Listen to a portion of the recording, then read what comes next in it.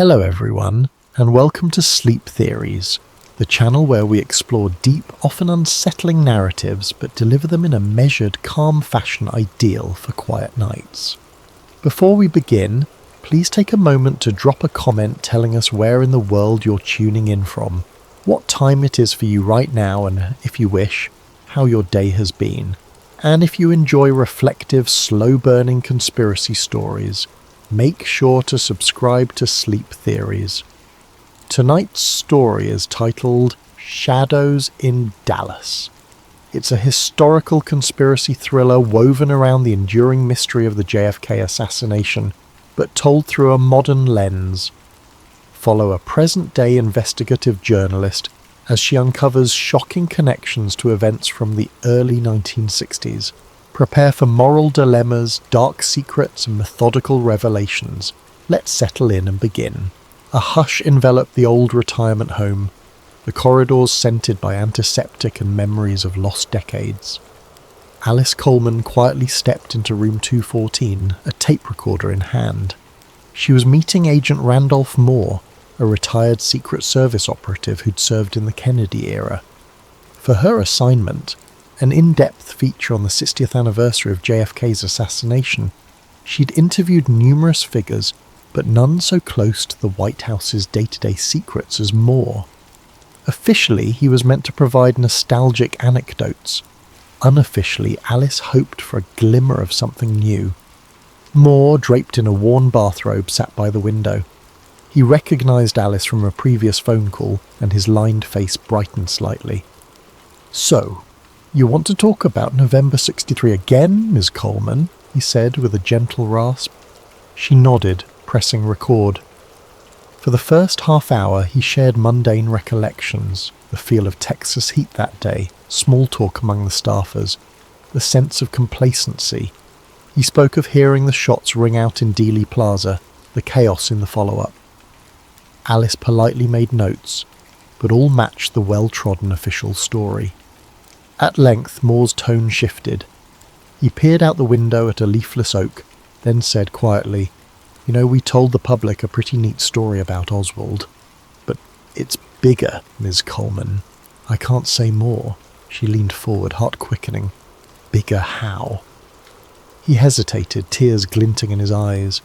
He was, well, let's just say, some of our own men might have guided him. Alice's pulse pounded. She'd heard countless theories, but hearing a direct hint from someone with inside knowledge was new.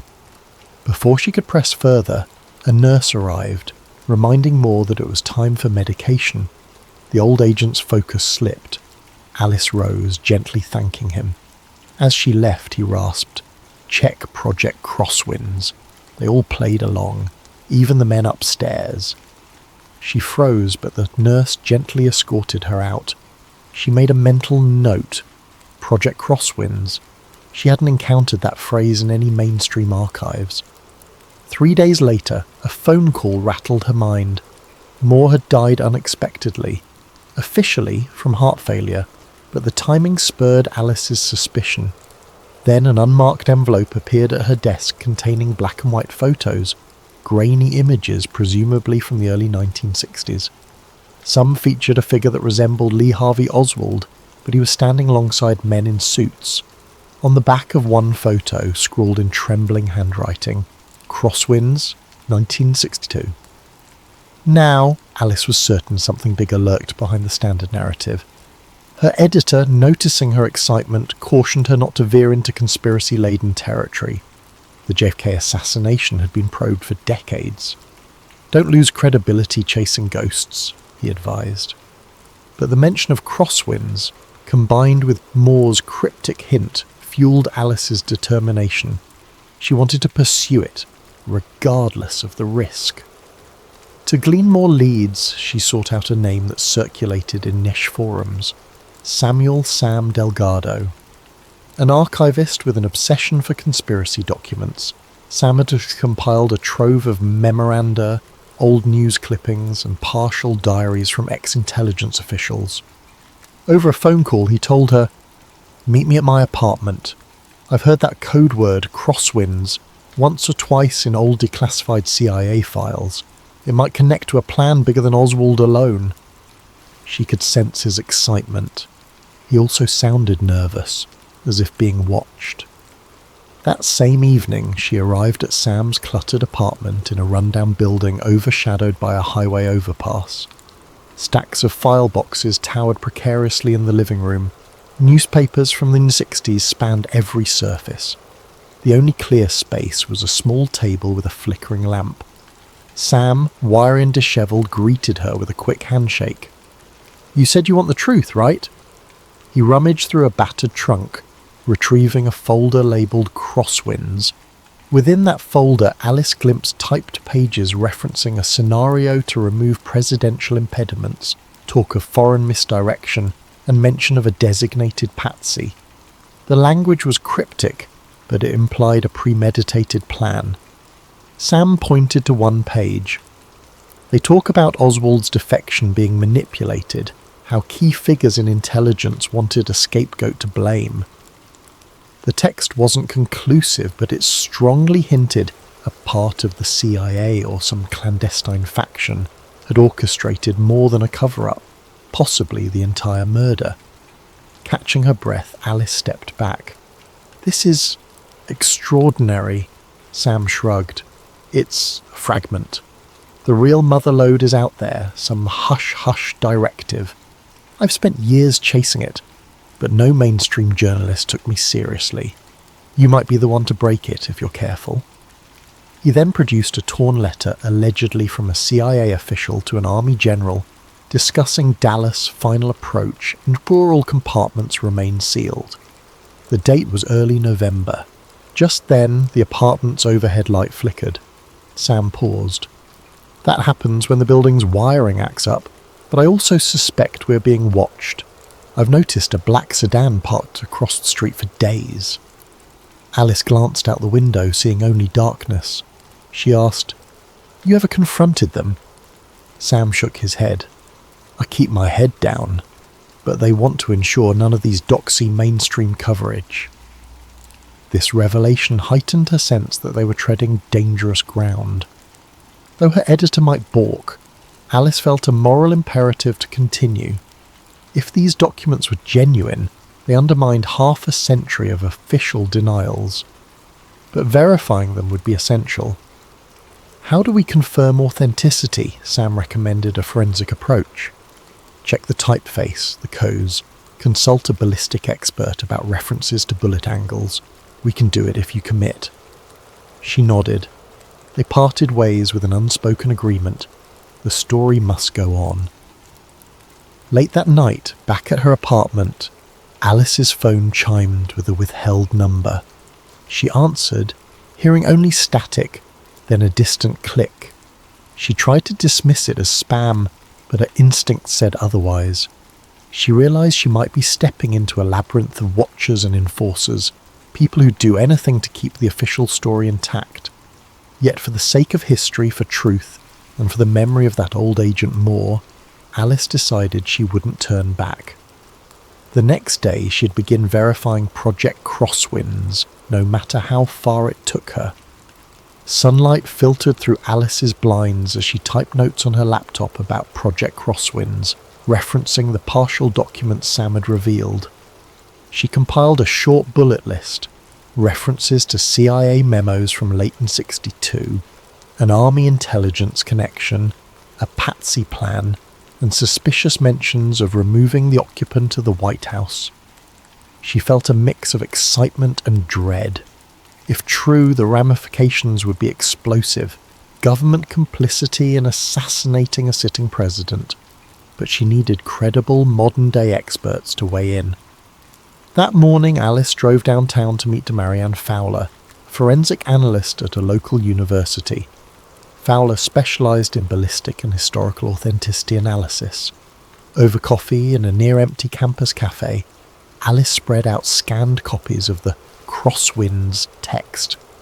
Fowler donned reading glasses, scanning the typed lines methodically.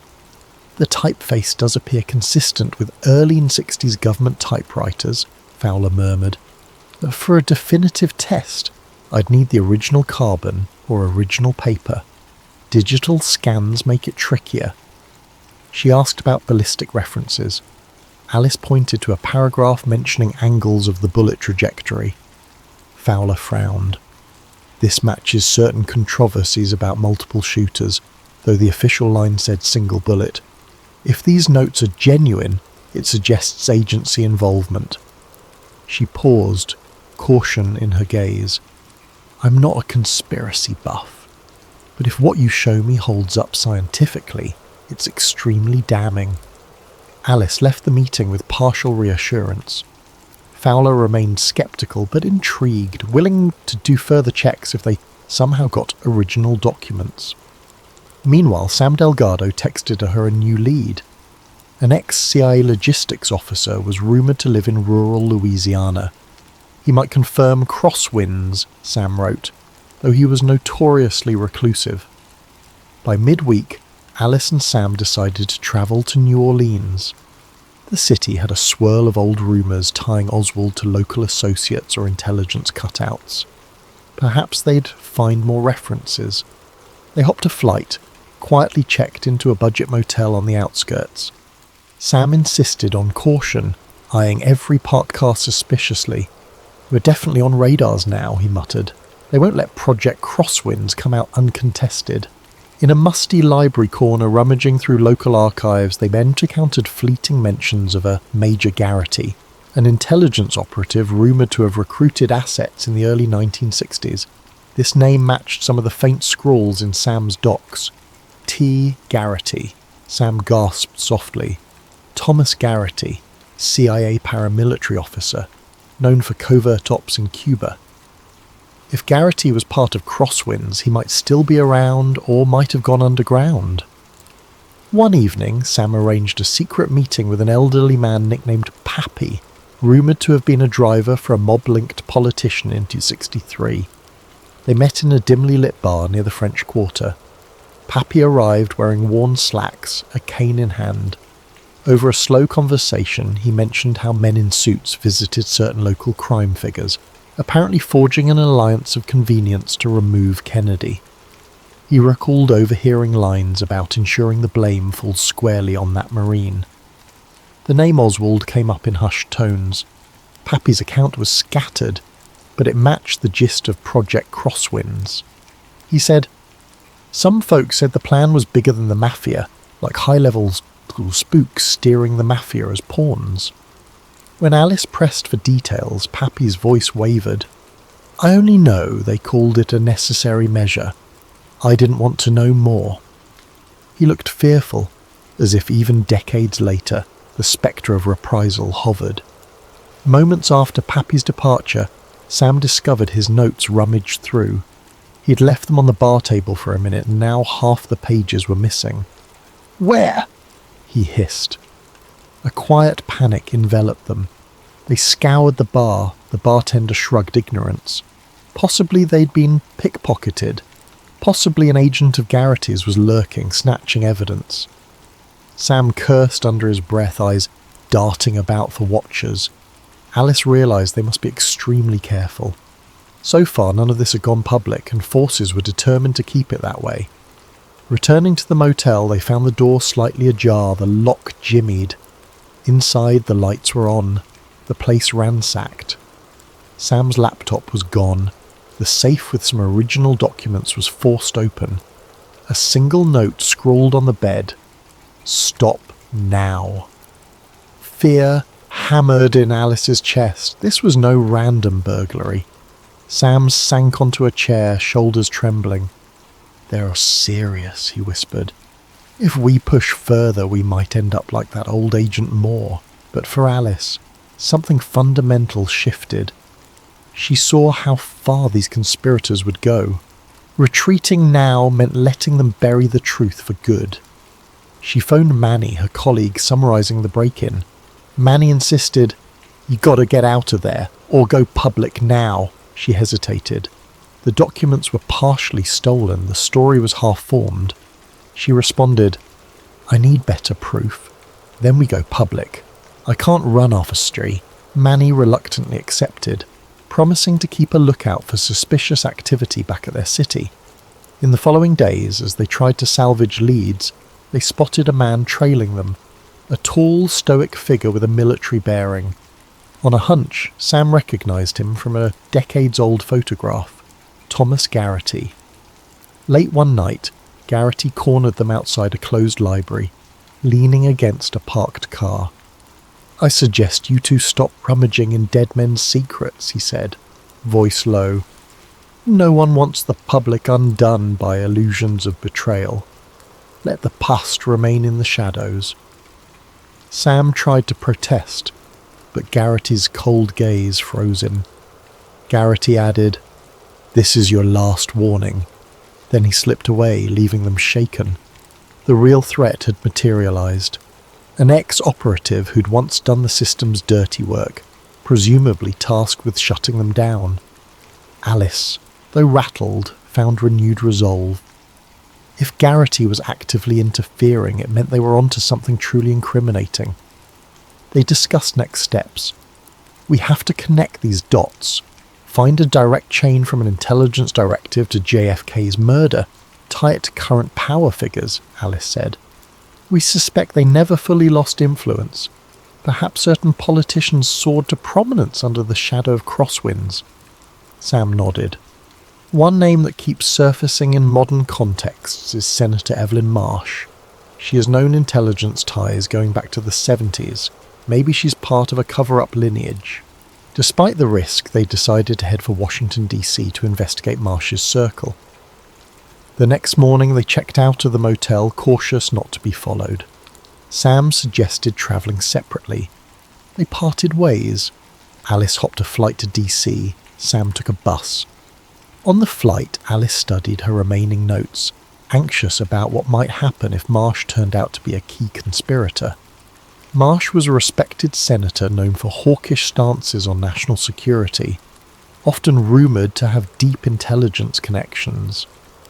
As the plane descended over the sprawl of DC, Alice closed her eyes, recalling how deeply the official story of JFK's assassination was ingrained in public consciousness.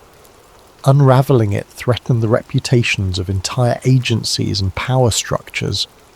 No wonder they guard it so tightly, she thought. The break-in, the stolen documents, Garrity's intimidation, these were not mere coincidences. She braced herself for the labyrinth of hush-hush corridors and polite political facades that awaited in the capital. Arriving in Washington, D.C., Alice felt the city's imposing calm. Towering federal buildings, sweeping avenues lined with marble facades, and the constant hum of political manoeuvring. She found a modest hotel near the capital, checked in under an alias, mindful that Garrity or other watchers might track her. That evening, Sam Delgado joined her, having arrived by bus. They set up a small command centre in the hotel room, rummaging through the surviving documents they had salvaged. The plan: approach Senator Evelyn Marsh under the guise of a routine historical inquiry about JFK legislation, see if she slipped any clues. Before confronting Marsh, Alice arranged a quick meeting with Dr. Marianne Fowler, who happened to be in DC for a forensic conference. They met in a corner of the conference centre cafeteria. Fowler had done some preliminary checks on the ballistic references from their scanned documents. She revealed, they strongly imply multiple shooters from different angles. The official single bullet theory collapses if these documents are authentic. She sipped coffee, adding, "I remain cautious. Fakes can be clever. But the language about coordinated triangulation lines up with what certain witnesses always suspected." Then Fowler's brow furrowed. "Just be aware. These findings challenge decades of official statements. Expect pushback." Armed with a set of safe questions and a hidden voice recorder, Alice scheduled an appointment at Senator Marsh's office. Officially, the interview was about a retrospective on Cold War politics. Marsh, a poised woman in her 60s, greeted Alice with a polished smile. "Delighted to offer some historical perspective," she said. The office decor boasted framed photos of Marsh with various presidents, plus an award for national security leadership. Sam waited in the lobby, discreetly fiddling with his phone. Initially, Marsh recited well-rehearsed lines about the era's complexities, praising the intelligence community's efforts to defend freedom. Then Alice gently pivoted to JFK, referencing fresh archival rumours about an inside plot. Marsh's expression tightened slightly. Those allegations are baseless conspiracy talk. The Warren Commission was thorough, she insisted. Still, her voice carried a subtle tension. Alice pressed further. What do you know of Project Crosswinds? A newly uncovered directive from the early 60s suggests infiltration by certain intelligence factions. Marsh's jaw clenched. She paused, carefully responding, I'm not familiar with any such project. Possibly an unofficial rumour. Let's maintain focus on known historical facts. But her eyes betrayed alarm. Sensing the shift, Alice probed. We suspect the existence of modern guardians of that secret. Would you disavow them? Marsh stood abruptly. This interview is over. I won't indulge discredited theories. She escorted Alice to the door, the staff politely but firmly ushering her out. The final glance Marsh gave was a silent warning. Outside, Sam approached, hushed. That was short. Guess we rattled her. Indeed, Marsh's abrupt cut-off signalled their suspicion was correct. She either knew or was part of something. That night, returning to the hotel, they discovered a typed note slipped under the door. Marsh is untouchable. Back off. The note had no signature. Sam's paranoia soared. They have eyes in her office too. Alice found it more impetus to push forward. Over the next few days, they combed through public records of Marsh's early career. They found glimmers of involvement with intelligence committees, hush-hush oversight in the 70s, when certain family jewels documents about CIA misdeeds surfaced. Marsh apparently aided in sanitizing the final report. The puzzle, Marsh had a stake in bearing revelations about the JFK plot to protect not just the intelligence agencies but her own ascendancy, built on that hush. One evening, Sam returned with a lead. An old colleague of Marsh's staff, now retired, might talk under anonymity.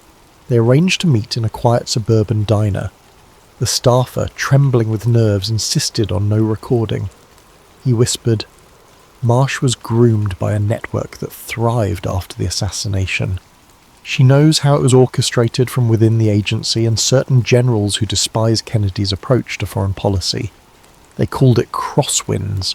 I overheard references once. She ensures it remains hidden. If it surfaces, everything unravels, the trust in national institutions, her legacy, everything. He refused more detail, left quickly, glancing over his shoulder in fear. That confirmed Marsh's direct link to the conspiracy's legacy. Alice concluded they needed a single, undeniable piece of evidence tying Marsh and the old guard to the orchestrators in 1963. Something that modern media couldn't dismiss as speculation. Sam recalled hearing rumours of an old CIA safe house in Northern Virginia containing archived materials. It might hold original memos or logs. Such a bold lead was risky, but if Garrity or others hadn't destroyed them yet, it might be their best shot. We have to look, said Alice, even if it's a needle in a haystack. As if on cue, Garrity cornered Sam in a convenience store parking lot that afternoon. While Alice waited in the car, she glimpsed them talking tensely. Garrity's stance was threatening, though not openly violent. Sam returned to the car, shaken. He said, we won't find anything. The safe house is empty, cleaned out years ago. Don't be foolish. Then he said next time, they won't just warn us. This intimidation only heightened their resolve, but the tension soared. They realised Garrity was an unstoppable enforcer, loyal to the old conspiracy's cause, or at least loyal to Marsh's directives. In the midst of that tension, Dr. Fowler delivered new ballistic findings via email. She had discovered anomalies in official ballistic logs from 1963, timing mismatches that pointed to multiple shots from different angles. If your documents referencing those angles are correct, It means the official single-shooter line was impossible. The bullet trajectories dispute it.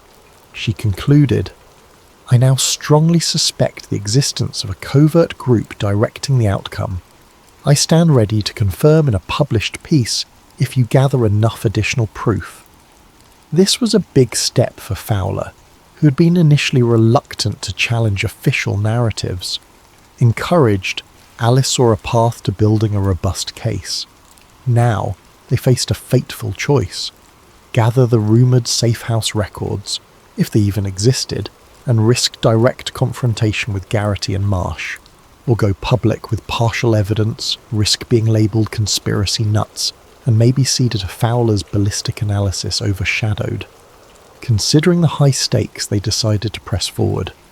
We can't let them bury it again, Sam said. We find that safe house or any surviving records. If it's empty, fine, we tried. If it's not, we might blow this wide open.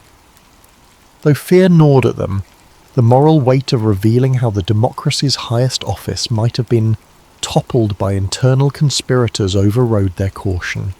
They planned a stealth approach. Sam had gleaned the approximate location from obscure footnotes. They'd drive out at night, carefully avoiding watchers. The next day, they'd attempt a clandestine search. The risk was enormous, but with Garrity and Marsh looming, the window of opportunity was closing. So ended another chapter in their increasingly perilous quest. The capital city, seat of power, had proven how deeply those strings could be pulled to hide old crimes, yet the intangible sense of righteous purpose drove them on. They'd soon find themselves at the threshold of a place that might hold the final puzzle piece, a direct link to the men who orchestrated the shots fired in Dallas decades ago. The question, would Garrity arrive first to erase it all, or would they manage to secure enough evidence to finally expose the true shadows in Dallas? Late at night, a sedan cruised along a winding rural road in northern Virginia. Alice drove while Sam scoured a tattered map. According to rumour, an abandoned CIA safe house sat near a wooded property line. The sky was moonless, thick with hush. They parked out of sight, proceeding on foot. Overgrowth and a weathered chain-link fence suggested no active caretaker. The hush crackled with tension. Garrity might appear at any moment. They found a padlocked door leading to a small bungalow half buried under vines. With minimal fuss, Sam pried open a rotted window. They slipped inside, flashlights illuminating dusty furniture. The interior smelled of old paper and mould. A few battered filing cabinets stood in the corner. This must be it, Sam murmured, if Garrity or Marsh didn't already clear it out. They rummaged through drawers, most empty or filled with mundane forms. Then, behind a wooden panel, Sam discovered a hidden compartment. Inside, a slim metal box labelled Crosswinds. Alice's heart raced. Opening the box revealed typed memos referencing an executive action blueprint, detailing infiltration steps, discrediting certain personnel, arrangement of a staged assassin. Names included Oswald, General B, agency liaisons, and cryptic references to ordered by upper echelons with senatorial assurance. Even mention of Project Crosswinds culminating in Dallas, 11/22/63. Hard proof. The memos were signed off with coded initials. They carefully photographed each page, adrenaline surging. If authentic, these documents proved a portion of the CIA and political figures orchestrated JFK's death. Abruptly, footsteps crunched outside. They froze, lights off. A calm voice. You two can't learn, can you? Garrity. The door banged open. Sam ducked behind a dusty couch, clutching the metal box. Alice crouched behind a battered desk. Garrity's flashlight beam swept the room. He advanced with measured steps.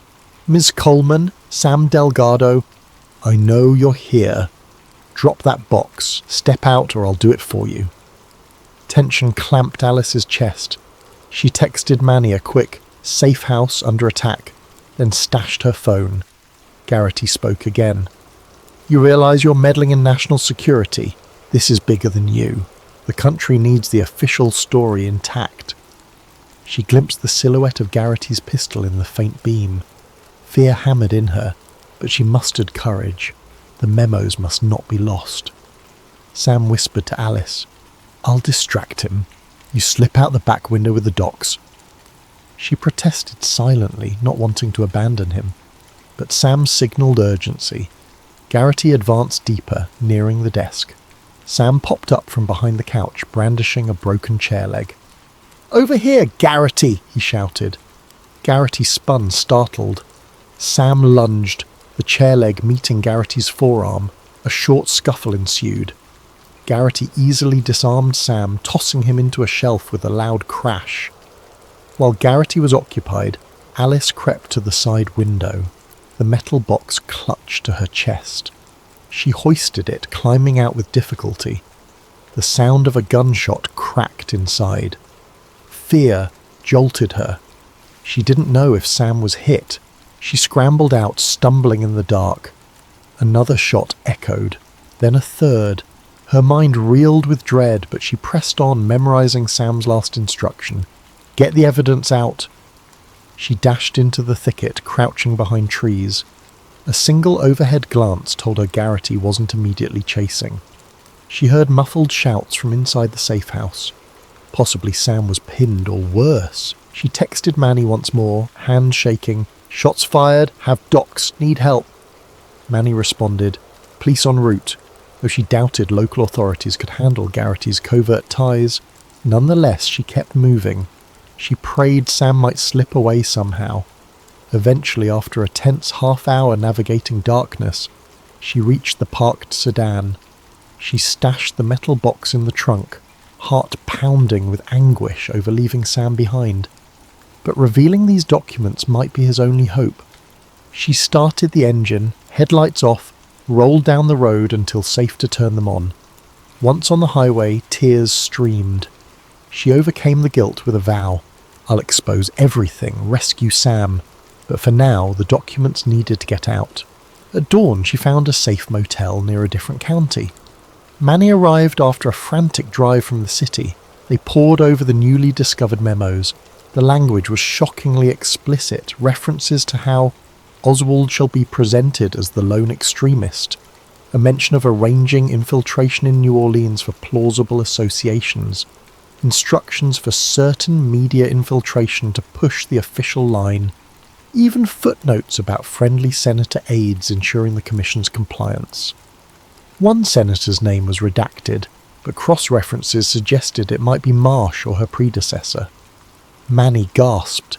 This is more than enough to blow up decades of official narrative.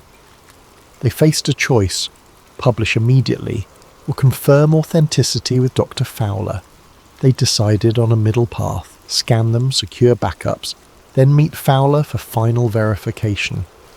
Manny would also tip a few trusted media contacts to prepare for a major scoop. Meanwhile, they'd try to contact Sam or confirm his fate.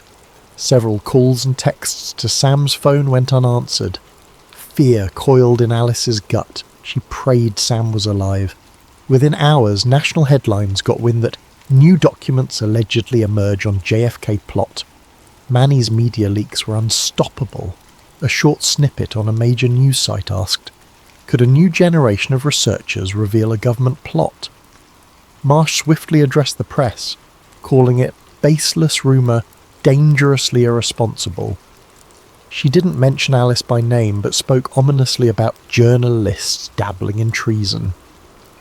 Meanwhile, inside sources told Manny that Marsh had convened a closed-door meeting with intelligence bigwigs. A sense of final confrontation loomed. In a quiet lab, Dr. Fowler examined the box's original typed pages. She used ultraviolet light, checking the paper's age, typewriter patterns. She concluded the documents were very likely from the early 1960s, consistent with official stationery watermarks, showing no sign of forgery. Coupled with ballistic references matching her prior analysis, Fowler was ready to publicly attest that these items were authentic. "This is indeed the soaking gun," she said. She recognised how explosive it was, but moral duty demanded truth.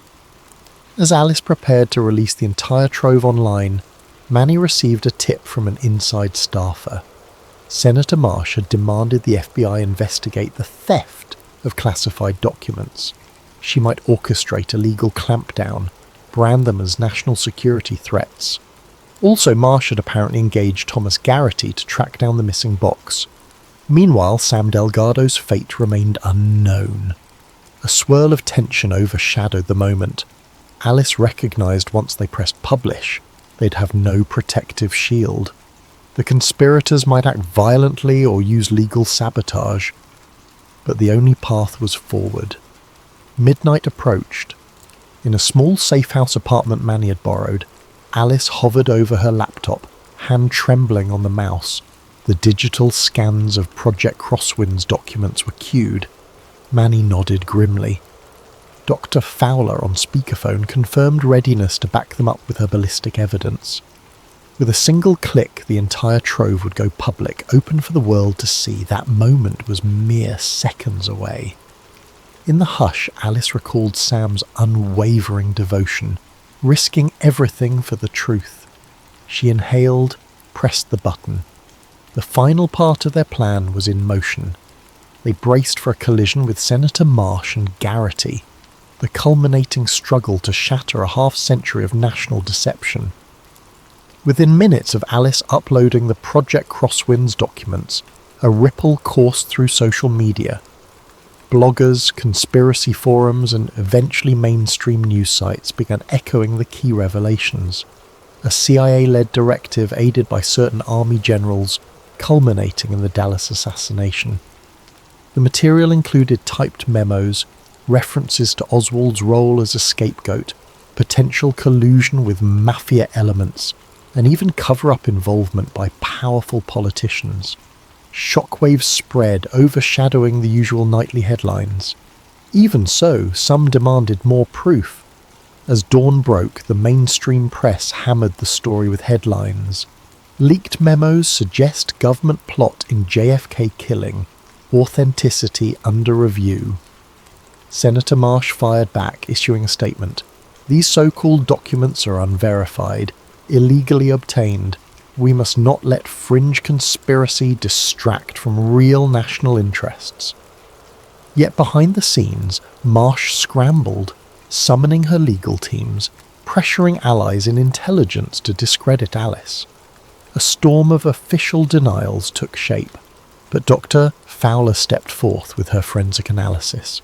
She appeared in a short segment on a major network, carefully explaining the physical authenticity of the pages. She highlighted how the ballistic references resolved the old magic bullet controversies. Viewers watched, stunned. Marsh's attempts to brand the evidence as forgeries lost momentum. Public curiosity soared.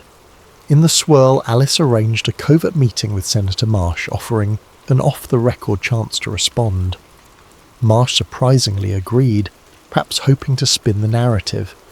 They chose a neutral space, an empty event hall after hours. Manny set up a camera feed, ready to stream if needed. Marsh arrived, flanked by a stern-faced aide. She wore her polished smile. "Ms. Coleman, you're courting national sabotage. This entire fiasco jeopardizes trust in our institutions," Marsh began calmly. Alice retorted, "Senator, these documents show that powerful figures orchestrated JFK's murder. The public deserves to know. Did you or your predecessors share complicity?" Marsh's polite mask cracked. "I was not around in '63, but yes, I represent a lineage that believed in safeguarding national security by any means. Some secrets must remain buried to keep America strong. The chaos you're unleashing helps no one." Manny, hidden, recorded every word. Marsh realized too late this conversation was on the record. She grew furious, hissing, "You vile opportunist." Suddenly, Thomas Garrity burst in from a side door, pistol in hand. Manny froze behind the camera. Marsh whipped around. "Garrity, why are you here?" he glowered. "I am cleaning up your loose ends, Senator." Marsh's eyes flashed anger. "We do not kill them in a public broadcast, you fool! Stand down!" Garrity spat. "You lost control. This entire scandal threatens us all." In a standoff, Garrity advanced, aiming at Alice. She tensed, heart pounding. Chaos erupted. Manny tried to tackle Garrity. A shot rang out, grazing Manny's shoulder. He collapsed with a cry. Marsh shouted in panic, "Stop, Garrity! We can salvage this!" Garrity ignored her, turning the weapon at Alice. She ducked behind a chair, trembling. Sensing it was do or die, Manny, despite the pain, wrenched himself up, lunged at Garrity again. Another shot fired wide, lodging in a table. Marsh stumbled back, her perfect composure shattered. She shrieked, "You're destroying everything!" Garrity roared back, "We do what must be done!" The scene was chaotic, but Manny managed to knock Garrity's arm enough to send the pistol skittering. Alice seized the moment, dashed forward, retrieving the gun, holding it unsteadily. Garrity lunged for her, but Manny blocked him and they could pin Garrity down. Unbeknownst to Marsh, Manny's camera had been streaming to a small online platform. The scuffle, the senator's meltdown, Garrity's confessions about ends justify means, it all broadcast live. The partial admission from Marsh about a lineage preserving secrets at all cost went public. Observers on the internet watched, stunned, as it became apparent that a high-level figure condoned lethal methods to keep old secrets hidden. Police sirens soon approached. In the final moments, Marsh tried to salvage dignity, stammering to the camera that everything was misconstrued. But the broadcast ended with uniformed officers storming in, subduing Garrity, paramedics tending Manny's wound. Alice felt relief mingle with exhaustion. They had forced a confession, or near enough, out into the open. The entire conspiracy was effectively laid bare for national scrutiny. In the days that followed, Marsh faced a firestorm. Public calls for her resignation mounted. Congressional committees demanded an inquiry. She tried to disclaim involvement, but the partial meltdown on camera was damning. Garrity was arrested, though rumours swirled he'd take the fall alone. Meanwhile, Manny's minor injury was treated, and he was released from the hospital with a bandaged shoulder. Dr. Fowler stepped forward, confirming the ballistic data, lending the final blow to the official single-shooter theory. In the swirl, Alice pressed authorities about Sam Delgado's fate. Garrity, under interrogation, grudgingly admitted Sam had escaped the safe house, wounded but alive. He'd fled, uncertain of his direction. This spurred a new search. A few days later, Sam reappeared, calling from a hospital in another state. He'd sustained a minor gunshot wound, but managed to slip away while Garrity gave chase. He was safe now, though shaken. Alice wept with relief. She realised how close they'd come to losing him. The documents plus Marsh's meltdown spurred a major national debate, overshadowing typical news. Polls reveal the public was half in shock, half in denial. Some refused to believe the government orchestrated JFK's death, calling it a hoax. Others demanded immediate prosecutorial action. The White House declared a special commission to review the newly revealed evidence. Historians declared it the biggest revision of 20th century American history in decades. For Alice, the experience was bittersweet. She'd uncovered the truth, but at great cost. Sam's injuries, Manny's brush with death, her own near-lost faith in the system. She felt no triumph, only relief that the old Agent Moore's final cryptic warnings had led her here. She remembered how the story started with a simple anniversary piece. Now it ended with a national reckoning. She often revisited the memory of Agent Moore's frail voice. He was just a patsy. Indeed, the entire truth was darker than she imagined. Months later, Alice visited Dealey Plaza in Dallas. The sun shone on the famous old book depository, the vantage point that for decades was claimed to be the lone shooter's nest. But she now knew multiple vantage points were used. She stood quietly, reflecting on how easily official narratives can shape history for generations. Sam, mostly recovered, accompanied her. They laid flowers as a token for the memory of that day in 1963, for the watchers, the scapegoat, the complicity. "We did what we could," Sam said softly. Alice nodded. Back home, Manny's article series titled Shadows in Dallas, the Crosswinds Documents, soared in readership. Fowler's forensic testimony became standard reference for new documentaries. Garrity's trial ended with him scapegoated by the government apparatus, ironically reminiscent of Oswald's fate. Senator Marsh resigned under scandal, facing ongoing investigations that might or might not lead to convictions. Yet even with so much revealed, some corners of the public remained unconvinced. "It's too big," they said, or "we can't rewrite history now." But the seeds of truth, once planted, took root. Thus the final lines of the JFK conspiracy story were no simple conclusion. The revelation sparked endless ramifications, rewriting textbooks, fueling more controversies, forging a new acceptance that sometimes the greatest secrets can endure for decades, until a few persistent souls bring them to light. Alice Coleman, once a modest journalist assigned to an anniversary piece, had shattered a portion of national myth. The cost weighed on her heart, but the voice of her conscience said it was worth it.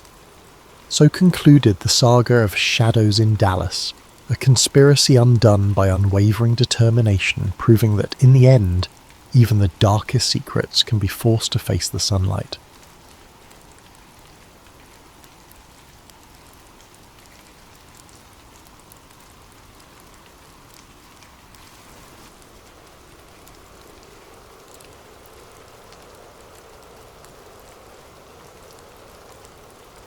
Our tale this evening is titled Shadows of the Mind. We'll follow an investigative journalist, a conflicted psychiatrist, and the haunted survivors of experiments that might never have ended. Settle in, let the hush of the narrative wash over you, and let's begin. Eva Moreno stared at the flickering cursor on her laptop, the hum of the tiny office's fluorescent lights droning in the background. She was the last one left in the newsroom tonight as usual. A faint headache pressed at her temples, not from exhaustion alone, but from the nagging sense that she was on the verge of a story bigger than anything she'd tackled before. The rest of her colleagues had gone home, unconvinced by the cryptic messages referencing long-dead CIA programs that she'd been obsessively researching. Now, illuminated only by the cold glow of the computer screen, Eva reread the tip that had landed in her inbox hours earlier. MK Ultra is just the beginning. Look deeper. They never fully stopped. They only changed names. Start with the lost transcripts in the 1950s, then see how new subjects appear even after the official closure. The truth is rotting in old boxes. A friend. Her heart pounded each time she scanned those lines. She'd been aware of MK Ultra, the CIA's infamous mind control experiments from the 1950s and 1960s. Everyone with an interest in conspiracy law had heard about LSD trials and rumoured psychological torture. But she'd assumed it was ancient history, relegated to half-baked documentaries and disclaimers about different times. Yet something in the tip implied an ongoing presence, a lingering shadow. Could it be possible? She found herself both sceptical and intrigued. It was this tip that had her rummaging through declassified archives posted online, scanning for anything that might confirm or deny the cryptic claim. So far, she'd found only blacked-out paragraphs, heavily redacted references to code names, talk of safe houses and volunteers, involuntary sedation. Enough to suggest widespread wrongdoing, enough to keep her up at night. But not enough for a solid lead. She needed more, something tangible. A faint squeak in the hallway startled her. She shut her laptop, half expecting a co-worker, but nobody appeared. Probably the old building settling. Eva exhaled, then reopened her laptop. She typed a short piece for the next day's editorial updates, just a small mention of newly revealed CIA documents, but her editor had already made it clear, "We can't run some half-cocked conspiracy as front-page news, Eva." She clenched her jaw, saving her notes in a hidden folder titled MK. At exactly 10:52 p.m, her phone buzzed. An unknown number. She hesitated before picking up. "Hello?" No immediate reply, but she caught breathing. Then a man's voice, low and wavering. "I read your piece about mind control archives. You're onto something. "I can't talk freely. Meet me tomorrow, noon, at Crescent Park. I have patient files you need to see." The line clicked dead before she could respond. Her heart hammered. Patient files? Something ongoing? She packed up, a swirl of thoughts fueling a mild adrenaline surge. The tipster sounded spooked. She typed a quick text to her friend Manny from the crime desk. "If I vanish, ask about Crescent Park." Manny had teased her about paranoia, but she'd learned never to take a stranger's call in such matters lightly. Once outside, the cool night air offered a mild relief from her pounding heart. She double-checked the darkened street for suspicious cars, half laughing at her own caution. The only sign of life was a stray cat rummaging near the dumpster. Driving home, she reflected on her last big break, a child trafficking ring case that nearly cost her a lawsuit. Her editor had stuck his neck out for her, but now the paper's budget was shaky. Another fiasco might sink them both. Still, something about potential ongoing mind control experiments, or at least a cover-up, felt too big to ignore. If the CIA or whichever branch was still burying these secrets, it wasn't just old news. Real people might be suffering, or had suffered, without recognition. By the time dawnlight crept through her apartment blinds, Eva had hardly slept. She dragged herself to the tiny kitchen, slurping coffee that tasted burnt. The TV on low volume recapped mundane local updates. No mention of secret experiments or covert operations, just typical morning chatter. She turned it off, unsettled. Maybe she was chasing a ghost, but what if there's substance to it? She recalled Watergate once started as a seemingly small burglary story. Maybe this was her chance to unearth a revelation.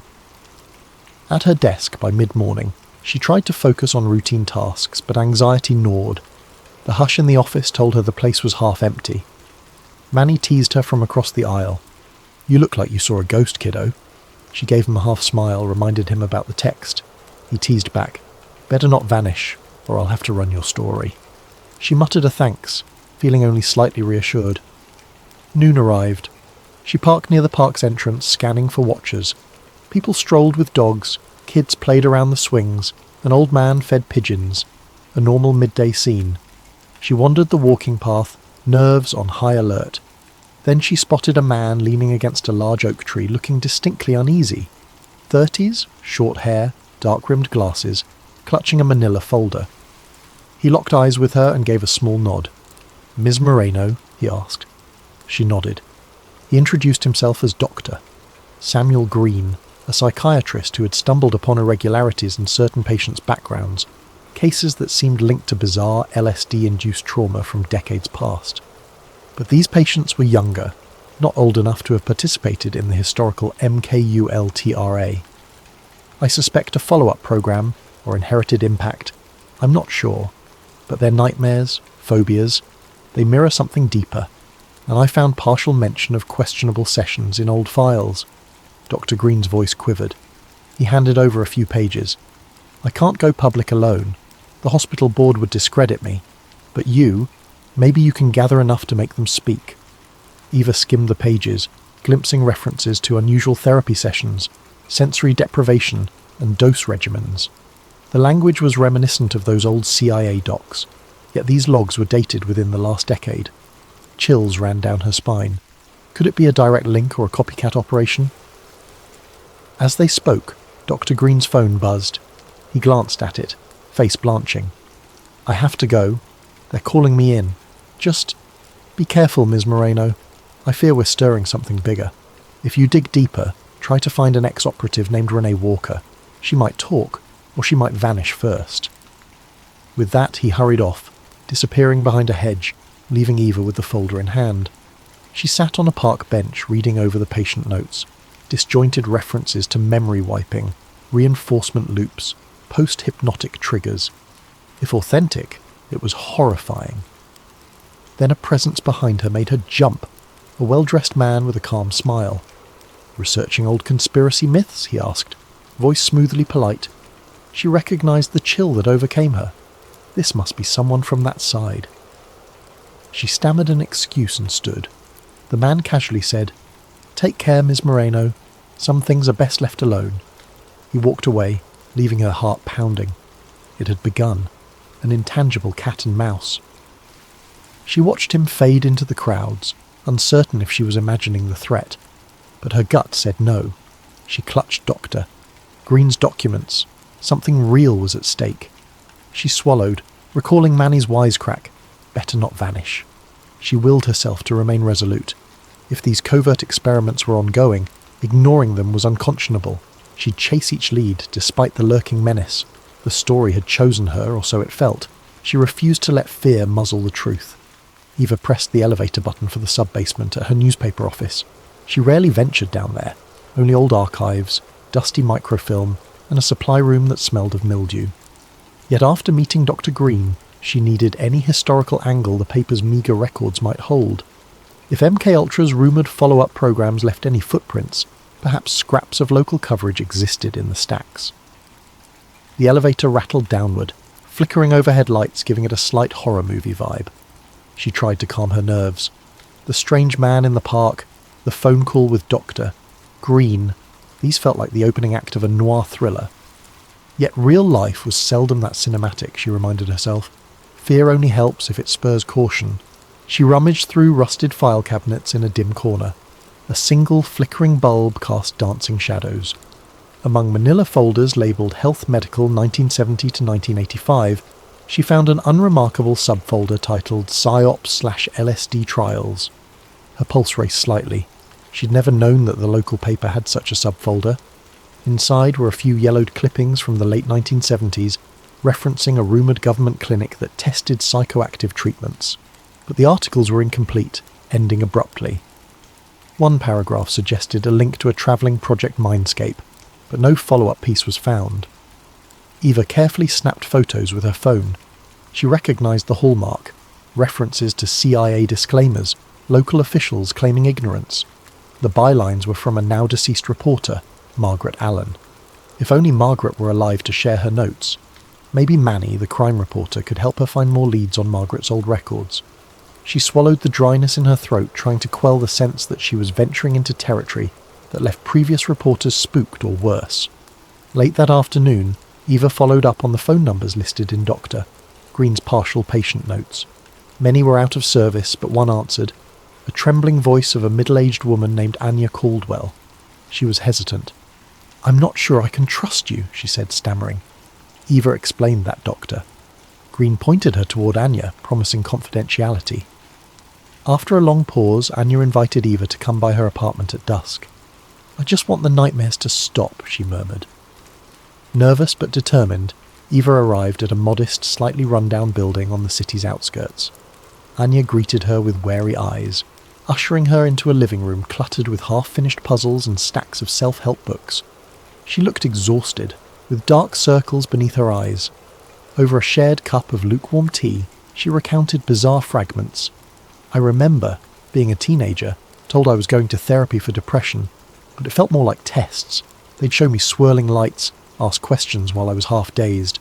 Sometimes I'd wake up not knowing how I got there." Her voice shook. "They kept calling it a clinical trial for advanced therapy. My mother said it was recommended by a government-sponsored mental health initiative. That was decades ago, but even as an adult I have these triggers, flashes of a cold lab, men in suits, strange tones piped into headphones." She pressed her hands together, trembling. "If your Dr. Green is right, I was part of something bigger. The idea that it's connected to MKUltra terrifies me." Eva fought an impulse to comfort Anya physically. She settled for a gentle, reassuring tone. "We'll find the truth," she promised softly. She felt a deep ache in her chest. This woman's trauma wasn't a sensational story. It was heartbreak. The impetus to expose the conspiracy became more personal. She took careful notes, then offered Anya a contact for a free legal advisor if needed. In that moment, Eva realised she was crossing from mere observer to advocate, whether she liked it or not. That evening, Manny called unexpectedly. "Eva, I was rummaging in the old broadcast tapes from the 1980s. Found something labelled Mindscape Test in a dusty corner. Want to see?" She drove over to Manny's place. They watched the battered VHS on his ancient player. Grainy black and white footage flickered. A panel discussion, presumably from a local TV show, featuring a stern older man who claimed to be a psychological consultant, discussing LSD therapy and hush-hush government cooperation. Another figure's face was blurred. Manny tapped the screen. "Look at that silhouette. Doesn't it remind you of Dr. Green's mention of an operative named... Oh, was it R. Walker or something? The name Renee Walker flared in Eva's mind. In Dr. Green's notes he'd suggested a Renee W. might be an ex-operative. The blurred figure indeed had a female voice, talking about the moral conflict of messing with minds in a monotone heavily disguised. Manny's eyebrows rose. Could this be her? If so, she's been trying to blow the whistle for decades. The final frames froze on the older man referencing national security as reason for secrecy. The show ended abruptly with a sign-off date of 1983. They made a copy of the VHS on Manny's digital converter. This might be precious evidence if it linked a real face to a hidden operation. Manny agreed to keep quiet while Eva pursued the lead further. She left with an uneasy sense that each new clue was simultaneously clarifying and tangling the bigger picture. Secret therapy trials, an ex-operative with regrets, hush-hush LSD expansions decades after MKUltra was shut down. Driving home in the dark, Eva checked her rearview mirror repeatedly. The distinct sense of being followed brushed over her nerves. Once she glimpsed headlights behind her that matched each turn, but eventually they veered off. Paranoia or reality? She recalled the man from the park, that grin laced with implied threat. She half laughed at her jumpiness, yet a gnawing tension remained. This story was stirring powerful forces. She could almost feel the intangible watchers creeping in. Her phone buzzed near midnight. Dr. Green again, voice taut with worry. I got pulled aside by hospital administration. They want me to stop referencing these LSD trauma theories. Something about protecting patient privacy, avoiding baseless accusations. I sense official pressure. We must move quickly, Ms. Moreno, or we lose momentum. She responded that she'd discovered a possible lead. Someone named Renee Walker might have crucial knowledge. Green said he'd heard that name whispered in old psychosurgeon circles. I'll see if I can find a contact for her, he offered. They agreed to meet discreetly soon. Before hanging up, he added, Be careful. I suspect we're hitting a nerve with the agency folks. That night, Eva double-locked her apartment door. She rummaged through her laptop, printing out the newly found documents. She didn't want them only in digital form. Too easy to alter or delete if her system was hacked. She stashed the physical copies in a taped-up binder under her bed. A flicker in her computer screen made her heart jolt, as if someone might be remotely accessing it. She quickly turned off Wi-Fi. Possibly a glitch. Possibly not. She laid in bed, thoughts whirling. So far, she had a meltdown tapestry of half-truths. Old LSD projects, traumatized patients, clandestine 1980s interviews, a possible ex-operative named Walker. The pattern suggested that the original MKUltra's dark legacy had mutated or never fully ended. If she published now, she'd face immediate pushback. If she delayed, she risked losing Dr. Green or Anya's cooperation under intimidation.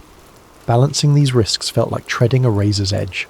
In the stillness, she recalled how Anya's eyes brimmed with fear, how Manny bravely rummaged archives for her. She wanted to protect them, to do justice by their stories. Sleep crept in slowly. Outside, city lights glowed, oblivious to the hidden war for truth happening in shadowy corners. As she drifted off, the last thought crossing her mind was the question, if I push deeper, how far will they go to silence me? And am I truly ready for that fight? Eva's editor glowered at her from behind a cluttered desk the next morning. I'm not shutting down your story, he clarified, but you'd better bring me something solid. No cloak and dagger rumours. I can't risk a defamation lawsuit or a government clampdown. This paper's fragile enough, kid. She nodded, biting back a retort. She understood the precarious finances. She also knew she had more leads to chase, so any immediate confrontation here was pointless. Around lunchtime, a call came in from a blocked number. She picked up, half expecting Doctor, Green or Manny. Instead, a woman's voice, husky with a slight rasp, spoke. I read your piece on historical LSD trials in the local aggregator. You're more correct than you realise. If you want real answers, meet me at the old bridge, 9 p.m. tomorrow. Park discreetly. Come alone. Click. The line died. Eva's pulse spiked. Another tipster? She guessed this might be Renee Walker, the ex-operative. The hush in that voice suggested caution. She decided to keep the meeting from Manny for now, not wanting more people at risk. She texted Doctor. Green. Potential major source. We'll update if it pans out. He simply responded, Watch your back.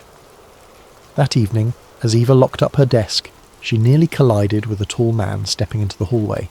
He wore a tailored suit, eyes cool with confidence. "Ms. Moreno," he said softly, "I'm Marcus Tate, Government Relations. We appreciate your interest in historical CIA documents, but caution you to verify authenticity. Many fabricated stories circulate." The tone was polite, but the underlying message bristled.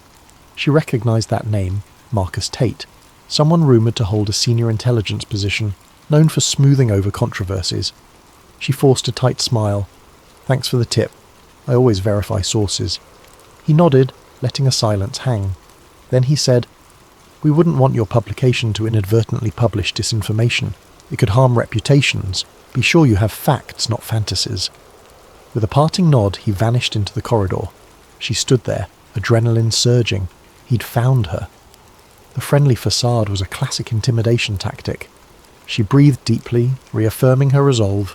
That night she dreamt of interviews with masked figures, swirling records, half-lost diaries. She awoke in a cold sweat. Checking the time, 4 a.m., she realised she wouldn't sleep further. She rummaged through her notes.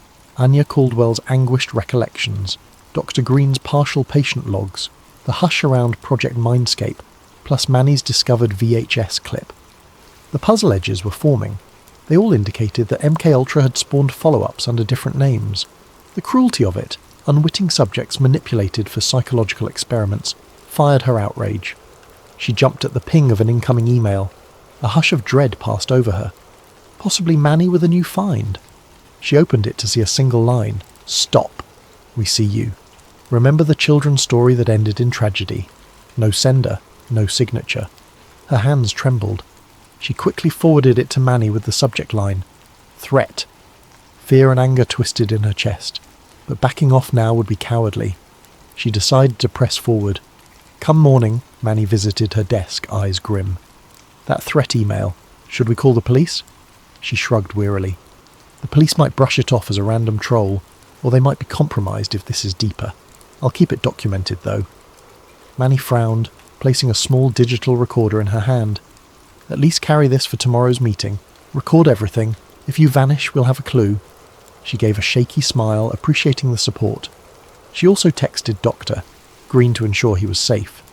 He answered that nothing new had happened, though he felt uneasy at the hospital, noticing a suspicious stranger loitering outside his office.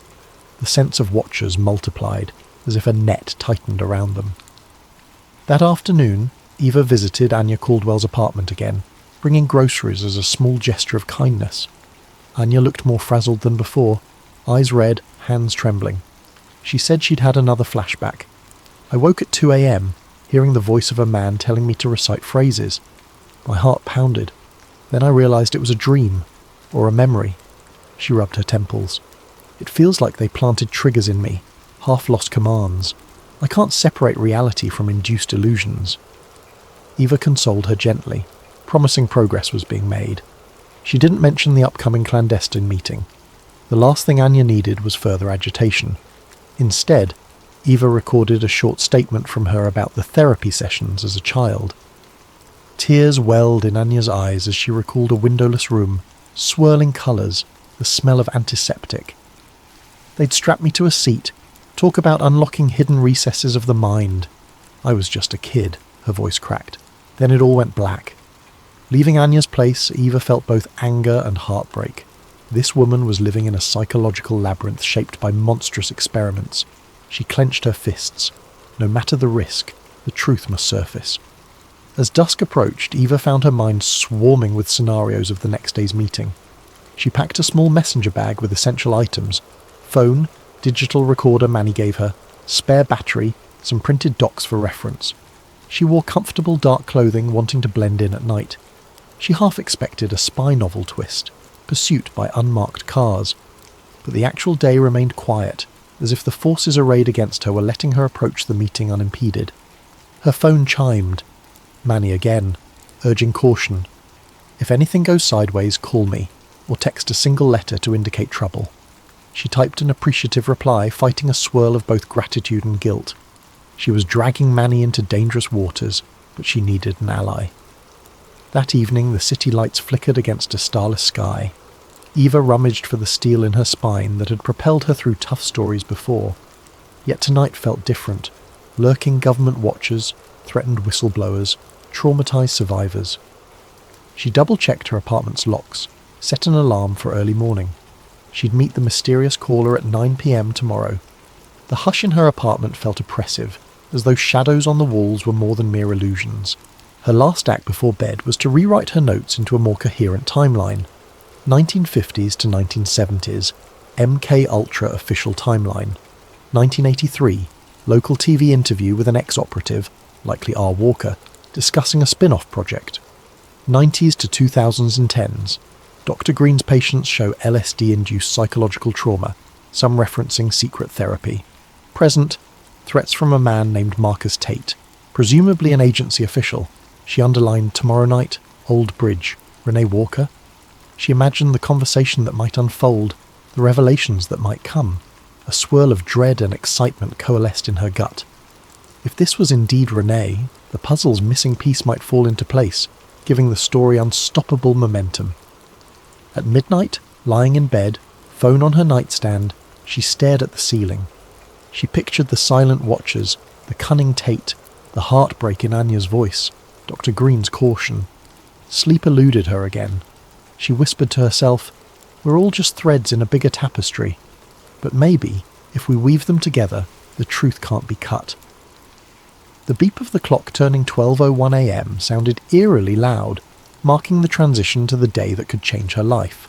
She closed her eyes, mustering the nerve for what was to come. The next day breezed by in a haze of tension, each hour feeling like a coil tightening. Eva barely focused at work, her mind fixed on the upcoming meeting at the Old Bridge. By late afternoon, Manny sidled over to her desk, concern etched on his face. "You sure about going alone?" She nodded, feigning confidence. "If I show up with a crowd, this source might vanish," Manny exhaled. "Then keep me posted. We can't lose you to some dark fiasco." She promised she'd text him the moment she left the meeting. The unspoken fear hung between them, that these conspirators played dirty. Just before 9 p.m, Eva parked a few blocks away and walked the rest. The Old Bridge, a disused iron span over a shallow river, sat in a dimly lit portion of the city seldom patrolled by normal evening crowds. Broken street lamps gave it a half-forgotten gloom. She clutched her phone and Manny's digital recorder, scanning the area for watchers. A solitary lamp at the bridge's midpoint cast a sickly glow on corroded metal beams. The hush here felt oppressive. Near the lamppost, a cloaked figure stood with hunched shoulders. Eva approached cautiously, heart thudding. As she drew near, the figure lifted a hood, revealing an older woman's face lined with weariness. She spoke first, voice rough but subdued. "You're Eva. I'm Renee Walker. That's all the introduction we have time for." Renee's gaze flicked about as though expecting an ambush. "Listen closely. I used to work for the agency. Not full field ops, more like logistical tasks. But I saw enough. MK Ultra was official from mid-50s to 73, we know that. But they rebranded. They carried on select sub-projects under new code names, tested mind manipulation on unsuspecting people. LSD was just one tool. They tried hypnosis, synthetic compounds, memory erasure. It goes deeper than official records show." Eva's pulse quickened. She pressed record discreetly. "And does it continue to the present day?" she asked. Renee inhaled shakily. "In fragments, yes. Various labs quietly funded. Some doctors recruited. I parted ways decades ago, overwhelmed by guilt. I tried hinting at the truth in that old 1983 broadcast, but I was discredited, threatened." Renee handed Eva a small flash drive. On here are partial logs from the 1990s. They mention a Project Halcyon, a newer iteration focusing on advanced mind conditioning. I can't confirm if it's fully active now, but I suspect it never ended. She paused, scanning the darkness. They never fully let go of the dream of controlling thoughts, altering behaviours, and the worst part, many subjects have no idea they were used. Eva pressed for specifics about LSD experiments. "From what I gather, Anya Caldwell might be a victim." Renee frowned. "Yes, that name surfaces in old rosters. She was one of the teenage participants identified as emotional vulnerability prospects. They used sedation, subliminal triggers, aiming to shape behaviour patterns. It was monstrous. Some attempts at total reprogramming, they said." A tremor passed across her lips. I can't undo the past, but I can help you expose it. The hush of the night weighed on them. The dull roar of the distant city traffic underscored how separate they were from normal life. Eva felt sick imagining countless lives like Anya's. She asked, "Who's directing it now? Is it the CIA, a private contractor?" Renee shook her head. "Could be a black-budget wing. Marcus Tate is a top figure in suppressing all public references. If he's after you, be extremely careful. He's cunning, well-connected." Suddenly footsteps echoed on the far side of the bridge. A flashlight beam swept across rusted railings. Eva's heart lurched. Two silhouettes approached. "We need to go," Renee hissed, pulling Eva aside. The footsteps quickened. Eva glimpsed suits and glints of drawn handguns. Possibly Tate's men. "Split up," Renee whispered, "and hide the flash drive." Eva stuffed the drive into her jacket pocket. They parted ways at the middle of the bridge, each slipping into darkness behind opposite support beams. The footsteps reached the lamppost, a hushed voice speaking. They were just here. Another answered, "Spread out. Check the perimeter." A chill of adrenaline shot through Eva. She crouched low, quietly texting Manny. "Bridge. Surrounded. May need help." Peering from behind the beam, Eva watched one agent pass mere feet away. She held her breath. He scanned the shadows with a small flashlight. Luckily, a shrill siren from a distant street corner spooked them. Perhaps a random police cruiser. The men, evidently not wanting a confrontation, retreated. Eva seized the moment, creeping in the opposite direction along a narrow catwalk under the bridge. Heart pounding, she emerged onto a deserted side street, then sprinted to her car blocks away. No sign of Renee. She hoped the ex-operative also escaped. She hopped in her car, hands trembling, and sped off, only allowing herself to exhale when the headlights behind her revealed no pursuers. Her phone beeped, a text from Manny. "Hang tight, on my way." She replied that she was safe for now, heading to an all-night diner.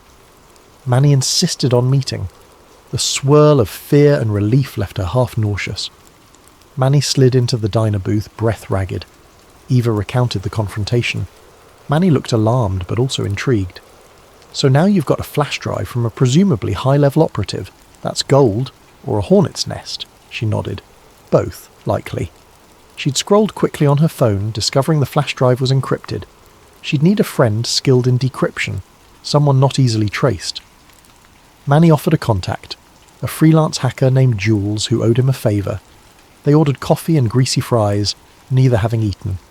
In a subdued tone, Manny murmured, "We should confirm, Doctor. Green's safe. If Tate's men are stepping up, Green might be a target too." Eva texted Green. No immediate reply. Anxiety spiked. "We might check his office tomorrow if we don't hear back." Their phones buzzed simultaneously with news alerts. Local psychiatrist under investigation for data breach. Manny read the headlines in dismay. They're going after Green's professional license. Could be Tate's doing, trying to muzzle him.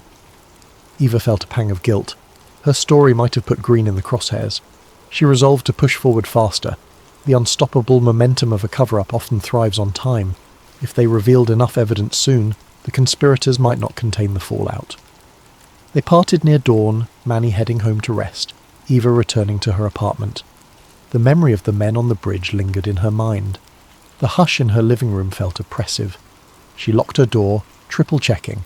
Renee risked her life to supply that flash drive. I can't let it go to waste. She shot a final text to Manny. "We'll decode the drive tomorrow. Then we blow the lid off. I won't let them bury this." As she sank onto her sofa, she wondered about the moral weight of dragging all these people into a confrontation with an invisible machine that had been perfecting secrecy for decades. The lingering question, how many times had truth been stifled before? Yet the small voices of survivors, the haunting guilt in Renee's eyes, the betrayal felt by Dr. Green, all demanded an answer. Sleep eluded her once more. Outside, the city's neon glow tinted the horizon. She pictured the blank expressions of Tate's men, the relentless push to keep everything hidden. In the hush of her sleeplessness, she vowed to see the mission through, no matter how deep the shadows extended. Sunlight streamed through the blinds as Eva woke from a fitful doze on her sofa. Her phone beeped incessantly with notifications. She rubbed her eyes, glancing at the screen. Manny's messages and missed calls. "Where are you? Green's gone. His clinic says he's on emergency leave, possibly forcibly taken." Fear jolted her awake. She quickly phoned Manny. He answered breathlessly. Security cameras at the hospital show men escorting Green into a black SUV last night. Some hush-hush official paperwork. He's vanished. Eva felt her stomach lurch. They'd struck back swiftly, removing Dr. Green. She realised the time for caution was past. She had to blow the story open before more vanishings occurred. Manny reminded her that they had the flash drive from Renee to decrypt. Jules is waiting in a cafe basement, he said. We can do it now. Then we release everything online. Eva nodded, mind whirling. She grabbed her laptop, the flash drive, and an external battery. They met at a dingy cafe's back room.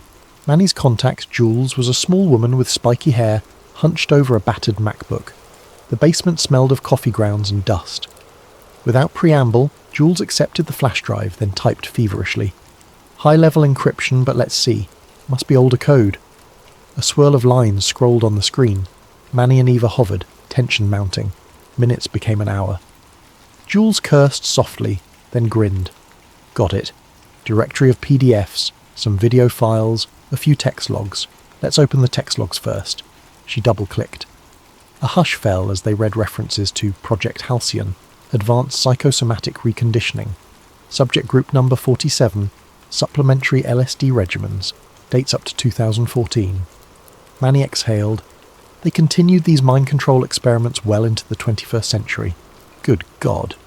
Scrolling further, they saw mention of key personnel, M. Tate, in an oversight role. Manny's eyes flared.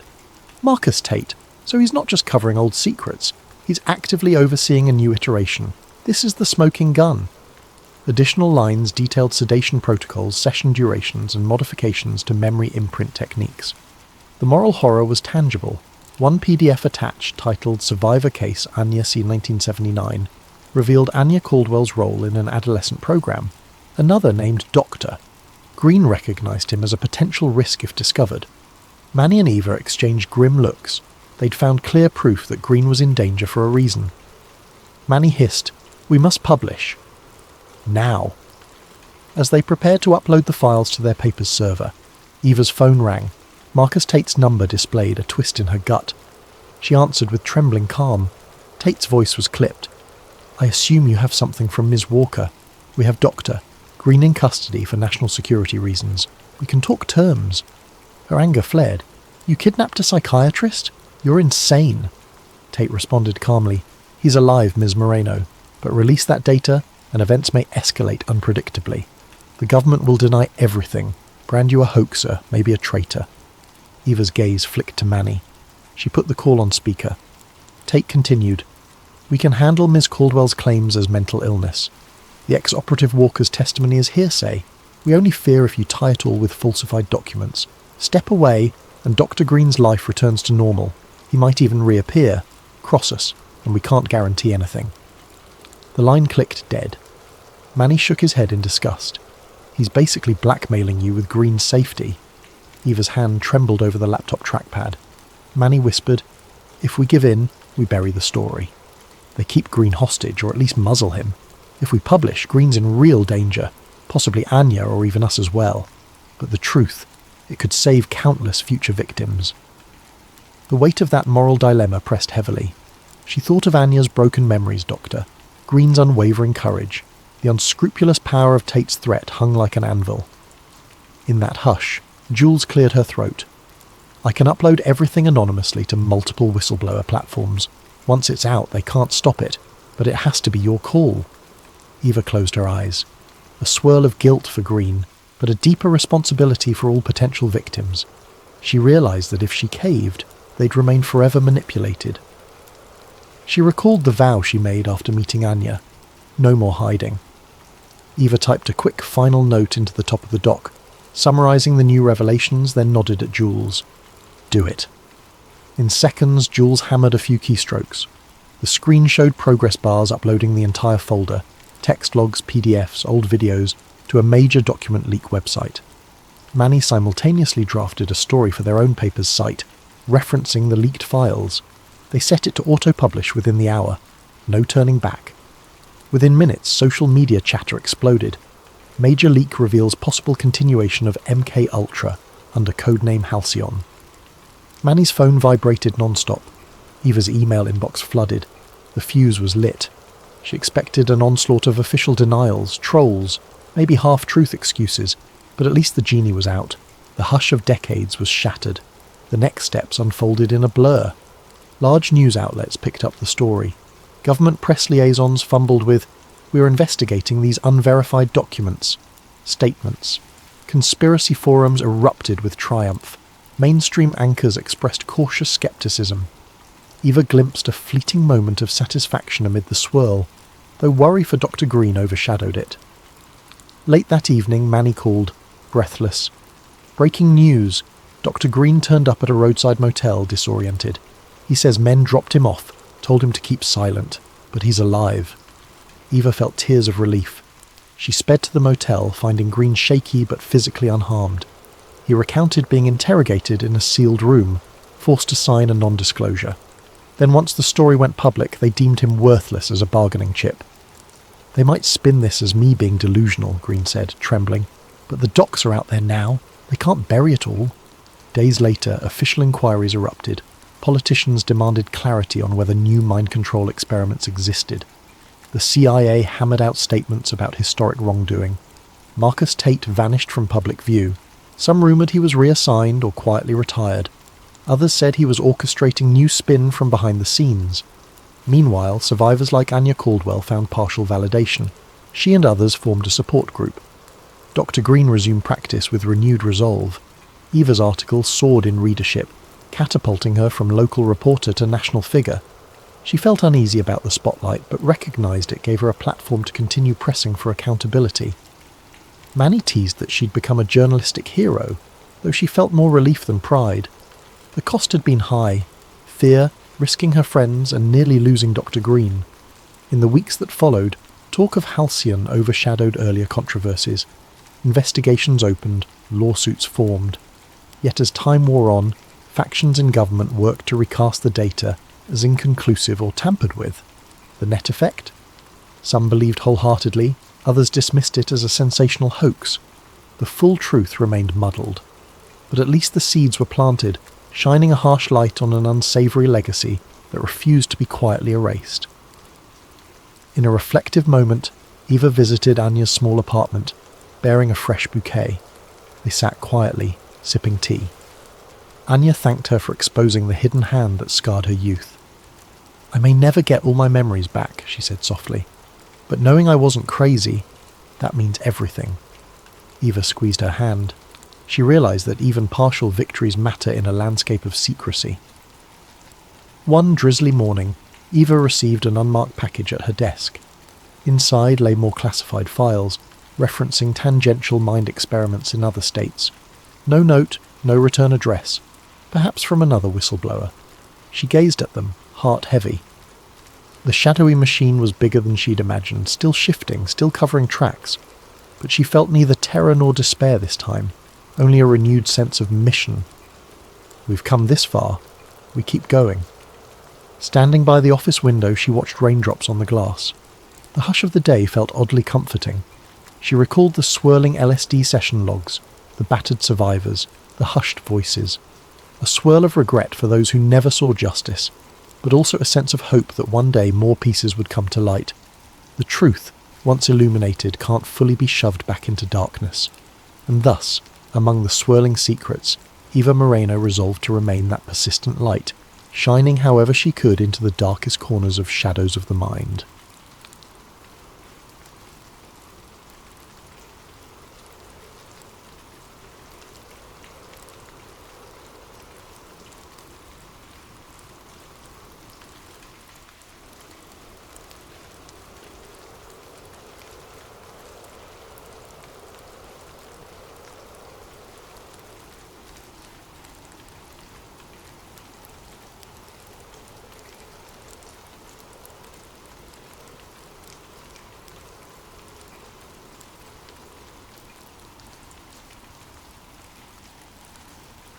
The desert wind rattled loose tin on the Navarro ranch house as lightning clawed at the sky.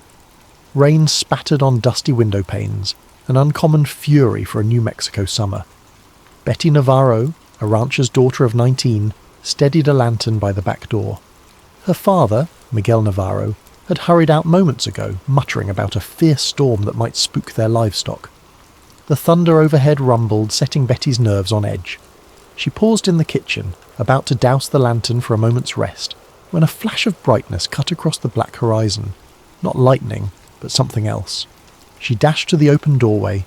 A narrow, blazing streak arced overhead, sputtering sparks like metal scraping the atmosphere. It vanished behind a ridge just beyond the ranch fields, followed by a bizarre, echoing boom. The ground trembled. Betty's heart hammered. Could it be a plane crash? She called out for her father, but heard only the storm's roar. Grabbing her slicker, she ran into the rain, scanning the fields for any sign of him. In the distance, an otherworldly glow flickered behind the far fence line. The cattle bellowed in alarm. Something definitely had come down from the sky. Something big. It might be debris or wreckage.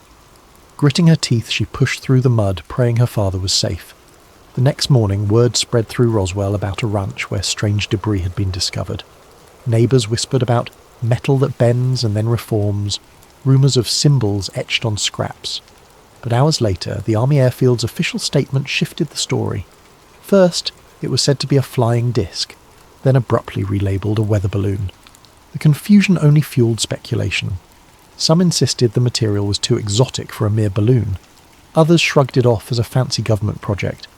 For local folks, it was a passing curiosity, except for those who'd witnessed the lights in the storm.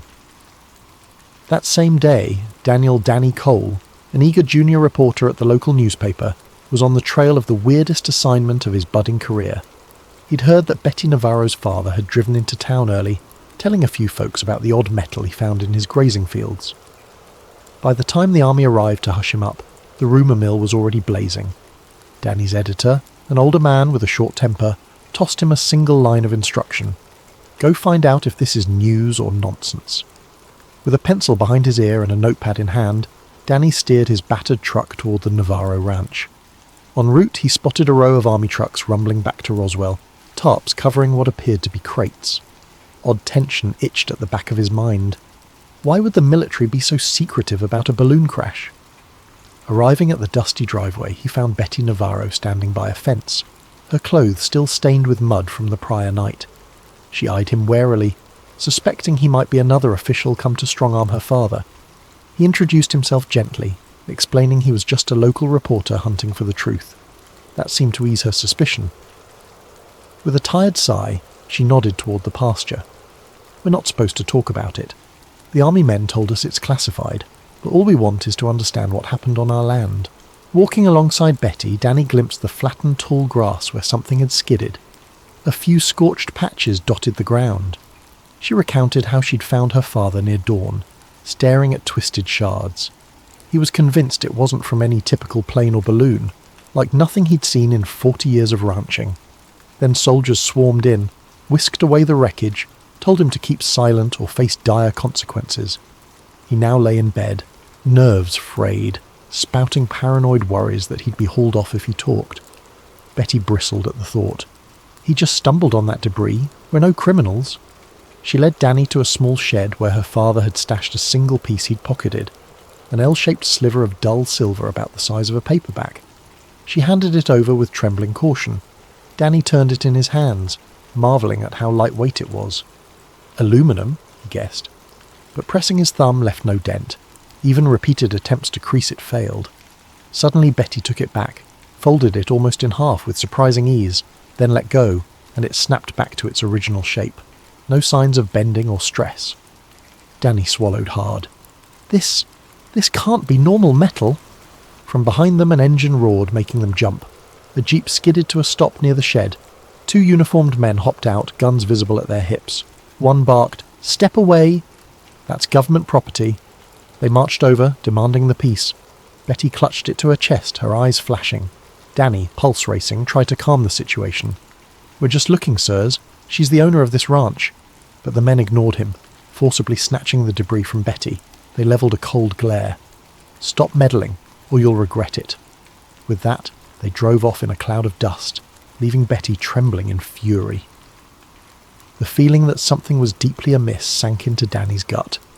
That afternoon, a press release from the Army Airfield stated unequivocally that the recovered wreckage was a weather balloon. The local sheriff's office parroted the same line. Meanwhile, half the town whispered about flying discs, UFOs, or secret weapon prototypes. The radio crackled with crackpot call-ins. Danny's editor, spooked by the Army's sudden interest, told him to drop the story. No sense stirring trouble, kid. But Danny's curiosity burned. The conflicting accounts, plus the bizarre behaviour of those soldiers, hinted at something bigger. This was no ordinary crash. Back in his small apartment, Danny typed out notes about Betty's testimonies, the odd metal fragment, the ominous warnings. He had no illusions that printing any of it in next morning's edition would be easy. Yet the sense that Roswell was at the centre of a swirling conspiracy made him determined. He needed more angles, more proof.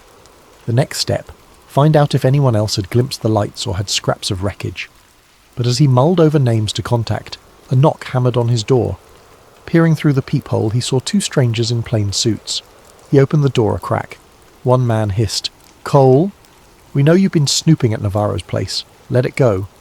The second man stepped forward, voice low and menacing. "You didn't see anything unusual. Remember that." Then they left, footsteps echoing in the hallway. Danny's pulse thundered. In one day he'd witnessed a crashed object of unknown origin, encountered bullying soldiers, and now faced intimidation at his own doorstep. He realised that whatever fell in Roswell wasn't just scraps of metal. It might be the key to a story that could upend everything the public had been told. The question was, how far were these unseen forces willing to go to keep a lid on it? And was Danny, a fledgling reporter, brave or foolish enough to push onward? Clutching his notes, he sat on the edge of his bed, mind racing. Something extraordinary had shattered that New Mexico sky last night, and the shadowy efforts to hide it were as real as the desert thunder still rattling in his memory. He decided, I won't be scared off. Tomorrow, he'd dig deeper, step by step, determined to uncover the truth. The day after the men in suits threatened him, Danny Cole woke early, consumed by a sense of purpose. He typed up what he had so far, the unusual debris with shape memory properties, the contradictory official statements, the intimidation attempts. But in rereading it, he realised the piece lacked definitive evidence. A sensational claim needed more than hearsay. He needed additional eyewitnesses or a smoking gun. Without that, his editor would never run the story, and the Army might label him a crank. He headed first to the local sheriff's office, hoping for a chat with the deputy who'd initially tipped him off about the Navarro ranch. The station's waiting area smelled of stale coffee, but the deputy seemed cagey now, eyes darting as he spoke in hushed tones. "Look, kid, I told you about the ranch because I figured something smelled fishy, but now folks from the Army in some unknown suits have shown up, telling me to keep quiet. They're using words like national security." The deputy looked genuinely spooked, refusing to say more. "Don't drag me deeper into this, Danny. I got a family." With that, the conversation ended. Next, Danny tried visiting local ranchers, who might have glimpsed unusual lights during the thunderstorm. Several admitted hearing a bizarre boom, or seeing flashes that didn't match normal lightning. But none had concrete proof. One ranch hand mumbled about metal scattered across the field, but the Army confiscated everything the next morning. Another said she saw Army trucks hauling large tarps. Still, speculation remained rumour level. Despite the swirl of talk, there was no tangible artefact to show. The net apparently had been cast wide. The Army seemed determined to erase all physical traces of the crash. As Danny walked down Roswell's main street late that afternoon, a voice hissed from an alley, "Psst, Cole!" He glanced over, startled, to see a tall, lanky figure beckoning. Oliver Grayson, a local recluse known for odd theories about secret government tests. He wore rumpled clothes and clutched a rolled-up sheet of paper. "I have something you'll want to see," he whispered. Danny approached warily. Oliver's eyes darted left and right, as though expecting watchers. Oliver led him to a dingy back room behind a boarded-up photography studio. There, he unrolled the sheet. It was a large negative from a camera, apparently capturing streaks of light in the sky. "Took this the night of the storm," Oliver said, voice trembling with excitement. The negative showed multiple lines, perhaps meteor-like trails, except one line curved oddly, as if under controlled flight. "I was out trying to snap lightning shots. Then I saw these lights. They moved too intelligently to be random. Danny squinted. The negative quality made it difficult to interpret, but it definitely looked peculiar. If real, it might bolster the claim that something extraordinary flew overhead that night. Why not show the police? Or the paper? Oliver snorted. They'd call me a crank. Also, those men in suits rummaged through my place. I barely hid this negative before they arrived. They took everything else. He inhaled shakily. I know they're covering up something big. That evening, the Roswell Army Airfield held a hasty press conference. Major Harold Tate, a tall, composed officer, took the podium. Beside him, a bland visual display of a weather balloon's diagram was pinned up. Journalists from the local paper asked if the Army still stood by their explanation. Tate nodded gravely. Yes, we recovered a balloon and related radar reflectors. No evidence suggests anything unusual. He urged citizens to trust official channels, denouncing wild rumours about unknown craft. Danny was in the back, scribbling notes. He saw the tightness in Tate's jaw when asked pointedly about the ranch location, or the rumoured strange metal.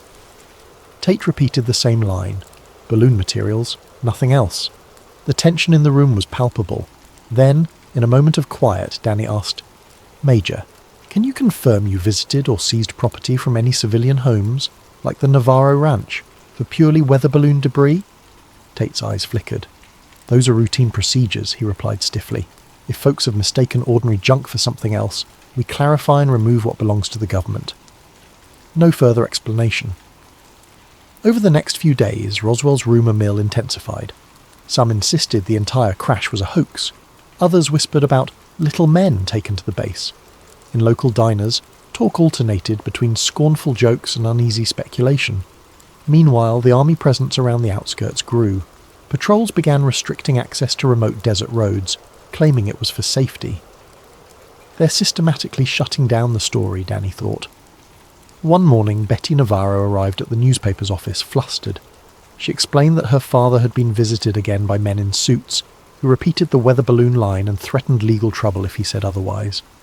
He's a proud man, but he's frightened, Betty said, eyes flashing with anger. She placed a battered envelope on Danny's desk. Inside was a second chunk of that bizarre metal. We'd kept it hidden. I can't just let them stomp on the truth. Danny touched the fragment. Indeed, the same strange properties. He promised to safeguard it. Through a contact at the local airfield, Danny arranged a secret meeting with Dr. Evangeline Parker, rumoured to be an aerospace engineer quietly assisting Major Tate's project. Late one evening, they met in a deserted hangar's shadows. Parker, her face etched with worry, confirmed that the debris was not from any standard balloon or plane. She'd run tests showing unearthly durability and superlight composition, yet official instructions forced her to classify it as common. She felt deeply torn, a sense of duty to her country versus moral unease about perpetuating a lie. She showed him lab notes, incomplete but revealing anomalous chemical structures. I suspect it's a technology we can't replicate with known alloys, she whispered. But if I speak openly, I'm done, possibly imprisoned. Danny gulped. So the Army's lying, systematically? Parker nodded. They claim it's to prevent mass hysteria or foreign exploitation, but it's bigger than that. They might be dissecting something that rewrites everything we know about flight. She urged him to be cautious. As dawn neared, Dr. Parker disappeared into the gloom, leaving Danny reeling. Advanced metal, reverse engineering. The puzzle pieces aligned. The Army's clampdown was more than mere pride or embarrassment. They wanted to harness an unearthly find. Could it truly be from beyond Earth, or was it advanced domestic tech? Regardless, the secrecy suggested a massive conspiracy. With Oliver Grayson's photograph, Betty's second metal piece, and Dr. Parker's hints, Danny now had potential proof. Yet he felt watchers behind every corner. Each phone call crackled suspiciously. An unmarked sedan loitered near the paper's building. Even his editor avoided him in the hallway. Fear weighed heavy. If Danny published, would these men in suits escalate? Could he vanish like some folks rumoured? At midnight in his cramped apartment, Danny typed a draft article titled Debris in the Desert, More Than a Balloon. He included everything. The rancher testimonies, the inexplicable metal, Oliver's photograph, Parker's anonymised statements. He planned to show it to the editor in the morning. If only I can get the paper to run it. But something told him the next 24 hours would decide whether the truth saw daylight or was buried deeper than the desert dunes. He slept fitfully.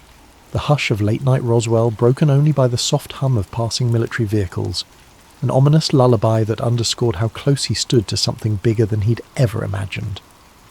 The next morning, Daniel Cole arrived at the paper with a glimmer of hope, only to discover the editor's door locked and a meeting in progress sign. Murmuring voices leaked through. It sounded like the editor was speaking with men who had crisp, authoritative tones. Danny knocked once, hesitated. The door cracked open. A grey-suited man with cold eyes peered out. "We'll be done soon," he said icily. 5 minutes later, both men brushed past Danny without a glance, disappearing down the corridor. Danny entered the office to find his editor, sweaty and shaken, rummaging through some papers. "Kid," the editor began, voice trembling, "I can't run your piece. These, army reps said it's national security.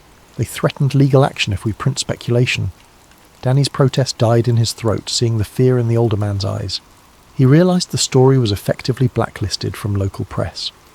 "I'm sorry," the editor added quietly, refusing to meet Danny's gaze. "Write about anything else you want, just not this." With the local newspaper gagged, Danny's frustration peaked. That afternoon he found Oliver Grayson hunched in a corner booth at a dusty cafe. The frantic man shoved an envelope across the table, negatives from the prior night's attempt at photographing new lights. "Look at these," Oliver whispered, eyes darting. "I spotted more strange aerial objects over the ranch region, different from standard planes. I tried to call the radio station, but they brushed me off. The local press is compromised. We got to go bigger national." Danny studied the negatives in the dim cafe light.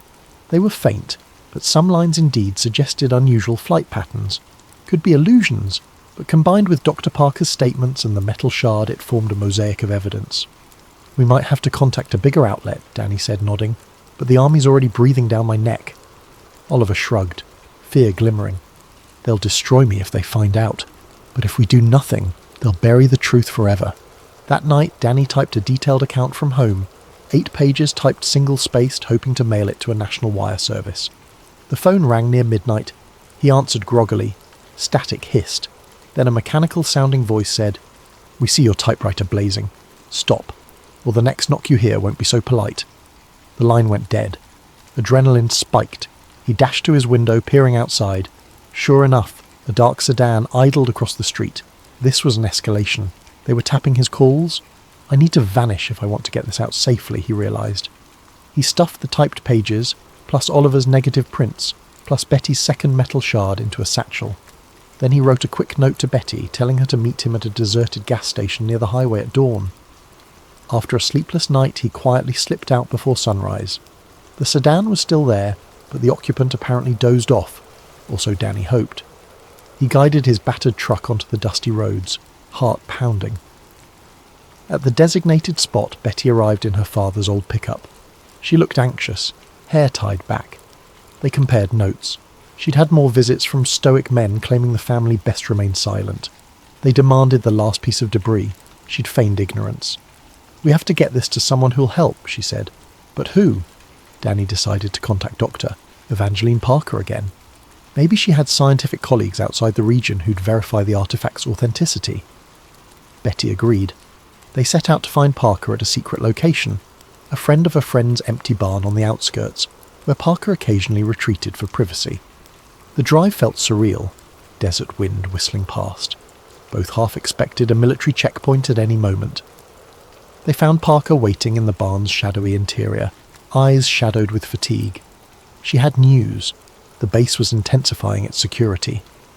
Major Tate was rumoured to have formed a special unit to track subversive elements in Roswell. She also claimed she'd seen glimpses of a second site where more debris had been stored, and possibly biological materials. She refused to elaborate, but her haunted expression said it all.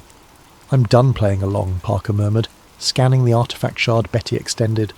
"We need to publish proof, or history might rewrite itself as a trivial balloon incident." Just then, a booming voice rang out. "Freeze!" A group of uniformed soldiers, led by none other than Major Harold Tate himself, emerged from behind bales of hay, their rifles aimed unwaveringly. The trio, Danny, Betty, Parker, raised their hands in alarm. Tate's eyes glinted with cold triumph. "Breaking onto private property, conspiring to steal government assets, you're all in serious trouble." He nodded at a subordinate who grabbed the metal shard from Parker's hands, sealed it in a pouch. Danny's breath caught. "We're simply verifying the truth, Major. You can't... You have no right." Tate cut him off with a sneer. "I have every right. This is a matter of national security. You meddle beyond your depth. People who push too far in matters like these often vanish." Betty bristled, fists clenched, but a soldier pointed a gun barrel her way. She glared silently. Tate motioned for them to be bound with zip ties. Another soldier rummaged through Danny's satchel, extracting the typed documents and Oliver's negatives. Tate eyed them, mouth twisting in disgust. "You journalists think you can decide what's best for the public. Sometimes they must be protected from truths that sow panic." He gestured for a nearby soldier to confiscate everything. As Danny was shoved to the ground, he glimpsed Parker trying to maintain composure. She locked eyes with him. Some quiet signal passed between them. Then, unexpectedly, an old caretaker from the barn area stepped in, feigning confusion, stumbling with a lantern that spilled oil, igniting a small flame on the dusty floor. Soldiers panicked, distracted by the sudden smoke and possible barn fire. In the chaos, Parker lunged, snatching a single negative from the soldier's hand. She tucked it into her coat. Another swirl of dust, and the caretaker yanked a side door open, beckoning the captives to flee. Disoriented, Tate barked orders to secure the perimeter, but the smoke gave Danny, Betty and Parker precious seconds. They scrambled out the side door, stumbling across the yard to Betty's truck. Shots rang out, bullets whining overhead. Parker slid into the back, Danny hopped in the passenger seat. Betty gunned the engine, tires spewing gravel as they roared away. Soldiers tried to chase them on foot, but the swirling desert dust obscured the pursuit. In the rearview mirror, Danny saw Tate's furious silhouette receding into the haze. Once they were miles away, hearts pounding, they pulled the truck onto a sidetrack. Parker breathlessly produced that single negative she'd saved. It's not everything, but it's something. She rummaged in her pocket, revealing a crumpled note she'd scribbled about the chain of custody for this exotic metal. A hush fell. They'd lost most of their evidence, again, but they still had enough for a partial exposé, especially with Parker's direct testimony. "We have to leave Roswell," Parker said quietly. "Tate will lock the town down searching for us. The only way is to get these documents to an outside journalist or radio station that's not under their thumb." Betty swallowed, gazing at the desert horizon. "If we vanish, who takes care of my father? The ranch?" Danny placed a reassuring hand on her shoulder. "We'll come back once this is out in the open, but right now, we either reveal it or watch it get buried." Parker nodded resolutely, glancing at the negative. "Let's drive. I know a contact in Santa Fe who might help." And so they set off, headlights cutting through the twilight. The net around them had never been tighter, but they still had one path forward. Gather allies beyond Roswell's borders, show the world a glimmer of the truth, and hope it would spark the unstoppable question: what really happened in the desert sky? Night fell across the high desert as the battered pickup rumbled northward, carrying Danny Cole, Betty Navarro and Dr. Evangeline Parker. They kept to back roads, skirting major highways where military checkpoints might lurk. The hush was broken only by the whir of the engine and the trio's tense whispers about next steps. Parker clutched the negative and her partial notes like lifelines, conscious that each piece of evidence could vanish with one ill-timed ambush. They arrived in Santa Fe near midnight, parking behind a nondescript boarding house. Dr. Parker led them to a second-floor room lit dimly by a single lamp. Inside waited Hank Beringer, an ex-war correspondent turned freelance journalist known for publishing controversial exposés. Parker had met him briefly at a scientific conference and knew he had a penchant for stirring trouble. He listened wide-eyed as they recounted the Navarro's ranch debris, the Army's hush campaign, Oliver Grayson's photo negatives, and the persistent threats from Major Tate. Hank rubbed his stubble, glancing through the negative. "You sure about the unearthly angle?" he asked, sceptical. Parker offered a battered envelope containing her scribbled analysis of the debris' extraordinary properties. "I can't claim it's alien," she clarified, "but the composition defies known alloys. We suspect the official line is a cover for advanced tech. Possibly foreign, possibly beyond anything we've seen." Hank's eyes flickered. He sensed a goldmine of a story, yet fear tempered his excitement. "This is bigger than a typical scoop. You realise the consequences if they've decided this is top secret." Betty exhaled. "We do, but we can't let them intimidate the entire region. My father's ill. My ranch is crawling with men who bark classified at every turn. People deserve the truth. Hank suggested an immediate plan. Broadcast a shortwave radio bulletin at dawn to a friendly station, then telegram certain national newspapers. I know some folks in Chicago who might run it if I vouch for authenticity, he mused. That way, the story would break faster than the army could muzzle it. But the group also realised that if the army got wind of their location, they might be raided any moment. They set watch shifts, snatching brief hours of restless sleep. At dawn, the group used Hank's radio set to contact a small independent station on the west coast. Parker spoke carefully, summarising, "Unidentified debris, not consistent with weather balloons, suppressed by local authorities, eyewitness intimidation." The station's operator sounded astonished, promising to broadcast snippets soon. Meanwhile, Hank drafted a telegram to a Chicago desk editor, hinting at Roswell fiasco unravelling, unearthly materials confirmed. He left out direct mention of aliens to keep it credible. Then, the group braced themselves. If the cavalry was coming, it'd be soon. They didn't wait long. Mid-morning, a knock rattled the boarding house door, tension spiked. But when Betty cracked it open, it was Oliver Grayson, dusty and dishevelled. He'd hitchhiked after escaping another ransacking of his place, surmising they might have fled to Santa Fe. In his satchel was a battered film canister. "A second set of the best negatives," he wheezed, chest-heaving. "I stashed them in an abandoned well. Good thing, because men came at dawn, turning my place upside down." Oliver's images depicted not just the original streaking lights, but subsequent late-night captures of more patrol flights. Possibly the army searching or retrieving more fragments. "This is proof they're conducting operations out there," Oliver insisted. Hank carefully examined the negatives, nodding. "We can incorporate these into the telegram, combine them with Parker's data to form a cohesive angle. The army found advanced debris, is conducting covert retrieval, lying about it." Before they could finalise the story, Parker's face fell. She confided that while analysing the material at the base, she'd overheard rumours of a body, some alleged occupant discovered at the crash site. Officially, it was said to be a test dummy or a small monkey from a high-altitude experiment. Yet whispers suggested something more bizarre. "I can't prove it," she admitted, but the hush surrounding it was intense. Tate seemed fixated on sealing that aspect in particular. This possibility unsettled everyone, even Oliver, who thrived on outlandish theories. If a body, human or otherwise, existed, the cover-up stakes skyrocketed. "Now we're dealing with cosmic-level secrets," Oliver breathed. Betty, however, maintained composure. "We share only what we can verify. The rest remains rumour." They typed up a comprehensive piece, scanning the negatives for partial prints to attach. Hank proposed they physically deliver the story to a bigger city, like Denver, where the newspapers might risk printing it. But travelling was risky. Any attempt to cross the desert roads might result in capture.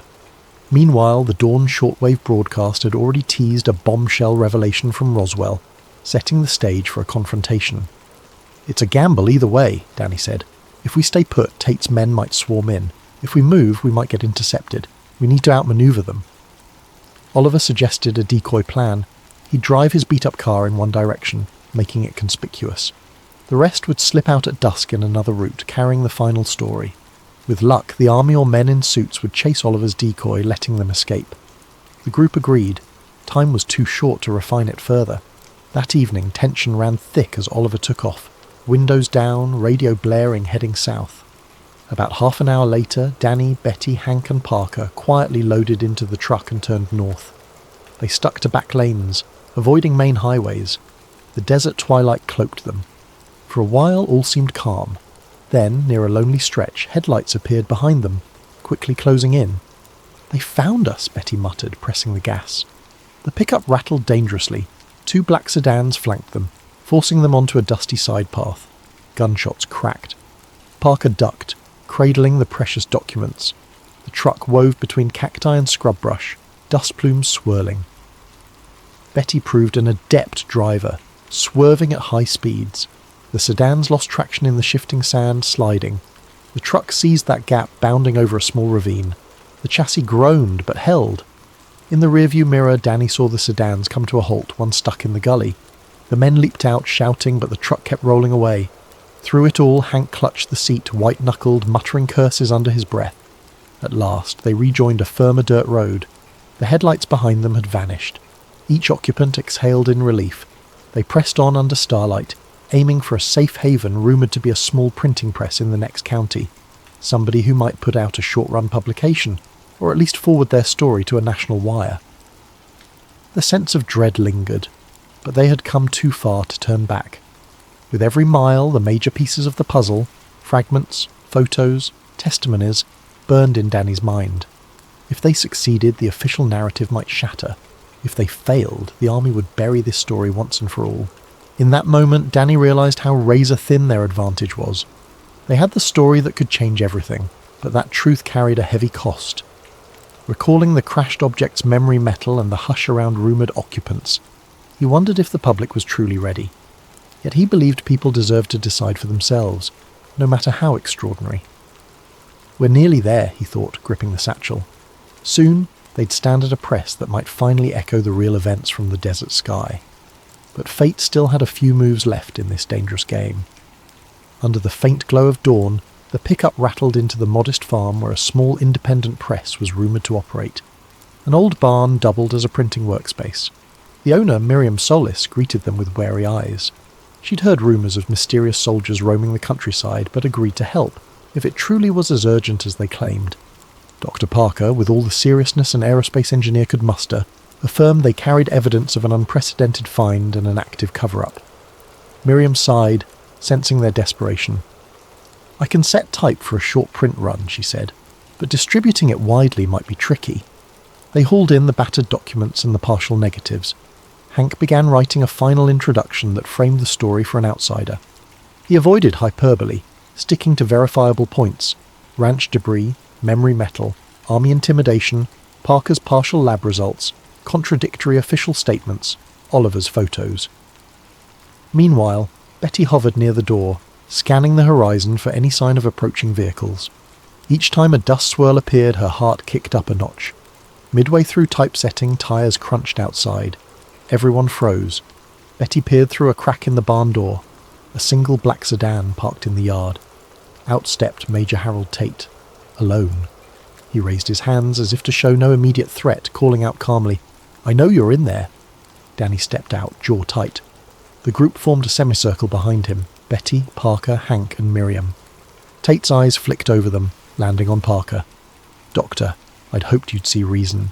Your brilliance is wasted in these theatrics," she glared. "I've seen enough twisted orders. I won't be your pawn." The Major exhaled, then turned to Danny. "You're about to put the entire region at risk. Our country is not ready for this. Our enemies might exploit the technology." Tate's voice softened. "This crash, whatever it is, should remain under top security. Why feed the public hysteria? Why give foreign powers an edge?" Danny clenched his fists. "Because the truth belongs to everyone, not just the army.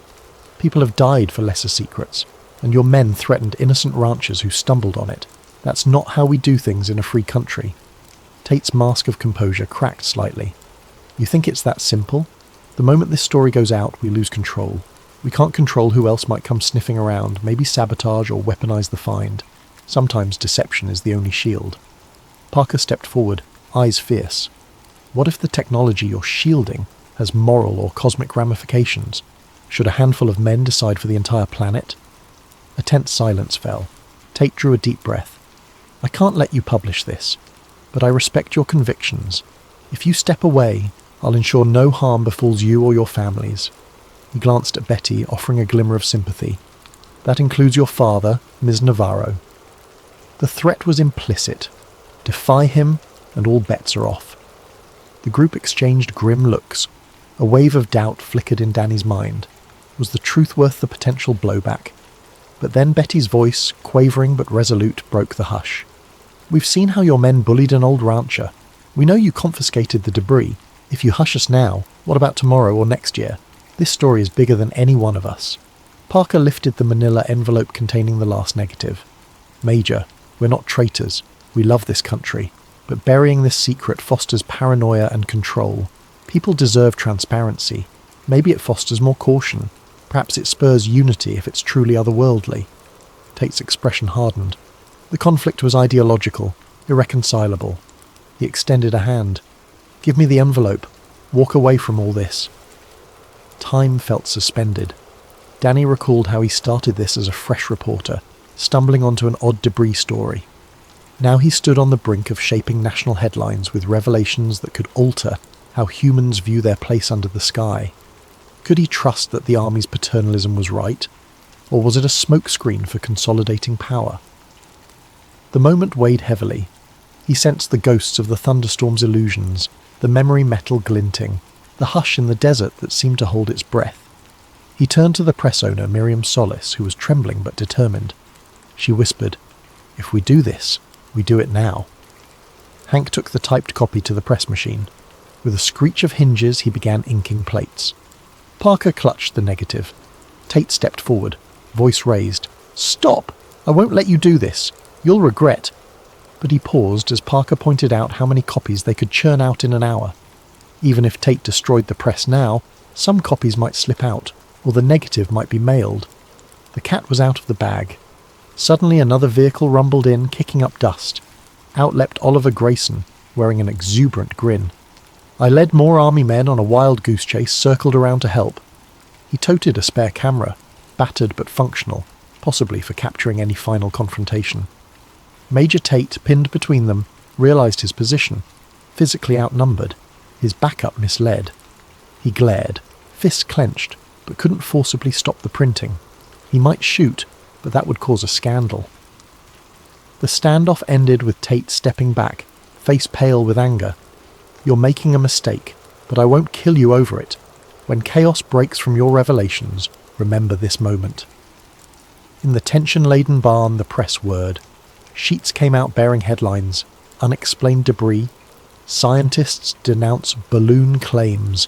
The story included Parker's partial analysis, Oliver's photo of strange lights, Betty's testimony about the ranch, Danny's chronicle of intimidation. Only a small local print run, but enough copies to mail to key radio stations, newspapers, or allies. The group, fueled by relief and adrenaline, prepped envelopes. They distribute them discreetly, ensuring the news spread beyond Roswell's sphere of control. Major Tate stared, chest heaving. No bullets flew, no arrests occurred. He simply gave a final glare and turned away. The black sedan roared off. Possibly he'd craft a new strategy or blame incompetent subordinates. But at least for now, the honest story would surface. Danny's chest tightened with both triumph and a pang of worry. The Army might spin fresh narratives, might brand them cranks or seditionists. Still, if the seeds of doubt were planted, public scrutiny might keep the Army from fully smothering the truth. Within days, a handful of radio hosts read excerpts from the newly minted pamphlet on air. A few out-of-state journalists visited, intrigued but cautious. The Army responded with more official statements about advanced weather balloons, Project Mogul, or test dummies. The broader press remained uncertain. Some newspapers printed small pieces referencing contradictory Roswell reports, but larger outlets hesitated.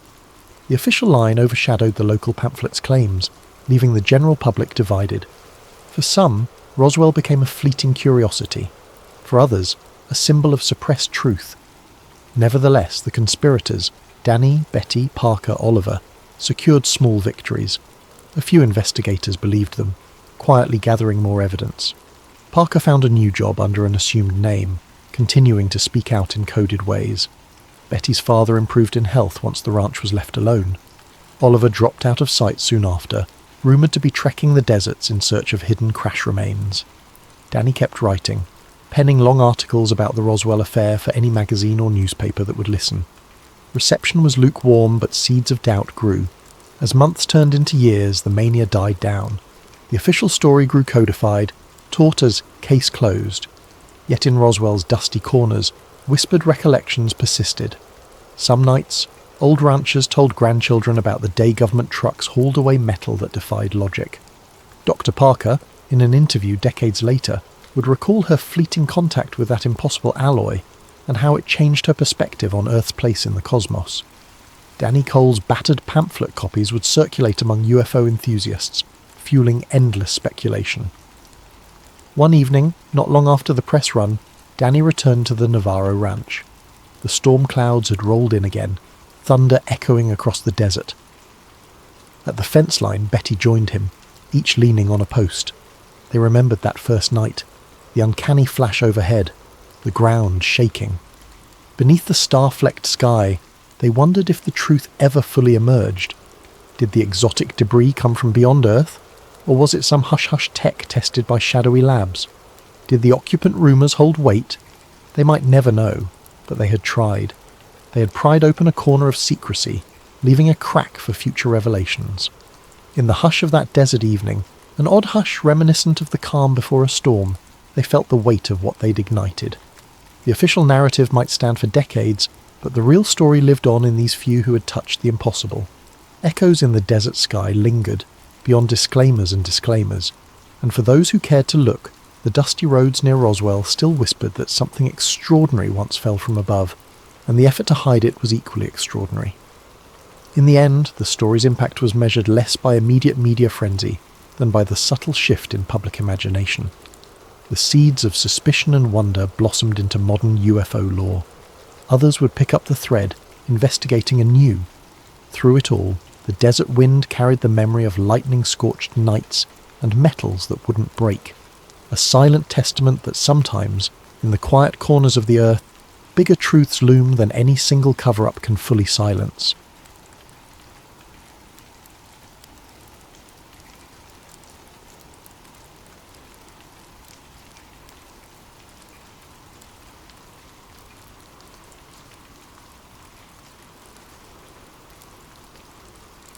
Dr. Mara Kendall stood atop the rolling deck of the Endeavour Blue, scanning the horizon for any sign of approaching storms. The research vessel's sensors had been acting erratic all morning, picking up strange echoes below the Atlantic's surface. Tucked away in a corner, a battered laptop displayed a live feed from the ship's sonar array. Something large, possibly geological in nature, lurked on the ocean floor near the Azores. But the data didn't look like any typical seamount or ridge formation Mara had ever logged. She carefully sipped from a chipped thermos, trying to quell her excitement. After years of scanning silt-laden seabeds, she'd finally seen glimpses of suspicious geometry on the sonar, like vast rectangular outlines or partially collapsed columns. Could it be a ruin? And if so, how ancient? She suppressed a shiver at the thought of stumbling onto a genuine piece of lost civilization. Her phone buzzed. Mara flipped it open. Reception was spotty this far out, but an incoming message had made it through. It was from the Oceanic Discovery Fund, the main sponsor of her expedition. The gist: funding terminated. We regret to inform you, etc. Anger flashed through her. She stared at the wave patterns lapping the ship's hull. Of course the money dried up right when she was close to a breakthrough. She typed a quick response, but no signal remained to send it. She'd have to deal with that later. For now, nothing would stop her from investigating these anomalies. Suddenly, footsteps pounded across the deck. A young intern, Omar, scrambled up from below, breathless. "Doctor? Kendall! The electronics lab is flickering again. Some kind of interference." Mara dashed below to see for herself. Sure enough, monitors in the cramped lab displayed vertical lines of static. A faint humming reverberated in the hull. She pressed her ear to the metal. This was not normal acoustic noise. It almost felt like a low-frequency pulse emanating from deep underwater. Late that evening, still wide awake from the buzz of discovery, she sat in her makeshift office and flipped through archival references on her laptop. Plato's dialogues about Atlantis, the more modern theories about a sunken landmass. She rolled her eyes at the sensational claims populating corners of the internet. Yet her sonar scans strongly suggested massive man-made shapes. If it was some advanced sunken city, the ramifications would be immense. Atlantis? A soft knock on the cabin door startled her. Omar handed over a sealed envelope addressed to Dr. Monsieur Kendall. It had no postage. She tore it open to find a small flash drive labelled Project Trident, restricted. Inside was a single typed note. "You're on the right track. They'll try to silence you. Don't back down." Mara's pulse raced. She'd never heard of Project Trident. Was this a tip from a whistleblower? She quickly plugged the drive into her laptop. Password-protected files. She tried a few guesses. No luck. She set it aside for the moment, unsettled. Back on shore 2 days later, Mara faced a bureaucratic nightmare. Her sponsors had withdrawn funds without explanation. Her research permit was suspended, pending safety reviews. She smelled a deliberate clampdown. Checking her bank account showed abrupt cancellations of grants that should have lasted another year. Furious, she reached out to colleagues, but they all offered apologies and said their hands were tied. The next day, her entire lab at the university's marine archaeology department was found vandalised. Computers smashed, data backups missing. It reeked of sabotage, though no one could prove it. Desperate for outside help, Mara contacted Eric Lawson, an investigative journalist she'd admired from afar. He wrote for an independent media outlet known for exposing corporate pollution scandals and questionable government projects. She'd never spoken to him personally, but she'd glimpsed him at a conference once, grilling a shady CEO in a hallway. If anyone could bring attention to her suppressed findings, it was Eric. They arranged to meet at a rundown cafe near the pier, well away from her usual academic circles. Mara arrived clutching the battered laptop that held her last copies of the sonar scans. Eric appeared a bit older than his byline photo, tired eyes but still brimming with curiosity. After ordering coffee, she showed him the partial sonar images, rectangular outcroppings, deep grooves too symmetrical to be natural. She explained how her sponsors withdrew funding the moment she got close to a breakthrough. Eric studied the images, frowning. Looks like man-made structures, or at least artificially altered. But why would anyone want to shut you down? The scientific world loves big finds. Mara shrugged. I suspect government involvement. That leaked flash drive labelled Project Trident. No clue what it is yet, but it's obviously top secret. Someone wants me silenced. Eric's expression darkened. I've seen it before. Some black budget project. I can try to crack the password or reach out to my sources. If your sonar readings point to advanced ruins, that's major. Possibly too major if certain agencies plan to exploit it. Weapons, technology, or maybe national pride in controlling a historical site. She nodded. If this is Atlantis or something akin to it, it'll be the biggest find in centuries. But if unscrupulous powers are seizing it, we risk losing that knowledge to black programs. He grinned wryly. Well, I love ticking off unscrupulous powers. Count me in. That evening, Eric introduced her to a hush-hush network of whistleblowers and data hackers. They set about decrypting the flash drive. Meanwhile, Mara realised the gravity of forging this alliance. She was a scientist, not an activist. But the cat-and-mouse dynamic swirling around her research gave her little choice. If official channels were compromised, only the spotlight of public scrutiny might protect her. Within days, Mara's hunch about government meddling was confirmed. A mild-mannered man in a suit arrived at the Marine Archaeology Department, politely asking about her whereabouts. The departmental receptionist recalled he flashed some official ID from a naval intelligence branch. She found it odd. That same evening, she discovered an unmarked car following her from the grocery store. Adrenaline spiked. After rushing to Eric's makeshift office, a cramped space above an old printing shop, she found him hunched over a computer. Mara, he said quietly, I've got partial decrypts from that flash drive. Mentions of a Commander Alex Cross, Project Trident lead, special appropriations to secure Atlantean technology. It's real. They call it Atlantean. Probably the same site your sonar uncovered. Her breath caught. Atlantean technology. So the rumours of a hidden advanced city might be more than myth, and the government, led by someone named Cross, was actively seeking it. She sank into a rickety chair, overwhelmed by the magnitude. Cross's unit must have the resources to sabotage my funders, she muttered. To remove me from the field, keep the site hush-hush. But why? Eric typed rapidly, scanning newly discovered references. They're talking about harnessing bioorganic structures and advanced energy from the ruins, possibly for military advantage or a world power move. Mara's stomach turned. This can't remain hidden. If this city or technology is real, it belongs to everyone, not some covert black project. Eric nodded, face grim. Exactly. Time's short. They know you're onto them. We have to strike first, gather indisputable evidence from the site itself, then blast it across every news outlet that'll listen. At that moment her phone buzzed. A text from an unknown number. Stop digging, Doctor. Kendall. No second warning. She showed it to Eric. He set his jaw. We'd better get you out of your apartment for a while. They're not bluffing. Thus, in less than a week, Doctor. Mara Kendall's quiet scientific pursuit spiraled into a conspiracy-laden race against a clandestine government branch. With Eric's journalistic connections, she prepared for an unsanctioned dive to the coordinates, hoping to retrieve physical evidence of a lost civilization. If she succeeded, they'd have the leverage to blow Project Trident wide open. If she failed, or if Cross's men found her first, the greatest archaeological find in history might remain forever locked behind a veil of secrecy. The real question was, how far would these unseen forces go to ensure the truth stayed buried beneath the waves? Distant thunderheads boiled over the horizon as Dr. Mara Kendall, Eric Lawson, and a small, hastily assembled crew prepared to depart on the Sea Lotus, a salvage vessel that belonged to one Captain Bryce, Hammer Hammond. The name fit, tall, broad-shouldered, with a disposition shaped by countless risky operations.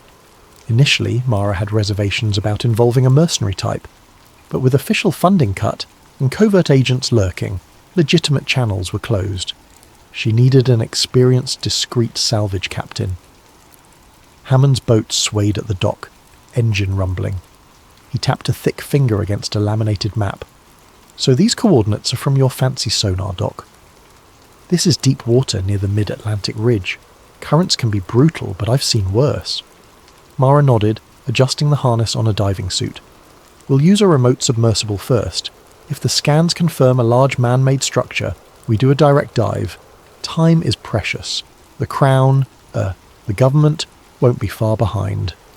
Eric, fiddling with a handheld camera, shot a quizzical glance. "Just so we're clear, Captain, we're not salvaging anything for profit alone. We're documenting the site for proof. If it's Atlantis or some advanced ruin, that belongs to the world." Hammond shrugged. "Hey, I get paid for my boat and my expertise. If we find gold or some fancy tech, I'm not opposed to an extra bonus, but I'm not suicidal. If it's protected by deep-sea guardians or triggers a war, I'll happily watch from a safe distance." With that uneasy arrangement, they cast off. The Sea Lotus ploughed through choppy seas for 2 days, forging a zigzag route to avoid prying eyes. Eric used his satellite phone sparingly, checking if any suspicious craft tailed them. So far, so good, though all felt the tension coil. At night, Mara lay awake, the hum of the engine underscoring her dreams of submerged pillars and swirling glyphs in basalt walls. She suspected mythic Atlantean wonders, but also dreaded the hidden cost of unveiling them. On the 3rd day, the sea calmed. Early morning found them in an expanse of ocean dotted with drifting sargassum. Mara, in the vessel's cramped control room, studied her laptop's feed from a small advanced sonar toad behind the boat. The readout displayed a cluster of rectangular shapes some 300 metres below. Her heartbeat soared. That's it. Definitely symmetrical outlines, not typical geology. Excitement spread across the crew. Even Hammond cracked a grin, muttering something about treasure. Eric readied his cameras. Mara carefully deployed the ROV, remotely operated vehicle, a sleek underwater drone equipped with lights and cameras. The screen flickered as the ROV descended, watery darkness swallowing it by increments. The feed displayed swirling plankton at first, then murky gloom. At about 200 metres, a faint shape emerged, columns or partial walls, crusted with barnacles.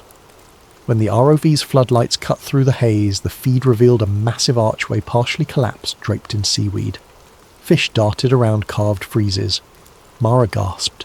The style looked archaic, yet geometrically precise. Long-lost architecture built on a scale unimaginable. A lump rose in her throat. If these images were real, it could rewrite civilization's timeline. Her trembling voice crackled over the boat's comm. "These structures, they confirm an advanced design. I see inscriptions or symbols on the stone. This might be the real deal." The cabin erupted in murmurs. Eric's eyes glowed with the thrill of a career-defining scoop. Hammond whistled softly, rapt. Suddenly the ROV's feed flickered. The telemetry spiked, instruments reading a low-frequency pulse. The image jittered, then stabilized. "What the?" Mara muttered. She steered the drone closer to a half-buried obelisk. A faint glimmer caught the camera's lens, something crystalline embedded near the top. The drone sensors beeped, warning of electromagnetic interference. All at once, the ROV's thrusters faltered. "I'm losing power," she said, frantically toggling controls. The video feed cut to static. Eric cursed. "Did we just lose our best evidence?" "Wait," she said, resetting connections. The feed returned, but dangerously glitchy. Enough to see the drone had snagged on an outcrop. She coaxed it free. However, the battery read near depletion. They had to surface it or risk losing it. As the ROV ascended, glimpses of that crystalline device glowed faintly. Possibly technology, not just decorative stone. Mara exhaled in awe. Atlantean technology, perhaps. She recalled the rumoured accounts in Plato's dialogues about harnessing energies from special crystals. Most archaeologists labelled that pure myth, but the drone's weird power fluctuation suggested otherwise. She retrieved the ROV with shaking hands, eager to analyse the recorded data. That night they anchored to recheck the footage. Everyone gathered in the vessel's small mess area, eyes glued to Eric's laptop. The partial images of the archway, the carved murals, and that glowing crystalline object were mesmerising. Mara's mind whirled with possibilities. If the entire city existed at deeper strata, who built it, and how advanced were they? In the midst of this electrified atmosphere, a second vessel's lights appeared on the horizon. Hammond peered through binoculars, cursing. That's a military patrol boat, no doubt about it. Tension spiked. Could it be Commander Alex Cross's unit? Before they could react, a radio call crackled. Unidentified vessel. Power down and prepare for inspection. This is a restricted zone. The entire crew stiffened. Mara's heart hammered. She'd never heard of any official restrictions here, but apparently Project Trident had declared it so. Hammond clenched his jaw. We can't outrun them. We'll have to bluff or hide the evidence. Eric stashed the memory cards in a watertight pouch, shoving it into a secret compartment behind a panel. The rest of the crew scrambled to appear innocent. Soon, a small military inflatable pulled alongside. 3 armed men boarded, clad in black gear with no insignia. The leader, his posture rigid, introduced himself curtly as a government liaison. He glanced around suspiciously. We have intel suggesting you're trespassing near a classified research site. Mara forced a calm facade. We're just oceanographers sampling fish populations. The leader's cold gaze lingered on her. Your vessel matches a known suspect's pattern. A Dr. Mara Kendall. Might she be aboard? Hammond spoke up, feigning ignorance. No, Doctor. Kendall here. Name's Bryce Hammond. This is my salvage crew. Eric pretended to be part of the same. The armed men inspected the ship's compartments, poking around for any sign of advanced scanning gear or relics. Thanks to the crew's quick thinking, they found nothing incriminating. Just mundane salvage equipment and some camera gear that Eric spun as standard documentary gear. A tense standoff loomed, but eventually the officers seemed annoyed rather than triumphant. The lead liaison, scowling, leaned into Hammond. If you see or hear of Dr. Kendall, you do well to report it. She's wanted for questioning. He flicked a glance at Mara, perhaps suspecting but lacking proof. Stay out of restricted waters if you value your license. With that, they left as abruptly as they'd come. The military vessel receded into the night. Once the coast was clear, everyone exhaled. Mara rubbed her temples. They're sure I'm out here. We have to act quickly. Eric nodded. We've got footage from that first site, but it's partial. We need more conclusive evidence, a piece of tech, or direct imagery of something undeniably advanced. Hammond shrugged. I'm game, but they'll be back. Next time, they might confiscate everything. Or worse. Mara steeled herself. Then we'll go deeper. There must be a main complex. The drone readings suggest a larger structure further below. If we can retrieve even a small artifact from that crystalline device, it might be enough to blow the cover-up wide open. Thus, they planned a daring sub-dive. The next morning, weather permitting, they'd descend in a pressurised submersible Hammond had stowed. While it wasn't top of the line, it could handle moderate depths. Mara would pilot, Eric would document, and Hammond might assist. They'd have to watch for government intercepts. If Commander Cross was as ruthless as rumoured, any direct confrontation could turn lethal. In a quiet corner, after the others turned in, Mara replayed the ROV footage. She paused on a single frame, capturing that faintly glowing crystal, embedded in ancient stone. What secrets did Atlantis truly hold? The idea that an advanced civilization once thrived under the Atlantic sounded like fantasy, yet the evidence kept piling up. She recalled the warnings from the flash drive, that certain parties intended to harness bio-organic Atlantean tech for covert agendas.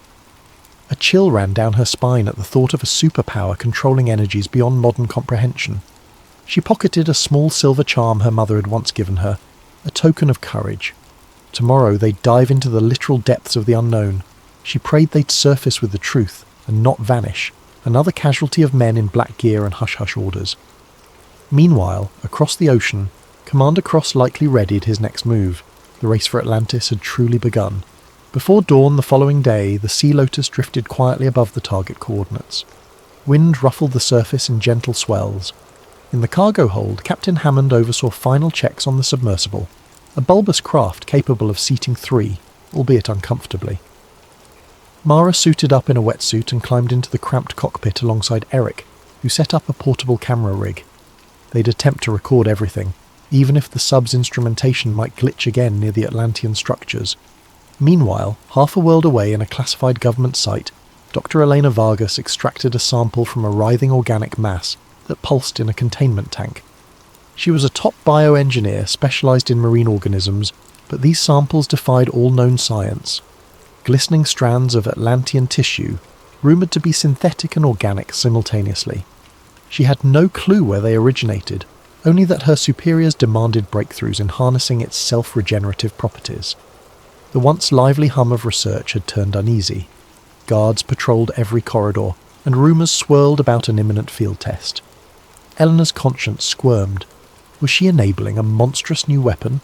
Commander Alex Cross, tall and severe, entered the lab, boots echoing on polished floors. He studied a data readout, lips pressed thin. "Progress?" he demanded, voice low. Dr. Vargas hesitated.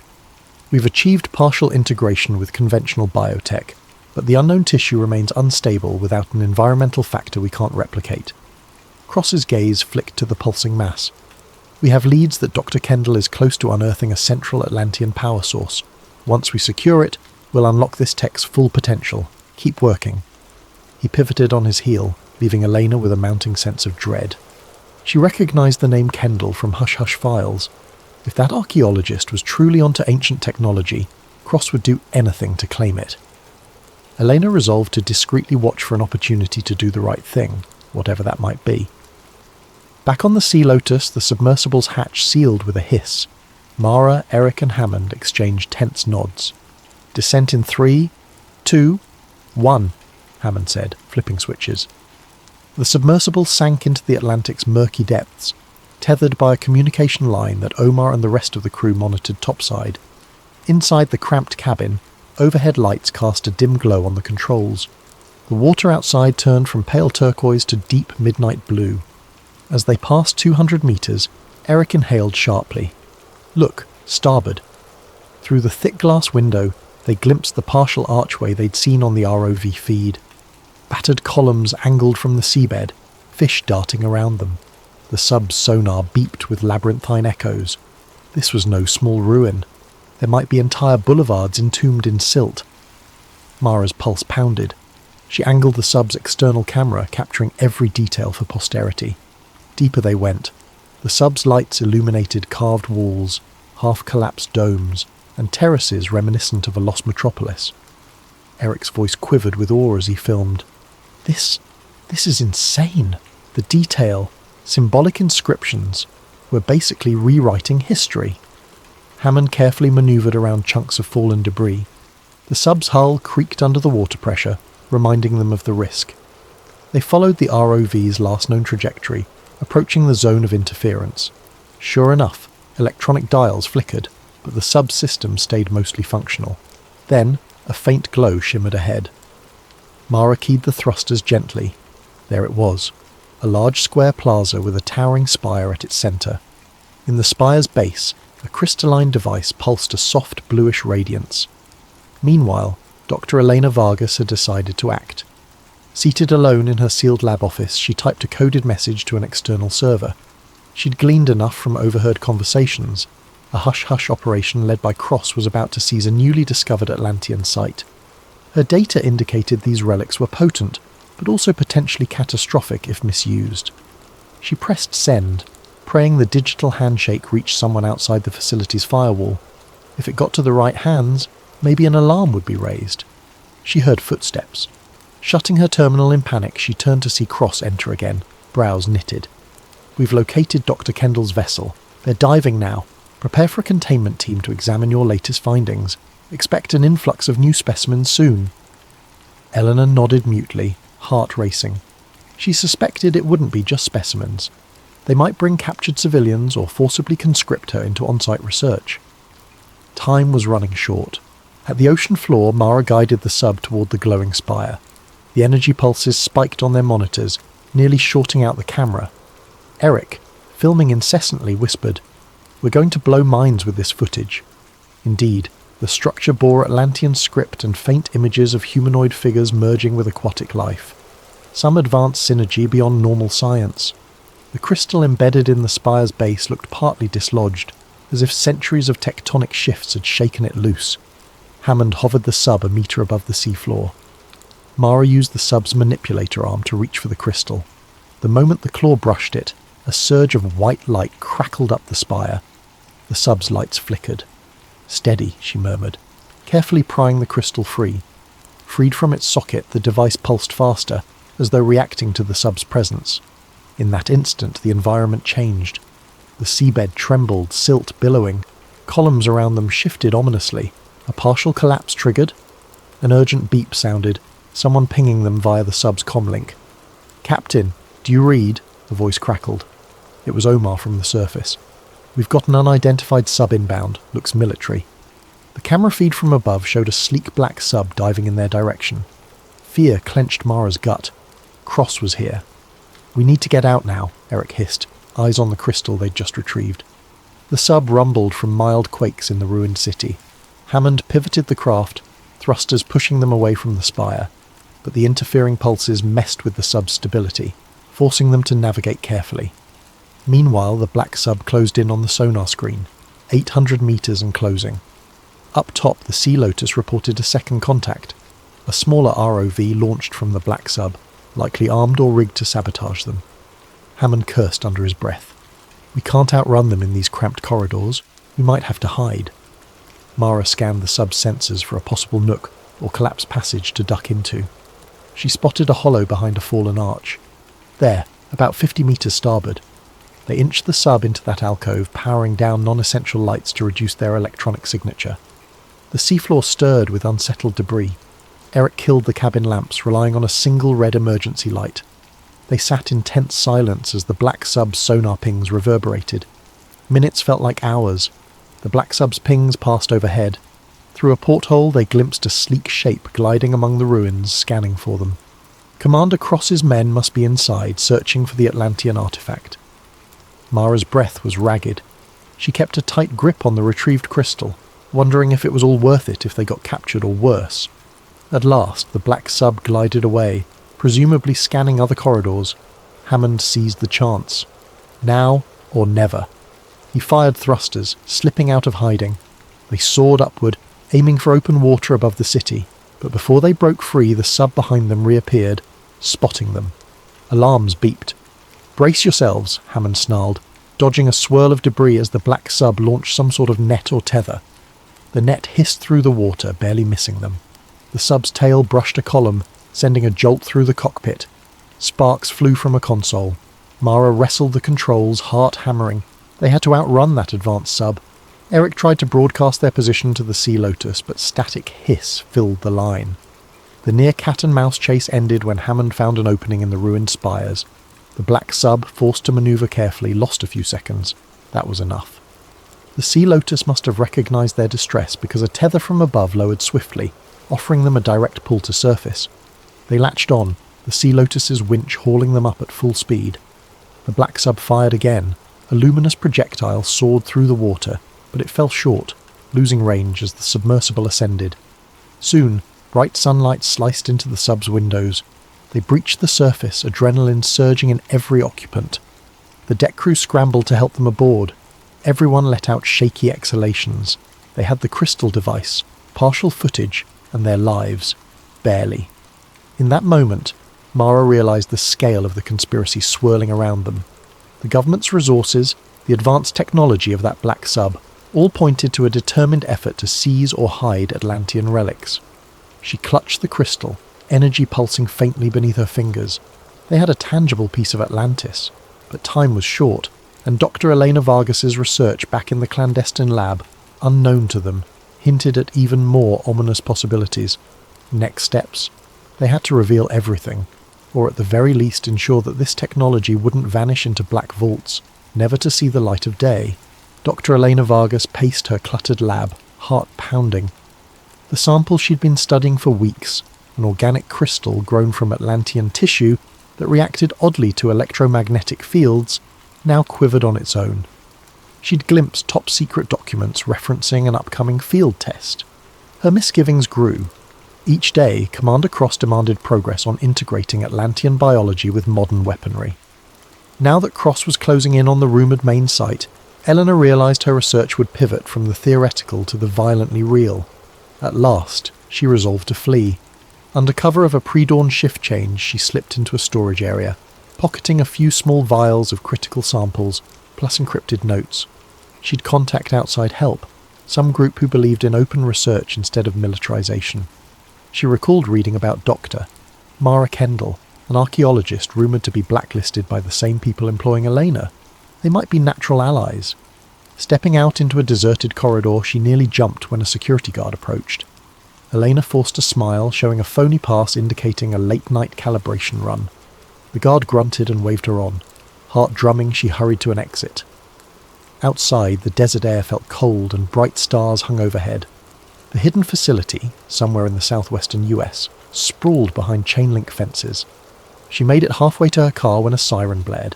They discovered my lab entry logs. She sprinted, lab coat flapping. Bullets ricocheted off asphalt.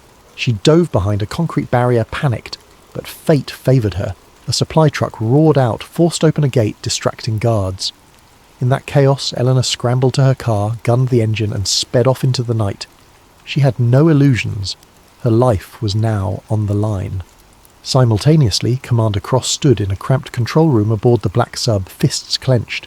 The confrontation at the Atlantean city had failed to net Dr. Kendall or the artifact. He seethed. "They have the crystal. We cannot allow that data to go public." An officer nodded. "Yes, sir. We're tracking the salvage ship's heading, but they keep changing routes. Also, an internal breach was reported. Doctor, Vargas fled with unauthorized materials." Cross's glare turned icy. "Then we have 2 leaks to plug. Focus on Kendall first. Vargas is secondary. We can handle her later." Even as frustration simmered, Cross believed in a single truth. Controlling Atlantean relics was vital for national and global security. Better in our hands than in rogue states or naive scientists. That justification fueled his every extreme measure. Aboard the Sea Lotus, euphoria from the dive soon turned to worry. They had an artifact brimming with unknown energy. Mara studied it in a makeshift lab, noting how it emitted faint pulses at intervals. The boat's instruments occasionally glitched. "This thing could revolutionize energy production," she murmured, voice hushed. "But if misused, who knows?" Eric nodded, flipping through notes. "We must go public ASAP, but we need more. The footage from the city helps, but a single crystal might be dismissed as a hoax. We need a credible platform to confirm authenticity." He turned to Hammond. "Can we land in a neutral port? Maybe Lisbon or Casablanca? Somewhere we can get real lab analysis done without immediate government crackdown." Hammond scratched his chin. "Sure, but every port has watchers. Cross's men might intercept us. We'll have to slip in quietly, or find a friendly facility offshore." A crackle from the radio interrupted them. "Incoming signal for Dr. Kendall. It's coded," Omar called. Mara rushed to the radio console. Through static, a voice said, "Doctor. Kendall, Eleanor Vargas. I know about your Atlantean find.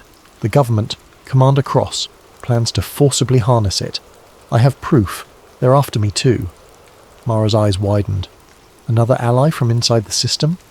Eleanor's voice trembled. "I've seen glimpses of weaponized organic tech. If you have a real Atlantean artifact, they'll stop at nothing. We must meet, share data, expose them before it's unstoppable." Mara turned to Eric, mind spinning. "She's the inside contact we needed, but how to arrange a rendezvous without cross-tracking us both?" After coded back and forth, they decided to meet at an abandoned oil platform in international waters, a neutral spot away from prying authorities. Eleanor could charter a plane or boat. The Sea Lotus could slip there. With luck, they'd gather all evidence: Elena's inside info, Mara's artifact, Eric's footage, and blow Project Trident wide open. But time was short. Cross's black sub was rumoured to roam the Atlantic. Elena, fearful of pursuit, insisted they meet within 72 hours. If not, she warned, Cross's agents might relocate her old lab and accelerate their doomsday research. Reluctantly, the crew set course for the platform, charting a zigzag route to evade detection. Meanwhile, at a hush-hush briefing in DC, official spokespeople began a campaign to discredit Dr. Kendall. Leaked press releases labelled her a disgraced academic peddling fake Atlantis theories for personal fame. Eric's outlet was threatened with lawsuits if they published inflammatory nonsense.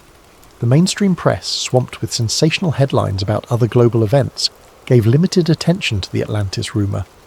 Some online circles buzzed about it, but official sources repeated the same line: no credible evidence of advanced ruins. Through manipulative press strategies, Cross kept a lid on the story for now. Eric watched these developments with clenched fists. "They're burying us in misinformation," he told Mara. She nodded. "We'll need a bombshell, like Elena's insider documents, plus tangible lab results on this crystal. Once people see that and the raw sub-footage, we might break through the spin." Still, the creeping dread that Cross might physically stop them overshadowed every plan. Days turned into a frantic blur. The Sea Lotus changed headings at random, scanning radar for suspicious vessels. Tension frayed nerves. Omar needed rest from constant watch shifts.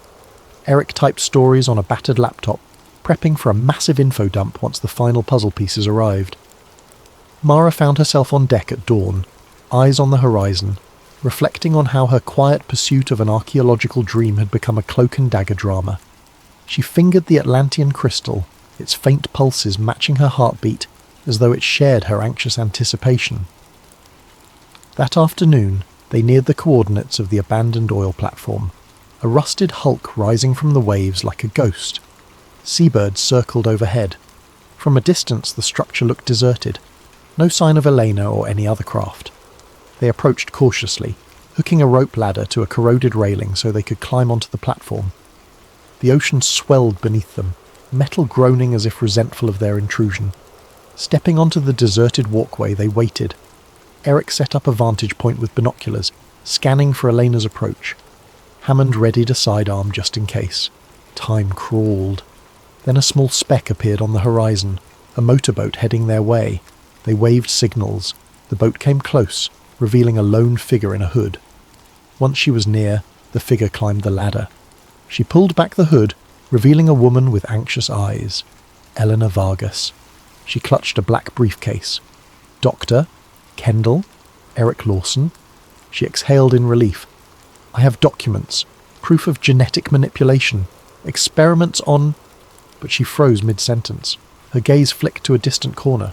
"Wait, do you hear that?" Mara strained her ears. Faint rotor blades? Suddenly a helicopter swooped overhead, black and unmarked. Gunmen peered from open doors. Commander Cross? Possibly. The platform reverberated with the thrum of rotors. Then a second chopper soared into view, ropes uncoiled. Armed men in tactical gear descended, forming a perimeter. The small group on the walkway realized they were outnumbered, cornered. Cross himself stepped off one chopper, face grim. Dr. Vargas, Dr. Kendall, Mr. Lawson, all in one place. Convenient. Soldiers levelled rifles. The wind whipped at Cross's coat as he advanced. "Hand over the artifact and any documentation, now." Eleanor paled. Eric tensed, camera in hand. Mara's mind raced. If they surrendered, the truth would vanish. Cross gave them a mocking smile. "You have no idea what you've stumbled upon. This technology could tip the balance of global power. In the wrong hands, like incompetent civilians, it's catastrophic. In ours, it preserves order. You can't possibly comprehend the stakes." Mara, teeth gritted, clutched the crystal in her jacket pocket. She felt its pulses intensify as if reacting to the confrontation. Eleanor clutched her briefcase. Hammond, gun half raised, whispered to Mara, "We can't take them all. We're done." Cross raised a hand. Soldiers stepped forward, ready to seize them. The standoff crackled with tension, no easy escape. If they lost this moment, all hopes of unveiling Atlantis to the world might be crushed. As the swirling rotor wash battered them and Cross's men closed in, the only question was, could they break free one last time, or had the government finally cornered them in the quest for Atlantis? Commander Cross's men fanned out across the rusted oil platform, rifles trained on Mara Kendall and her companions. The helicopter blades overhead thundered, creating an invisible cage of swirling air. Dr. Elena Vargas clutched her briefcase of incriminating files, while Eric Lawson hovered protectively near her, camera half raised. Captain Hammond, outnumbered, could only grit his teeth in frustration. Mara felt the Atlantean crystal throbbing in her pocket, a silent testament to the ancient city's secrets and the peril they faced. Cross stepped closer, voice calm yet menacing. Hand them over. Crystal, files, everything. This fiasco ends without bloodshed, and you can walk away. Resist, and I can't guarantee your safety. Elena's eyes flashed with defiance. You'll bury the truth. Use Atlantean tech for weaponry. I won't let you. Cross's lips curled. You naive scientists think you can handle powers beyond comprehension. The world teeters on chaos. Only strong leadership can keep a lid on it. Now, one last time, the artifact. Mara's heart pounded. She recalled the cataclysmic destruction the Atlantean city nearly triggered during their dive. She knew the technology demanded cautious stewardship, not militarization. Summoning courage, she shook her head. No, Commander, this belongs to humanity, not your secret program. Cross's gaze hardened, and a soldier advanced.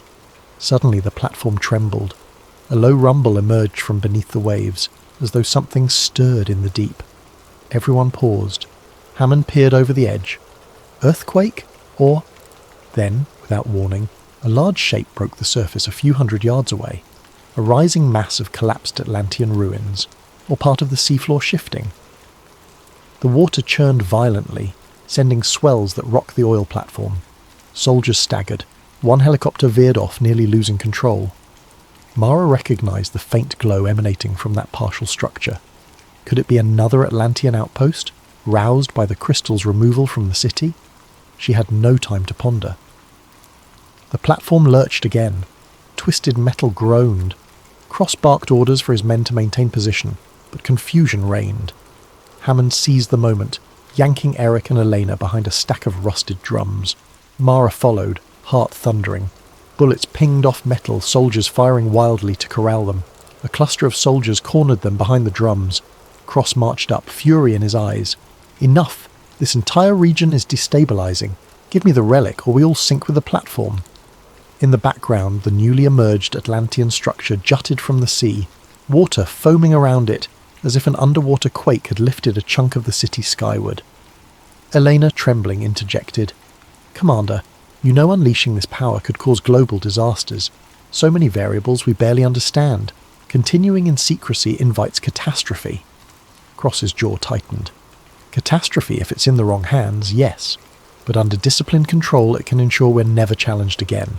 He nodded to the armed soldiers. We'll forcibly take it if needed.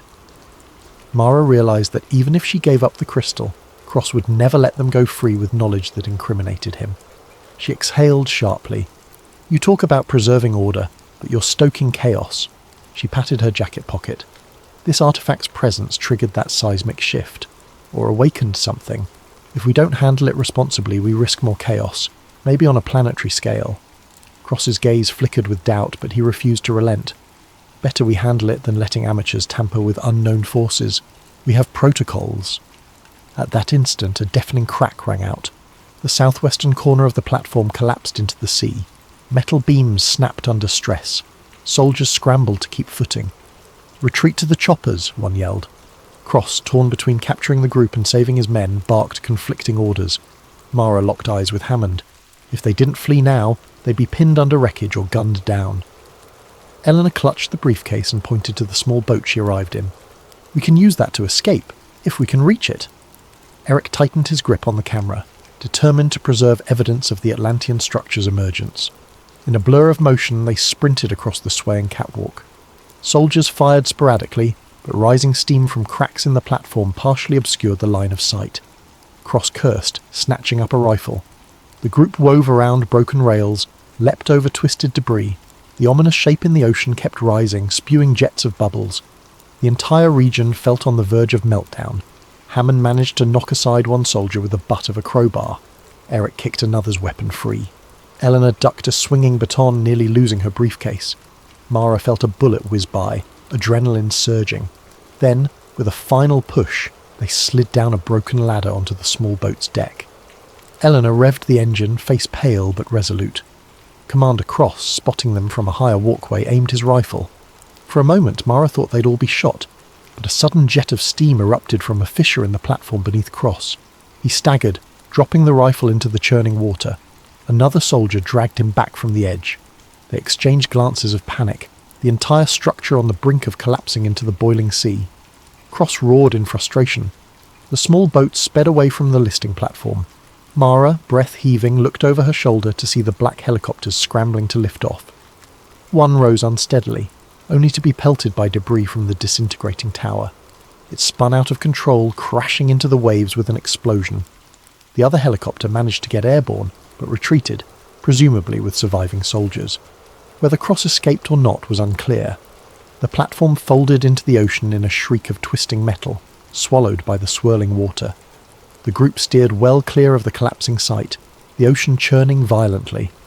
For a time they simply drifted, stunned by the near-death ordeal. The newly emerged Atlantean structure in the distance continued to bubble and spout water jets, as though releasing pent-up energies. Mara clutched the crystal, half expecting further cataclysm. Yet after a final thunderous groan, the ocean calmed, leaving behind a half-submerged ruin that quickly sank back below the surface, like a gasping breath of some ancient beast now returning to slumber. Eric rubbed salt spray from his eyes, then started filming the wreckage. We have on-camera proof that some monstrous forces were at play. Our story just went from shocking to insane. The footage, the documents, it's unstoppable. Eleanor exhaled a shaky sigh, hugging the briefcase to her chest. Project Trident's unethical experiments, Cross's covert ops, all of it can be exposed. I just pray the Atlantean relic doesn't fall into new hands that repeat the same mistakes. Mara, heart heavy, stared at the artifact's pulsing light. We have a moral duty to ensure it's used for knowledge, not power. We'll bring it into the public eye, let the global scientific community assess it openly. She paused, thinking of the potential for a worldwide scramble. But that might spark a scramble among nations. Still, secrecy is worse. Some hours later they rendezvoused with the Sea Lotus. The crew welcomed them with relief, though subdued by the scale of what had happened. Omar quickly uploaded the video footage to secure cloud servers. They compiled Elena's testimony, her lab notes, and the subdive recordings. Eric put finishing touches on an investigative piece, weaving the raw data into a narrative that laid bare the entire conspiracy. Project Trident, the stolen Atlantean technology, the clandestine sabotage, the near catastrophe at the oil platform. Once it was ready, he hit publish across multiple news sites. A digital avalanche began. Within a day, the story exploded online. Social media buzzed with images of the partial Atlantean ruins, dramatic standoffs, and the meltdown of the platform. Government spokespersons scrambled to deny any Black Project involvement. Some channels called it a hoax, but the sheer volume of corroborating evidence, testimony from Dr. Vargas, the recovered artifact's initial lab tests, submarine footage, proved hard to dismiss. Congressional hearings loomed. Allies in the academic community offered labs to analyse the crystal, urging transparency. Eric's outlet soared in readership but also faced hacking attempts. Dr. Vargas sought temporary asylum with an international watchdog group, protected from retaliation. Meanwhile, Commander Cross's status remained unknown. Some rumours claimed he perished on the platform, others whispered he'd fled with a handful of loyal operatives. Either way, Project Trident was exposed. Investigations launched into missing funds, unethical experiments, and attempts to sabotage Dr. Kendall's research. In the ensuing weeks, the global community demanded open exploration of the Atlantean site. Various institutions vied for a seat at the table. Mara Kendall found herself an unlikely figurehead. Though exhausted and still shaken by the meltdown, she recognised the new responsibility, safeguarding Atlantean relics so they wouldn't be misappropriated again. She formed a collaborative foundation with ethical guidelines, ensuring any recovered technology wouldn't be hidden or weaponized. Sailing away from the site, she gazed at the shimmering crystal one last time, faint pulses resonating with the ocean's rhythm. We might never fully grasp the wonder of Atlantis, she mused, but at least for now the truth is free, no longer cloaked in deception. In her mind, she pictured the submerged pillars, the half-buried domes that spoke of a civilization advanced beyond ancient imagination. She whispered a silent pledge to honour its legacy.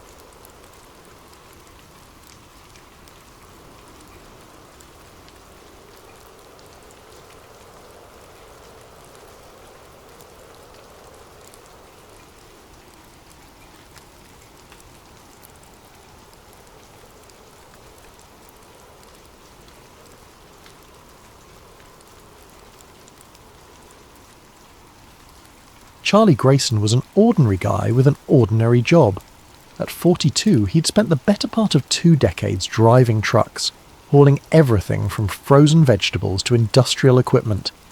He didn't mind the solitude of the open road. In fact, he preferred it. Life behind the wheel was simple. Just him, his rig, and the endless stretch of highway. But sometimes, the road led to places he never expected. Driving was Charlie's refuge. The hum of the engine beneath him, the rhythmic roll of tyres on pavement, and the vast, open skies above. It was his version of freedom. There were no office politics to navigate, no meetings to attend, and no deadlines beyond the ones set by his dispatcher. It was a job that required focus and patience, qualities Charlie had in abundance. He liked the routine of it, the way each delivery started and ended with a clear purpose. Most days the miles blurred together. The roads were familiar, even comforting.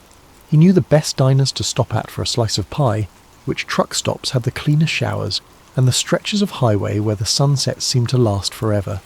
He loved the quiet moments when the world felt like it belonged to him alone, the only sound the low rumble of his truck and the occasional whisper of wind through the windows.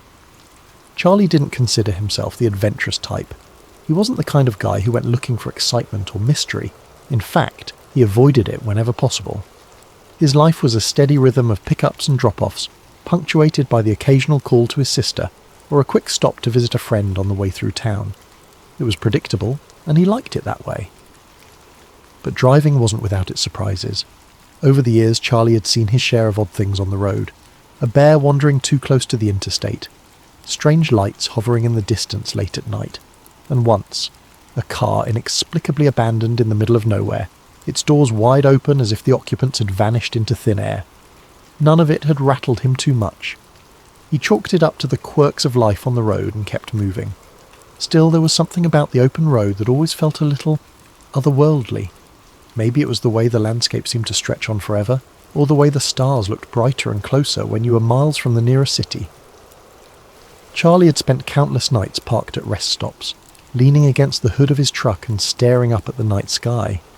He liked to imagine the stories those stars might tell if they could talk, stories of travellers like him crisscrossing the country in search of something they couldn't quite name. Charlie wasn't a dreamer by nature, but he did have a quiet appreciation for the unknown. He liked the idea that there were still mysteries in the world, things waiting to be discovered just beyond the horizon. But those thoughts were fleeting, passing through his mind like the tumbleweeds that sometimes skittered across the highway. For the most part, Charlie kept his focus on the road ahead, content with the life he'd built and the steady rhythm of his days. He never imagined that one of those roads, the same roads he'd travelled countless times, could lead him somewhere he wasn't meant to go, somewhere that would shatter his carefully constructed world of routine and simplicity, somewhere that would make him question everything he thought he knew about the job he'd always thought was so ordinary. It started with a routine delivery. His dispatcher called it a special route, which wasn't unusual. These jobs usually meant more pay and tighter deadlines. Charlie didn't ask questions. He wasn't the type to pry. He picked up the sealed cargo from a nondescript warehouse outside of Las Vegas, a heavy reinforced crate with no markings. The manifest simply read, "High-value equipment." That wasn't uncommon either. Truck drivers carried plenty of things they weren't meant to ask about. The instructions were precise. Follow a specific route, no detours, and arrive at the drop-off point by 2 a.m. The GPS coordinates were deep in the Nevada desert, but Charlie didn't think twice. He'd driven through the desert plenty of times, delivering goods to remote military installations. It was all part of the job. The sun was setting as Charlie turned onto a narrow, unmarked road. The desert stretched out in all directions, the horizon glowing in shades of orange and purple. The only signs of life were the occasional jackrabbit darting across the cracked pavement and the faint hum of his engine echoing in the stillness. His headlights cut through the growing darkness as he followed the route on his GPS. After an hour of driving, he approached a security checkpoint. The road was blocked by a high chain-link fence topped with razor wire. 2 armed guards stood by a small booth, their faces shadowed by the brim of their caps. The insignia on their uniforms was unfamiliar, but their presence made it clear. This was no ordinary delivery. Charlie rolled down his window as one of the guards approached. The man didn't speak, just motioned for Charlie's paperwork. Charlie handed it over, his heart beating a little faster. The guard studied the documents, then nodded and waved him through. The gate creaked open and Charlie drove on, his curiosity gnawing at him. The road ahead was smooth, eerily pristine compared to the cracked pavement outside the fence. As he drove, the landscape changed. Large, hangar-like buildings loomed in the distance, their shapes barely visible in the moonlight. The air felt heavy, charged with an unexplainable energy that made Charlie's skin prickle. He couldn't shake the feeling that he was being watched. His GPS pinged again as he double-checked the coordinates, signalling that he had arrived at the drop-off point. The area wasn't what Charlie had expected. It wasn't the usual industrial depot or a warehouse tucked away in a quiet corner of town. Instead, it was a desolate stretch of concrete leading to a massive hangar, its steel doors looming like the entrance to a fortress. A single overhead light flickered, casting erratic, shifting shadows that danced across the asphalt. The air felt heavier here, as though the weight of the place itself pressed down on him. He cut the engine, the silence that followed feeling almost unnatural, broken only by the faint rhythmic hum of distant machinery. Charlie climbed down from the cab, his boots crunching against the ground as he stretched his legs. He glanced around, half expecting someone to appear immediately, but the area was eerily empty. The light above buzzed faintly, adding to the tension. For a moment he considered honking the horn to announce his presence, but something about the atmosphere made him think better of it. After a few minutes, a figure emerged from the shadows. It was a man in a crisp white lab coat, his expression blank and his gait purposeful.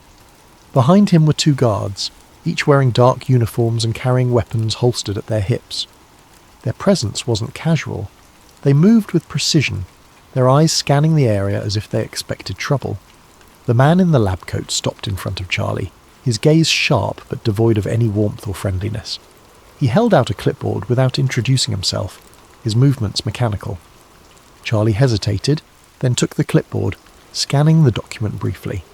It was the standard delivery confirmation, but the strange location and the armed guards made him feel like he was signing away more than just a shipment. "You'll unload the crate and bring it inside," the man said, his tone clipped and efficient. He didn't offer a name, an explanation, or even a hint of small talk. Charlie simply nodded, sensing this wasn't the kind of place where questions were welcomed. As he moved to the back of his truck, the guards followed closely, their boots echoing against the concrete. He could feel their eyes on him, scrutinizing every move he made. The crate was large, heavy, and reinforced with thick steel edges. It was unmarked, save for a series of stenciled numbers on its side, nothing that gave away its contents. Charlie had hauled plenty of odd cargo over the years, but something about this crate set his nerves on edge. Using the pallet jack, he carefully wheeled the crate down the truck's ramp, the metal clanking softly as it touched the ground. He manoeuvred it toward the hangar doors, where the man in the lab coat was waiting. The guards stayed close, their presence more oppressive than helpful. The hangar's interior was unlike anything Charlie had ever seen. The air was cooler, carrying a faint metallic tang, and the overhead lights bathed everything in a harsh, sterile glow. Rows of equipment lined the walls, machines with sleek, futuristic designs that looked more at home in a science fiction movie than a government facility. Some hummed faintly, their lights blinking in patterns Charlie couldn't decipher. Others were silent but ominous, their purposes entirely alien to him. As he wheeled the crate into place, Charlie's eyes darted around the room. He couldn't help but notice the way the lab coat man and the guards avoided looking directly at certain pieces of equipment, as though even they weren't entirely comfortable with what surrounded them. A strange tension hung in the air, an unspoken understanding that this was no ordinary workspace. The man in the lab coat gestured to a designated spot near the back wall. "Right there," he said, his voice devoid of inflection. Charlie complied, carefully lowering the crate into place. He secured it as instructed, the guards watching every movement as though they expected him to do something wrong. "Is that it?" Charlie asked, breaking the silence. His voice sounded too loud in the cavernous space, echoing off the walls. The man in the lab coat didn't respond. He simply nodded, his attention already shifting to the crate as if Charlie no longer existed. As Charlie turned to leave, something caught his eye, a large translucent panel mounted on the far wall. The surface glowed faintly, its opacity shifting like frosted glass under a faint light. Behind it, he thought he saw movement. It was subtle, almost imperceptible, a flicker of shadow that disappeared as quickly as it had appeared, but it was enough to make him stop in his tracks. "What's behind?" he started to ask, but the words died in his throat. One of the guards stepped forward, his hand resting on the holster at his hip. "Time to go," the guard said, his tone leaving no room for argument. Charlie's mouth went dry. He nodded quickly, forcing his eyes away from the panel. As he walked back toward his truck, he could feel the guards' presence behind him, their steps measured and deliberate. It was as if they were herding him out, ensuring he didn't stray or look too closely at anything he wasn't supposed to see. Climbing into the cab of his truck, Charlie's hands trembled slightly as he gripped the wheel. He started the engine, the familiar rumble doing little to calm his nerves. As he pulled away from the hangar, he cast one last glance in his side mirror. The translucent panel was barely visible through the open hangar doors, but in that fleeting moment, he thought he saw it again, a shadow shifting behind the glowing surface. He told himself it was just his imagination, a trick of the light or the exhaustion from the long drive. But no matter how hard he tried to convince himself, the unease lingered, crawling under his skin like an itch he couldn't scratch. The image of the translucent panel and the faint movement behind it replayed in his mind, an unshakable reminder that he had seen something he wasn't meant to. The GPS continued to hum directions, urging him back toward the main gate, but the unease clawing at Charlie's chest wouldn't let him obey. Something about the narrow, well-worn side road just ahead called to him, a whisper of forbidden knowledge he couldn't ignore. He hesitated for only a moment before jerking the wheel and veering off the marked route. His heart pounded as the truck's tyres crunched over the gravel, every turn taking him further away from the path he was supposed to follow. The side road twisted and snaked through the facility's outskirts, its bends obscured by the shadows of low hills and sparse desert vegetation. The abandoned buildings that lined his path seemed to loom larger as he passed, their windows like hollow eyes watching his every move. At first, he saw no signs of life, just darkness and the occasional rusted chain-link fence, rattling faintly in the breeze. But as he drove deeper, things began to shift. He noticed subtle signs of activity, a faint glimmer of light from a distant structure, tyre tracks freshly carved into the dirt, the unmistakable silhouette of guards patrolling a perimeter. His breath quickened. The urge to turn back tugged at him, a voice of reason growing louder in his mind, but his curiosity burned too hot to be extinguished. He pressed forward, gripping the wheel tighter as the road widened and led him into what felt like the heart of the facility. At last, he pulled his truck into the shadow of a massive hangar, its dark metal walls blending into the night. He killed the engine, the abrupt silence amplifying the sound of his own rapid breathing. For a moment, he just sat there, the weight of what he was doing pressing down on him. Then, as though compelled by an unseen force, he climbed out of the cab. The air here was different, thick, charged, as if it hummed with an invisible current. Every step Charlie took felt deliberate, his boots crunching softly on the gravel as he crept closer to the hangar. A faint glow seeped through a crack in the enormous doors, and he found himself drawn to it like a moth to a flame. He crouched low, the cool metal of the hangar's sidewall brushing against his hand as he leaned in to peer through the gap. The interior of the hangar was breathtakingly vast, stretching farther than his eyes could follow. The air inside was cold, a stark contrast to the desert night beyond. Rows of futuristic workstations lined the walls, each manned by technicians clad in pristine white lab coats. They moved with quiet precision, their faces illuminated by the pale blue light of glowing monitors. Charlie's eyes scanned the room, drinking in details that felt like something out of a dream or a nightmare. And then he saw it. At the centre of the hangar, suspended impossibly above the ground, was a craft like nothing he'd ever imagined. Its shape was sleek, almost organic, with smooth metallic curves that shimmered like liquid under the harsh overhead lights. The hull was etched with strange, glowing symbols that pulsed faintly, as though alive. The air around the craft seemed to ripple subtly, distorting the light in a way that made it difficult to focus on its form for too long. Charlie's breath caught in his throat. This wasn't any kind of military tech he'd ever seen. This was something else, something not of this world. The realization sent a chill down his spine. and for a moment he couldn't move. His mind raced, struggling to process what he was seeing. His hands gripped the edge of the doorframe so tightly his knuckles turned white. The technicians moved around the craft like surgeons in an operating room, their movements synchronized and deliberate. It was clear they were conducting tests, but on what or why, Charlie couldn't begin to guess. A soft mechanical hum filled the air, barely audible but somehow felt deep in his chest. It was coming from the craft, a rhythmic vibration that seemed to resonate with the very walls of the hangar. He stared at it, transfixed, until a faint sound behind him shattered the spell. "Step away from the door," a voice commanded, sharp and unyielding. Charlie whipped around, his heart lurching into his throat. 2 guards were approaching, their weapons drawn and pointed squarely at him. The beams of their flashlights cut through the darkness, illuminating his frozen form. Panic surged through his veins, and before he could think, his instincts took over. He bolted. The shouts of the guards rang out behind him, their voices sharp and urgent. Charlie's boots pounded against the gravel as he sprinted back toward his truck, his mind a blur of fear and adrenaline. He could hear their heavy footsteps gaining on him, the clatter of their gear echoing in the night. Every breath burned in his lungs, but he didn't dare slow down. He reached the truck and yanked open the door, his hands trembling as he fumbled with the keys. The guards were closing in, their shouts growing louder, but finally the engine roared to life. He slammed the door shut and threw the truck into gear, his foot pressing hard on the gas pedal.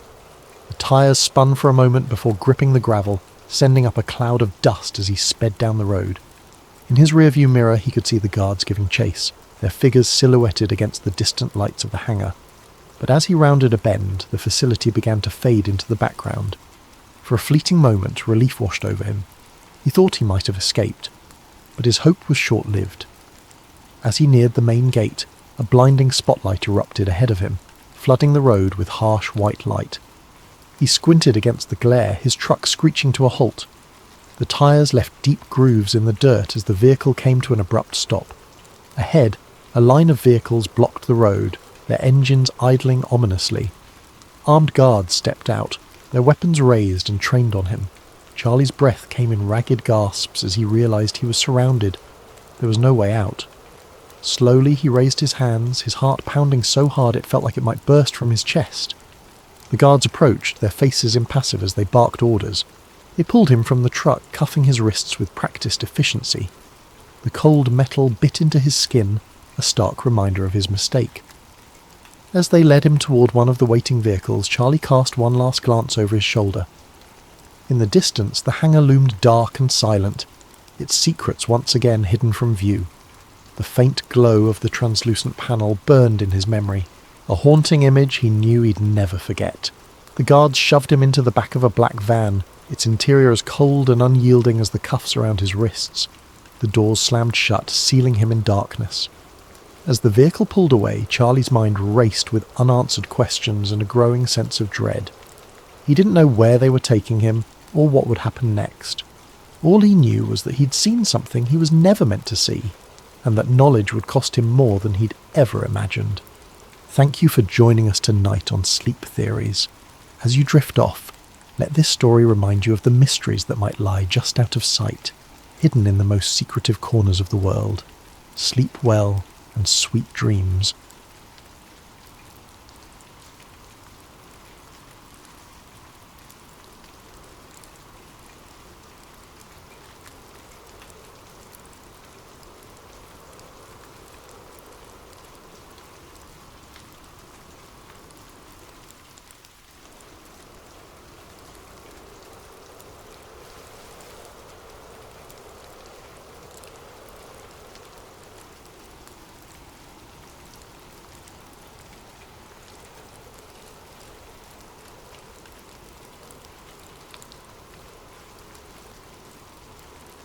Daniel had always dismissed the idea as science fiction, the stuff of movies and novels, but tonight something about it struck a chord. He began reading obsessively, diving into articles, forums, and even academic papers. The theory was grounded in logic, with prominent figures like Elon Musk and Nick Bostrom lending it credibility. Bostrom's argument was particularly compelling. If humanity ever reached a point where it could create hyper-realistic simulations, it was likely that countless simulated worlds would be created. Statistically, the odds of living in the one base reality were slim. Most likely we were already in a simulation. At first, Daniel laughed it off, but the more he read, the harder it became to ignore. Strange memories surfaced, moments from his past that didn't quite add up. A childhood friend he could remember vividly one day seemed like a distant blur the next. Patterns began to emerge in the world around him. Coincidences that felt too perfect, glitches that he had previously chalked up to his imagination. One night, Daniel decided to test the theory for himself. It had been weeks of consuming forum posts, articles, and late-night podcasts about the simulation hypothesis. The idea had started as a passing curiosity, but now it gripped him, gnawed at the edges of his perception, and made him question the very ground beneath his feet. If reality was as structured and artificial as the theories suggested, there had to be a way to prove it, or at least glimpse behind the curtain. He sat at his desk, illuminated by the glow of his computer screen, and began writing a simple program. It wasn't anything extraordinary, just a piece of code designed to generate random numbers. The logic was straightforward. The output should be completely unpredictable. Yet, as he stared at the rows of numbers that scrolled across the screen, he noticed something unsettling. At first it seemed like a coincidence. A number here, a number there, repeating after a few cycles. He rubbed his eyes, convinced he was imagining things, but the more he watched, the clearer the pattern became. Every few intervals the same sequence appeared like a song stuck on loop. The numbers weren't random at all. It was as if an invisible hand was guiding them, injecting order where there should have been chaos. Daniel's heart raced. He ran the program again, tweaking variables, trying different algorithms. Yet no matter how he adjusted the parameters, the pattern remained. It was subtle, but undeniable. It felt deliberate, like someone, or something, wanted him to notice, and that was only the beginning. Once Daniel began paying attention, the glitches seemed to follow him everywhere.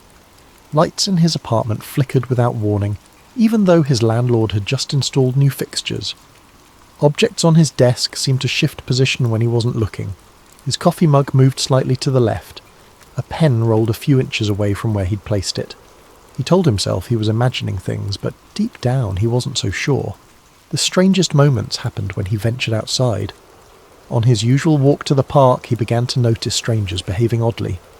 One day, a man in a dark coat walked past him, muttering to himself. Daniel didn't think much of it until later, when he saw the same man again, walking in the exact same way, muttering the exact same words. It wasn't déjà vu. It was like a scene repeating in a poorly rendered video game. And then there was the bird. It was a quiet afternoon, the kind Daniel usually enjoyed. He sat on a park bench sipping coffee when he saw a sparrow dart across the sky. It was an ordinary sight, but halfway through its flight the bird froze. It wasn't slowing down or adjusting its path, it was frozen in mid-air, its wings caught in an unnatural pause. Daniel blinked, his heart pounding. A second later the bird resumed its flight, as if nothing had happened. He stood up, his coffee forgotten, and scanned the park. No one else seemed to notice. Parents pushed strollers, joggers passed by, and kids chased each other near the swings. To them, the world was moving as it always had. But to Daniel, something was wrong. The bird's pause had lasted only a fraction of a second, but it was enough to shatter his sense of normalcy. He began to see these glitches everywhere. A car parked on the street blinked out of existence for a moment, only to reappear in the same spot as if nothing had happened. Digital clocks glitched, showing impossible times, 4:73 a.m. or 25:01 p.m, before correcting themselves. Even conversations with strangers felt scripted. A cashier at the grocery store repeated the same phrase twice, word for word, with the same intonation and rhythm, as though she had been reset mid-sentence.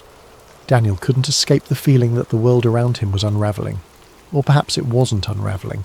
It was revealing itself layer by layer, as if daring him to dig deeper. As weeks passed, Daniel's obsession consumed him, like a fire spreading through dry wood. What had started as a casual curiosity about simulation theory had evolved into an all-encompassing fixation. His once tidy apartment now resembled a war room. Walls covered in hastily scribbled notes, strings of red yarn connecting photographs and diagrams, and stacks of open books teetering precariously on every available surface. The soft glow of computer screens illuminated the chaos, their hum a constant background noise as Daniel delved deeper into his quest for answers. Friends had stopped reaching out, their texts and calls ignored until they dwindled into silence. Daniel barely noticed. His world had narrowed to a singular purpose, to prove that reality was not what it seemed. Days and nights blurred together as he scoured the internet for clues, digging through obscure forums, listening to late-night podcasts, and watching grainy videos of supposed glitches in the Matrix. He wasn't just exploring anymore, he was hunting, desperate for something tangible, something irrefutable. And then, one night, he found it. It was nearly 3 a.m, the hour when the world outside seemed the quietest and Daniel's mind felt the sharpest. He was scrolling through a forum dedicated to simulation theory, its threads filled with a mix of wild speculation, eerie anecdotes, and the occasional well-articulated argument. His eyes skimmed past a post titled "Proof Hidden in Plain Sight," and then stopped. The author of the post, a user known only as Observer, had a reputation in the community for their cryptic but compelling insights. The post was unlike anything Daniel had seen before. Observer claimed to have found evidence of the simulation, not in the form of glitches or anomalies, but in coded messages embedded within reality itself. The post included no direct evidence, only a series of cryptic clues and riddles, each one urging readers to look for patterns in everyday life. "They don't hide the truth," Observer had written. "It's right in front of us. Numbers, symbols, alignments, they all point to the same thing. Pay attention to the things you ignore. The messages are everywhere." Daniel's heart raced as he read and reread the post, the words resonating with a strange and unshakable truth. The messages were vague, almost maddeningly so, but they struck a chord deep within him. He began to notice them everywhere. The next day, Daniel bought coffee at his usual cafe. As he handed the cashier a $10 bill, his eyes fell on the receipt. The total was $4.42, an unremarkable amount until he noticed the timestamp printed at the bottom, 4:42 p.m. It was the same sequence of numbers he had seen on his phone battery days earlier, and it sent a shiver down his spine. Later that evening, as he walked through his neighbourhood, he passed a billboard advertising a clothing brand. The slogan, written in bold, sleek font, read, "It's all connected." It wasn't the kind of phrase that would normally catch his attention, but tonight it stopped him in his tracks. The words seemed directed at him, as though they were a private message hidden in plain sight. And then there were the stars. Daniel had always been fascinated by the night sky, often spending hours gazing at the constellations from his balcony. But now even the stars seemed to hold secrets. One clear night, as he studied the sky, he noticed an unusual alignment. 3 stars, brighter than the others, formed a perfect triangle. It wasn't a recognised constellation. He'd checked his star charts, and yet it felt deliberate, like a signature left behind by the architects of his reality. The more Daniel looked, the more he found. Random numbers on receipts began to repeat with eerie precision. Phrases and advertisements seemed to echo his own thoughts. Even snippets of conversations overheard on the subway felt too perfectly timed, too meaningful to be mere coincidence. The world around him was starting to resemble a puzzle, one that begged to be solved. But for every clue Daniel uncovered, a new question arose. Were these patterns real, or was his mind playing tricks on him? If the messages were intentional, who or what was leaving them? And most importantly, why? The answers, Daniel felt, were tantalizingly close. Yet the more he searched, the more the lines between reality and illusion began to blur. His once firm grasp on the world around him was slipping, replaced by a growing sense of unease. Somewhere, buried within the fabric of existence, he was certain the truth awaited him. All he had to do was find it. Daniel couldn't shake the feeling that someone, or something, was watching him. At first it was subtle, a twinge of unease when he sat in front of his computer for too long, or the sense that shadows shifted slightly in his peripheral vision. But as days passed, the signs became impossible to ignore. His computer began behaving in ways that defied explanation. Files he hadn't touched would open on their own, random error messages would flash across his screen, and his webcam light flickered on for a few seconds at a time, though he had never enabled it. Each new glitch sent a shiver down his spine. He tried to rationalize it. Perhaps it was a software bug or malware. He ran scans, reinstalled programs, even replaced his webcam entirely. But the anomalies persisted, and with each one, the sensation of being observed grew stronger, like an invisible presence was scrutinizing his every move. Then came the night everything changed. It was late, well past midnight. The quiet hum of the city outside was barely audible over the faint whir of Daniel's computer fan.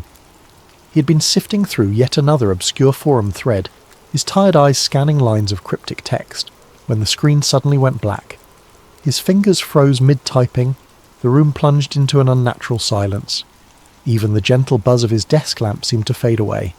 Before he could react, white text flickered onto the dark screen.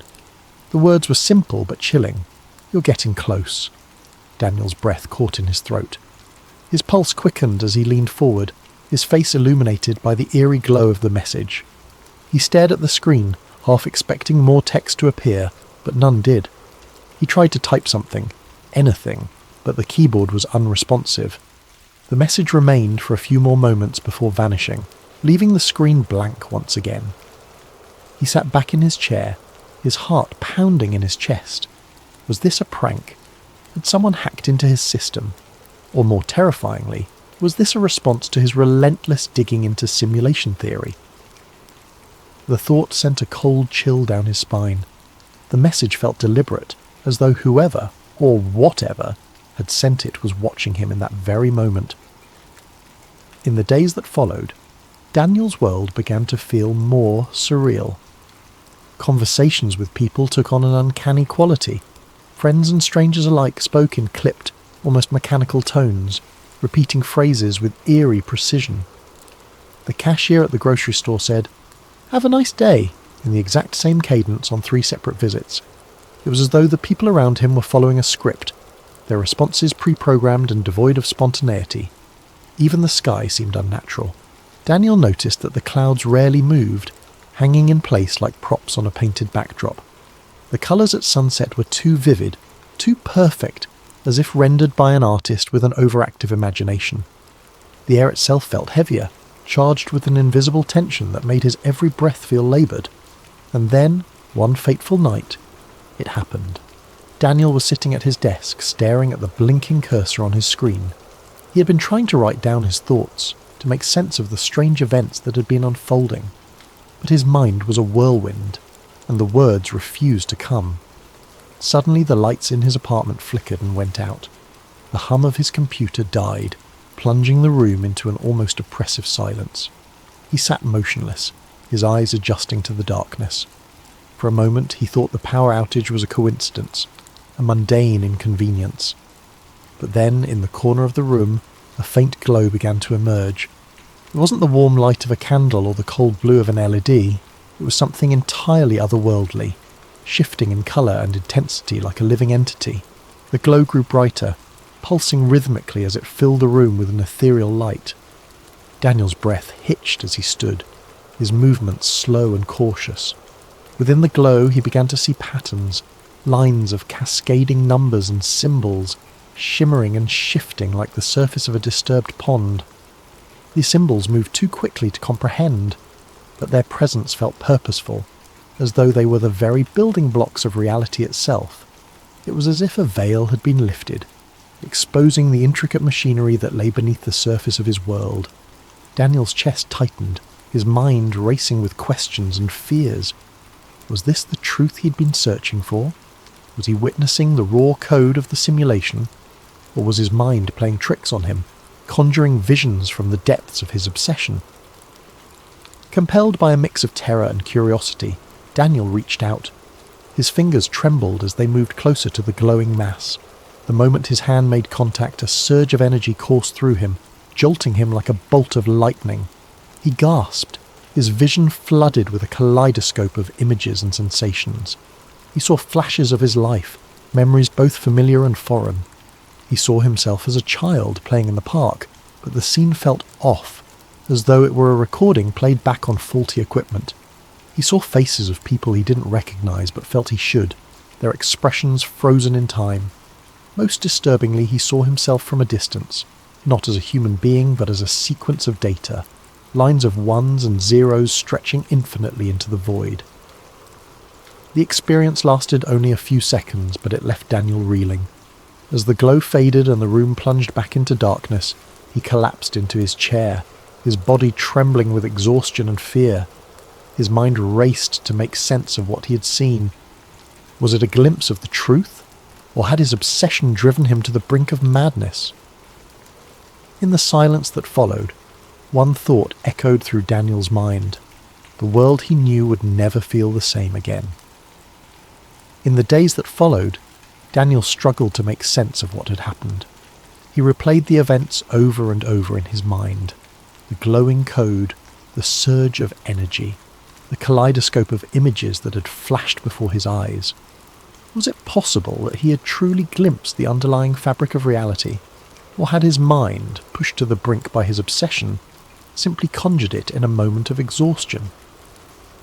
No matter how many times he turned the question over, the answer remained elusive. He began to move through life with a strange sense of detachment. Every moment, every interaction, every sensation carried with it the faint echo of artificiality. The world around him, once vibrant and full of life, now felt like a carefully constructed facade. Conversations felt scripted, as though the people around him were reading from lines they didn't fully understand.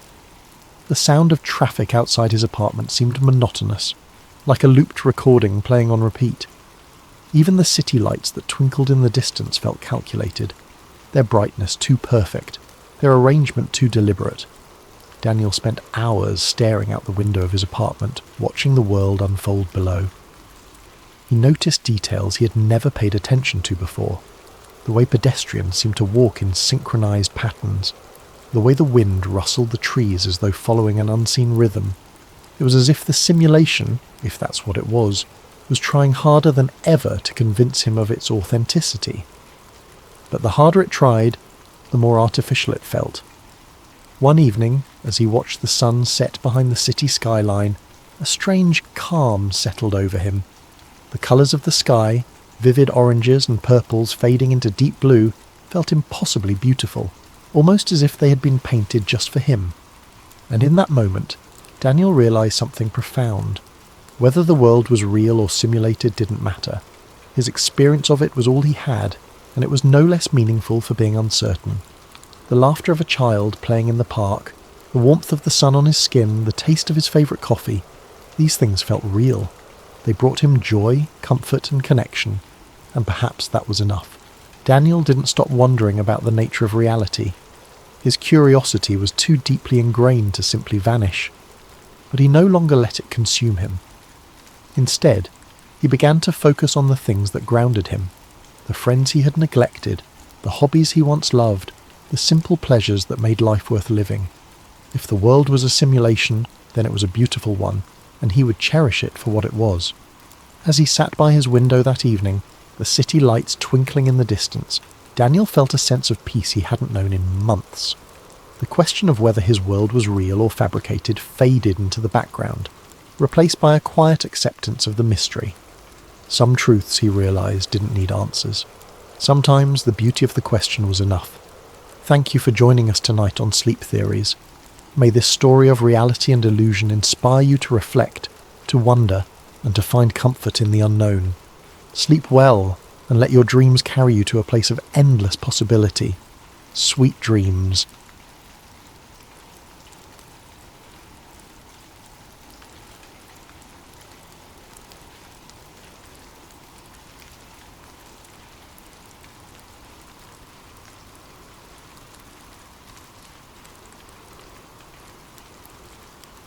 Natalie Reyes had always believed in the power of the written word.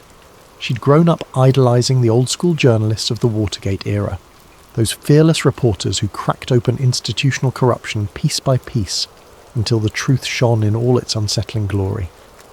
As a child, she'd spent her Saturdays devouring biographies of legendary newsmen, scribbling her own headlines on scraps of paper. Her parents, humble folks in a small Ohio town, nurtured that spark, proud their daughter aspired to uphold journalistic integrity in an era defined by fast-click sensationalism.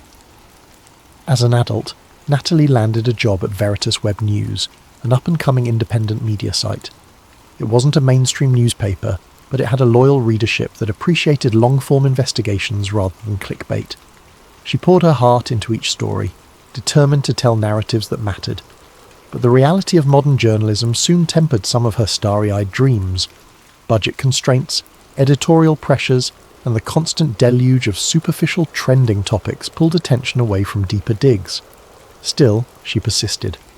Her big break, or so she thought, arrived one brisk fall morning when she was assigned to cover a press conference at the Capitol. A political scandal had erupted around a senator suspected of funneling federal grants to a dubious private contractor. The briefing was standard fare. A gaggle of reporters swarmed a podium, each trying to capture the day's soundbite. But Natalie noticed something peculiar. The questions, posed by journalists from major outlets, were strangely uniform, as if reading from the same script. It struck her as off. After the third nearly identical query, a chill trickled down her spine. Later that evening, as she typed up her piece, an email popped into her inbox. The subject line read, "Mockingbird resurrected." It came from a burner account with a string of random letters and numbers. At first she assumed it was spam, but curiosity piqued. She opened it. The message was brief. "If you care about real journalism, look into the history." Operation Mockingbird never died, only changed its feathers. Don't trust the silence. Operation Mockingbird? Natalie had a vague recollection of that term from college, an alleged CIA campaign in the mid-20th century to recruit journalists, shape narratives, and manipulate public opinion.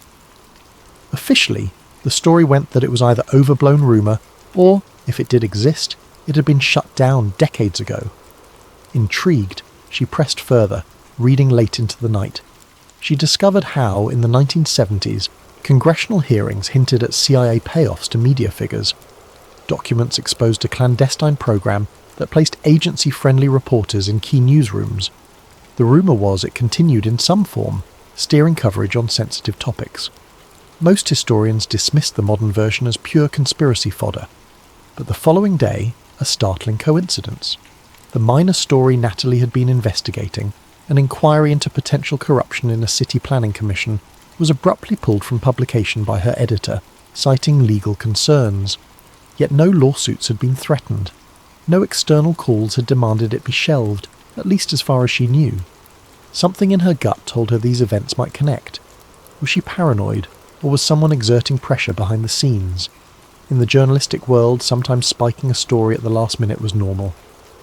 But combined with the cryptic email and the odd uniformity she'd observed at the press conference, a pattern emerged that felt disturbingly deliberate. Unsure where else to turn, she sought out a retired reporter who once mentored her, James "Jim" Wilder. In his heyday, Jim had been a grizzled investigative journalist for a major newspaper, chasing the CIA's tail during the Cold War. He'd retired in partial disgrace after refusing to burn a source, but to Natalie he remained a stalwart figure of unwavering principles and old-school grit. His modest home on the outskirts of DC bore the hallmarks of a life spent digging through archives, towering stacks of books, old newspapers, and microfiche reels. Over tea she described the press conference, the suspicious email, and her shelved story. Jim listened, nodding gravely. "Operation Mockingbird," he said, voice tinged with a cynicism honed by decades in the field. "I was hot on that lead back in the 70s. My editors told me it was a relic. Then one day, I found part of a file, redacted, but it mentioned continuing operations well into the 80s. I tried to push further, but I was stonewalled, threatened even." He leaned back, a nostalgic gleam in his eyes. "I always suspected it never really ended. Why would it? If you have a program that effectively shapes public opinion, you don't just toss it away. You adapt." Natalie felt both a thrill of validation and a pang of worry. "You have any proof left, Jim? Anything I can use to confirm or deny the rumour?" "Got a few pages locked up. They're not exactly conclusive, more like puzzle pieces. But if you're determined, maybe you can do what I never did. Find the missing links." He sighed. "Just be careful, kid. The CIA doesn't mess around when it comes to controlling narratives." From an old filing cabinet, he withdrew a battered folder stuffed with yellowed papers. Natalie flipped through them, seeing references to assets in major newspapers, coded code names, partial financial ledgers with blacked-out lines. One note read, "Coordination for maximum impact, RE, foreign policy coverage." Another referenced journalists receiving monthly retainer fees from front organisations. The cryptic nature made it tough to pinpoint exact individuals or timeframes. She left Jim's house with the folder tucked under her arm, mind buzzing. If Operation Mockingbird had indeed gone underground, who was running it now, and how widespread was it? The next day she approached her editor, a pragmatic, overworked woman named Roslyn. Cautiously, Natalie broached the topic of her cancelled story, asking why it was shot down so abruptly. Roslyn offered a vague explanation about concerns from higher-ups, which was odd because their publication was independently funded. Higher-ups? Who exactly? As Natalie pressed, Roslyn snapped, "We can't fight every battle, Natalie. We've got a lawsuit on our hands if we're not careful." And that was that. The conversation ended with a finality that unsettled Natalie. She could practically smell the unspoken fear. That evening, unable to let it go, she typed out a summary of her Operation Mockingbird suspicions, intending to pitch it as her next investigation. She laid out the facts, historical background, the bizarre press conference uniformity, Jim's half-buried leads, her own cancelled story. But she hesitated before sending it. The risk of being branded a conspiracy theorist was high. She decided first to poke around quietly, test the waters. Her next step was to track digital breadcrumbs. That's when she called in a favour from her friend Alison Wu, a cybersecurity specialist with a reputation for finding invisible connections in massive datasets. Alison worked freelance for non-profits and had a soft spot for Natalie's dogged pursuit of truth. She agreed to help, intrigued by the challenge. Within hours, Alison sent a cryptic text. "I found something. Let's talk in person." They met at a quiet cafe, away from the usual DC journalist hangouts. Over a latte, Alison explained, "I scanned social media posts, news site logs and press releases from multiple outlets. The pattern is subtle, but there's cross-referencing of language. Key phrases appear simultaneously on major networks within hours, not days, and it's too consistent to be coincidence. It's like someone's feeding the same script to multiple anchors and columnists." Natalie's skin prickled. She recalled the press conference's identical questions. "Could be PR agencies, right? Politicians sometimes push talking points." Alison leaned forward. "Sure, but typically each channel still has a unique spin. Here, the exact wording is repeated. I also found that certain journalists who used to have varied viewpoints on foreign policy issues started echoing the same hawkish lines around the same time, about 6 months ago. Very abrupt shift. 6 months ago, a national security flare-up involving a rival nation had dominated headlines. Could that have been the impetus for some clandestine operation ramp-up? The possibility made Natalie's heart race. Before they parted, Alison advised caution. If there's a hidden entity actively shaping coverage, they'll notice if someone's snooping. Tread lightly. That night, the intangible sense of being watched crept in. While drafting an article about an unrelated topic, Natalie thought she saw a flicker on her laptop screen, like a remote access attempt. Paranoia or reality? In bed, she tried to quell the gnawing apprehension. She reminded herself that conspiracies often turn out to be simpler stories of bureaucratic bungling. But Jim's fearful recollection and Alison's data analysis kept returning to her mind.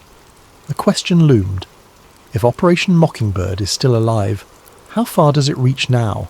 And what lines will its guardians cross to keep it secret? Unknown to her, the chain reaction had already begun. In a secure office somewhere in the city, a man studied digital logs, noticing spikes of research activity around Mockingbird and CIA media infiltration. He made a phone call. A single chilling directive followed. "Contain this." Natalie Reyes had lit the fuse, and soon she would learn how far some people would go to snuff out the truth before it saw the light of day. At sunrise, the city awakened to another day of politics, hustle, and orchestrated spin. Ethan Park walked briskly through the marble halls of a secure building in Langley, Virginia. A polished intelligence officer in his early 40s, he exuded composure. His suit was immaculate, and his impeccable posture seemed to say, "I hold secrets you wouldn't believe." Park oversaw what the agency officially dubbed information coordination, a benign phrase that, in reality, masked an entire department's mission to guide media narratives beneficial to US interests. In his neatly organised office, a wall-mounted screen flickered with rotating news feeds from major networks. He took pride in how seamlessly synchronized these channels often were, thanks to carefully placed assets and manipulated talking points. But now there was a snag, an overly curious reporter named Natalie Reyes. Park read the internal memo. She'd triggered certain digital tripwires by searching for Operation Mockingbird, a mundane relic to most, but to Park's department, it was a code word that still carried weight. He frowned. The program's official moniker had been retired decades ago, replaced with new code names, but the old ghost remained. Park typed a few commands, pulling up a dossier on Natalie. She was young, relentless, with ties to a retired journalist rumoured to hold partial evidence of continued CIA involvement in media circles. This warranted caution, perhaps a gentle nudge to redirect her. If that failed, sterner measures. He placed a call to a contact at a large national newspaper, a journalist rumoured to be on a quiet retainer. I need you to run some negative coverage on this Natalie Reyes. Cast doubt on her credibility. She's dabbling in conspiracy. Use subtle language, though. Nothing overt. The conversation ended with a curt acceptance. Park leaned back, satisfied. Often, simply tarnishing a reporter's reputation could forestall deeper scrutiny. If that didn't work, well, the CIA had more tools in its arsenal than just a media smear. Meanwhile, Natalie met her old mentor Jim Wilder again in a secluded corner of a public library. With hushed voices, they flipped through the battered folder he'd given her. One particular memo from 1984 grabbed her attention. It outlined a continuation plan if mainstream media infiltration ever risked exposure. Terms like asset relocation, front organizations, and intelligence-owned wire services were used. Chilling in its matter-of-fact tone, it suggested a blueprint for infiltration well beyond the 1970s. "See," Jim murmured, "this is what I was afraid to publish back then. People would call me insane. I almost lost my job just for possessing these documents.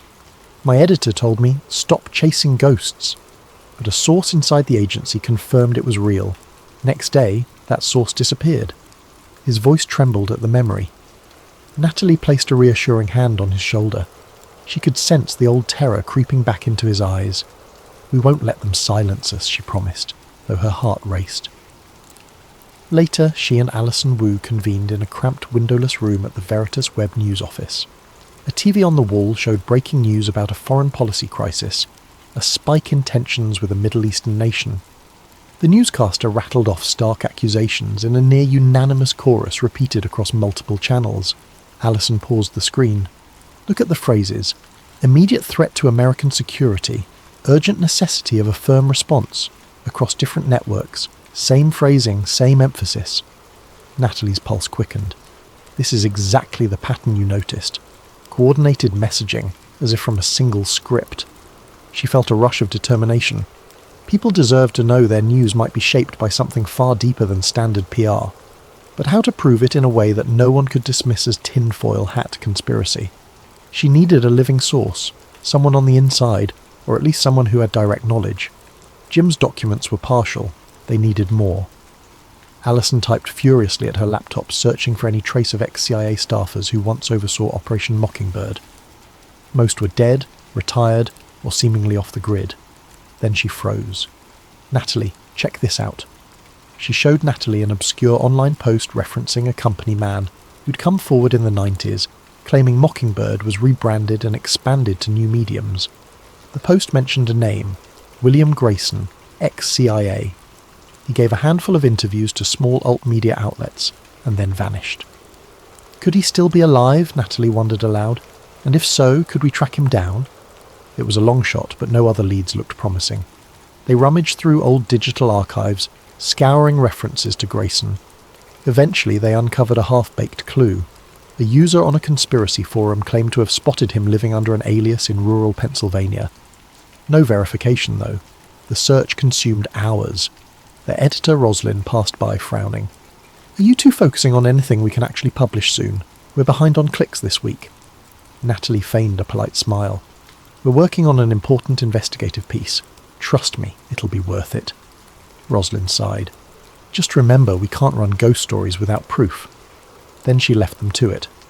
That evening, a wave of weariness hit Natalie. She decided to step away from her desk, stretch her legs, maybe pick up coffee. Stepping out of the office, she almost collided with a tall man in a crisp suit. He flashed a warm grin that didn't reach his eyes. Natalie Reyes, Ethan Park, CIA Public Affairs Liaison. I'd love a moment of your time. She blinked, instantly on guard. How did you find me? He chuckled, ignoring the question. We keep track of who's writing what about the intelligence community. Part of my job is to address misconceptions before they get out of hand. They walked side by side, the city's evening bustle swirling around them. It's come to our attention that you're investigating some old conspiracy theories about CIA infiltration of the press, Park continued smoothly. I'm here to advise you not to go down that rabbit hole. It's a waste of your talent. Natalie's throat tightened. So, you're here to offer me official CIA statements? He shrugged. Sure. On the record, Operation Mockingbird was a Cold War artifact discontinued decades ago. Off the record, we prefer if you focus your energies on more pressing, real issues. We wouldn't want unsubstantiated rumours harming our national security or your credibility. There it was, a threat dressed as friendly counsel. Natalie recognised intimidation when she heard it. Is that an official warning? Park's voice dripped with condescension. I'm just offering guidance, because if you keep poking around, you might find yourself in dangerous territory. You never know who you might upset. She glared at him, her heartbeat thudding. I'm not afraid of the truth, Mr. Park. He gave a tight-lipped smile. The truth is a matter of perspective, Ms. Reyes. Have a pleasant evening. With that, he slipped into a black SUV idling at the curb, leaving her standing in a swirl of contradictory emotions. She felt anger, fear, and a resolve that now burned hotter than ever. The CIA was actively trying to steer her away, confirmation enough that something was going on. When she returned to the office, her laptop screen displayed an error message.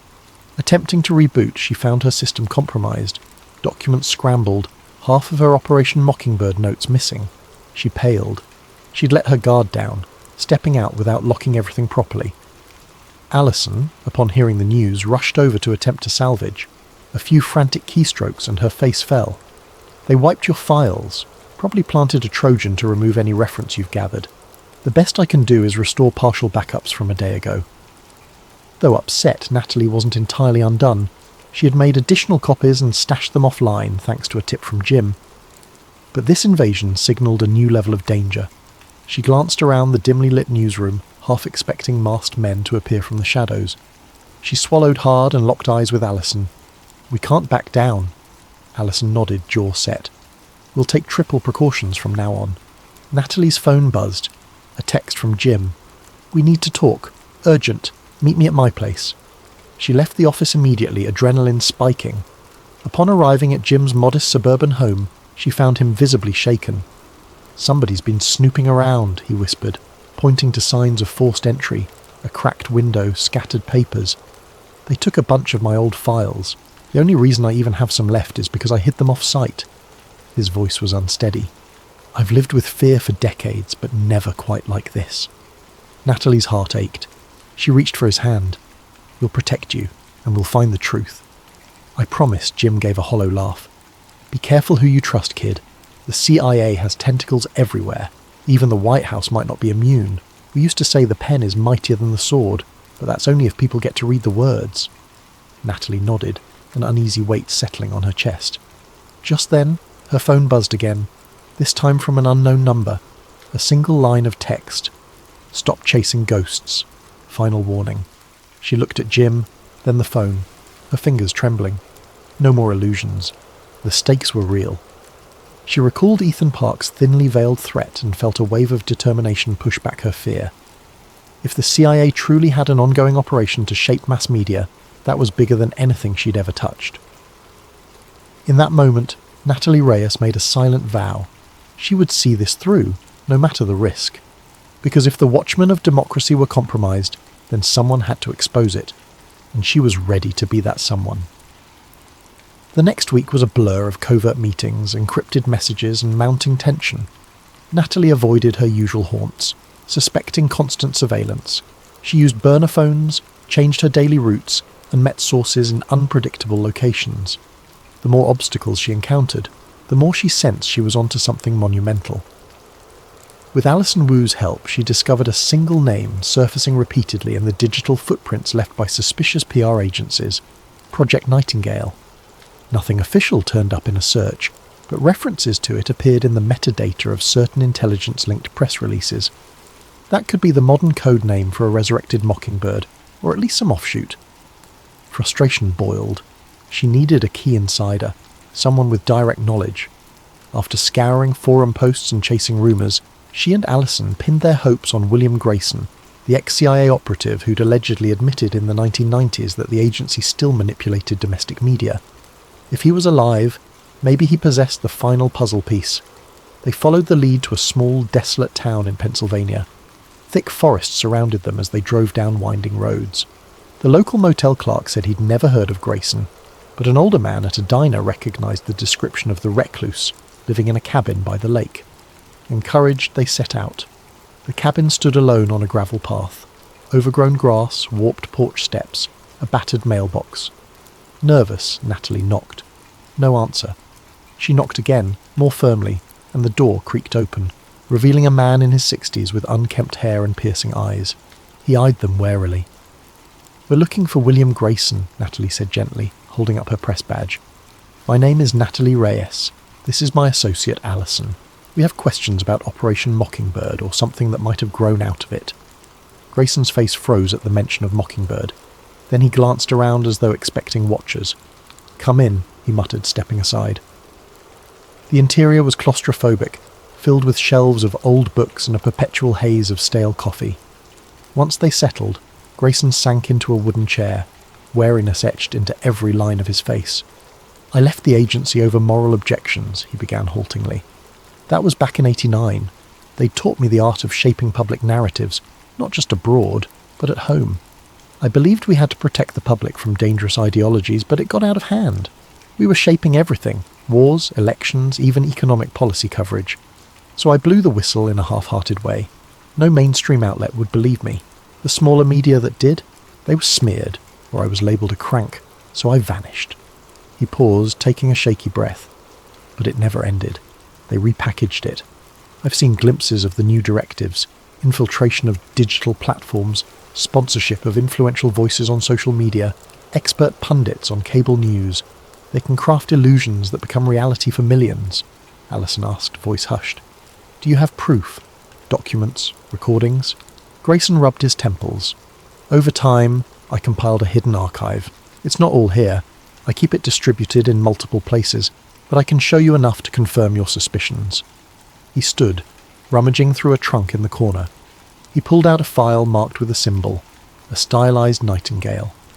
Natalie's eyes flickered with recognition. "Project Nightingale," he nodded. "It's the modern iteration. The branding is deliberate, a sweet voice singing in the dark, unremarkable but comforting. They've established entire shell NGOs that funnel money to journalists, social media influencers, even think tanks. That's how they maintain plausible deniability. The money looks like legitimate grants or philanthropic donations." Before Natalie could ask more, headlights swept across the window, a car approaching. Grayson stiffened, his face contorted with alarm. "No one ever comes here at this hour," he hissed. Allison peered out the window. A black SUV, could be locals, or not. Grayson's eyes blazed. "We need to leave. Now they must have tracked you." He shoved the file into Natalie's arms. "Take this. It's partial but damning. I'll hold them off." Natalie opened her mouth to protest, but Grayson urged them urgently. "Go out the back. There's a path through the woods. Don't look back." The next moments were a scramble. They slipped out a rear door, hearts pounding. Behind them they heard loud knocking, a muffled confrontation, then Grayson's raised voice. Natalie's stomach twisted with guilt leaving him there, but she sensed he wanted them to protect the evidence at all costs. She and Allison fled into the forest, stumbling through moonlit undergrowth until they reached their car. They sped away, hands trembling on the wheel. Hours later, back in DC, they combed through the file. Even half intact, it was explosive. Internal memos naming corporate media partners, bullet point strategies for amplifying particular foreign policy lines, lists of favoured journalists with coded references to monthly payments. The date stamps were recent, some less than a year old. They had exactly what they needed to blow the lid off a modern-day Mockingbird scheme, but they also feared immediate retaliation. Natalie's phone soon confirmed that fear. A barrage of missed calls from Jim Wilder, each more frantic. She called him back but only got his voicemail. Then a single text arrived from an unknown number. Grayson is gone. Next is Wilder. Surrender the files. Terror and rage roared in her chest. She had to protect Jim. She tried calling him repeatedly. No answer. She rushed to his home with Allison. When they arrived, the front door was ajar and the living room a ransacked mess. Jim was nowhere to be found. Police arrived shortly after, summoned by a neighbour who heard suspicious noises, but there was little for them to do except file a missing persons report. Natalie insisted Jim was abducted, but the sceptical officer only nodded politely. No sign of forced entry, he observed. He might have left voluntarily. The subtle condescension in his tone stung. Reeling from the loss, Natalie recognised the gravity of the situation. If they had the gall to abduct Jim, they wouldn't hesitate to come after her or Allison next. But if they hid, who would expose the truth? In the hush of her battered office at Veritas, she laid out the dire facts. They have Jim, and we have evidence. Our only leverage is going public. If we sit on this, they'll pick us off. If we release it with no plan, it'll be spun as fake. We need maximum impact, an unstoppable wave of coverage. Allison nodded. We can set up a secure live stream. Once it's broadcast widely, it becomes nearly impossible for them to scrub. Natalie pictured Jim's face, remembering how he once told her, "We can't let fear bury the truth. We either fight or fold." She inhaled shakily. "Okay, let's do it. We'll gather everything. Grayson's docs, Jim's old memos, your data analysis. Then we'll call out the CIA by name and present the evidence." It was a bold, borderline reckless plan. They faced smear campaigns, hacking, or worse. But enough was enough. Too many good people had been silenced, and the manipulative machine would keep turning unless someone jammed a wrench into its gears. That night, as they prepared, the building's power cut out, plunging the newsroom into darkness. Footsteps echoed in the corridor. Allison grabbed her laptop, adrenaline surging. Natalie's heart hammered. They locked the door, hearing men's voices outside, possibly CIA ops, possibly mercenaries on their payroll. Scrambling, they uploaded files to multiple cloud storages, setting timed social media posts. If the men outside broke in, at least their progress wouldn't vanish. With each passing second, the footsteps drew closer. A crash in the hallway signalled forced entry, curses in hushed tones. Allison typed a final command, then turned to Natalie. "We're out of time." A battering ram slammed against the door, splitting the frame. The door burst open. 2 men in dark clothing rushed in, weapons drawn. "Don't move!" one snarled. Natalie and Allison stared at them, braced for the worst. The man advanced, seizing Natalie's laptop. He ripped cables from the server. "Where are the documents?" he demanded. She thought of Jim's abduction, of Grayson's cabin. Her voice shook with defiance. Too late. They're already out.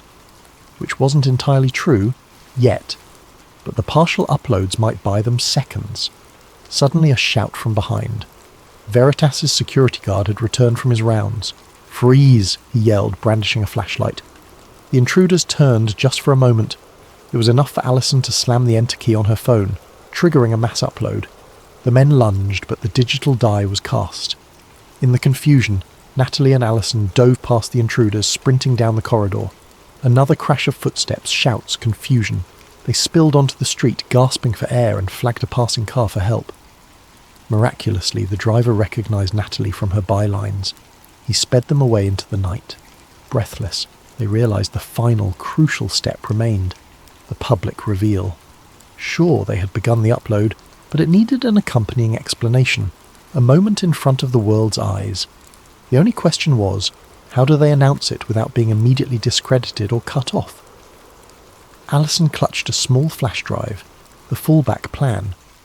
"We need a secure platform for a live broadcast, not just a file dump, something unstoppable." Natalie nodded, tears in her eyes. "And we have to do it soon. They might still track us." In the swirling neon lights of city streets, they huddled in the car's back seat, forging a last-ditch plan. Tomorrow they'd attempt the biggest expose of their careers. They'd go live, on camera with proof in hand, naming names. If that meant risking everything, so be it. Because if no one else would blow the whistle on a resurrected Operation Mockingbird, then Natalie Reyes would. And she would do it with the entire world watching, or die trying. Morning dawned on a tense Washington, D.C. The sky was grey, promising rain. Natalie Reyes and Allison Wu had scarcely slept, huddled in a borrowed loft courtesy of an old college friend. Their enemies had advanced on them so forcefully that they couldn't risk returning home. They needed a new vantage, a chance to strike back. Over lukewarm coffee, they finalised the plan, a live-streamed press conference via multiple platforms. Social media would be the engine: Twitter, YouTube, independent streaming sites. Once the feed went live, viewers could download and mirror it faster than any entity could scrub it. They would drop everything: Grayson's documents, digital footprints, references to the CIA's direct meddling in mainstream media. They had no illusions about what might happen afterward, but the world would see. Natalie's heart thundered. She quietly hoped the revelations might force the release of Jim Wilder if the CIA had him. Public attention could be the best shield. She pictured Ethan Park's smug face, the masked intruders, and the battered figure of William Grayson who'd risked everything. This final act had to work. Midday arrived. They set up in an anonymous co-working space with robust internet, courtesy of a sympathetic activist who believed in press freedom. The room was small, fluorescently lit, with bland grey walls, a nondescript environment for a potentially world-shaking broadcast. Alison tested the streaming rig one last time. "We're good. 5 minutes to go." Natalie exhaled, forcing calm. She wore a simple blouse, no makeup beyond the bare minimum. She wanted no illusions here, just raw truth. She scribbled bullet points on a notepad, mention Grayson's name, mention Jim Wilder's abduction, highlight Project Nightingale, display the memos. The hush felt electric. Finally, the countdown reached 0. A red light on the camera blinked to life. The feed was live. Natalie fixed her gaze on the lens, voice clear yet quavering with adrenaline. "Good afternoon. My name is Natalie Reyes, a reporter with Veritas Web News. I'm broadcasting live today because evidence has come into my possession that could change our understanding of modern media. I have reason to believe the CIA's controversial Operation Mockingbird never ended, but continued under new code names, most recently something referred to as Project Nightingale." She held up a digital document for the camera. This file, obtained from a former CIA operative named William Grayson, details the infiltration of mainstream and online media by intelligence operatives. We have discovered that journalists, anchors and influencers may be receiving talking points directly from intelligence agencies. These documents indicate the shaping of narratives around foreign conflicts and political scandals, all to maintain certain agendas. Alison switched to slides on the screen. Scans of memos, partial financial logs, coded references to major networks. The feed soared in viewership. Thousands, then tens of thousands, quickly escalating. Comments poured in with shock, skepticism and occasional vitriol. But the story was out. Natalie continued. "We believe individuals connected to this project are orchestrating uniform messaging across multiple outlets. In recent weeks, I and my colleagues have endured surveillance threats and attacks. My mentor, journalist James Wilder, has disappeared under suspicious circumstances. This is direct assault on press freedom." She paused, struggling to steady her breath. "I urge you to examine these documents for yourself. We're releasing them to the public domain. They are available at multiple mirror sites. Should one link go down, others will remain. This is bigger than political partisanship or fleeting headlines. It's about the integrity of our news and the question of who really decides what Americans see and believe." Alison flicked to the final set of documents. Internal CIA memos referencing nightly sync calls with select anchors. The text was partially redacted but still telling. At that moment the chat feed exploded. The viewer count soared past 100,000, then 200,000. The story was viral. Mid-sentence, the room's overhead lights flickered. Natalie's stomach clenched, a sign that someone might be trying to cut the power. But so far the feed continued. She pressed on. "We name these figures not to smear every journalist, but to highlight that some, listed in these pages, may have compromised their integrity. We call on them to respond, to prove us wrong, or come clean if they've been pressured." As the final slides concluded, Alison ended the broadcast. The entire stream, just under 20 minutes, was archived in real time across countless channels. By now, it was unstoppable. Breath shuddering, they ended the feed. Then they heard it, a pounding on the door. Fear twisted in Natalie's gut. Alison braced herself. They expected suits with guns, maybe Ethan Park himself.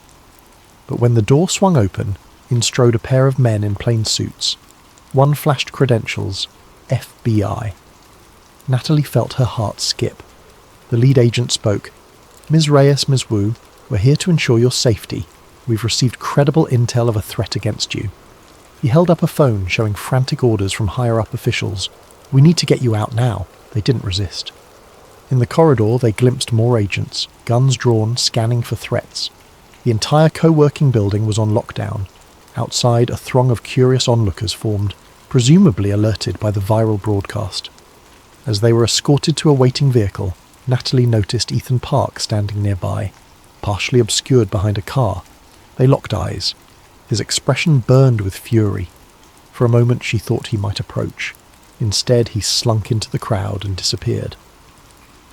In the hours that followed, the internet roiled. Major news outlets scrambled to respond. Some anchors ridiculed the evidence as baseless. Others demanded investigations. Social media brimmed with conspiracy theories, jokes, and heartfelt calls for accountability. The White House press secretary fielded relentless questions about the CIA's involvement in domestic media. Official statements alternated between denial and promises of a full inquiry. As the clamour rose, the FBI placed Natalie and Allison under protective status, citing genuine threats.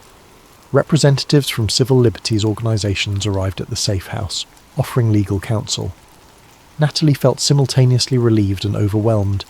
She had prepared for the possibility that half the country might label her a traitor, but she hadn't braced for the avalanche of headlines. In the swirling news coverage, a story emerged. Jim Wilder was found at an undisclosed medical facility, unconscious but alive. Preliminary statements suggested an accident, yet the details were murky, fueling speculation that he'd been forcibly drugged or injured in captivity. Natalie pressed for more information, but the FBI withheld specifics, claiming an ongoing investigation. She refused to let them bury his case in secrecy. Days later, a somber press conference took place on Capitol Hill. A handful of courageous lawmakers, spurred by public outcry, promised to form a special subcommittee to look into the allegations. Whether it would be a genuine investigation or a whitewash remained uncertain. Ethan Park, for his part, vanished from public record. Sources claimed he was placed on administrative leave or reassigned. Others whispered that he'd left the country. The CIA's official stance: no comment on personnel matters. As time wore on, the immediate storm of coverage gave way to endless debate. Some journalists dug deeper, finding corroborations of infiltration. Others hammered Natalie, Allison, and Grayson's story as selective evidence. Meanwhile, the Mockingbird trended on social media. People demanded answers. How many anchors were compromised? Which stories were shaped? Was foreign policy manipulated to justify wars? For Natalie Reyes, a bittersweet triumph lingered. She had sacrificed her normal life to reveal what she believed was a crucial truth. She'd lost her sense of personal safety, and yet she'd ignited a national conversation about press integrity and the invisible hands shaping public discourse. The next steps, congressional hearings, investigations, potential trials, would be slow and rife with political manoeuvring. But at least the taboo was broken. Weeks later, as the chaos settled into a new normal, Natalie found a quiet moment to visit Jim Wilder at a rehab centre. He was awake but frail, still fuzzy about what happened to him. She held his hand, recapping the fallout from her exposé. He smiled weakly. "I always knew you'd take the story further than I ever could. Wish it didn't cost so much." His voice cracked. Natalie's throat tightened. "I'm sorry you got hurt, but the world knows now, Jim. They can't unknow it. That's worth something." He squeezed her hand. "They'll try to bury it or spin it. Keep fighting." And she would.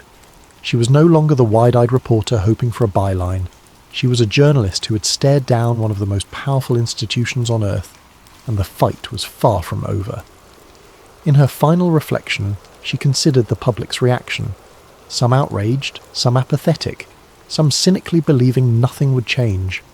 The deeper question remained. Even if the CIA was forced to back off, who else might pick up the same tactics? Corporations, foreign powers, hidden alliances. The intangible power to shape reality was too tempting, too valuable to remain dormant. She realized her mission might continue for the rest of her career, or her life. For now, though, she'd done all she could, shining a spotlight on the hidden corridors of power. The blueprint for media manipulation had been laid bare, forcing society to confront an uncomfortable truth: that illusions can become real if repeated often enough, and that the guardians of democracy must remain vigilant. Above all, the journalists who refuse to let fear silence their pens.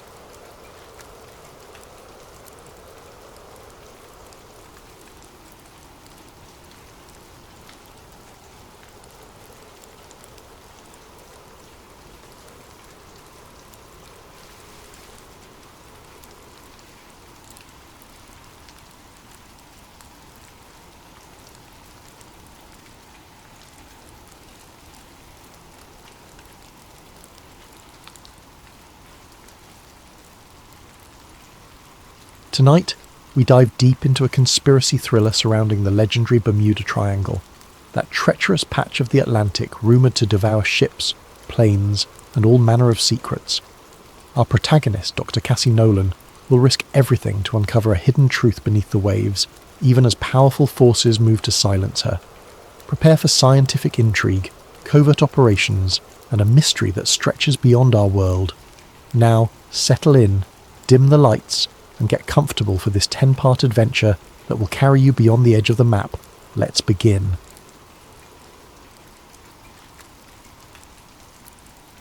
The old radio crackled across the ship's bridge, drifting in and out of static. Lieutenant Harold Talbot gripped the microphone, his knuckles bone white. "This is USS Hawthorne," he repeated. "We have encountered an anomaly at—" His coordinates garbled in static. Others in the control room exchanged nervous glances. The compass spun wildly like it had lost all sense of direction. Through the porthole the sea churned with unnatural energy, and the horizon was black as if it had vanished into a void. Outside, the whine of the wind built to a roar. Then, cutting through the tumult, a startled voice shouted, "Lights! There, beneath the waves!" A half-dozen crewmen pressed to the windows. Sure enough, ribbons of pale, flickering radiance swirled under the roiling ocean. Some claimed it looked like an underwater craft. Others insisted it had to be exotic marine bioluminescence. Before anyone could gather sense or courage, the lights blazed in brilliant turquoise, illuminating the entire ship's hull from below. Talbot's last recorded words, barely audible over the crackle, were, We're being pulled in? God help." Then the broadcast ended. The USS Hawthorne vanished with eerie finality. When search teams arrived days later, no scrap of debris or shred of evidence floated on that calm expanse of ocean. The official Navy line chalked it up to a catastrophic storm. But whispers persisted of something else, an impossible force dwelling within the Bermuda Triangle. Fast forward decades to present day. The small auditorium at the Miami Oceanographic Summit hummed with polite applause as Dr. Cassie Nolan concluded her presentation. She was in her late 30s, with an air of quiet determination and a streak of stubborn curiosity. Her topic had been Unexplained Oceanic Anomalies, a statistical overview, but the hush in the room suggested it was anything but dull. She'd just shown data on bizarre electromagnetic fluctuations in the Atlantic, specifically in that infamous region called the Bermuda Triangle. A wry smile crossed her lips as the applause died down. Standing behind the podium, she glanced at her notes. "And that, ladies and gentlemen, concludes the rational portion of my talk. I realise the Bermuda Triangle has its share of tall tales, but my data strongly indicates repeated anomalies, magnetic distortion, unusual weather bursts, unexplained compass deviations. Perhaps we should keep an open mind." She stepped down, expecting the usual trickle of questions from curious colleagues or the occasional cynic. Instead, she found herself face to face with a wiry man in a fisherman's cap. His eyes were rimmed with exhaustion. "Dr. Nolan," he said urgently, voice trembling, "I need to talk with you." He introduced himself as Luis Ramirez, a local fisherman who'd spent his life working the waters off Florida's coast. After hearing her lecture, he had mustered the courage to approach. "I saw lights," he whispered. "My boat got caught in a freak storm. It appeared out of nowhere near the triangle. I swore I saw something shining under the sea." He handed her crumpled coordinates scribbled on a stained slip of paper. "I've told others. They say I'm crazy. But you might understand." Cassie's eyes flicked to the coordinates. They were suspiciously close to an area known for marine accidents, but rarely acknowledged by official channels. She thanked Louis and promised to look into it, ignoring the cynicism tugging at her mind. After all, she was a scientist who believed in data, but if these claims matched her existing patterns, it could be significant. Later that evening, back at her modest office near the University of Miami, Cassie pored over her mentor's old notebooks. Dr. Rourke, once a respected oceanographer, had vanished under bizarre circumstances years ago while researching the same region. He'd left behind cryptic remarks about a powerful electromagnetic phenomenon. Cassie's own data had begun to echo Rourke's notes, unexplained spikes in an underwater sensor's logs. The next morning, as she compared Rourke's final sketches with Luis's coordinates, a firm knock sounded on her door. She opened it to find two men in suits, flanking a silver-haired woman with a crisp posture. The woman introduced herself as Agent Whitfield of a government bureau Cassie had never heard of. "Dr. Nolan," Whitfield began calmly, "we're aware of your interest in that region of the ocean. We strongly advise you to discontinue your investigations for your own safety. This area is classified under national security protocols." Cassie's brow furrowed. National security? We're talking about anomalous readings, not some nuclear facility. Whitfield's polite smile never wavered. "The specifics are need to know, and you do not need to know. Consider this a friendly caution. We have no wish to see a brilliant mind squandered or threatened," Cassie interjected, voice taut. Whitfield shrugged. "Interpret as you will. Good day, Doctor." With that, the trio turned and left, leaving Cassie stunned in her own doorway. Her heart hammered with equal parts fear and curiosity. Government interest in an oceanic anomaly. Something about it reeked of cover-up. She recalled the fisherman's haunted eyes and Dr. Rourke's cryptic last expedition. She couldn't just walk away. Pulling out her phone, Cassie called an old friend, Jake Moreno, a freelance dive instructor with a reputation for fearless, some might say reckless expeditions. If she wanted to collect data from deep underwater, she'd need someone like him, someone who wouldn't balk at the mention of the Bermuda Triangle. Over a scratchy connection, she explained her hunch. "There's an anomaly out there, Jake. Government's involved. My mentor disappeared investigating it. I've got to see it myself, or I'll regret it forever." Jake's response came swiftly. "Tell me when and where." Cassie realised in that moment she was crossing a line from academic curiosity into something riskier. The tension coiled in her gut. Yet an undercurrent of excitement surged through her, like she was close to unlocking a secret older than the legends themselves. Even as she hung up the phone, however, a sense of foreboding pressed in. She gazed at the scribbled coordinates on her desk, thinking of the vanished fisherman's sightings, the hush-hush warnings from Agent Whitfield, and the shadow of Dr. Rourke's disappearance. The Bermuda Triangle beckoned with its riddles, and Cassie was about to chase them headlong, unaware of just how deep and dangerous those waters could become. The sky brooded over the Florida Keys the day Cassie Nolan and Jake Moreno met at a small marina. Clouds drifted in ominous clumps, and the late afternoon sun shimmered through patches of heavy humidity. The moment Cassie arrived, she spotted Jake by a battered fishing boat, arms folded over a well-worn t-shirt. He was ex-Navy, lean with an easy confidence, though faint worry lines creased his forehead. They exchanged a brief hug. "Long time," Jake remarked with a half-smile.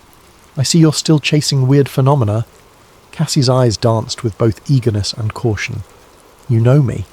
Once I get a puzzle in my head, I can't let it go." He gestured toward the boat's deck. "Ready to board your new research vessel?" He said it teasingly, but Cassie could sense he'd already prepped for a serious outing. The deck was stacked with crates labelled as oceanographic sensors, along with scuba gear and a sealed barrel that presumably contained a remotely operated vehicle, ROV, for underwater exploration. A third person stepped out from below deck, a petite figure with short-cropped hair. "Dr. Nolan?" she asked, extending a calloused hand. "Olivia Park, tech specialist. Jake wrote me in for communication support." Cassie recognised the name from a university networking event. Olivia was rumoured to be brilliant in all things digital, from satellite uplinks to encryption. "Great to have you," Cassie said, shaking her hand. "We'll need every advantage if we're venturing into the Triangle." They got underway just before twilight. The boat chugged through calm waters, though the gloom in the sky hinted at an incoming storm. Cassie couldn't shake the memory of Agent Whitfield's warning. Why would the government clamp down so hard if this was just maritime folklore? It only served to heighten her suspicion that they were on the cusp of uncovering something major. Anchored some miles out, they commenced the first stage of Cassie's plan, collecting baseline data. She wanted to chart normal ocean conditions before venturing into the specific coordinates from Luis Ramirez. She and Olivia deployed a series of floating buoys equipped with sensors to track temperature, salinity, and electromagnetic variance. If anything was unusual, these devices would pick it up.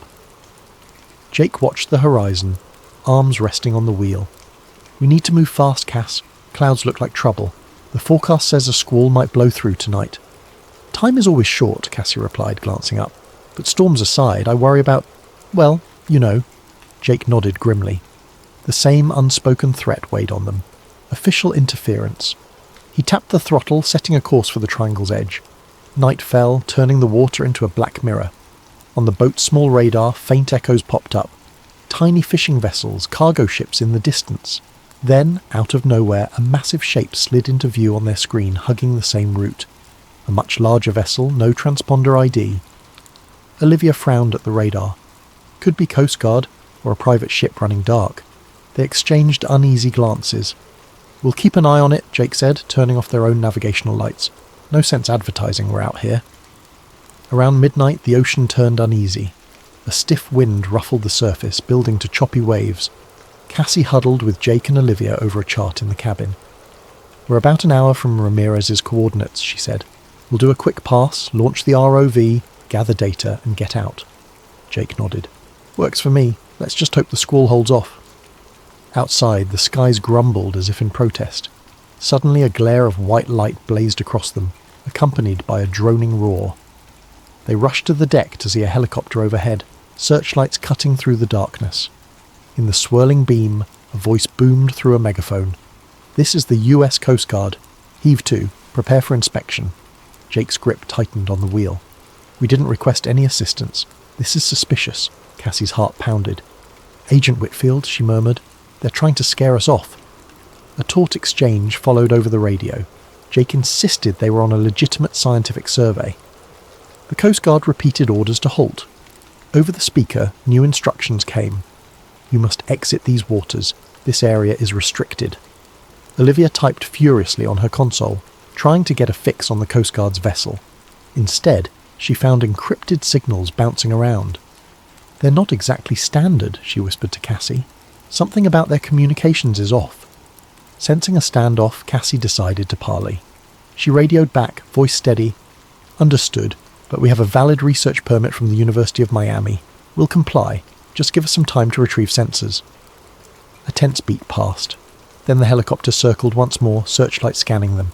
"You have 1 hour to vacate. If you remain, we will enforce maritime security protocols."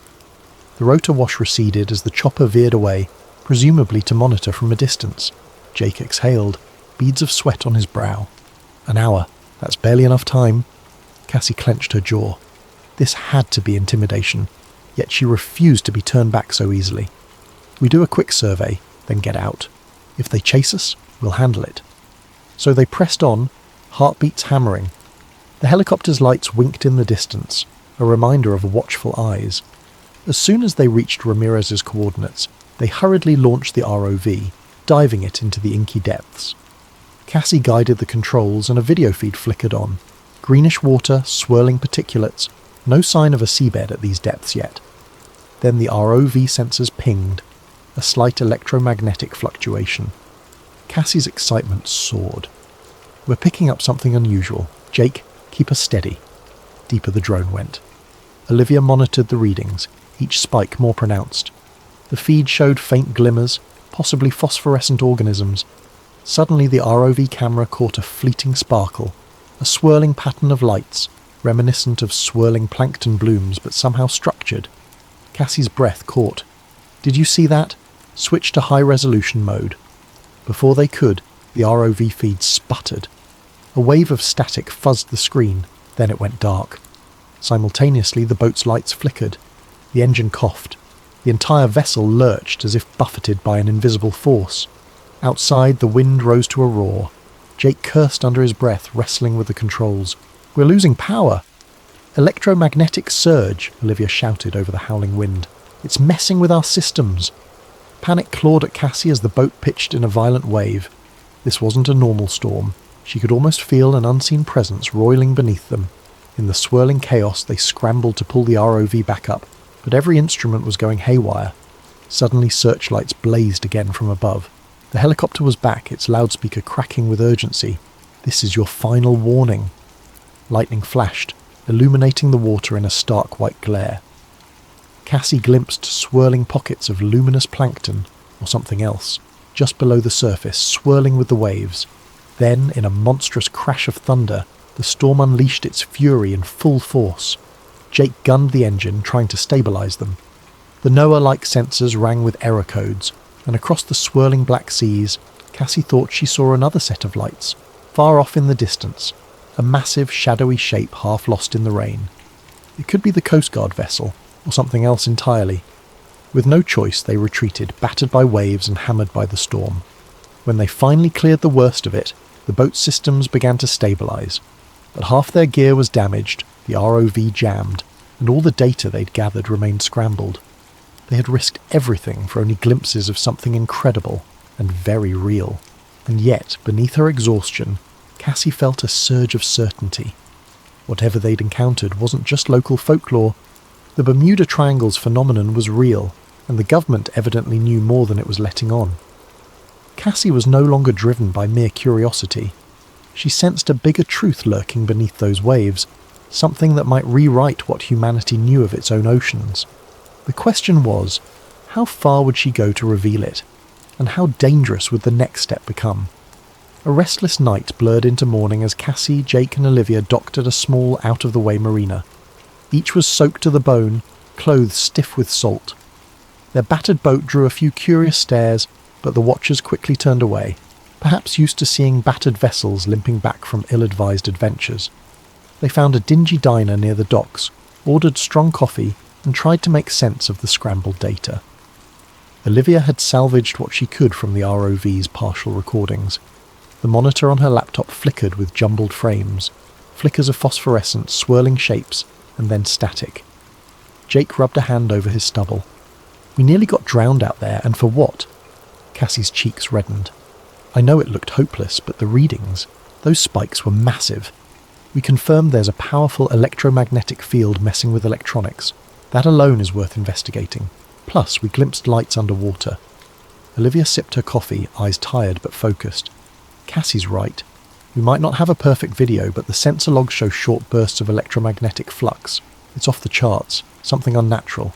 The real question is, do we keep pushing?" Jake stared out the diner window at the drifting gulls. "We gave it a shot. The government made it clear they don't want us near. We can't just keep running from Coast Guard intercepts." Cassie clenched her jaw, rummaging in her satchel. She pulled out a tattered binder. "These are from Dr. Rourke, my mentor. He documented similar anomalies decades ago, but also references a hush-hush branch of the government. He suspected it was bigger than just random phenomena. He mentioned possible advanced technology." Olivia raised an eyebrow.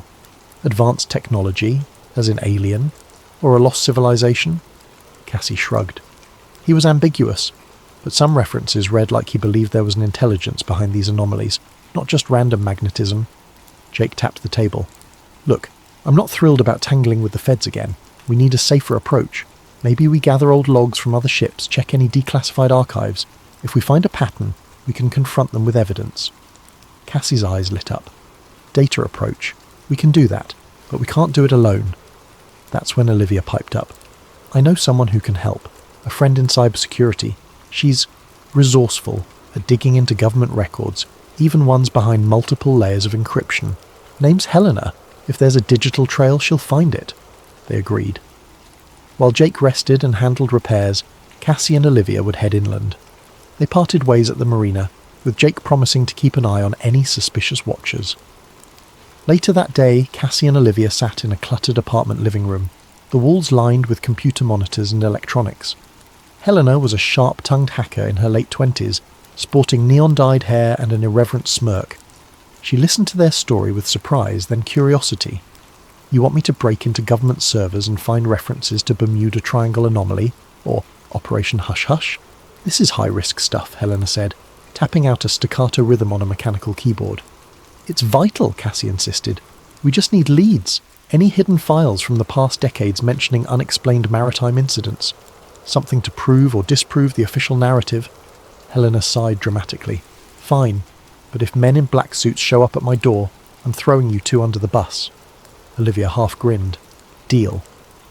As Helena's screens flickered with lines of code, Cassie felt a mixture of excitement and apprehension. She recalled Agent Whitfield's stern visage, that unwavering voice. If they were crossing lines, the consequences could be dire. Hours passed in a tense hush, broken only by the clack of keys and Helena's occasional grunt. Finally, a triumphant beep rang out. "Got something," she whispered. "It's partial, redacted, but yeah, we have multiple references to a classified set of missions under codenames like Project Siren and Operation Blue Current. Dates range from the 1950s to early 2000s, Olivia's eyes gleamed. What do the files say? Helena scrolled. In summary, the government commissioned specialized vessels to observe anomalous electromagnetic phenomena in the Atlantic, specifically in an area matching the Bermuda Triangle. Mentions of submersible lights, and at least 2 incidents where US naval ships disappeared. Official cause, storms, but the internal memos suggest cover-ups. Cassie's stomach flipped. This validated everything Rourke suspected. Any recent activity? Last reference is from about 7 years ago. Project Hydra Watch, a field station. Could be an island or atoll used as a listening post. Helena turned the monitor around. Coordinates are partially blacked out, but I have a general region. It's about 70 miles from where you folks were last night. Cassie and Olivia exchanged a charged glance. A covert listening station in the Triangle? If it was still operational, that might explain the swift government response. Helena went on. One more interesting tidbit. Repeated mention of non-terrestrial possibility, flagged in these internal notes. The phrasing is vague, but it points to the suspicion of something not of Earth. A hush fell. Cassie's breath caught. The government had considered the possibility that the anomalies were alien in origin. Eager for more detail, they pressed Helena, but many files were heavily redacted. "Accessing deeper levels triggers advanced security," she warned. "We risk being traced if I push further." Cassie wanted to say, "Do it anyway," but she recalled Jake's warning about caution. "This is enough for a lead," she concluded. "We know they had missions to study these anomalies, and they suspect something extraordinary. That island base might hold physical evidence." Olivia nodded. "We find it. We find proof." Helena ejected a flash drive, handing it over. "Here's everything I got. Tread carefully." On the way out, Cassie thanked her. Despite the existential risk, a surge of excitement coursed through her. She had real, if partial, proof of official knowledge about the Triangle's mysteries. By dusk, Cassie and Olivia regrouped with Jake, who'd patched up the boat. "We've got a location," Cassie announced, unfurling a rough chart. She pointed to a region of islets near the Triangle's perimeter. "Somewhere in that archipelago is a deserted island used as a listening station. We find it. We find out what's going on."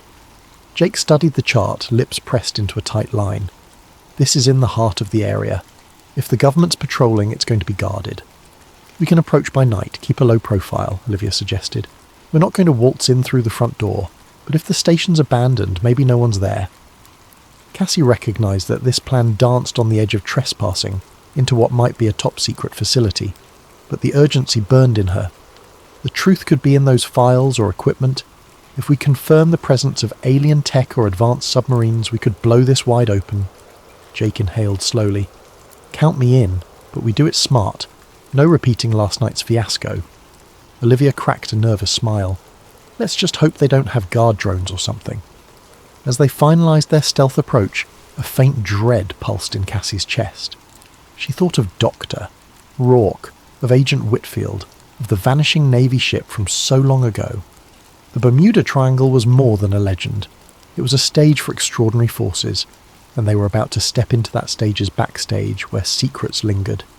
Outside, the last glow of sunset cast the harbour in bruised purples and oranges. The team loaded gear in silence. Tomorrow they'd sail for the island base. Cassie whispered a silent prayer for luck, or maybe for courage. For once she suspected they'd need more than just data and logic to survive what awaited them. The sea was eerily calm under the moonlight as Cassie, Jake and Olivia steered their small boat toward the cluster of islets rumoured to house the abandoned listening station. In the distance, reefs glimmered faintly, illuminated by streaks of pale lunar light. The hush of the waves seemed unnatural, as if the ocean itself held its breath. They'd set off after midnight to minimise the chance of detection. radar on minimal power, no running lights. The only guide was a single GPS device that Olivia had rigged to broadcast a scrambled signal.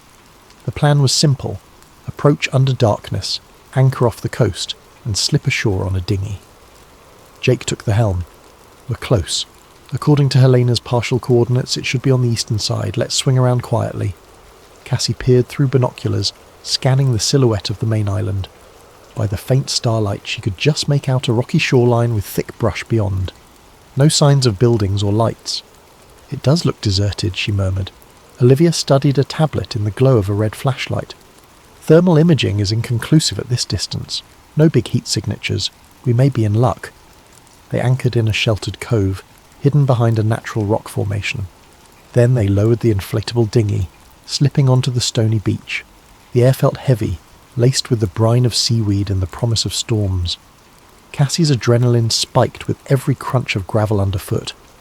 Moving inland, they found themselves wading through waist-high grasses. The wind rustled the foliage, creating ghostly whispers in the darkness. At last they crested a small rise, and beneath the moonlight they spotted a row of rusted antenna towers jutting skyward.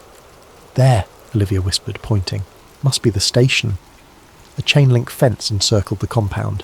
The gate, corroded and hanging off its hinges, suggested long-term neglect. They slipped inside without difficulty. What greeted them was a cluster of squat concrete buildings with peeling paint. Government seals had once adorned the walls, but now they were mostly faded or defaced by graffiti.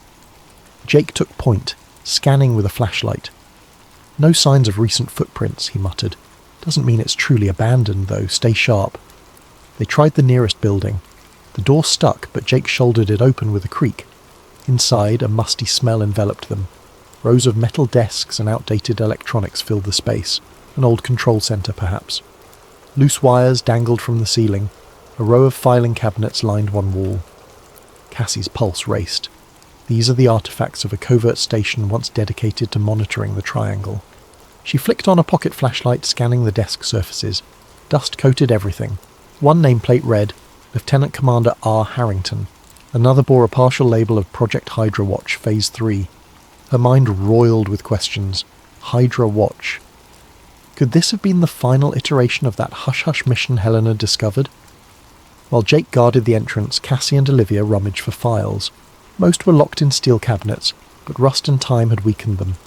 Jake pried one open with a crowbar. Folders tumbled out. The top was labelled Submarine Anomalies, 1978 to 1984. Cassie's hands trembled as she flipped through. Grainy photos of swirling luminescent patches under the sea, typed notes referencing unidentified underwater craft, lights at 300 meters depth, non-US submarine potential. Some paragraphs had entire lines blacked out. She turned more pages, reading about repeated salvage missions that returned with bizarre sensor data.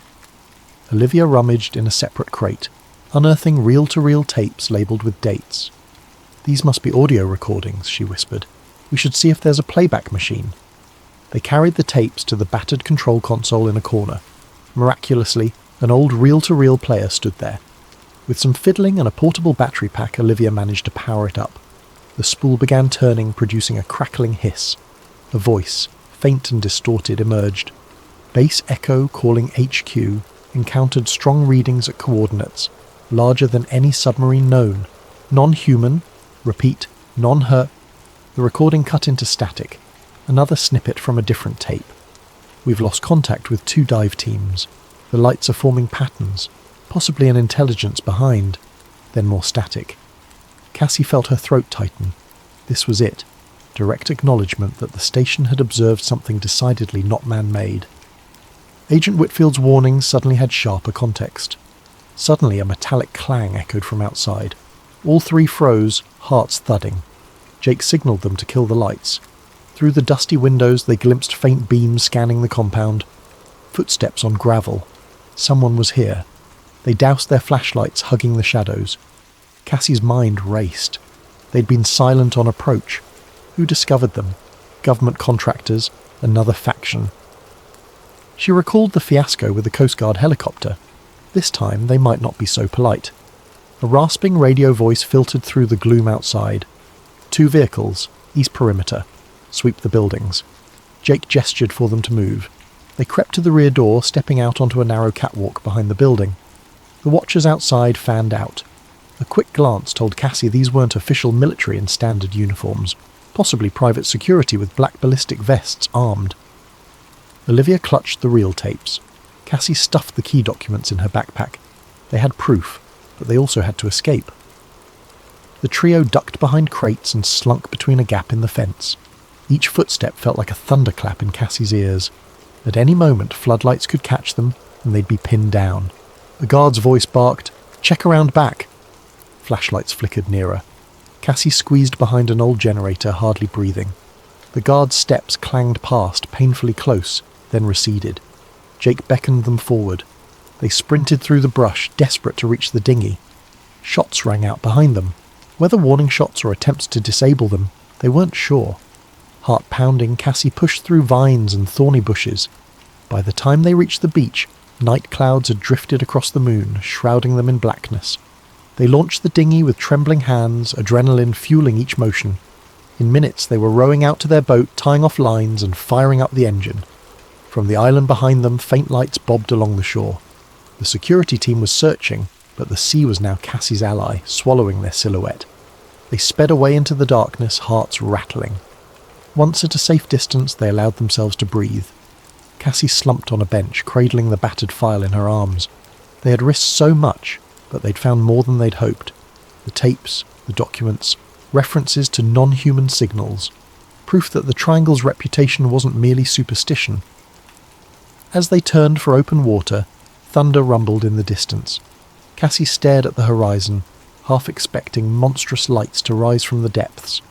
The island's outlines faded into night, but the sense of being hunted never left. She rubbed the raw edge of her neck. "They nearly caught us," she said, voice trembling with a mix of fear and excitement.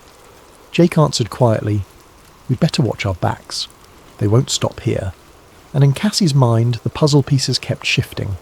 Government secrets, possible alien craft, and that unstoppable pull of the unknown. She clenched the file, vowing to see this through. If there was more to uncover, if Dr. Rourke had guessed about an intelligence beneath the waves, she intended to bring it all to light, no matter the cost. They regrouped at a modest motel far from the main tourist strip, a place with threadbare carpets and flickering exterior lights that no one gave a second glance.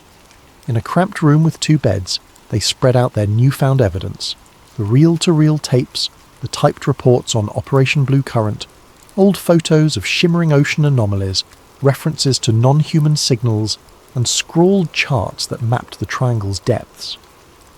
Jake paced in front of the door, seemingly restless, while Cassie and Olivia huddled around a battered tape recorder that Olivia had salvaged from the island. The device whirred as a new reel played, revealing a deeper level of detail than the earlier fragments. Male voice, static-laced. "We have established that these signals are not random. Patterns repeat every 22 minutes. The pulses, they resemble a form of communication." Another voice. "You're suggesting intelligence?" Male voice. "We can't confirm the source's origin, but it's massive, and it's moving at depths beyond our current submersible range. We suspect a craft or structure." The tape fizzled, then resumed. Male voice. "HQ demands secrecy. Morale is low. 2 divers reported visions, lights forming geometric shapes, possibly attempts at contact. Then we lost them. No wreckage found." Cassie's heart pounded at every syllable. So they'd believed something was actively trying to communicate? She exchanged a glance with Olivia, whose face was lit by the flickering green light on the recorder. Jake finally spoke up. "They concluded it might be alien?" Cassie rubbed her temples, exhaustion warring with adrenaline. "They never said the word alien explicitly, but non-human signals is pretty close, and these are official recordings, not just rumours." "I'm amazed they didn't destroy this stuff," Olivia muttered. "Or maybe they tried, but the place was abandoned in a hurry." Jake sank onto the bed, hands clasped. "Now we have partial proof, but who do we even share this with? The government obviously wants it hidden, and the mainstream media might label us lunatics." Cassie exhaled. "Science journals might take it more seriously if we present solid data, but we only have scraps. We need something that can't be dismissed. Hard evidence, something modern, undeniable, like actual footage of the phenomenon under the water or physical samples." Olivia nodded. If we can broadcast it widely in real time, they can't just hush it up. Jake frowned, leaning forward. Broadcast from where, though? Out on the open sea will be easy targets for the Coast Guard or these Black Ops teams. Cassie bit her lip, her mind drifting back to Dr. Rourke's last journal entries. He wrote about an incredible electromagnetic spike near the deepest part of the trench. That's where we encountered that insane storm. Maybe that's the source. If we can get a submersible down there with cameras... Jake gave a rueful laugh. Last time we tried, we almost got fried. Our ROV got scrambled. We'd need serious protection from electromagnetic interference. Olivia's eyes brightened. I might know a place. The university's Marine Tech Institute has a deep-sea submersible with specialised shielding. They were testing it for cosmic ray research. Problem is, it's locked behind bureaucratic fences. Cassie grinned. We have an ally there, Professor Leland. He might give us access if we phrase it right. Jake's brow creased. That's a huge risk, but it might be our best shot. They set about planning. While Cassie and Olivia hammered out how to approach Professor Leland, Jake insisted on reinforcing the boat's systems, improving the electromagnetic shielding, installing backup generators. If they had to coordinate a submersible dive in those waters, they needed top-notch gear to keep the mothership afloat. Days blurred as they worked covertly.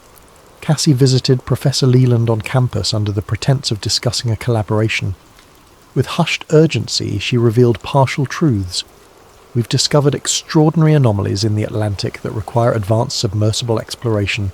I know you have the Aegis Sub-1 in development. We need to borrow it. Please, this is bigger than a research paper.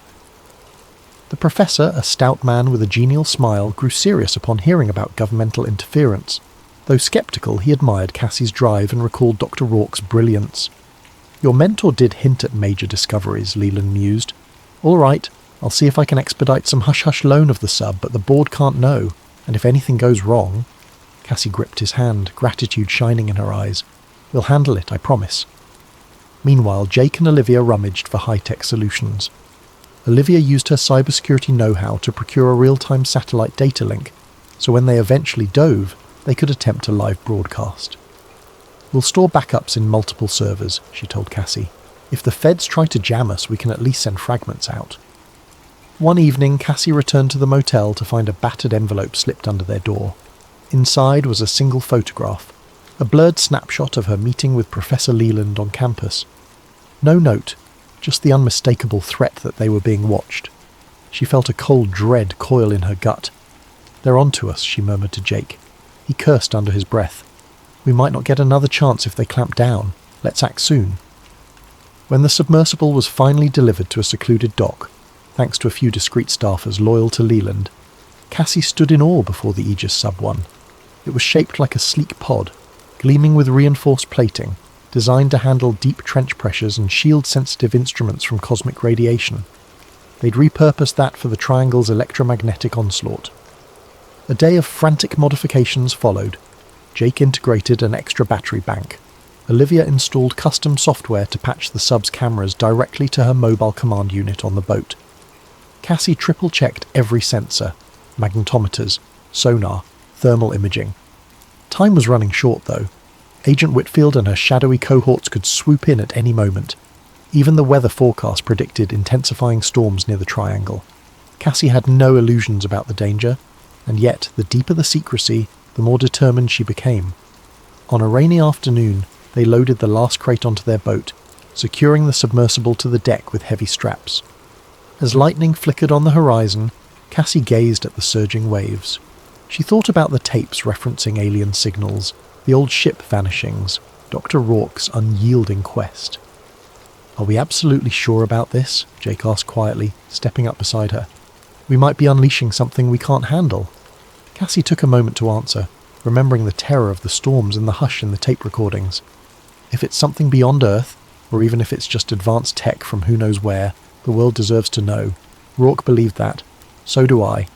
Jake nodded, resolved. Then let's do it.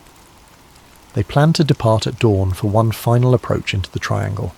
The storms had battered them once, but this time they'd be prepared, with a submersible that could theoretically withstand the electromagnetic chaos. Their objective was simple yet monumental: descend to the depths, capture definitive evidence, and broadcast it to the world before forces of secrecy could clamp down. In the motel that last night, Cassie barely slept. She lay awake imagining what might lurk beneath the ocean's surface, an alien craft slumbering in a watery tomb, or perhaps a living intelligence swirling in those hidden trenches. When slumber finally came, her dreams churned with phosphorescent shapes, ghostly transmissions, and the distant echo of voices trapped underwater. By morning, the horizon still seethed with storm clouds. It felt like an omen. Yet they set off, hearts pounding into the swirling seas, armed with technology, determination, and the unwavering belief that truth, even the strangest truth, must eventually surface. Grey clouds hung low over the Atlantic, the wind carrying a briny chill as Cassie's expedition boat cut through the waves. The Aegis Sub-1 sat on deck, lashed down, its sleek hull glistening under intermittent drizzles. Jake steered into open water, while Olivia double-checked the communications rig in a sheltered corner of the deck. Cassie stood near the bow, scanning the horizon. This region was the heart of the Bermuda Triangle, an area that had frustrated explorers and enthralled storytellers for generations. She felt a jolt of nerves recalling her near-disastrous attempt just days ago. But now they had more robust technology, and an unwavering purpose. Once they reached the approximate coordinates gleaned from Dr. Rourke's notes and the old Project Hydra references, Cassie signalled for them to hold position. The boat's sensors beeped with an uneasy rhythm. Olivia's console showed subtle electromagnetic fluctuations, well above normal ocean background. Jake cut the engine, letting them drift. Wind's picking up, but not too bad yet, he observed, scanning the sky. Indeed, dark clouds scudded overhead, though the storm front seemed miles off. They wasted no time. Together they manoeuvred the submersible crane, lowering the Aegis Sub-1 into the water. The sub bobbed, tethered by a thick cable that connected to the boat's power lines and data. Once Cassie and Jake climbed inside its cramped cockpit, they sealed the hatch. Through a small viewport, the watery expanse beckoned, dark and infinite. Olivia's voice crackled through an earpiece. "I'm reading you loud and clear. Try to keep communication short so the link doesn't overload if the electromagnetic surges spike." Jake ran through final checks. Oxygen levels, thruster controls, lighting systems. "All good. Let's submerge."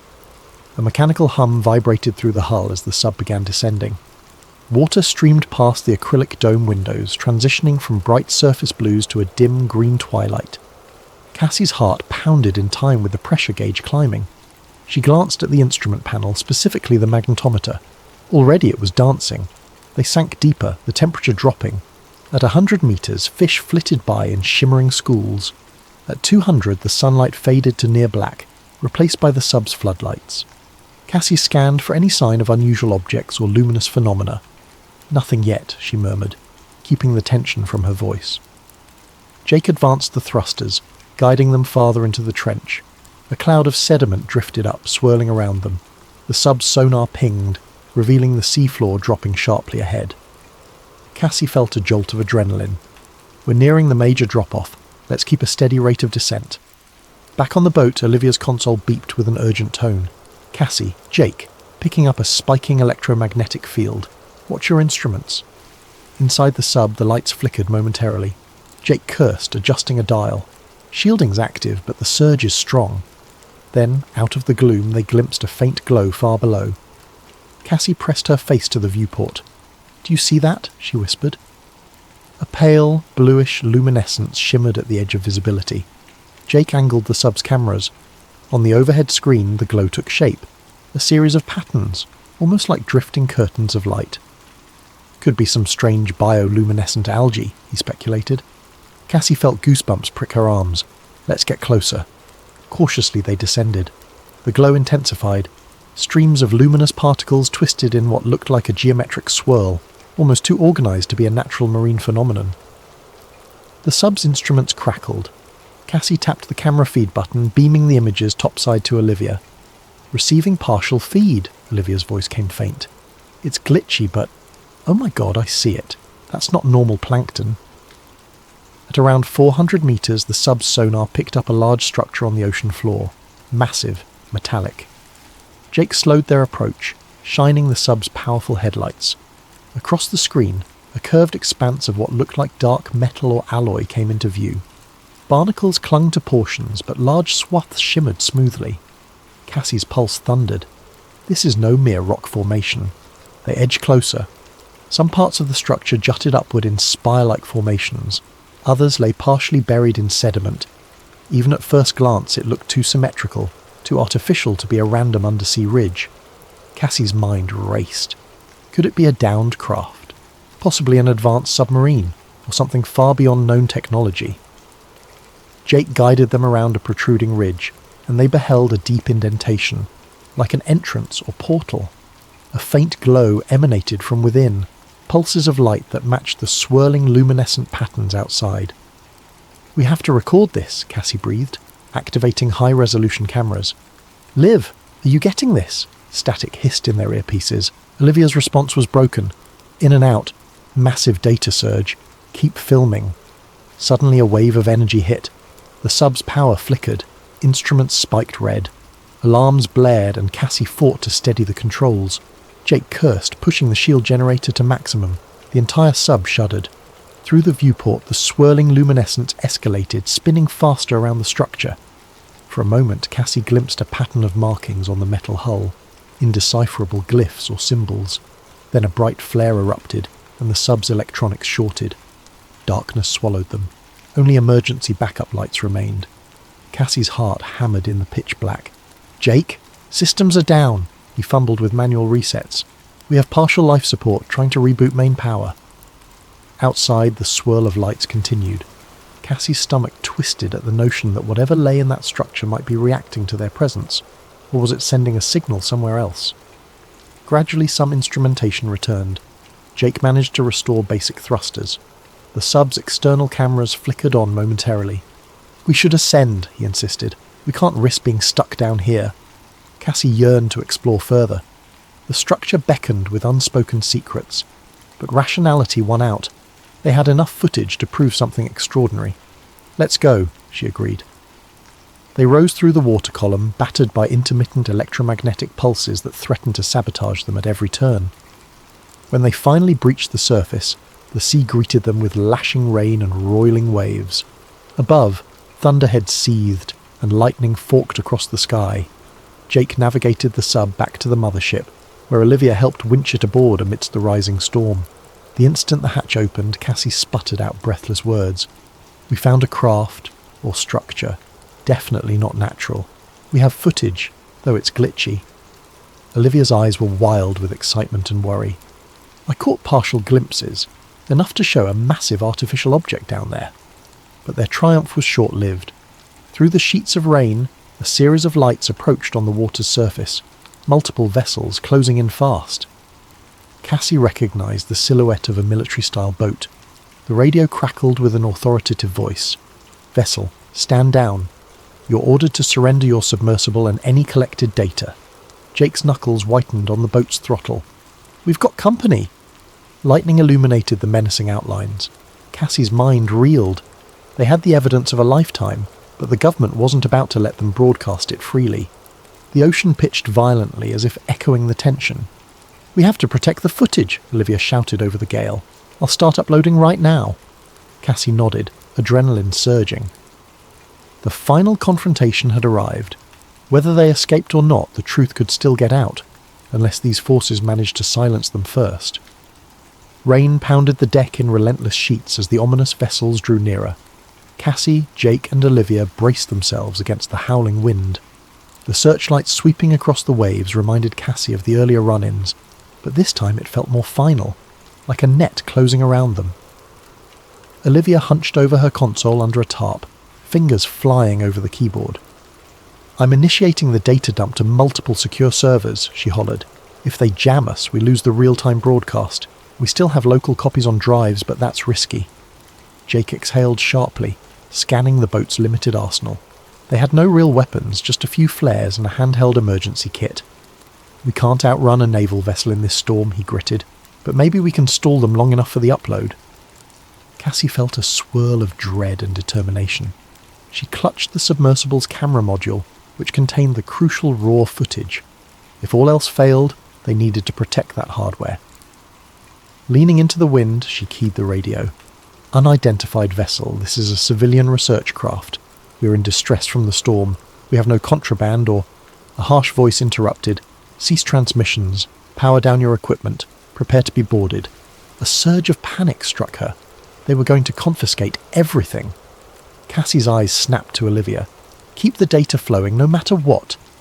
A spotlight swept across their deck, and they saw the outlines of armed men in black tactical gear on the approaching boat. The staccato bark of a loudspeaker. Shut down communications or face immediate action. Jake revved the engine in a desperate attempt to shift the boat's position, but a massive wave rocked them, nearly capsizing. The storm had grown furious, waves cresting at 8 or 10 feet. Salt spray stung Cassie's eyes as she scrambled to hold onto the railing. Up on the makeshift command station, Olivia cursed. They're jamming part of the signal. Upload speed is dropping. Lightning flashed. In that momentary glare, Cassie glimpsed something else stirring in the distance. A swirl of luminescence beneath the surface, reminiscent of what they saw deeper down. Could it be that the submerged structure was activating again, fueling the storm or intensifying it? Suddenly a smaller speedboat peeled off from the main vessel, cutting through the waves toward them. Gunmen stood at the bow. Cassie's stomach lurched. She heard a crack. Gunfire. Or was it the thunder? Jake spun the wheel, but the surging sea left them at the mercy of the storm. The speedboat drew alongside, lines thrown, grappling hooks clattering against the deck. Within seconds, armed figures began hauling themselves aboard. Lightning illuminated one figure stepping forward, gun raised. Even through the rain, Cassie recognized a face. Agent Whitfield. Her silver hair was plastered to her skull, eyes cold. "Doctor!" "Nolan," she called over the wind. "Stand down, you're coming with us." Cassie's rage flared. "You have no right. We're in international waters, investigating a natural phenomenon." Whitfield's expression hardened. "This is beyond your pay grade. Hand over all data and equipment immediately." Jake moved to intervene, but 2 other agents trained their rifles on him. Olivia, trembling, hovered near her console. "We've already transmitted some of it," she spat. "You're too late." Whitfield's gaze flicked to the overhead radio mast. With a curt nod, she signalled her men, who slashed cables, yanking out modules. Sparks flew as the boat's primary radio and data link severed. Olivia let out a cry, yanking the laptop from the surge protector just before an agent seized it. With guns pointed, Cassie and Jake were herded toward the stern. Whitfield advanced on Olivia, wrenched the laptop away. "No more transmissions," she hissed. "And the submersible data, where is it?" Cassie's mind raced. She had the camera's raw storage in a waterproof case strapped inside the sub's cockpit. If they discovered that, everything was lost. She prayed it remained hidden amidst the chaos. She decided to confront Whitfield directly. "You saw our recordings, didn't you? The storm, the structure below. Why hide it? The world deserves to know." Whitfield's jaw clenched. "Doctor? Nolan, this is about preventing mass panic and safeguarding national security. If you understood the stakes, you'd realize we're protecting you from forces you cannot fathom." A colossal wave slammed the boat, nearly sending everyone sprawling. The agent with the laptop lost his balance, and the device crashed onto the deck, skittering dangerously close to the railing.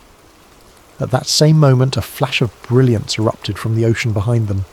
Cassie stared in awe as swirling lights broke the surface, dancing like ghostly will-o'-the-wisps.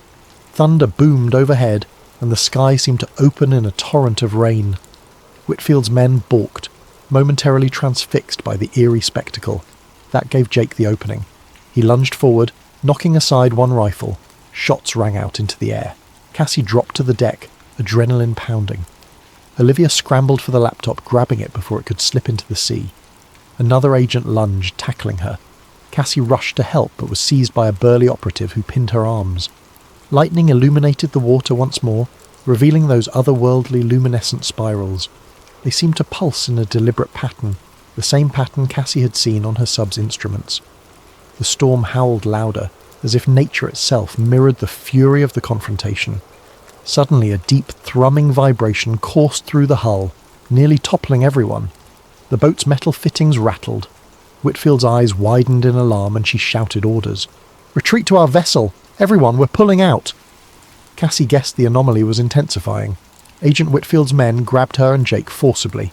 They motioned to Olivia, but she clung to the boat's railing, refusing to budge. That's when the ocean near the stern erupted in a colossal whirlpool. The swirling lights coalesced in an eerie ring. Another pulse hammered the boat, disabling electronics. The lights on the deck flickered out. Whitfield's expression finally cracked with genuine fear. She stared at the mesmerising vortex. "No, not now," she muttered, as if she had suspected something like this but prayed it wouldn't happen. The swirling overcame the rudder, spinning the boat in a slow circle. Cassie felt the agent restraining her lose his grip, staggering. She seized the moment, broke free and lunged to help Olivia, who was pinned by an operative. Jake slammed a guard with an elbow, sending the rifle clattering. The sea pitched the deck violently. Another swirl of lights rose, forming a halo around the boat. Cassie's hair stood on end from the static charge in the air.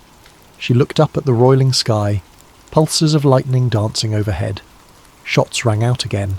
Whitfield's voice, "Hold your fire! We need them alive!" But it was too late. A monstrous wave crashed over the rail, sweeping gear and men alike. Cassie felt herself lifted by the wave, tumbling in cold chaos. She flailed, grasping at the slick deck as water rushed past.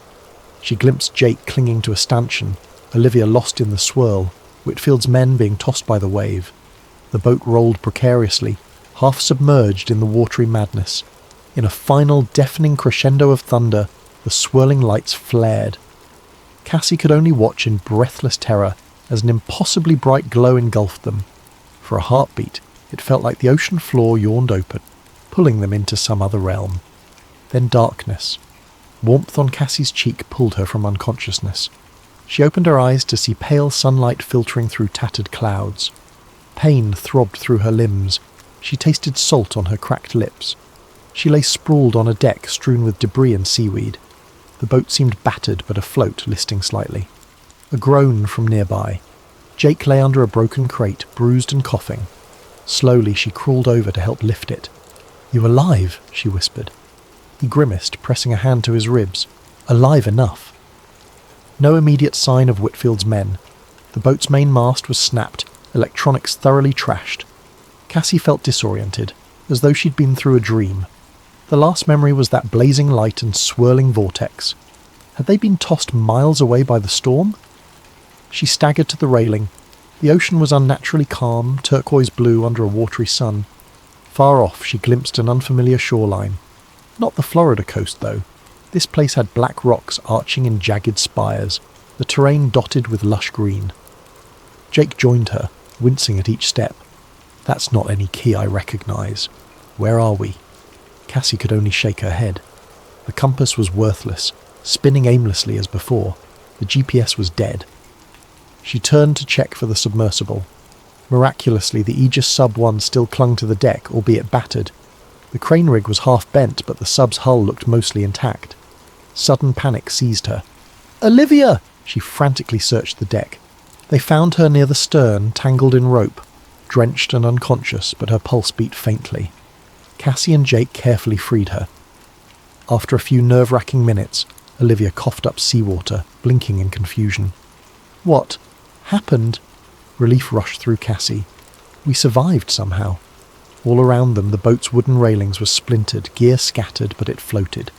There was no sign of Agent Whitfield or her men, possibly washed overboard or retreated in another vessel. "Any working electronics?" Jake asked. Olivia tried the portable devices, all fried. The only hope might be the sub's internal system, which had its own shielding. "I'll see if the sub's battery or comlink remains," she said, though her eyes held doubt. Cassie, gazing again at the distant shoreline, felt an eerie sense that they weren't simply off the Florida coast.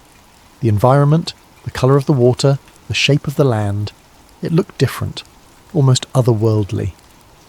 "Could we have drifted to an uncharted island?" she asked softly. Jake frowned. An uncharted island in these latitudes. Hard to believe in 2023, but the Triangle is known for messing with navigation. They spent the next hour mending themselves and rummaging for supplies. The fresh water stores survived. Some rations were soggy but edible. Cassie discovered a waterproof case lodged in a corner. Inside, the sub's camera memory unit. She hugged it to her chest, a flash of triumph. Our evidence. It's still here. But that joy was tempered by the new crisis. They were stranded. The boat's engine was swamped, the radio dead. Unless they fixed something or found external rescue, they'd remain adrift. By midday, they rigged a makeshift sail from the torn mast and spare canvas. The breeze nudged them toward the mysterious island, which loomed nearer. a rugged coastline of black volcanic rock and thick rainforest beyond. Jagged cliffs rose, casting shifting shadows on the water. As they approached, the atmosphere felt oddly charged. The ocean remained glass calm near the shore, and the sky had an unsettling haze, as if a permanent storm lurked on the horizon but never quite arrived. They spotted a narrow inlet. With careful manoeuvring, they guided the battered boat into calmer waters, eventually mooring at a small natural harbour. Cassie hopped onto a rocky ledge, wincing at the bruises on her legs. The air smelled of moss and brine. Birds cried overhead. No sign of human habitation. Jake tested a chunk of black rock with a pocket knife. Volcanic. Must be a small remote atoll. But the question is, how did we end up here so suddenly? Olivia joined them, scanning with a handheld sensor that had minimal function. Magnetic fields still weird. Low-level interference. Could be pockets of the same anomaly we saw at sea. They ventured cautiously along a shoreline path. Strange, twisted trees grew from cracks in the basalt, their roots glistening with moisture. Cassie noticed patches of luminous algae clinging to tide pools, a faint echo of the undersea lights they'd witnessed. A short hike led them to a broader cove. There, in a clearing, they discovered something extraordinary. The wreckage of multiple old boats, some rusted hulks half buried in sand, others mere splinters. Painted on one corroded hull, Cassie recognized the letters H-A-W-T. She gasped. USS Hawthorne, she whispered, recalling the fabled Navy ship that vanished in the 1950s. Jake's eyes widened. If that's the same ship, this island might be a graveyard for those lost in the Triangle. They pressed on, stumbling upon more debris from different eras, a wooden mast with 19th century styling, plain fuselage fragments that looked World War II era, modern yacht remains. It was as if the island had magnetically drawn in vessels from across decades. Olivia's voice trembled. All those vanishings, they ended up here. Cassie knelt by a weathered nameplate from a cargo vessel reported missing in 1972. She felt a pang of sorrow, imagining the fates of countless sailors. No human remains in sight. Did they vanish, or move inland for survival? Jake pointed deeper into the jungle. We might find answers that way, but let's be careful. They ventured further inland, forging a path through ferns and twisted vines. The air was muggy, insects buzzing in thick clouds. The vegetation seemed oddly vibrant, with flowers of unusual hues. Cassie suspected the same electromagnetic oddity that affected technology might also be fueling odd growth. Eventually they reached a clearing where massive stone pillars jutted from the ground, ancient and covered in alien glyphs, the same style of markings Cassie had glimpsed on the submerged structure. Her breath caught in wonder. This can't be a coincidence. Something or someone built these. Olivia ran her fingers over the carvings. This is beyond known history. Could it be a lost civilization, or something else? Jake scanned for footprints or signs of life. If castaways survived, maybe they found these ruins, but I see no fresh tracks. A hush fell over them. Cassie's mind whirled. The Bermuda Triangle had been rumoured to be cursed or supernatural, but these pillars hinted at advanced or ancient origins, possibly linked to the underwater craft. She pictured the swirling lights, the ephemeral storms. Maybe the ones who vanished are gone, Cassie said softly, heart heavy. Or maybe they left. In the distance, a rumble of thunder made them jump. The sky overhead churned with grey. Jake looked up warily. We should find shelter. This place doesn't feel safe. Indeed, an uneasy energy filled the clearing, as if unseen watchers lurked just beyond the tree line. Cassie felt her pulse quicken. They had stumbled onto the heart of the Triangle's secret, an island seemingly out of place and time, hosting remnants from countless lost expeditions and stone pillars older than any modern chart. With no immediate rescue in sight, they'd have to rely on their own resourcefulness, and the possibility that the submersible might help them solve the riddle of the island's bizarre magnetism. Cassie forced a steady breath. She might be trapped, but she wasn't giving up. The next step was to survive, unravel the enigma of these ruins, and hope that revealing the truth might set them free. Night fell quickly over the mysterious island, wrapping the jungle in a claustrophobic darkness. Cassie, Jake and Olivia had returned to their boat to gather supplies. Flashlights, sleeping bags, rations. With no functional radio, they were effectively marooned. Lightning flashed on the horizon, revealing gnarled treetops swaying in the wind. They camped near the clearing of ancient pillars, choosing a spot beneath a leaning rock overhang for partial shelter. Cassie built a small fire using driftwood and scraps from the old wrecks. The flickering flames cast dancing shadows on the worn glyphs etched into the towering stones. As they huddled for warmth, the conversation inevitably drifted to the day's surreal discoveries. Olivia toyed with the battered remains of a handheld device. "I can't get a signal. There's no satellite coverage. Maybe the electromagnetic interference is blocking everything." Jake rubbed his chin, eyes on the monolithic pillars.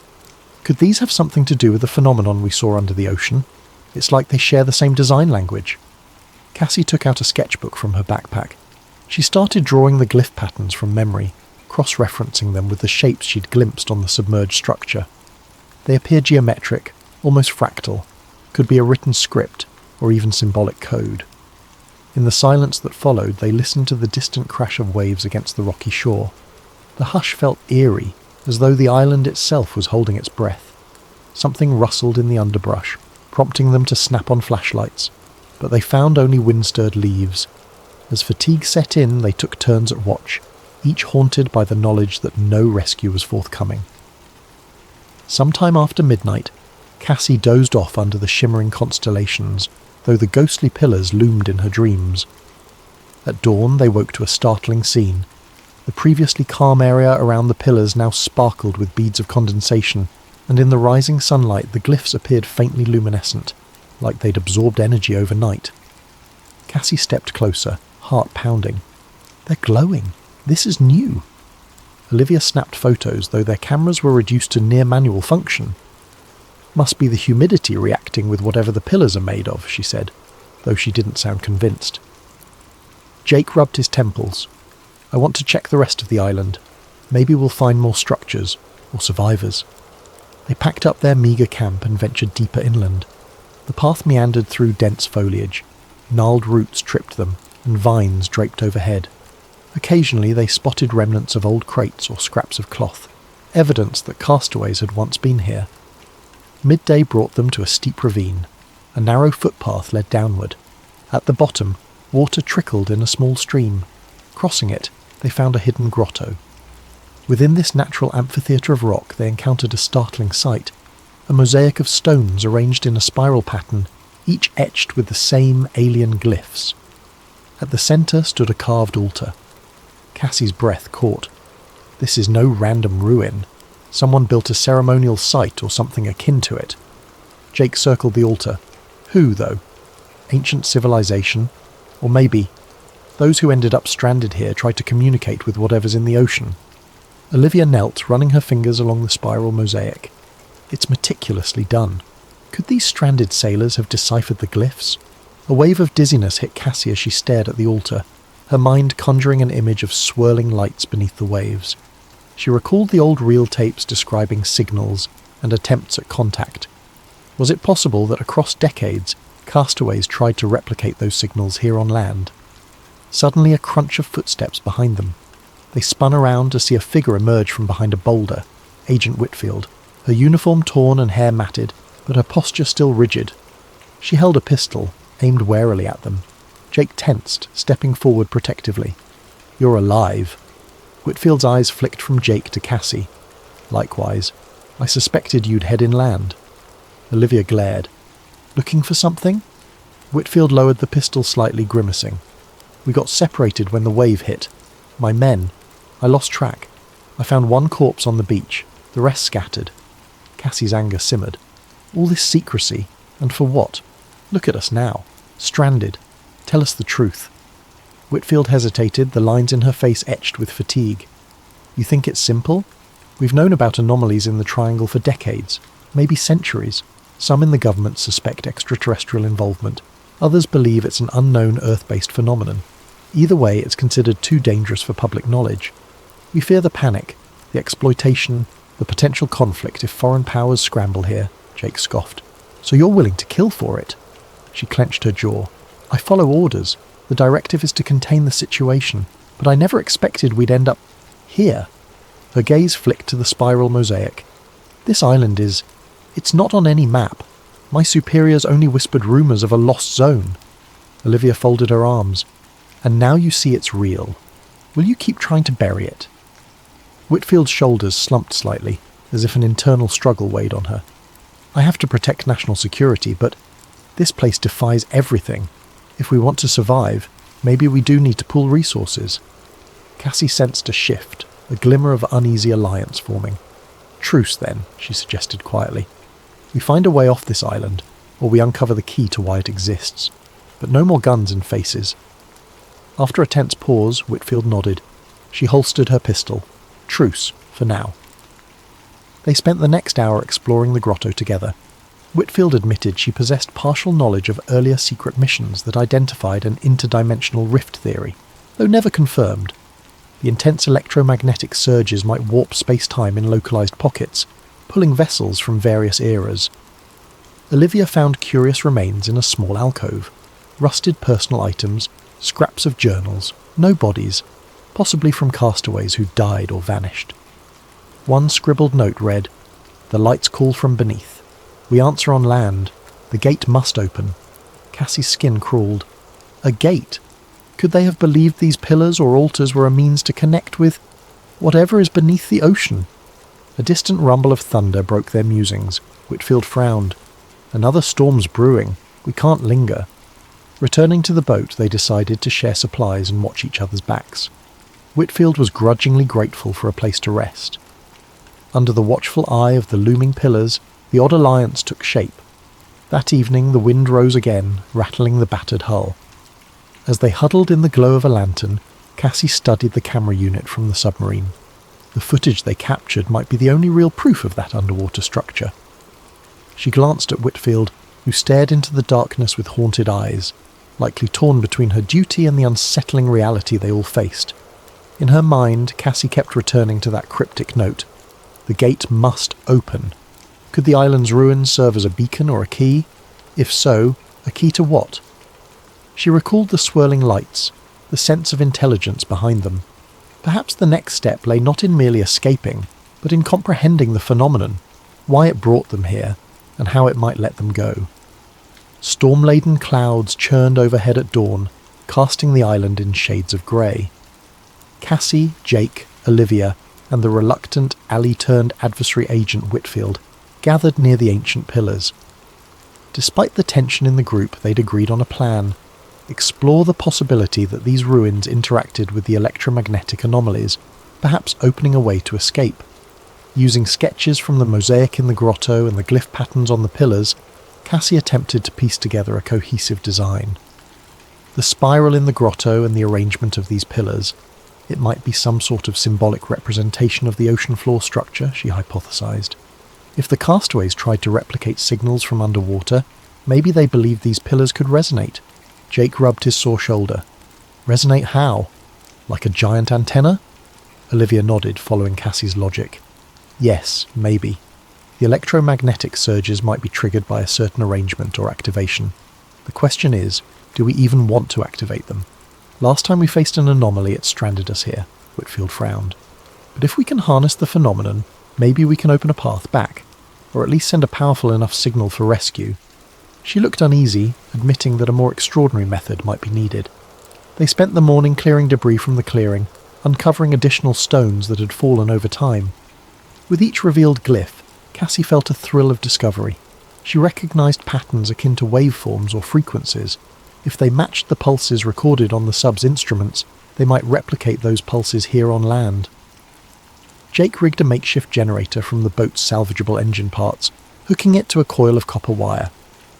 We can create an electromagnetic field, direct it into these pillars, see if that does anything. Olivia set up the sub's sensor suite on shore, linking it to a small console.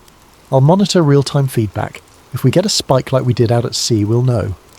Whitfield kept watch, pistol at her side. Although an uneasy truce still hung over them, her sense of mission remained. She occasionally asked Cassie pointed questions. If you manage to open some sort of rift, do you realise the risk? Something else might come through. Cassie paused in her wiring. We're already dealing with unknown forces. Doing nothing keeps us trapped here. I'd rather take a leap of faith, especially if it aligns with how these pillars were meant to function. As the afternoon wore on, they assembled a ring of cables around the largest pillar cluster. With the generator revved, a low hum filled the air. Cassie carefully toggled power, stepping back as the cables glowed faintly. She glanced at Olivia. Any changes? Olivia's console flickered. Slight electromagnetic rise, but were well below the levels we recorded at sea. Jake frowned, adjusting the generator's output. Let's dial it up, but watch for surges. They increased power. The hum deepened, and the glyphs on the pillars began to shimmer with that eerie luminescence. The ground beneath them vibrated softly. A sudden swirl of wind whipped the clearing, scattering leaves in a spiral. Cassie's hair stood on end. "That's more than just a breeze," she muttered. Olivia's eyes widened at her console. "We're hitting a spike, like a resonance frequency." Whitfield took a step back, eyes darting around. "Is the storm reacting?" Overhead, thunder rumbled, but the swirling wind in the clearing felt different, like a localized vortex forming among the pillars. Dust and small stones lifted into the air, circling them. The glyphs glowed brighter, each symbol pulsing in sequence. Jake called out, "Shut it down if it gets too big." Before they could, a column of light shot up from the centre of the pillars, piercing the low-hanging clouds. Cassie shielded her eyes as the brilliance reflected off the basalt. The ground shook harder, a quake rattling teeth. A roar of static filled their ears. Cassie's mind flashed to the sub's dive, the swirling lights beneath the ocean. Could she be bridging a link between the underwater craft and this island? The air crackled with electricity, arcs snapping between the pillars. Then, as swiftly as it began, the vortex expanded outward with a deafening crack. A wave of force knocked them all off their feet. The generator shorted in a burst of sparks. The blinding light receded to a faint glow. When Cassie scrambled up, dizzy, she realized something had changed. The sky overhead was no longer thick with storm clouds. Instead, it was a placid grey, the sort of day one might see on a calm morning back in Florida. She blinked, heart pounding, scanning the horizon beyond the pillars. Jake helped Olivia to her feet. Whitfield stumbled against a stone, thoroughly rattled. Olivia squinted at her console. "We've got location data, somehow. GPS is flickering back.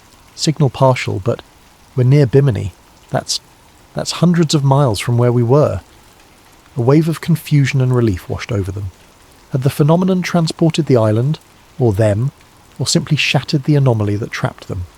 Regardless, they were no longer in that lost zone. The environment around them looked subtly different, the flora slightly more familiar. They rushed back toward the shore, hoping to see if the battered boat had also jumped. Sure enough, anchored in calmer waters, the boat remained, bobbing gently.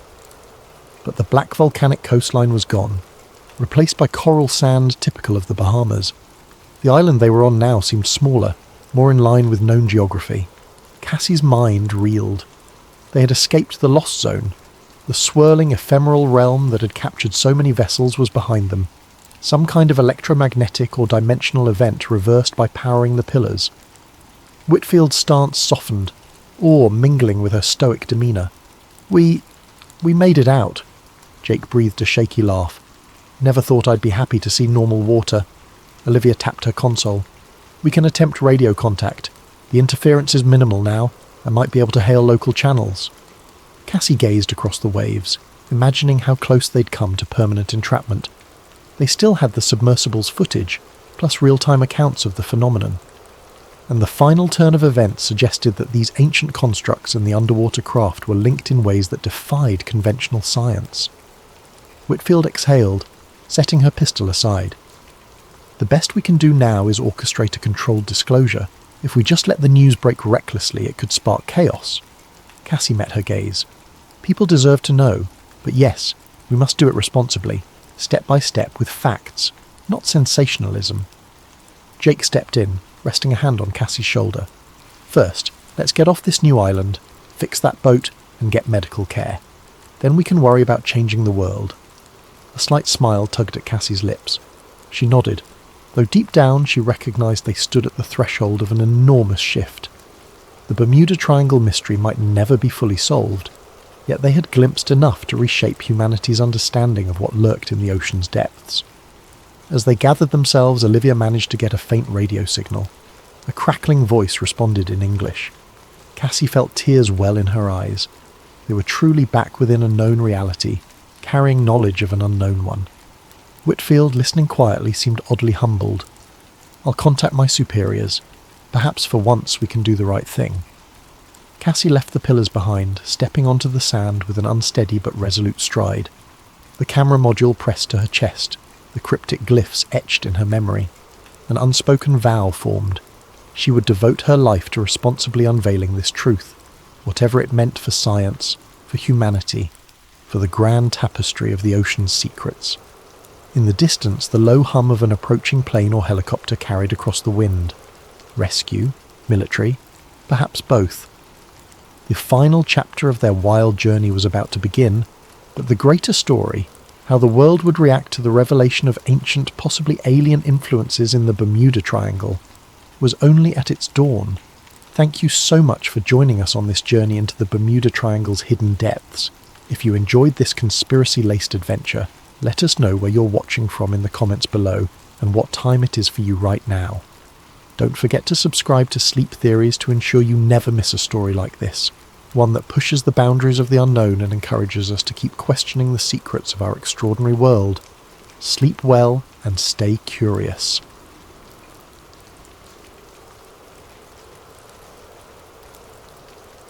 Ethan Graves first discovered the name Veronica Holt in a stray PDF, half buried in an online data dump that conspiracy communities were devouring. He'd been clicking through thousands of lines of corporate spreadsheets, offshore registrations and meeting transcripts, all leaked from a whistleblower in the finance sector. Officially, these documents were about routine lobbying, but the deeper Ethan dug, the more he saw patterns that didn't add up. Names recurred in odd contexts, referencing hush-hush policy summits that no mainstream coverage ever touched. What caught his eye one late night was a recurring symbol in the margins of certain files, a faint watermark shaped like an all-seeing eye perched above stylized wings. Next to that watermark, the name V. Holt appeared again and again. Ethan's heartbeat picked up. He recognized that all-seeing eye from older, more sensational conspiracy lore. People called it an Illuminati emblem, or sometimes a Masonic derivative. He'd rolled his eyes at it in the past. Nobody with common sense took that stuff seriously. But now it was right in front of him, embedded in documents that otherwise looked legitimate. He was seated in his cramped one-bedroom apartment in the outskirts of Philadelphia. At 29, he looked older than his years, with permanent dark circles under his eyes from too many late nights sifting obscure data. A part-time gig at an independent online magazine paid some bills, but his real passion lay in chasing leads on hidden power structures, UFO cover-ups, big pharma conspiracies, hush-hush deals. Once in a while he'd strike gold, but more often people dismissed him as a conspiracy blogger. Tonight, the clock read 2:45 a.m. Thin walls separated Ethan from a neighbour's muffled TV. Outside, a light drizzle pattered on the window. Rubbing his face, he gulped the dregs of cold coffee, determined to keep going. Something about these documents demanded more than his usual casual approach. Scrolling further, he found cryptic references to a global steering meeting, with lines like Media Narrative Alignment, VH, Q3 Planning. Another pointed to a think tank with a bland philanthropic name, listing major news organisations as partners. It made his stomach clench. Were these genuine coordinates for controlling coverage? He hammered out a draft blog post tentatively titled, "Are we being led by hidden hands?" But he hesitated to publish. There were too many unknowns. He needed more concrete proof, or at least a credible second opinion. The next day, stiff from lack of sleep, Ethan rode the subway to a local library, where he'd arranged to meet a friend, Dr. Celia Monroe. She was a visiting historian at Temple University, known for her published research on Renaissance-era secret societies in Italy. They'd become acquaintances after Ethan pestered her for background on some papal conspiracy for an older piece. In the library's hushed reading room, Celia gave him a polite if tired smile. She was in her early 40s, with curly dark hair pinned back, wearing business casual attire that suggested she'd come straight from teaching. "I hope this is important," she whispered, setting her coffee thermos aside. "I'm behind on grading." Ethan pulled out printouts of the suspicious documents, flipping to pages with the winged eye watermark. Have you ever seen this symbol in your research? She squinted at it. Sure, an eye in a pyramid or an eye in various forms is common in esoteric traditions. The wings add a twist. Doesn't necessarily prove anything by itself. He nodded, leaning in. What about the name Veronica Holt? Have you encountered references to a V. Holt in context with modern secret societies? Celia's eyebrows rose. Veronica Holt is a big name in philanthropic circles, CEO of the Holt Foundation. They do public health initiatives, sponsor educational reforms, that sort of thing. Some revere her as a champion of humanitarian work. Humanitarian or manipulator, Ethan murmured. Check out these lines about media narrative alignment. If the Foundation's philanthropic veneer covers deeper agendas... Celia carefully read the lines, frowning. This is suspicious, yes. But do you realise how many conspiracies revolve around wealthy foundations? The Illuminati rumour surfaces every time a billionaire invests in global policy. I know, but this watermark, plus the repeated references to hush-hush summits, I suspect a genuine secret group, not just rumour. Celia sighed. If you're hinting at the actual Illuminati, historically they were an 18th century Bavarian society suppressed by the government. Some conspiracists claim they never really went away, that they morphed into a global puppet master. But mainstream academics dismiss that. Ethan's voice hushed. Could the mainstream be ignoring something real? Maybe they exist under different names, controlling philanthropic organisations to shape world events. Celia shook her head slowly, but a seed of curiosity gleamed in her eyes. All right, I can't promise anything, but let me see if I can trace that symbol in archival references. They parted with an air of unresolved tension. Ethan felt a flicker of optimism. Celia's practical approach could yield tangible leads, or confirm he was chasing phantoms. Back in the city, Ethan tried to pitch a follow-up article to his editor at the small news site he freelanced for. The editor, a jaded man in his 50s named Carl, frowned at the Illuminati angle. I like conspiracies that bring clicks, but come on, Ethan. This is ancient territory. We need fresh angles, not rehashes of centuries-old boogeymen. But the philanthropic tie, the modern front, there's something huge here, Ethan pressed. Carl shook his head. Maybe if you can find ironclad evidence, otherwise do a piece on local corruption. That's your strength. The brush-off stung, but Ethan had expected it. He trudged home, a swirl of doubts in his mind. Was he imagining connections? The mainstream scorn for Illuminati talk was near universal, but if a group was truly that powerful, they'd want the public's scorn to remain. A couple of nights later, he got an email from a throwaway account. Stop rummaging in places you shouldn't. This is your first and final warning. His heart lurched. The subject line read, The Eye Sees. Attached was a single grainy photo of Ethan outside the library, unmistakably him, looking over his shoulder. He closed the email, pulse pounding.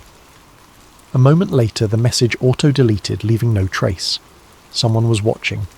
He realised with a chill that he'd never published anything about the Illuminati or Veronica Holt yet. This threat was about raw research. If real Illuminati agents were monitoring him, he wasn't just chasing a fantasy. Spooked but determined, Ethan called Celia at once. She answered groggily. He'd woken her. He poured out the details of the threat. She was silent for a moment. That's concerning. I have some references you might find interesting. I discovered a mention of a 19th century text, Ordo Occultus Summarium, rumoured to have instructions for an international power structure. But the text vanished from university archives in Rome decades ago. Some suspect it ended up in private hands. Ethan's heart beat faster. Could that text link directly to the modern group? It might. The Iron Wings motif apparently appears on page 1 as a master emblem. He exhaled, mind racing. We need to find that text. Celia let out a soft, resigned laugh. You make it sound easy. People have tried. It's considered a lost treasure among occult historians. Unless you have resources in black market antiquities, I doubt we can track it. But Ethan was already scribbling notes, ignoring the knot in his stomach from the threat. One clue at a time, Celia. We'll figure it out. Hanging up, he felt a spark of purpose. The fear lingered, but the puzzle beckoned. He'd gleaned from every corner. Old librarians, fringe collectors, who knows? If the real Illuminati existed, they might have left a paper trail once upon a time, and Ordo Occultus Summarium could confirm it. That same week, Ethan posted a short cryptic teaser on his personal blog. The Eye in the Wing, Corruption at the Highest Levels, He withheld details but implied a major exposé was coming. The response was mild. His followers were used to big conspiratorial claims, but one email arrived from a new address. I can help. Luke. At first, Ethan assumed spam, but the message read simply, "We share a common interest. I once walked among them. They are real, but you must be cautious. They watch everything." Attaching a phone number, the email vanished from his inbox soon after, as though it self-destructed. Ethan's skin prickled. A self-professed insider? He dialed. A male voice answered, taut with nerves. "So, you're the blogger stirring up illusions about the Illuminati." "Not illusions, evidence," Ethan retorted, a dry chuckle. "Evidence. If only you knew how deep it goes. I used to be close with them, or at least a branch of them. We parted ways. I want to help, but not over the phone. Meet me in DC?" Ethan's anxiety soared. This could be a trap, but if the man was legitimate... "Fine," Ethan forced calm. "A public place. Send me details." Luke murmured agreement and hung up abruptly. Ethan sank onto his couch, mind spinning. In 1 week he'd gone from chasing symbolic scraps to clandestine phone calls and threats. If these forces were real, his life was about to get complicated. He remembered reading about journalists who claimed to expose major conspiracies, only to be discredited, financially ruined, or worse.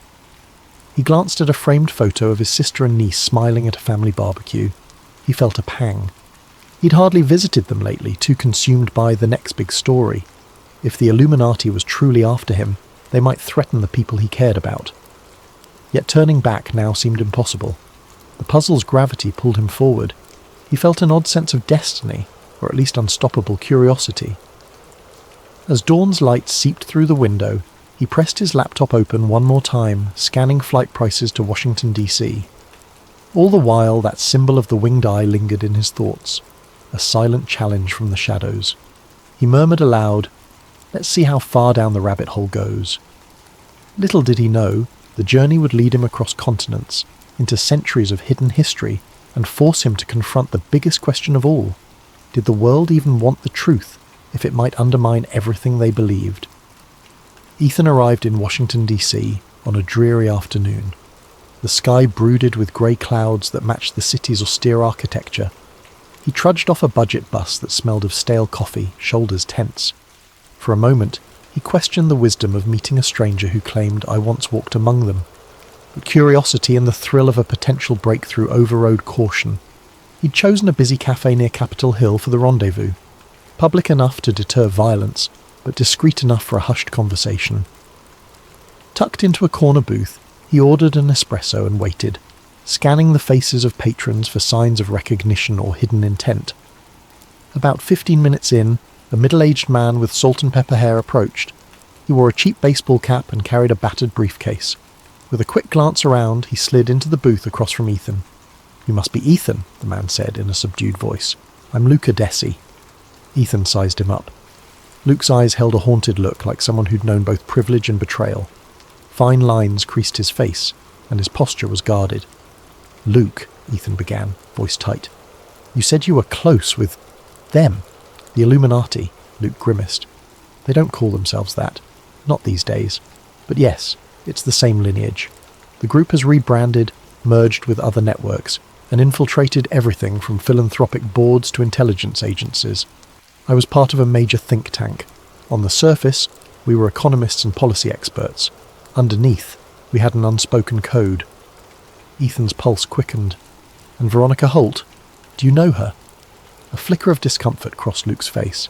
"I met her once. She was rumoured to be on the Society's inner council. They hide behind philanthropic foundations, using them as a front to sway global policies. They shape narratives, Ethan. The media, the educational systems, even the arts. Always behind the curtain, never letting themselves become the story." Ethan tried to swallow his excitement.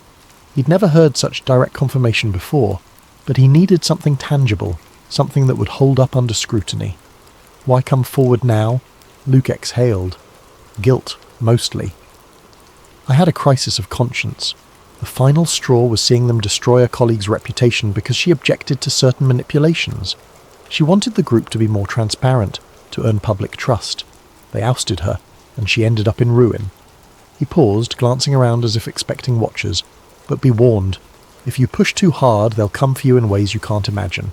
They can freeze bank accounts, sabotage your credibility, pit law enforcement against you, or worse. Ethan's stomach churned, recalling the threatening email. I've had a taste, but that only proves I'm onto something real. Luke slid a worn envelope across the table. Inside, you'll find partial membership rosters, though heavily coded, and references to certain special gatherings. Pay attention to the location code names. Rome, London, stateside enclaves. They rotate. A major gathering is rumoured soon.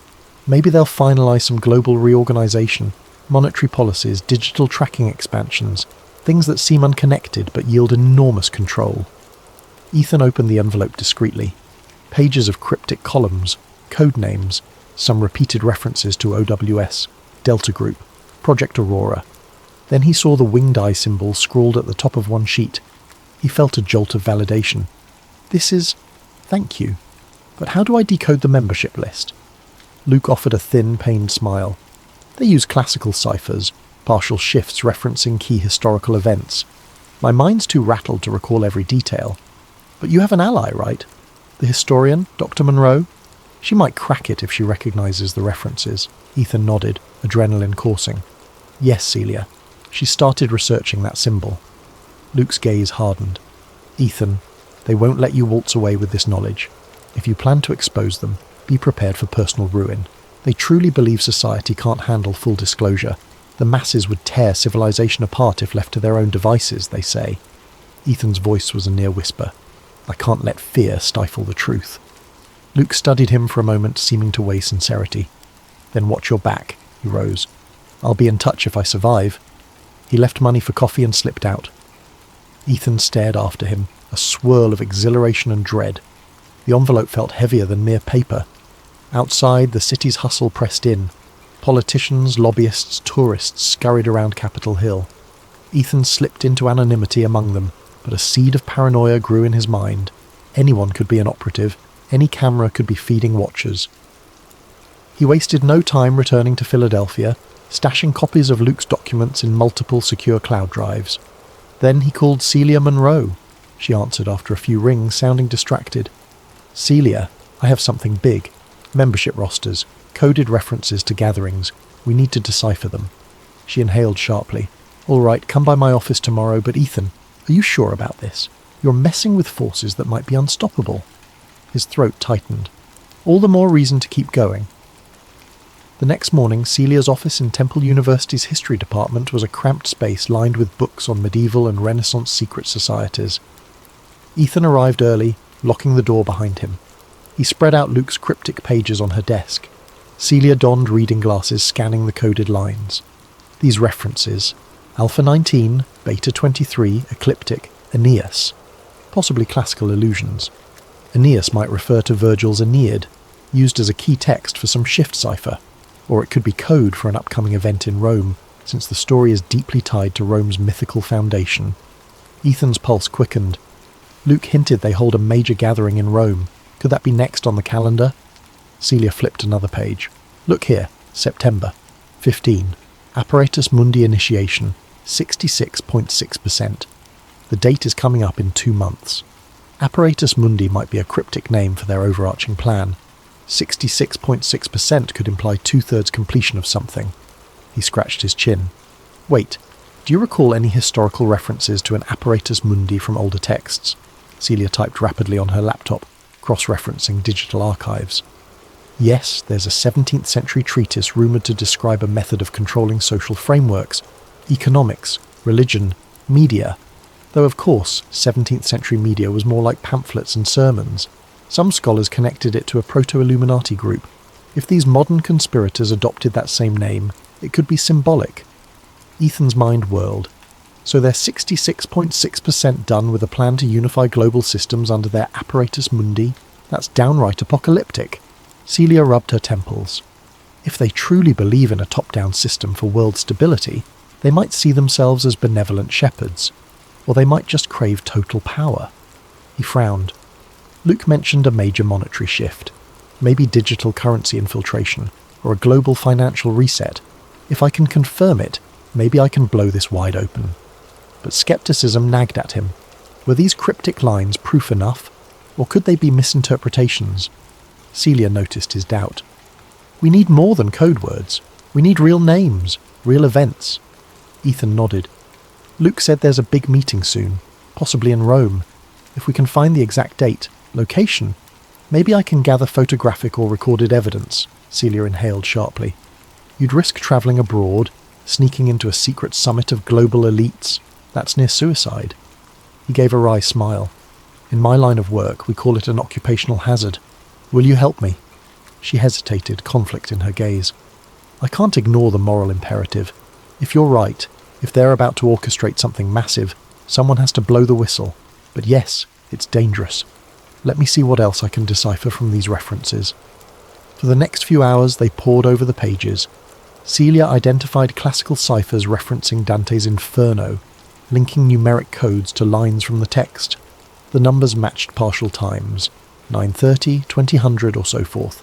They gleaned a possible date, September 15th, the same date from the Apparatus Mundi initiation. Location hints suggested a historic building near the heart of Rome, maybe something affiliated with a philanthropic group.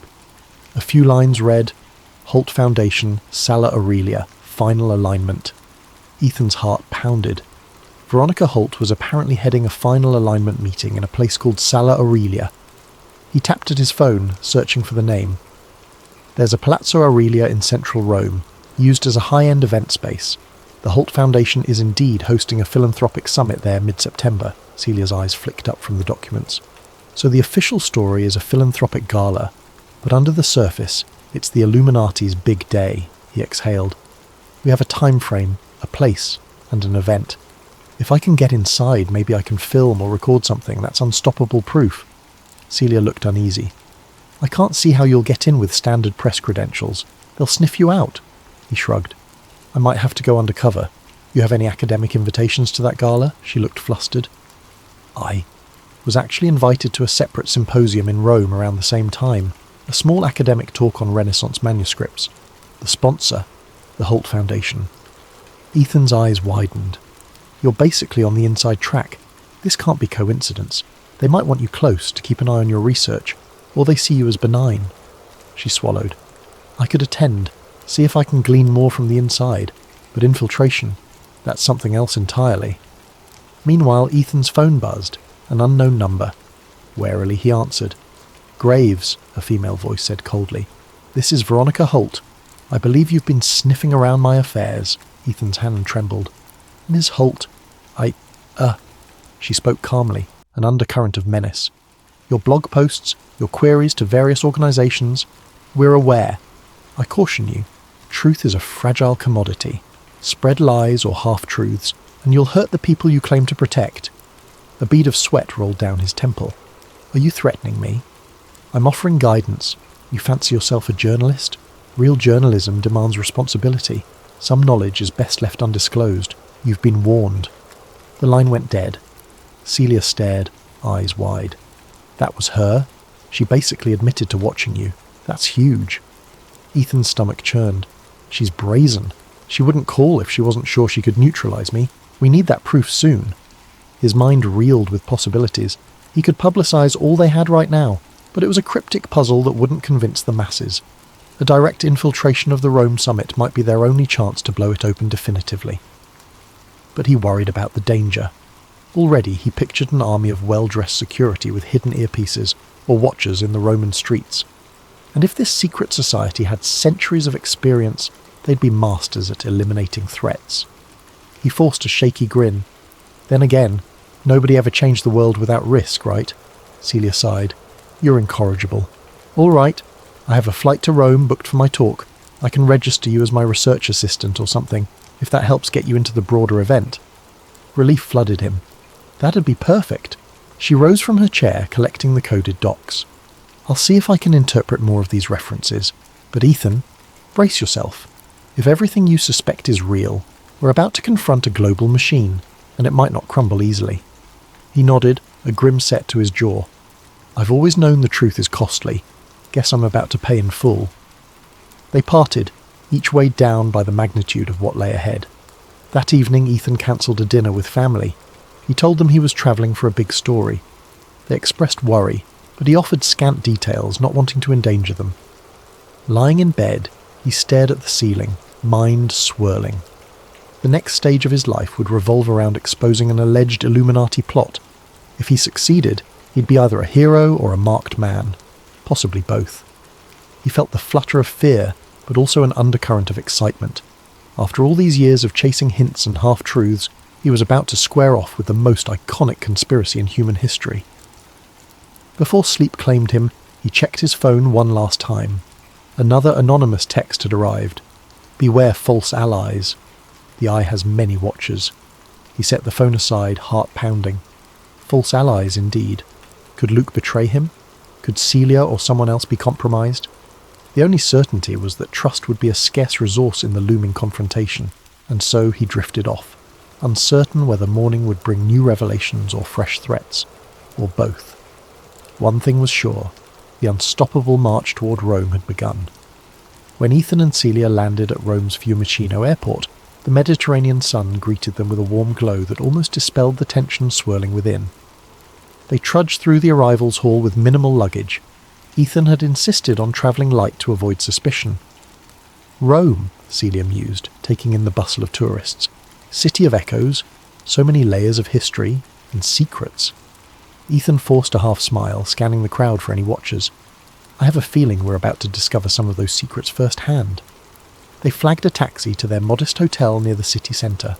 En route, Celia quietly pointed out landmarks. The Colosseum's ancient arches, the grand Vittorio Emanuele monument, winding cobblestone streets brimming with life.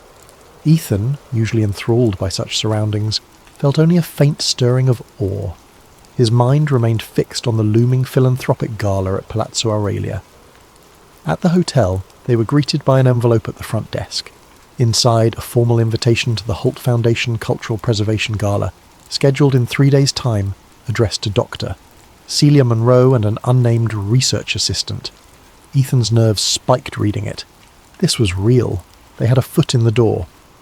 The invitation included instructions for a preliminary orientation the next afternoon at a smaller conference hall.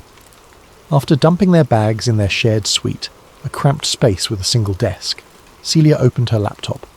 "I have my academic panel tomorrow, but we can finalise our infiltration plan after that. Maybe we can gather intel during orientation." Ethan nodded, pacing. "Right. Let's keep our eyes peeled for any signs of tight security or suspicious individuals. Meanwhile, I'd like to see if we can glean more from local archives. Maybe dig up the Ordo Occultus Summarium or references to it." Celia raised an eyebrow. "You realise that text has been lost for decades. But sure, we can try. The National Library or certain church archives might hold clues." He rubbed his hands together. "We have 2 or 3 days before the big event. Let's use them." They parted ways the next morning. Celia headed to her academic talk, while Ethan visited the Biblioteca Nazionale. The library's grand halls smelled of old books and polished wood. Despite the presence of digital catalogues, many rare collections were off limits to the general public. At a desk labelled Special Collections, Ethan politely requested access to manuscripts referencing the rumoured text. The librarian, a stern older woman, shook her head. "Mi dispiace, signore, but these volumes are restricted. You need special permits from the Ministry of Culture." He attempted his best persuasive smile. "Could I see just an index of them, to confirm references for academic research?" She regarded him with thinly veiled suspicion. "One moment." Leaving him alone briefly, she returned with a battered index book. "These records are incomplete. You have 15 minutes. Ethan scanned the entries, heart pounding. He found a listing from 1865. Ordo Occultus Summarium, rumoured donation, never confirmed. Beside it, a note read, "Relocated to private estate, no official record." He jotted it down. Private estate. Where? Another line referenced a partial translation done by an Italian scholar in 1902 stored in the library's archives, Shelf M21. But a subsequent note read, "M21 missing since 1937. He sighed. The text had apparently eluded countless seekers. This was a dead end for now. Still, he left with renewed conviction. So many references to this text. If the Illuminati had it, they were guarding it fiercely. Maybe he'd find out more at the gala. That afternoon, Celia texted him from the orientation site. You have to see this. Security is intense. I told them you're my assistant. No issues yet, but they're scanning IDs, taking photos, possibly facial recognition. Careful." Ethan hurried to join her, arriving at a stately conference hall near the Tiber River. The place was swarming with staff wearing Holt Foundation badges, some in suits with earpieces. A suspiciously high ratio of them moved with practiced vigilance. He stepped inside a mosaic-floored foyer, greeted by Celia, who handed him a visitor's pass. She leaned close, whispering, "They've got uniformed guards, plus hidden muscle. I recognized at least 3 men who looked like ex-military, possibly private security." He forced a casual nod, scanning the room. Attendees milled about, discussing heritage restoration, cultural archives.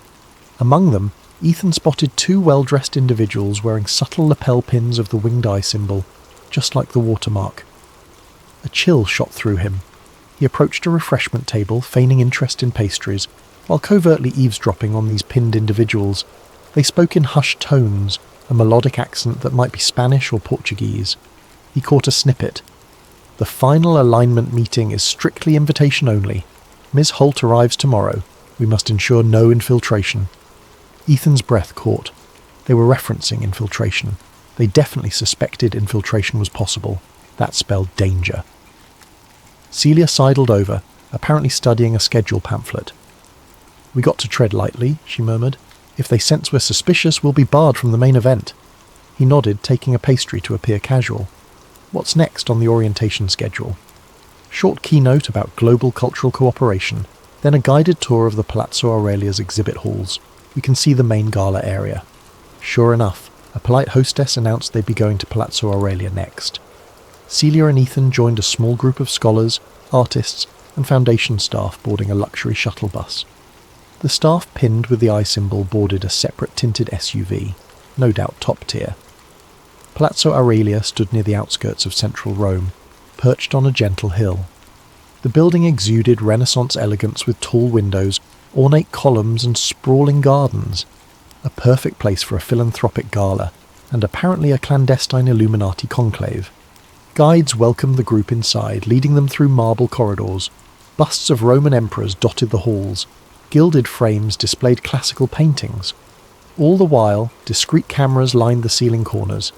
At last, they reached the main ballroom, where dozens of workers set up stages, lighting rigs, and plush seating.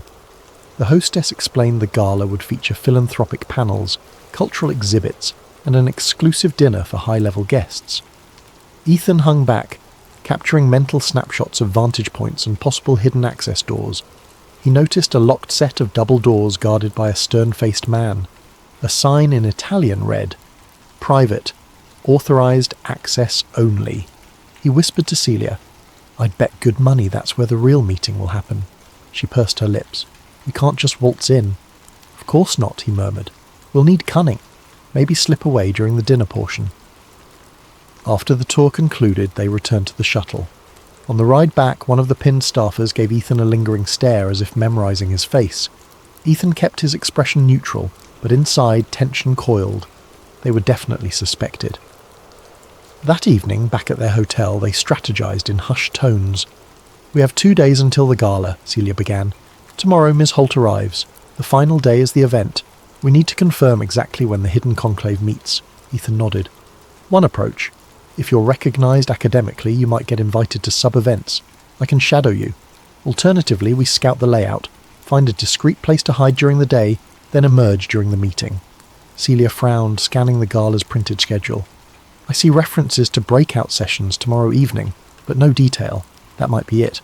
Or maybe the real meeting is after midnight." He tapped the schedule. "Luke's documents mention a time, 9:30 p.m. That might align with a hush-hush late session. Possibly after the official dinner." Celia drummed her fingers. "If we do sneak in, can we film or record? We need more than hearsay, but phones might be jammed or confiscated." Ethan revealed a small pen-like camera. "I brought a micro camera, local storage. Might slip it in my coat pocket, aim it discreetly." She shook her head, a faint smile. "You came prepared." He attempted a grin. "I try, but let's be mindful we might only get one shot. If we get caught, who knows what they'll do." They paused, the enormity of the risk pressing down. Then Celia inhaled. "All right, we proceed. Tomorrow I'll try to glean info from the staffers or see if any invitations come my way. Meanwhile, you observe and plan entry routes. The next morning, a swirl of tension roused Ethan early. He used a burner phone to call Luke, hoping for last-minute tips. It rang unanswered. Strange. Luke had said he'd remain cautious but available. Had something happened? Midday, Celia texted that she'd been invited to an evening reception at Palazzo Aurelia for VIP guests. She was told to bring one assistant if she wished. They're letting you come, her text read, but keep low. Ethan's gut twisted. Could it be a trap? Still, refusal would blow their cover. He quickly ironed the only decent blazer he owned. By dusk they arrived at the palazzo's main entrance. A string quartet played softly in the courtyard. Candle-lit lanterns lined the walkway. Men and women in formal wear chatted, sipping champagne. Ethan felt out of place among the high society atmosphere. Holt Foundation staff greeted them politely, scanning their invitations. Ethan tried to stay calm under the suspicious gazes. Inside, waiters circulated with hors d'oeuvres. The chatter of polite conversation hung in the air, occasionally punctuated by laughter. Chandeliers cast warm light across frescoed ceilings. Celia glided through the crowd, exchanging pleasantries with fellow academics, while Ethan lingered near the edges. He spotted high-profile attendees, a foreign diplomat, a billionaire tech mogul, a famed neurosurgeon, all presumably enticed by the Foundation's philanthropic facade. Suddenly a hush spread. Veronica Holt entered, flanked by aides. She was taller than Ethan expected, her silver hair swept into a graceful style. She wore a dark, elegant dress, exuding confidence. Applause rippled as she greeted the gathering, praising their dedication to cultural heritage and global unity. Ethan's pulse hammered. So there she was, rumoured Illuminati ringmaster. As she approached a group, he sidled closer to overhear. Holt's voice was rich and assured. Tomorrow's main session will address pressing global issues, inequality, climate change. We hope to unify philanthropic strategies for maximum impact. I trust you'll find it enlightening. Enlightening indeed, Ethan thought. He felt a trickle of fear and excitement. Her speech was so polished, so genuine on the surface. Yet according to Luke, she was a puppet master behind the scenes. He spotted the pinned staffers again, posted at discreet vantage points. One stared at Ethan with open suspicion. He pretended not to notice, turning to snag a flute of champagne from a passing tray. Celia drifted over, whispering, "We should keep a low profile. I sense we're being watched." Ethan sipped the champagne, scanning for an exit route. "I'll slip around, see if I can find that locked corridor. Cover for me if anyone asks." She nodded, voice tight. "Be careful." He ambled away, weaving past cliques of guests engaged in small talk about art and charity. Eventually he edged down a less crowded hallway. Sure enough, he found the same locked double doors from yesterday, now guarded by two staffers. No sign of an easy pass. As he feigned interest in a nearby painting, he heard footsteps behind. A voice. "Lost, Mr. Graves?" He turned to see a tall woman, late 30s, with a refined accent. She wore a subtle brooch featuring the winged eye. Ethan forced a calm grin. "Just exploring the palace. So many beautiful halls," her lips quirked. "Some places are off limits. We prefer guests stay in designated areas. Let me show you back to the reception." He recognized a polite threat. Of course. Reluctantly, he let her guide him away. The hint of intimidation confirmed they weren't messing around. Back in the main hall, Veronica Holt herself was wrapping up a short speech on transformative philanthropy. Applause followed. Then she mingled briefly, drifting within a few feet of Ethan. He felt the hair on the back of his neck stand. She glanced at him, her expression polite but distant. "Dr. Monroe, is this your assistant?" Celia introduced Ethan. Holt's gaze flicked over him, calculating. "I hope you enjoy tomorrow's sessions, Mr. Graves. We're keen to show the world how collaborative effort can truly shape the future." Her handshake was cool, her smile unwavering. Ethan managed a polite nod, hiding the swirl of tension. This was the woman who'd threatened him on the phone. Face to face, she seemed flawlessly charming, but he sensed the steel beneath. Soon after, the event wound down. As the last guests filtered out, Ethan and Celia exchanged glances. Tomorrow would bring the official gala, and presumably the covert final alignment behind closed doors. They had to be ready. Outside, night had fallen over Rome's ancient streets. They caught a taxi, neither speaking much. The magnitude of the next day pressed upon them. Somewhere behind Palazzo Aurelia's locked doors, a centuries-old society would gather to finalise a plan that could reshape global power. Back at the hotel, Ethan tried calling Luke again. No response. Anxiety gnawed at him. Could Luke have been compromised? Celia laid out a battered notebook. We have to assume tomorrow night is the moment. We'll blend in during the official dinner, then slip away. If we catch them in secret deliberations, we record everything. That's our shot. Ethan exhaled, exhausted yet wired. Yeah, if we vanish, well, at least we tried. She managed a shaky laugh. Encouraging. They turned in for the night, though sleep was elusive. Ethan replayed the day's events in his mind. Veronica Holt's commanding presence, the pinned staffers, the security. He clutched the pen camera he planned to hide in his jacket. If all went right, soon he'd have footage that could expose a global conspiracy older than modern history. But beneath his determination lay a flicker of dread. What if they were 2 steps ahead, luring him into a trap? He set that fear aside. No turning back now. As Roman church bells chimed midnight, he drifted off into uneasy dreams filled with winged eyes, labyrinthine corridors, and faint echoes of the word apparatus mundi. Ethan awoke to the sound of distant church bells tolling in the early Roman morning. A sliver of light peeked through the drapes of the small hotel room, illuminating dust motes dancing in the still air. He stretched, feeling the stiffness in his back from a night spent half awake, haunted by visions of locked doors and winged eye emblems. Across the cramped space, Celia sat at the tiny desk, already poring over documents on her laptop, hair still a mess from sleep.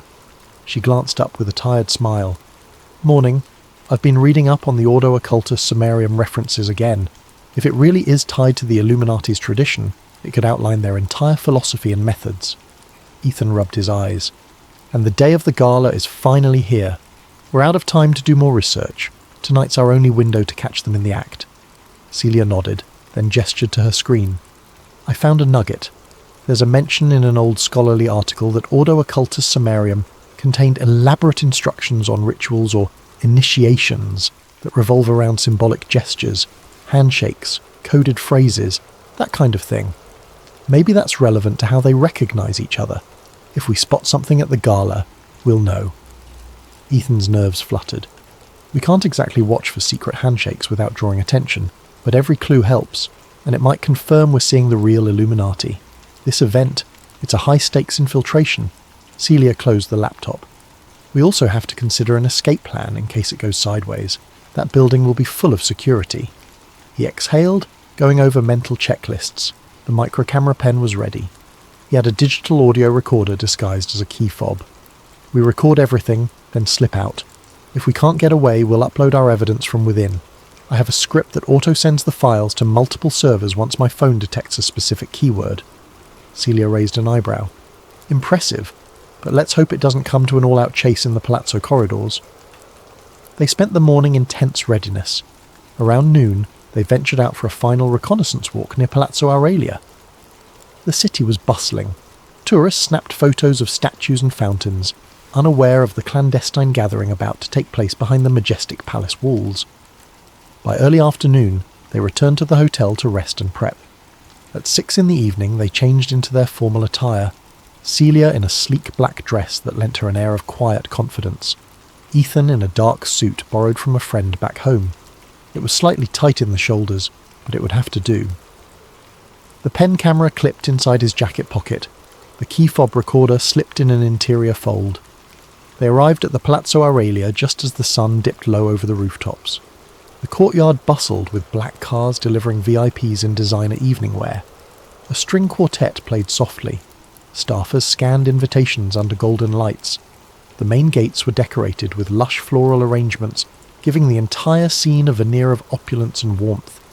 But Ethan's unease only grew as he recognised some of the security personnel from the orientation, unsmiling men with watchful eyes. Celia gripped his arm lightly.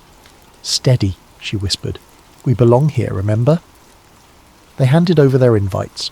A flight attendant nodded and waved them inside the grand foyer, where sparkling chandeliers illuminated polished marble floors. Waiters offered champagne flutes. The hum of refined conversation filled the space. Painted ceilings depicted classical gods and angels looking down from swirling clouds. Celia gently steered them near a side corridor, scanning the area. "We should mingle first, not vanish too soon. Otherwise they'll suspect we're snooping." Ethan agreed. As they meandered among the crowd, they spotted familiar faces, philanthropic leaders, university deans, ambassadors. Veronica Holt stood near the centre, engaged in lively conversation with a small group of dignitaries. She wore a stunning silver gown, her expression poised, as if nothing could ruffle her calm authority. At one point, Holt's gaze drifted toward Ethan, and their eyes locked for half a second. Her lips curved in an almost imperceptible smirk, acknowledgement that she knew precisely who he was. The moment felt like a minor jolt of electricity. Then she returned to her conversation, dismissing him as if he were of no concern, or so it appeared. Staffers soon ushered attendees to the main ballroom for the official dinner. A sweeping staircase led them to a massive hall decked out with round tables draped in fine linens, ornate centerpieces and flickering candlelight. Soft classical music drifted from an unseen string ensemble. Ethan's stomach churned with anxiety, but he forced a polite smile at the table they were assigned. As the dinner began, course after course of delicate Italian cuisine, Ethan played the part of Celia's mild-mannered assistant. They made small talk with a pair of archaeologists from Spain and a museum director from Berlin. Polite conversation touched on the Foundation's initiatives, but nothing indicated a deep conspiracy. Meanwhile, Ethan discreetly studied the corners of the room, identifying potential side doors and exit routes. Partway through the main course, the hush fell as Veronica Holt took the small stage to address the gathering. She spoke of bridging cultural divides, the power of heritage to inspire unity. The crowd applauded at measured intervals. Ethan had to admit she possessed a persuasive charisma that could sway hearts if not minds. But her polished speech offered no hint of any clandestine plan. Yet he sensed that behind the rhetorical flourishes lay a carefully orchestrated front. The real meeting would come later, once the uninitiated had left for the night. As the dinner wound down, staff began ushering guests to a post-dinner lounge area. Many were excited about the scheduled opera performance or a special unveiling of newly restored Renaissance art. Celia checked her watch, leaning to Ethan. "It's nearly 9:30. That might be the key time from Luke's notes." Ethan pushed away his plate. "We should slip out soon. Let's pretend we're going to admire something in the next hall." They rose from the table. Outside the ballroom, a corridor branched in multiple directions. Soft lighting and discreet signage guided guests toward the lounge, but Ethan steered Celia down an unmarked hallway. At the far end, he spotted the same double doors from earlier, guarded, of course, by a pair of stoic men in suits. "How do we get past them?" Celia whispered. Ethan's mind raced. He'd anticipated a direct guard scenario. Maybe a distraction would help. "Give me a second," he said, scanning the area. There was a side door leading to a service corridor. If they could slip in and circle around, they might find another entrance. They ducked into the service corridor, ignoring the questionable glances from a staff member carrying a tray of dishes. Winding through the back passages, they found an old wooden door that might connect to the restricted area. Locked. Ethan fished out a small pry tool, a relic from his investigative escapades, and worked at the lock, heart hammering. Celia kept watch, hearing the faint echo of footsteps. "Hurry!" she hissed. Finally the lock gave. They slipped inside, emerging into a dimly lit antechamber. The hush was profound here, the air thick with the sense of something clandestine. Faint voices drifted from a corridor to the left. They crept forward, passing ornate wooden panelling and oil paintings that felt more like relics than decor. The corridor curved. At its end, a set of tall double doors stood slightly ajar, no guards in sight from this angle. Voices rose, muffled, as though a meeting were in session. Ethan's pulse thudded. "We found them," he mouthed, pointing at the door. Celia nodded, face tense. Carefully they inched closer. Through the gap they glimpsed a smaller but opulent chamber, a long table flanked by men and women in formal attire. The winged eye symbol was visible on the wall above, rendered in subtle gold relief. Veronica Holt presided at the head of the table. At her side, a man read from typed documents, perhaps a deputy or ally. Ethan activated his pen camera, angling it so it could capture what was happening. Celia pressed an ear to the gap, trying to catch the words. "The final alignment is nearly complete," Veronica Holt was saying in a low, resonant voice. "We have confirmation from key financial institutions that the digital transition can proceed. By next quarter, we'll have enough leverage to nudge public sentiment under the guise of a global stability measure." An older gentleman spoke next, accent vaguely German. "And if the public resists a mandatory digital currency shift?" Veronica smiled coolly. "We'll stage the narrative. Our philanthropic arms, along with allied media, will highlight economic emergencies. People respond to fear, and from fear emerges acquiescence. This is the stepping stone to further integration under Apparatus Mundi." At that phrase, Ethan felt a jolt. Apparatus Mundi. The conspiracy was real, and they were discussing it openly, here, behind a locked door. Another woman spoke. "So the timeline remains. Incremental crises, step-by-step acceptance, all culminating in the announcement by year's end." "Yes," Holt replied. "The Council can reconvene in London afterward to finalise expansions into integrated ID systems. Then we'll address the next phase. Substantial population influence is not an easy goal, but we have centuries of experience in subtle persuasion." Celia's eyes widened, her breathing shallow. They were hearing the literal blueprint for a global manipulation campaign, anchored by false crises and controlling finances. She glanced at Ethan, who was capturing it on video. This was beyond what they'd hoped for, actual undeniable proof that a powerful group, presumably the Illuminati, was orchestrating world events. But then, footsteps in the corridor behind them made them freeze. A security guard, perhaps investigating a noise. They flattened themselves against the wall. An authoritative voice barked softly, "Chicheli!" "Who's there?" A flashlight beam cut across the hall.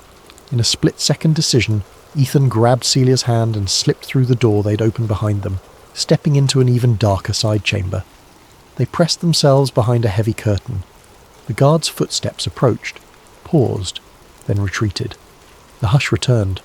Heart racing, Ethan motioned for Celia to remain still. They could still hear the meeting inside the chamber.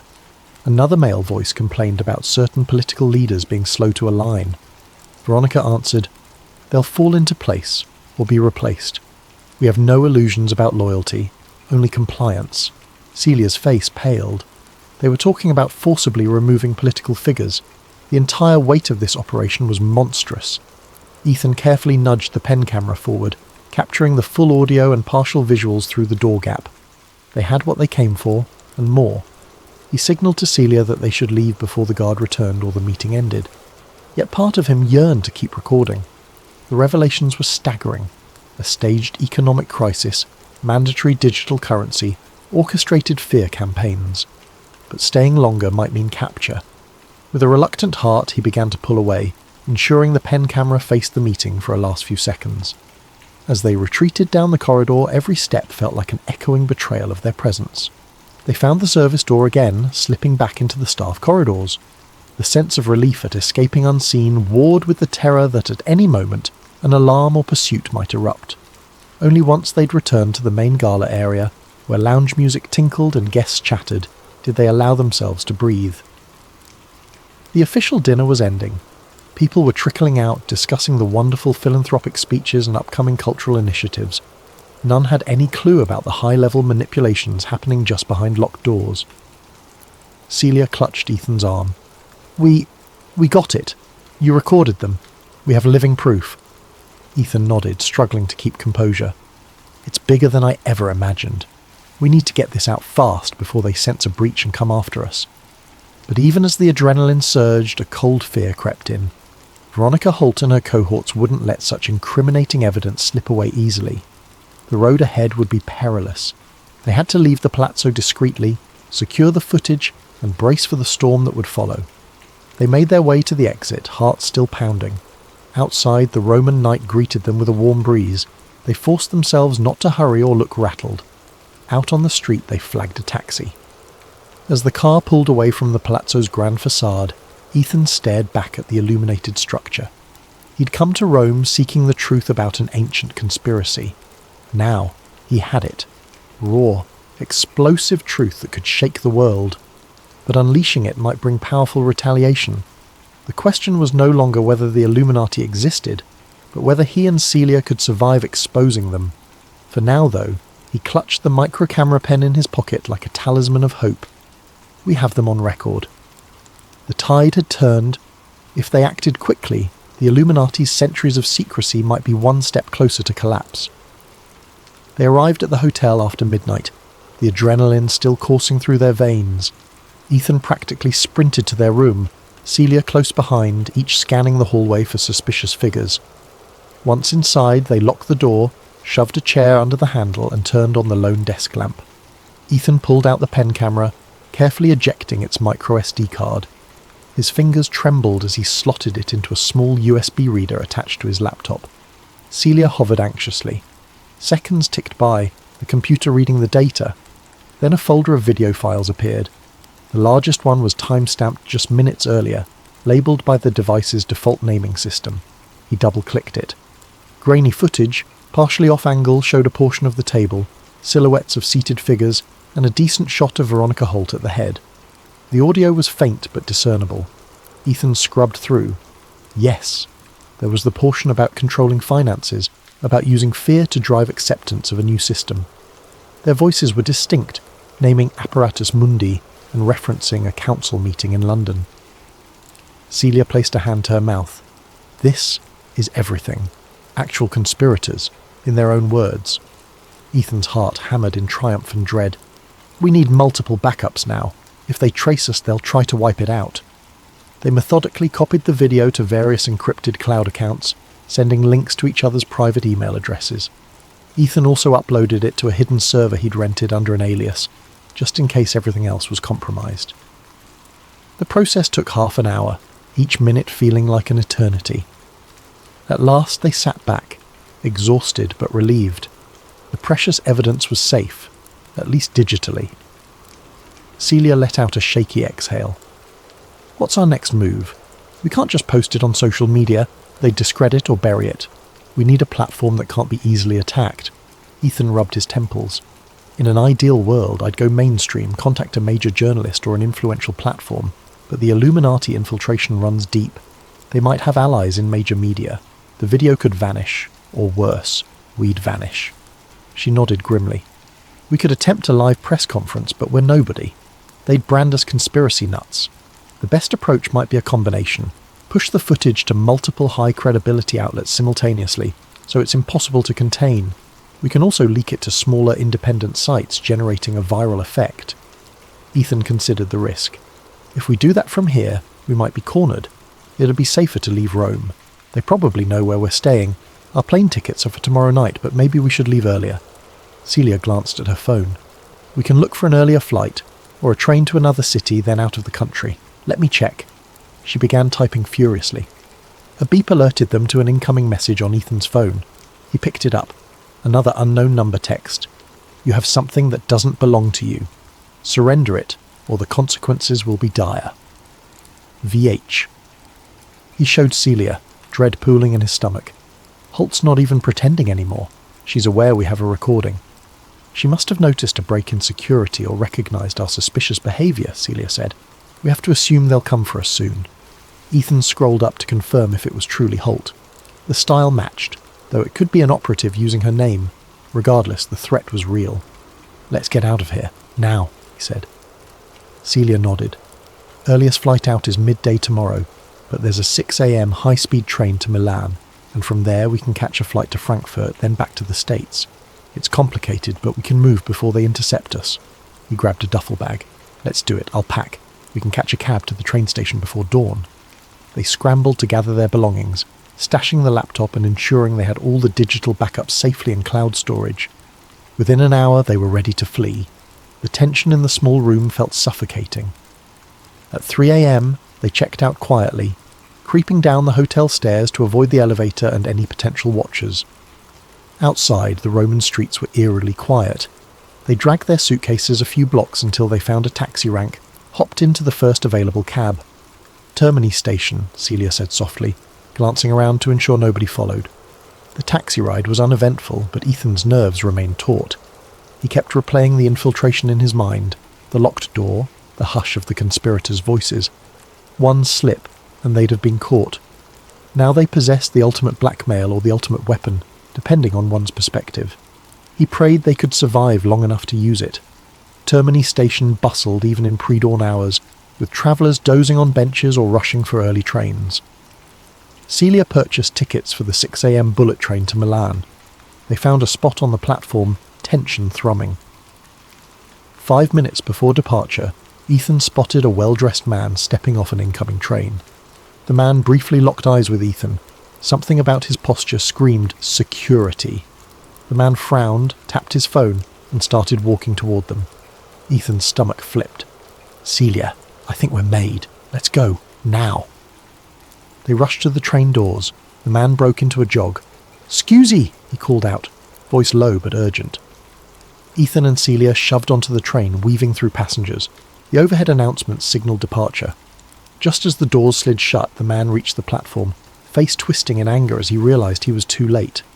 The train lurched forward. Breathing hard, they found seats, hearts pounding. Through the window, they saw the man pacing, phone pressed to his ear.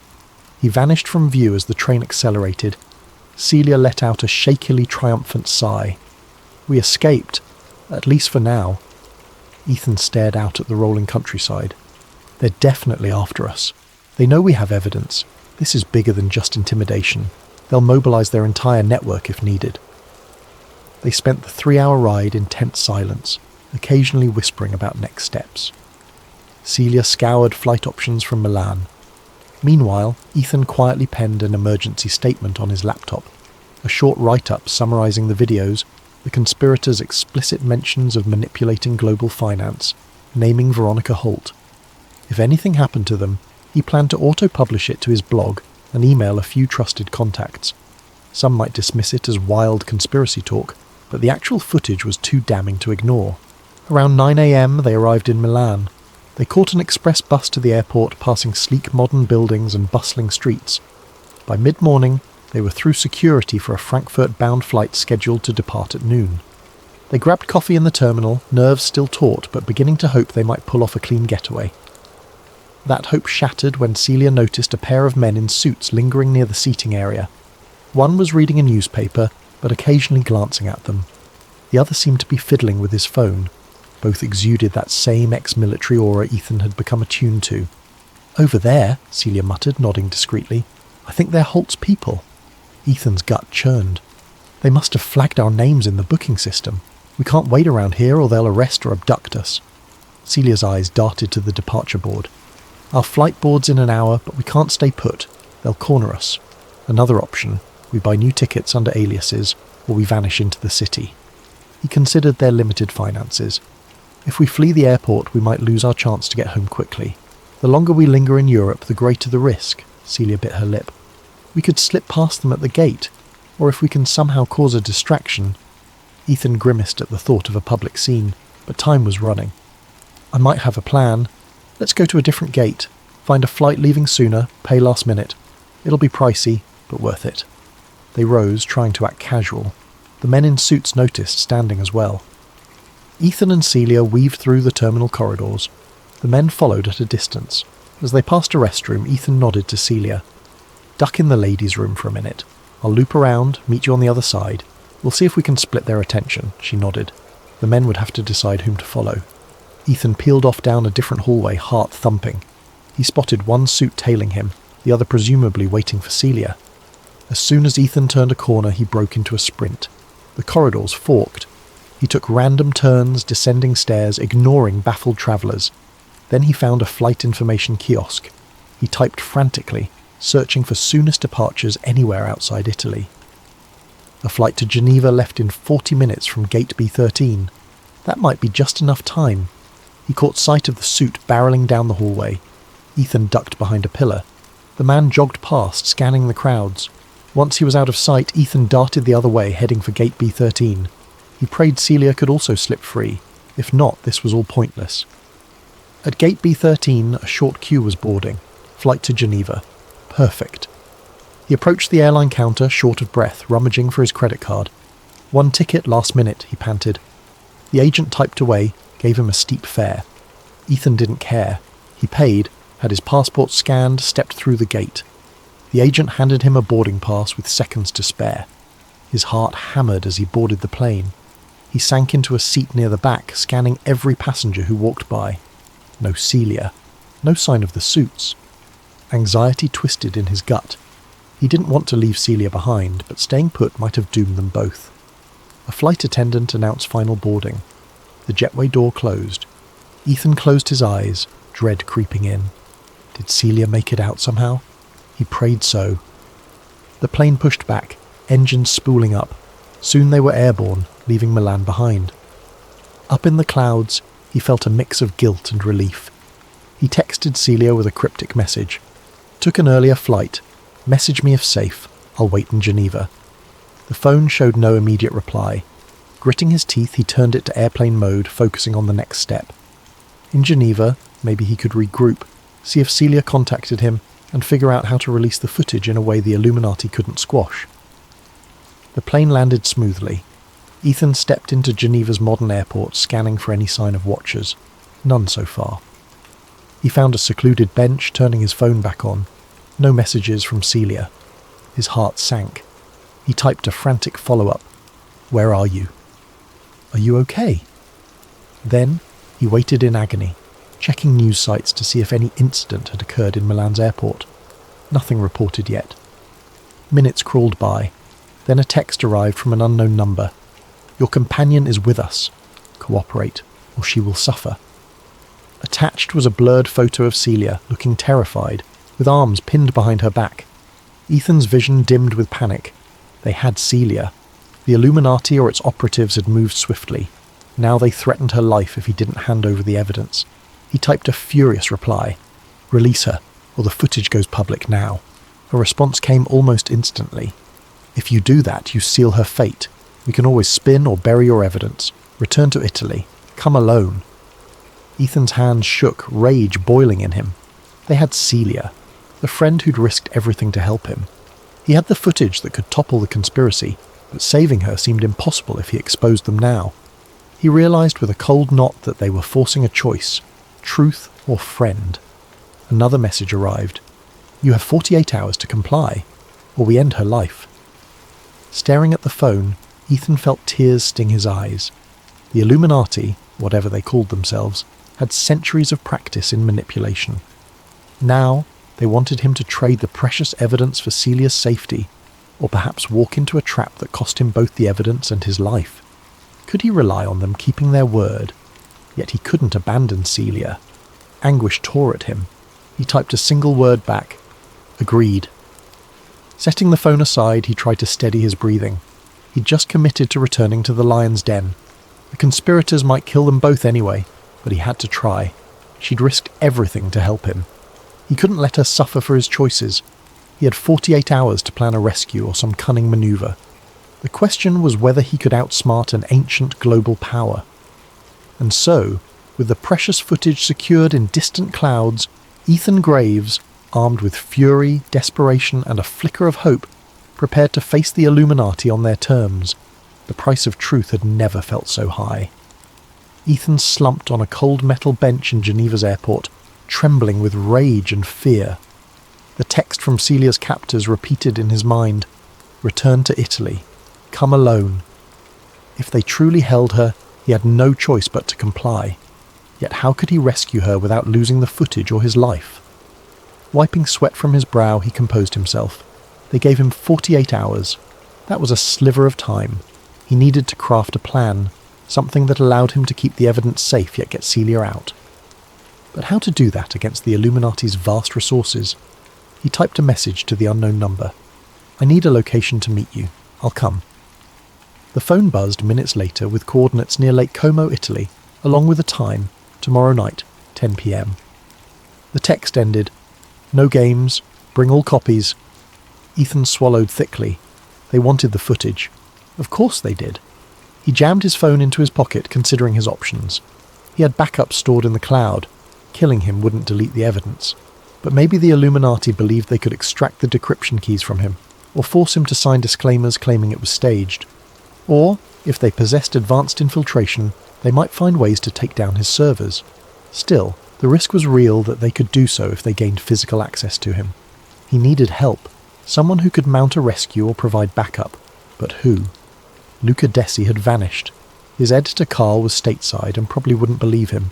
The only other ally that came to mind was Officer Angela Ross, a detective from back in Philadelphia who'd once assisted him on a local corruption case.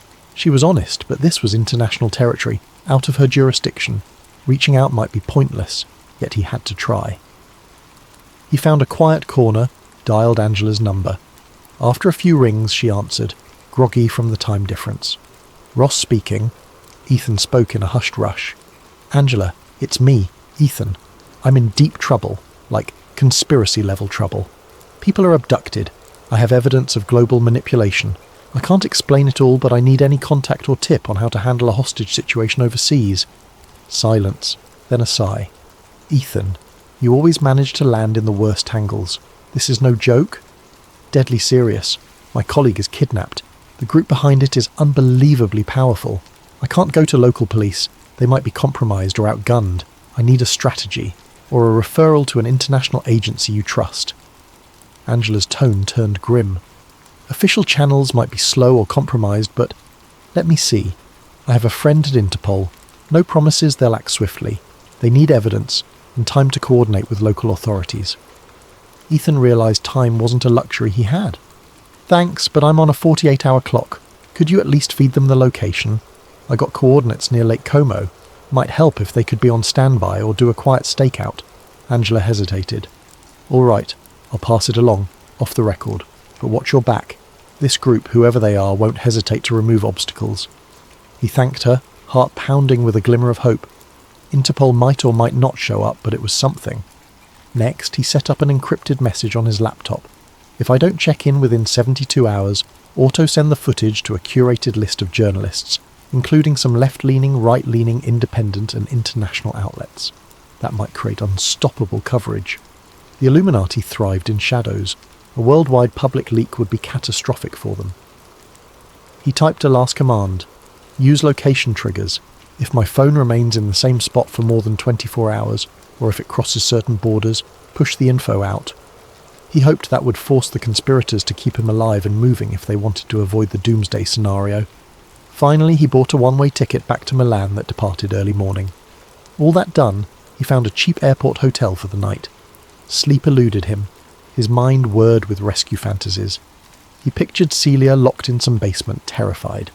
The guilt pressed like a stone on his chest. She was roped into my mission. I have to get her out. At dawn, he boarded a short flight to Milan, arriving midday.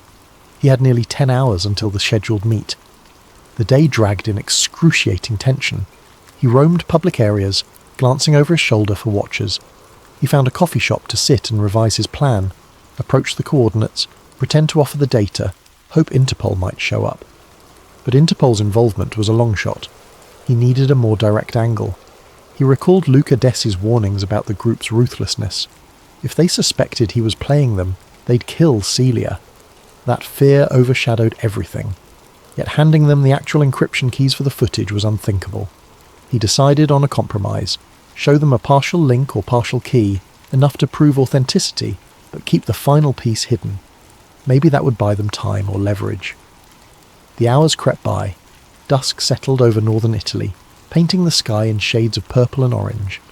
Ethan rented a car at the Milan airport, driving north toward Lake Como. As the roads wound through scenic mountainsides, he could hardly appreciate the view. His stomach churned with dread. He arrived near the coordinates around 9 p.m. The location was a remote villa perched on a hillside overlooking the shimmering lake below. Moonlight glinted off the water's surface. The roads were narrow, lined with tall hedges, perfectly private for clandestine dealings. He parked near a stone gate adorned with elaborate ironwork. No other cars were in sight. The gate was ajar. A single dim light glowed from the villa's windows, a silhouette of a grand structure behind. He half expected armed guards, but the path was eerily quiet. He walked through the gate, crossing a courtyard flanked by manicured bushes. At the heavy wooden entrance door he paused, heart thundering. Then it swung open from inside, revealing a tall figure in a tailored suit. The man silently beckoned Ethan in. They led him down a dim corridor with tiled floors echoing every footstep. At last he reached a candlelit room that resembled an old-world parlour. High ceilings, antique furniture, a crackling fireplace. There, perched on a velvet chair, was Veronica Holt, wearing a black evening dress. 2 men stood behind her, arms folded. Another man was in the corner, cradling a submachine gun. Tension hung thick in the air. Ethan's gaze darted around. No sign of Celia. "Where is she?" he demanded, voice trembling with anger. Veronica Holt regarded him coolly. "Mr. Graves, such dramatic flair. You have something of ours. I want it returned. Now." He clenched his fists. "The footage is encrypted. You can't do anything with it. Let Celia go, and I'll give you partial access." One of the men behind Holt stepped forward, expression grim. "We're not negotiating, Graves. You hand over the entire encryption key, then we'll discuss your friend." Ethan forced himself to remain steady. "That's not happening until I see she's alive and well. Bring her here, now." Veronica sighed, turning to the corner. She snapped her fingers. Another door opened. A guard escorted Celia in, her wrists bound, a bruise on her temple. She looked rattled, but her eyes lit with relief upon seeing Ethan. He swallowed a surge of emotion, locking eyes with her. She was alive. That was something. Veronica spoke softly, but every syllable carried menace. "I trust you see we're serious. Release her? Possibly. But not before you relinquish your blackmail material. You may think you've hidden backups, but we have ways to find them. Let's not waste time with heroics." Ethan's mind raced. She wanted the entire set of keys. If he refused, Celia might die. If he complied, they'd likely kill them both anyway to keep the secret safe. He needed a stalling tactic. "The decryption process is multi-layered," he said. "I can show you the first step, but it's not an instant reveal. We have to do it from my laptop, connect to secure servers." Veronica arched an eyebrow. "Convenient. You expect me to simply let you open your computer and do whatever you wish?" He shrugged, feigning indifference. "It's your call. No key, no reason for you to keep Celia alive. But if you kill us, you'll never get the data unlocked. My final dead man switch will release everything publicly. I've set it up already." Her lips tightened. "I know you're cunning, Mr. Graves, but so are we." "Very well. You'll give the partial key tonight here. Then we'll accompany you to wherever you must go next. If the information is as you say, Ms. Monroe might leave unharmed." Ethan forced himself to keep a calm facade, though inside he wanted to scream. Even if he gave them a partial key, the Illuminati might break the rest eventually. He needed a rescue or escape. Angela's tip to Interpol might be in play, but there was no sign of any police approach. Time was ticking. "Fine," he said, pulling out his phone. "I'll input the partial passphrase in a text file. You'll see it. But remember, if you harm Celia, the final pass never surfaces, and the dead man switch triggers. Understood?" Veronica Holt's expression remained icy. She nodded at the guard who untied Celia's wrists. Celia stumbled forward, massaging her bruised arms. She shot Ethan a desperate look that said, "Be careful." Ethan typed out a random chunk of the encryption pass, about half of the necessary string. Veronica eyed it warily. "This means nothing to me. I need to confirm it's valid." He nodded. "We can test it by partially decrypting a small portion of the video file. You'll see it's real. Then we'll do the rest in a more secure environment." "Deal?" Veronica considered. "Very well. We'll take a short sample. If it checks out, we proceed. If you attempt any trick, your friend pays." She turned to her associates. "Take them to the study. Monitor every keystroke." They led Ethan and Celia to a high-ceilinged study with a grand oak desk. A laptop sat open, presumably set up by Holt's tech experts. One guard plugged in an external drive. Another hovered behind Ethan with a pistol. Celia stood off to the side, shaken but defiant. Ethan stepped to the laptop, carefully inputting a link to one of the partial backups. Then he entered the partial decryption pass. For authenticity, he let it decrypt the first 10 seconds of audio. The computer played a snippet of that fateful meeting. Veronica's voice talking about global realignment. The guard paused the playback, turning to Holt with a nod. Her lips pressed thin. "So you do have the real footage?" She stared at Ethan, cold triumph in her eyes. "Now, we'll simply hold you until we retrieve the entire pass. Once we confirm all copies are erased or decrypted, your threat is neutralized. Then, possibly, I'll decide your fate." Celia's voice shook. "You promised," Holt cut her off. "I promised nothing definitive. I said you might leave unharmed. That depends on your cooperation." Ethan glared.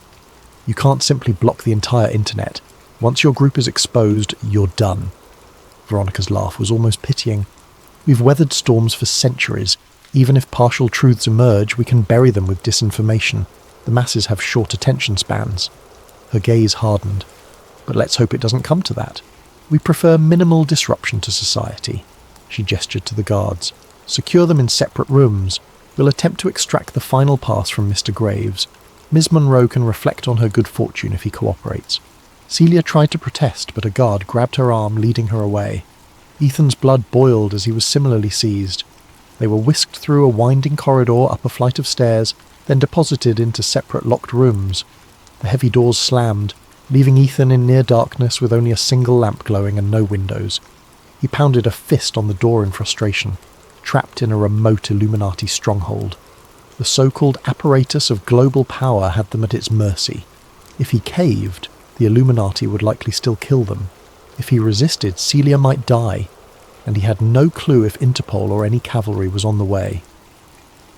In the oppressive silence, he sank onto the small cot, breath ragged. He needed a miracle or a cunning ploy to turn the tables. The cost of truth was, indeed, staggering, yet he still clung to a sliver of defiance. They might have cornered him physically, but the unstoppable nature of digital backups gave him leverage, if he could wield it properly. Tomorrow, or the day after, might bring forced interrogation, or an unexpected rescue, or a last-ditch trick. He closed his eyes, recalling everything Luca Desi had said about the Illuminati's hubris. Perhaps that was their weakness. If I can exploit that. And so, Ethan prepared to gamble with the only currency he had, the truth. Because in a world shaped by illusions, a single, undeniable revelation could topple even the most venerable conspiracies. James Hart stood there, his breath hanging in the cool morning air as he stared at the sign. The words, U.S. Government Property, Restricted Area.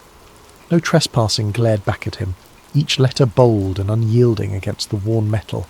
It was the kind of warning you didn't take lightly, the kind that usually sent law-abiding citizens like James turning back the way they came. And yet, he couldn't move. His boots stayed planted in the damp earth, his curiosity outweighing the rational part of his brain that screamed for him to leave. He scanned the area, turning his head slowly to look down the length of the fence. It was taller than he had realized, with rows of rusting barbed wire curling menacingly at the top.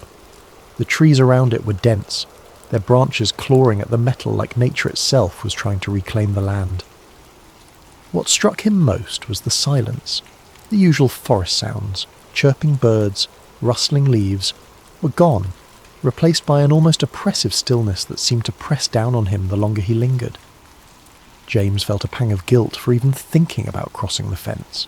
He was a man who followed the rules, who had lived his life avoiding unnecessary risks. But something about the place gnawed at him. It wasn't just the fence or the sign. It was the feeling that he had stumbled onto something significant, something he wasn't supposed to see. He told himself it was probably nothing. Maybe an old military outpost long abandoned. Maybe a weather station. Maybe, but his gut told him otherwise. That's when he noticed the gap. It was small, almost hidden by a cluster of shrubs growing at the base of the fence. James wouldn't have seen it if the sunlight hadn't caught the glint of metal where the barbed wire had been cut. The gap was jagged, as though whoever had made it hadn't cared much for precision. It looked fresh, too. Bits of the metal fencing still clung to the ground, as if it had been forced apart recently. He stepped closer, his heart beginning to pound. The gap didn't look like an official entrance.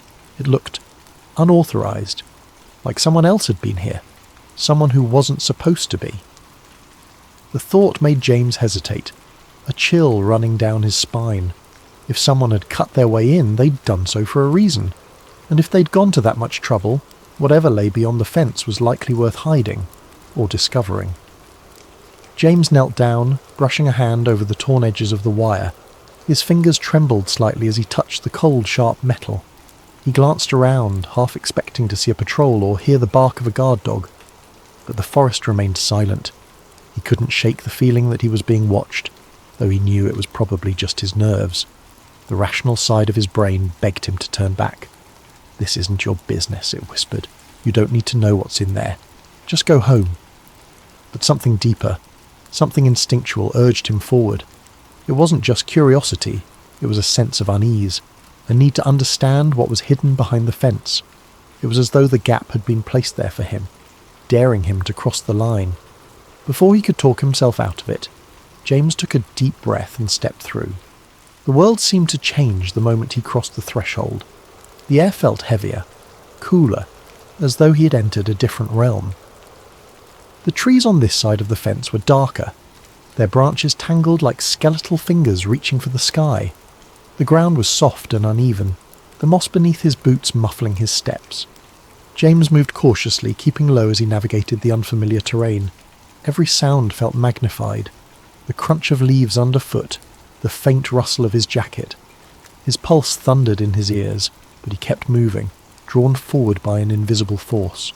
He didn't know what he was looking for, but he felt certain he would know it when he found it.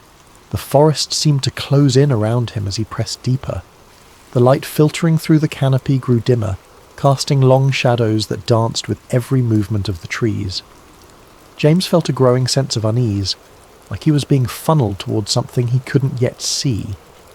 He paused to catch his breath, leaning against a tree and glancing back the way he had come. The fence was no longer in sight, obscured by the dense undergrowth. For a moment he considered turning back, but the thought of leaving without answers felt unbearable. He pressed on, his senses on high alert. Then, through the thick curtain of trees, he saw it. A clearing. The sight made him stop in his tracks, his breath catching in his throat. It was unlike anything he had expected. He crouched low, creeping toward the edge of the clearing to get a better look.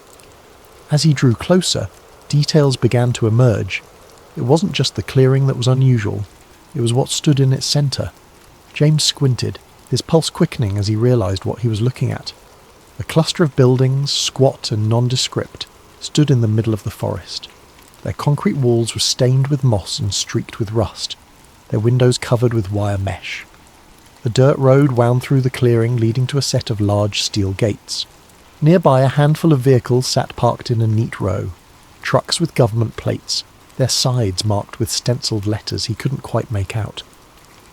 James ducked behind a tree, his mind racing. What was this place? It didn't look abandoned. Lights flickered in the windows and faint voices carried on the wind. He spotted figures moving between the buildings, some in lab coats, others in military uniforms. They moved with purpose, as though part of a carefully choreographed routine. Whatever this place was, it was active, and it was hidden for a reason. James's heart pounded as he crouched in the shadows, watching the scene unfold. Every instinct told him he shouldn't be here, that he was stepping into something far bigger than he could understand. But he couldn't look away. Something about the place drew him in, a nagging sense that he had stumbled onto something important, something he wasn't supposed to see. And yet, despite the fear gnawing at the edges of his mind, James couldn't bring himself to leave. Not yet, not without answers. Inside, the forest grew darker, the trees denser. James moved cautiously, his footsteps muffled by the soft earth. He expected to find... well, he didn't know what he expected. Maybe a weather station, or some kind of outpost. But what he found was something else entirely. After about a mile, the trees gave way to a clearing. In the centre stood a cluster of nondescript buildings, their concrete walls stained with moss and grime. A few trucks were parked nearby, their tyres caked with mud. The place looked abandoned, but as James got closer, he realised it wasn't. Lights flickered behind the windows and faint voices carried on the wind. James crouched behind a tree, his heart pounding. What was this place? He watched for a while, trying to make sense of what he was seeing. People in lab coats walked between the buildings, carrying files and equipment. Soldiers patrolled the perimeter, their rifles slung casually over their shoulders. It looked like something out of a spy movie, and James couldn't shake the feeling that he had stumbled onto something he wasn't supposed to see. That night, James couldn't sleep. The events of the day replayed endlessly in his mind, the scene at the facility refusing to fade into the background. Every time he closed his eyes, he saw the soldiers again, their movements precise, their presence unnervingly authoritative. Research facilities didn't have armed guards, especially not in the middle of nowhere, and certainly not guards who seemed so vigilant, so ready for trouble. He tossed and turned, trying to rationalise what he'd seen. Maybe it was a military outpost. some kind of training site or a storage depot for sensitive equipment. But that didn't explain the secrecy, the barbed wire fence, or the sense of isolation. It was as if the place was deliberately hidden from the world, tucked away where no one would think to look. He told himself he was overthinking it, that his imagination was running wild. Yet the image of the soldiers lingered, refusing to let him find peace. By morning, his curiosity had turned into something stronger, a need to know. He couldn't just leave it alone, not after what he'd seen. His rational mind warned him against going back, but a deeper part of him, the part that craved answers, overruled the hesitation. He decided to return, this time more prepared. James gathered his old pair of binoculars and a camera he hadn't used in years, stuffing them into a worn backpack. He threw on his hiking boots and jacket, telling himself it was just another day exploring the woods. If anyone asked, he was just a curious hiker with a camera, documenting the beauty of the forest. But in his gut, he knew this wasn't a casual outing. He was crossing a line, stepping further into something he didn't fully understand. When he reached the gap in the fence, the forest was eerily quiet.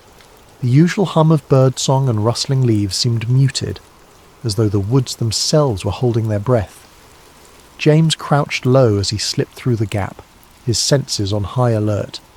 Every sound, every shadow felt amplified, his heartbeat thudding in his chest like a drum. He followed the same path as before, weaving through the dense undergrowth until the clearing came into view. The facility was just as he had left it, its squat buildings clustered together like silent sentinels. The guards were there too, patrolling the perimeter with methodical precision. James found a spot where the trees provided cover, settling in with his binoculars. At first it was uneventful. Trucks came and went, their drivers unloading crates and disappearing into one of the larger buildings. James adjusted the focus on his binoculars, trying to make out the stenciled letters on the side of the crates, but the angle was wrong. He snapped a few photos anyway, hoping they might reveal more later. Hours passed, and James was beginning to think this trip might have been a mistake. He was cold, his legs were cramped from crouching, and his nerves were fraying from the constant vigilance. He was about to pack up and leave when something caught his eye. A small group of people emerging from one of the buildings. He froze, lifting the binoculars to his eyes. At first it looked like more workers or guards, but then he saw the man. Unlike the others, he wasn't wearing a uniform or a lab coat. He looked like an ordinary civilian, his clothes rumpled and his posture defeated. He was flanked by two guards, their hands gripping his arms as they marched him across the clearing. James's breath hitched as he adjusted the focus. The man's hands were bound behind his back, and his face was pale, almost ghostly. There was a hollow look in his eyes, a mixture of fear and resignation that sent a chill down James's spine. He watched as the man turned his head, glancing over his shoulder as if searching for a way out, or perhaps for someone who might come to his aid. The guards didn't give him a chance to hesitate. One of them shoved him roughly, forcing him to quicken his pace. James followed their movements through the binoculars, his grip tightening as they approached a building with heavy steel doors. The building was unlike the others. Its walls were reinforced, its windows small and barred. It radiated an aura of foreboding, as though it held secrets too dangerous to escape. The guards stopped in front of the doors, one of them stepping forward to punch a code into a keypad. James watched as the doors slid open with a low mechanical hum. For a moment the man hesitated, his body stiffening as though he might resist. But the guards didn't give him a choice. They shoved him inside, the doors sealing shut behind them with a finality that sent a shiver through James.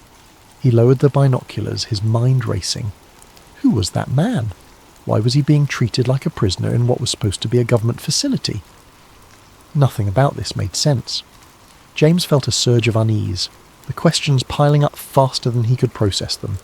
He had stumbled onto something much bigger than he had imagined, something that felt wrong in every possible way.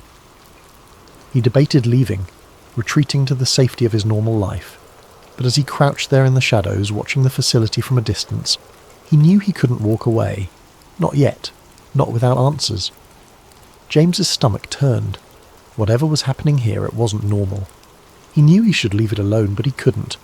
He spent the next week digging for information, searching the internet for any mention of a government facility near his town. He found nothing. No maps, no records, not even a rumour. But James wasn't ready to give up. The questions gnawed at him, consuming his thoughts and erasing the boundaries of his once quiet life. Each day at the post office felt like an eternity, his mind drifting back to the strange facility hidden in the woods. At night, his resolve only deepened. He had to know more, even if it meant taking greater risks. He began his nighttime visits cautiously, dressing in dark clothing and timing his excursions to align with the guards' shift changes. Through careful observation, he mapped the layout of the facility. There were at least 6 buildings, each with its own purpose. One seemed to be a storage depot, where crates were unloaded and stacked before being transported elsewhere. Another appeared to house the guards, a smaller structure with a steady glow of light and the occasional sound of muffled laughter or clinking cups. But it was the larger, heavily fortified building, the one with the steel doors, that intrigued him most. It exuded an air of secrecy that demanded further investigation. James kept his distance at first, watching from the tree line with his binoculars.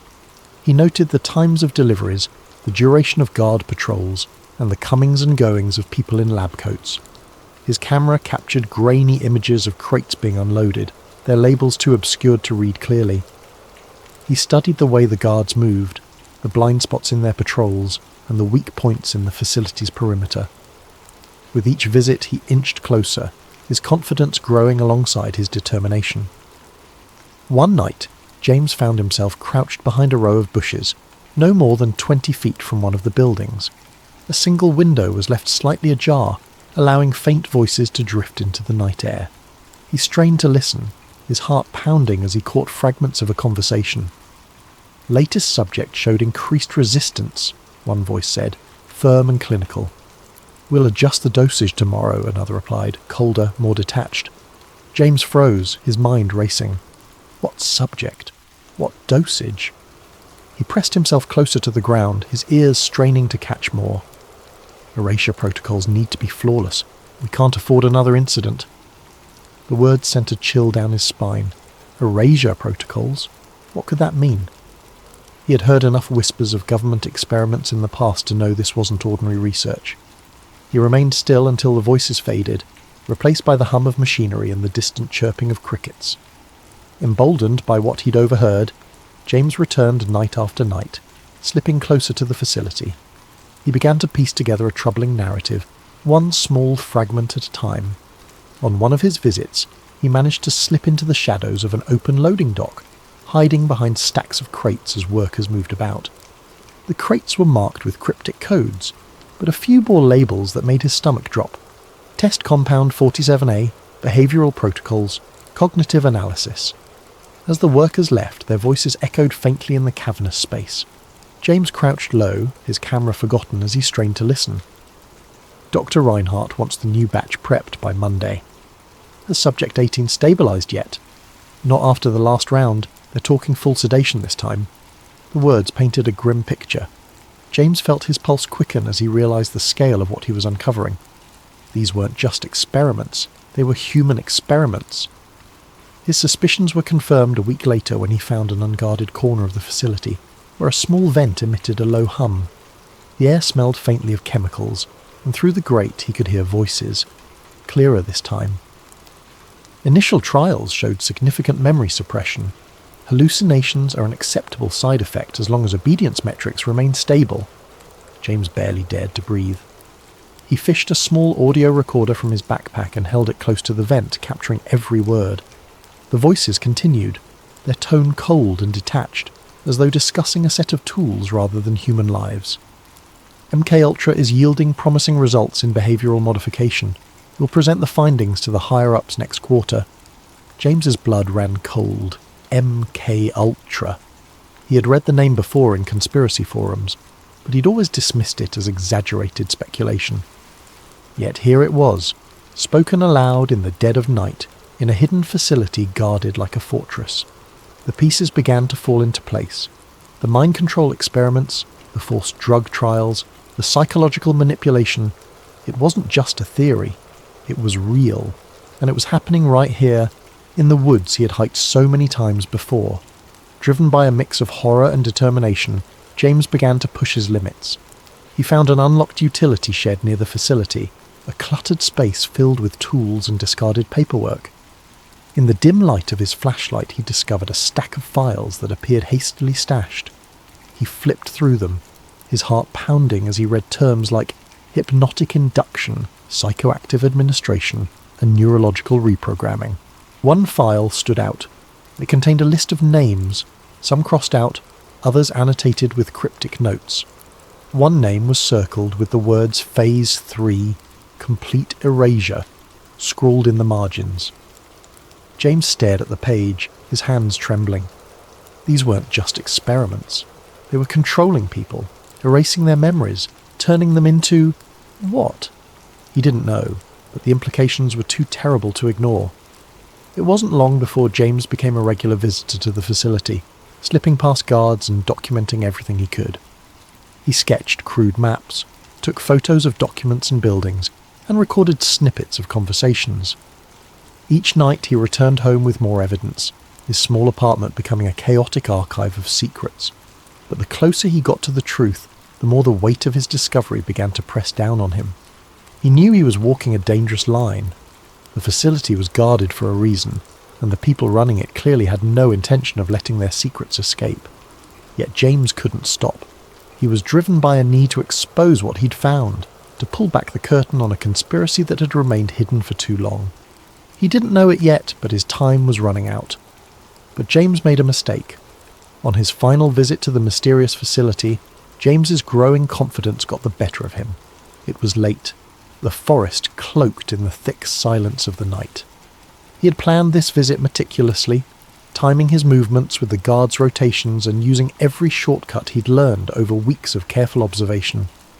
This time, he was determined to get inside the main building, the one with the steel doors and faint flickering lights that seemed to pulse with a sinister rhythm. He slipped through the gap in the fence as he had done before, his heart pounding in his chest. Armed with a flashlight, a notebook and a new camera, James crept closer to the structure. As he approached the building, he noticed a delivery truck parked near the loading dock. Its back was open, revealing rows of metal crates with cryptic labels. He crouched low behind a stack of barrels, taking photos of the crates, hoping the camera's silent shutter wouldn't betray him. But then he heard it, a sharp crack, the unmistakable sound of a branch snapping underfoot. His body froze as the beam of a flashlight swept through the darkness, illuminating the area just feet from his hiding spot. A guard's voice broke the silence, gruff and alarmed. "Who's there?" Panic surged through James. He bolted, his boots pounding against the forest floor as he darted back toward the fence. The shouts of the guards followed him, along with the heavy thud of their boots as they pursued him. His breath came in ragged gasps, his chest burning as he pushed himself harder, faster. But the guards were trained, and they were gaining on him. He felt the impact before he saw it, a crushing weight against his side as one of the guards tackled him to the ground. His camera skittered across the dirt, landing out of reach. A second guard grabbed his arms, pinning him as he struggled. "Don't move!" one of them barked, his voice cold and commanding. James's mind raced, scrambling for an explanation, an excuse, anything that might save him. But no words came. He was yanked to his feet, his wrists bound tightly with a rough rope, and dragged toward the facility. The camera, his notebook, and any shred of evidence he'd gathered were confiscated, leaving him defenseless. Inside the compound, James was shoved into a small, dimly lit room. The walls were concrete, the air stale and suffocating. A single overhead light buzzed faintly, casting harsh shadows that seemed to dance menacingly on the walls. He sat in a metal chair, his wrists still bound, as a man in a dark suit entered the room. The man's face was expressionless, his eyes cold and calculating. "Who are you?" the man demanded, his voice sharp and clipped. James swallowed hard, his mouth dry. I'm no one. I was just hiking. I got lost." "Don't lie to me," the man interrupted, slamming a file onto the table. Papers spilled out, some of them familiar to James. Copies of photos he'd taken, sketches of the facility's layout, and notes he'd written about what he'd overheard. The sight of them made his stomach drop. "How did you find this place?" the man continued. "Who else knows about it?" James stammered, trying to come up with a plausible explanation, but his mind was blank. He could feel the intensity of the man's gaze, like a spotlight boring into his very soul. "I swear I didn't tell anyone," James said, his voice trembling. I don't even know what this place is." The man leaned in closer, his face mere inches from James's. "And you never will." Before James could respond, a guard entered the room carrying a syringe. James's eyes widened, his pulse spiking as he realised what was about to happen. "No! Wait!" he shouted, struggling against the restraints, but it was no use. The needle pierced his arm, and within moments the world around him began to blur and fade. The last thing he saw was the man in the suit, his expression unreadable as darkness consumed him. When James woke up, he was lying in his own bed. At first, he thought it had all been a dream. The sunlight streaming through the window, the familiar hum of his apartment, all of it felt so ordinary, so normal. But as he sat up, his head spinning, a wave of unease washed over him. His camera was gone. So were his notes, his photos, his sketches, every piece of evidence he had painstakingly collected. Even his phone, which he had kept locked and secure, had been wiped clean. There were no messages, no photos, no browser history. It was as if the last few weeks had been erased entirely. James stumbled to the bathroom, splashing cold water on his face. But when he looked at himself in the mirror, he noticed something strange. A faint bruise on his arm, right where the needle had gone in. The sight of it sent a chill down his spine, confirming that what had happened wasn't just a bad dream. Over the following days, James tried to piece together what had happened, but his memories felt fragmented, like a puzzle with missing pieces. He could recall the facility, the guards, the files marked MK Ultra, but there was a strange emptiness in his mind, as though something had been taken from him.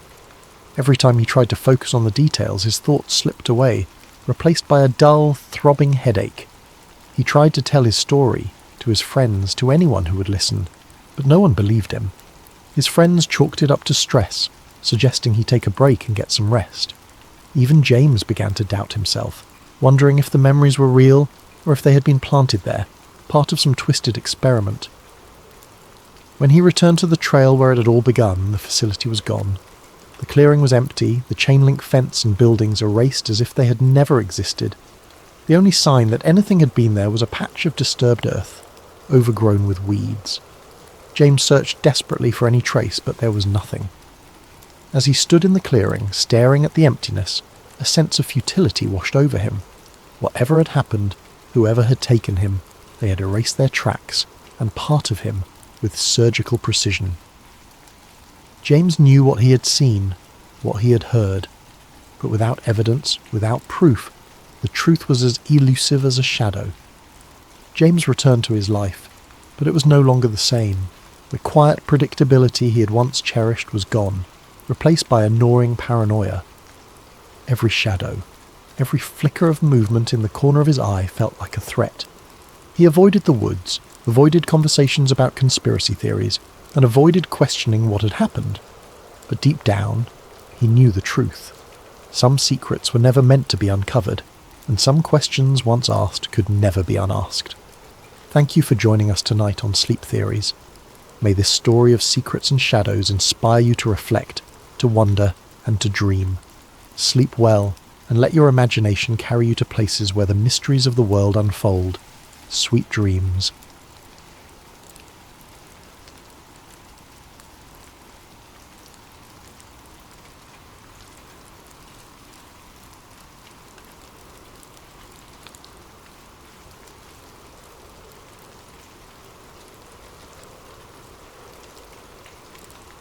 The librarian adjusted his glasses, the weight of the book pressing against his palms as if it were alive, demanding his attention. The air around him seemed to grow heavier, the faint hum of the library's fluorescent lights fading into the background. He ran a finger along the edge of the page, feeling the brittle paper threaten to crumble under his touch. The text was dense, written in a dry academic tone, but every so often a sentence would leap out at him, sharp and insistent like a hand reaching out from the past. The book cited sources he had never encountered before, obscure military reports, declassified documents from intelligence agencies, and testimonies from individuals whose names had been scrubbed from history. One passage detailed how Hitler's dental records, used to confirm his death, had been hastily assembled and later contradicted by a Soviet officer who claimed the body they found in the bunker didn't match the Führer's description. Another section, referenced a coded message intercepted by Allied forces in the weeks following the war, suggesting a high-ranking Nazi official had been smuggled out of Berlin under the cover of night. The author didn't just speculate. They wove a tapestry of evidence, each thread frayed but still holding together a picture that defied everything the librarian thought he knew. He leaned back in his chair, the wooden legs creaking in protest. His mind raced, piecing together fragments of information he had stumbled upon over the years. A faded photograph tucked inside a donated book, a cryptic diary entry he had once dismissed as fiction, a map of South America with strange annotations in the margins. At the time, they had seemed like curiosities, nothing more. But now, they felt like pieces of a puzzle he hadn't realised he was solving. The librarian's hands trembled slightly as he turned the page. A photograph fell out, landing face up on the desk. It was grainy, black and white, and showed a man standing on a dock, his face partially obscured by a hat. The caption beneath it read, "Buenos Aires, 1948. Subject bears a striking resemblance to high-ranking Nazi officials." The librarian's breath caught in his throat. He reached for a magnifying glass from his desk drawer and held it over the image. The man's posture, the angle of his jaw, the way he held himself, it was uncanny. Could it be? Or was his mind playing tricks on him, seeing what he wanted to see? He spent hours poring over the book, his usual routines forgotten. The library grew darker around him as the sun dipped below the horizon, but he barely noticed. He was consumed by the narrative, by the possibility that history had been rewritten, that the truth had been buried beneath layers of denial and deception. The more he read, the more he felt the walls of the library closing in, as if the building itself were alive, guarding its secrets. By the time he reached the final chapter, his heart was pounding. The author's conclusion was bold, unflinching. Hitler had not died in the bunker. He had escaped, vanishing into the shadows of a world eager to move on from the horrors of war. The librarian closed the book slowly, his fingers lingering on the cover as if it might vanish if he let go. He stared at the title, now etched into his mind, and wondered how many others had held this volume, how many had read its claims and dismissed them as fantasy. But he couldn't dismiss it. Not now. The questions swirled in his mind, relentless and unyielding. If it was true, what did it mean? And if it wasn't, why had someone gone to such lengths to create such a convincing lie? The librarian sat in the growing darkness, the scent of old paper and dust wrapping around him like a shroud. He knew, with a certainty that chilled him to the bone, that this was only the beginning. The shadows he had been chasing for years had just grown longer, darker, and far more dangerous. The librarian's breath hitched, his fingers tightening around the book he was holding. The old man's voice was low, gravelly, carrying a weight that seemed to echo through the empty library. The air between them felt charged, as though the shelves of books around them were leaning in, listening. The librarian hesitated, then stepped closer, his footsteps muffled by the worn carpet. "What do you mean?" he asked, his voice barely above a whisper. He glanced around, half expecting someone else to appear, but the library was silent, save for the faint ticking of the clock above the circulation desk. The old man closed the book in his hands with a soft thud and set it on the table. His fingers, gnarled and spotted with age, lingered on the cover for a moment before he leaned back in his chair. His eyes never left the librarian's, and there was something unsettling about the intensity of his gaze, a kind of quiet desperation, as if he had been waiting for this moment for a very long time. "Words," the old man said slowly, "can lie. They can hide. They can be twisted to fit whatever story someone wants to tell.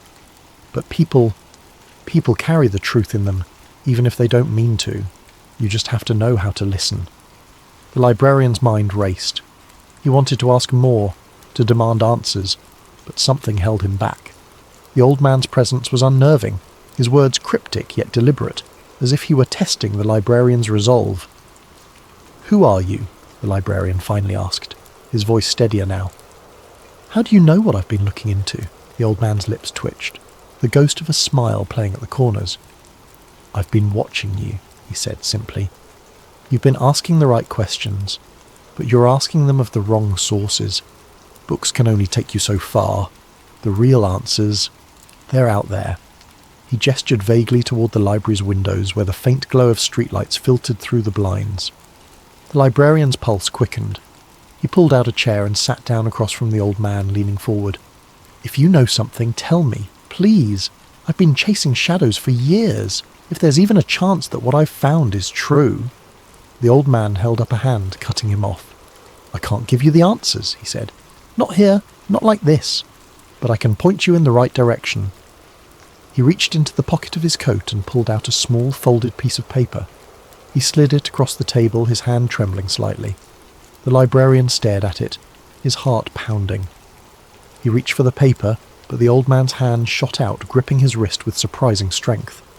The librarian froze, startled by the sudden intensity in the old man's eyes. "Be careful," the old man said, his voice low and urgent. "The truth has a way of destroying those who seek it. Once you start down this path, there's no turning back. Do you understand?" The librarian nodded, though he wasn't entirely sure he did. The old man released his wrist and leaned back, his energy seeming to drain away as quickly as it had flared. He looked tired now, his shoulders slumping, his gaze distant. The librarian unfolded the paper with trembling hands.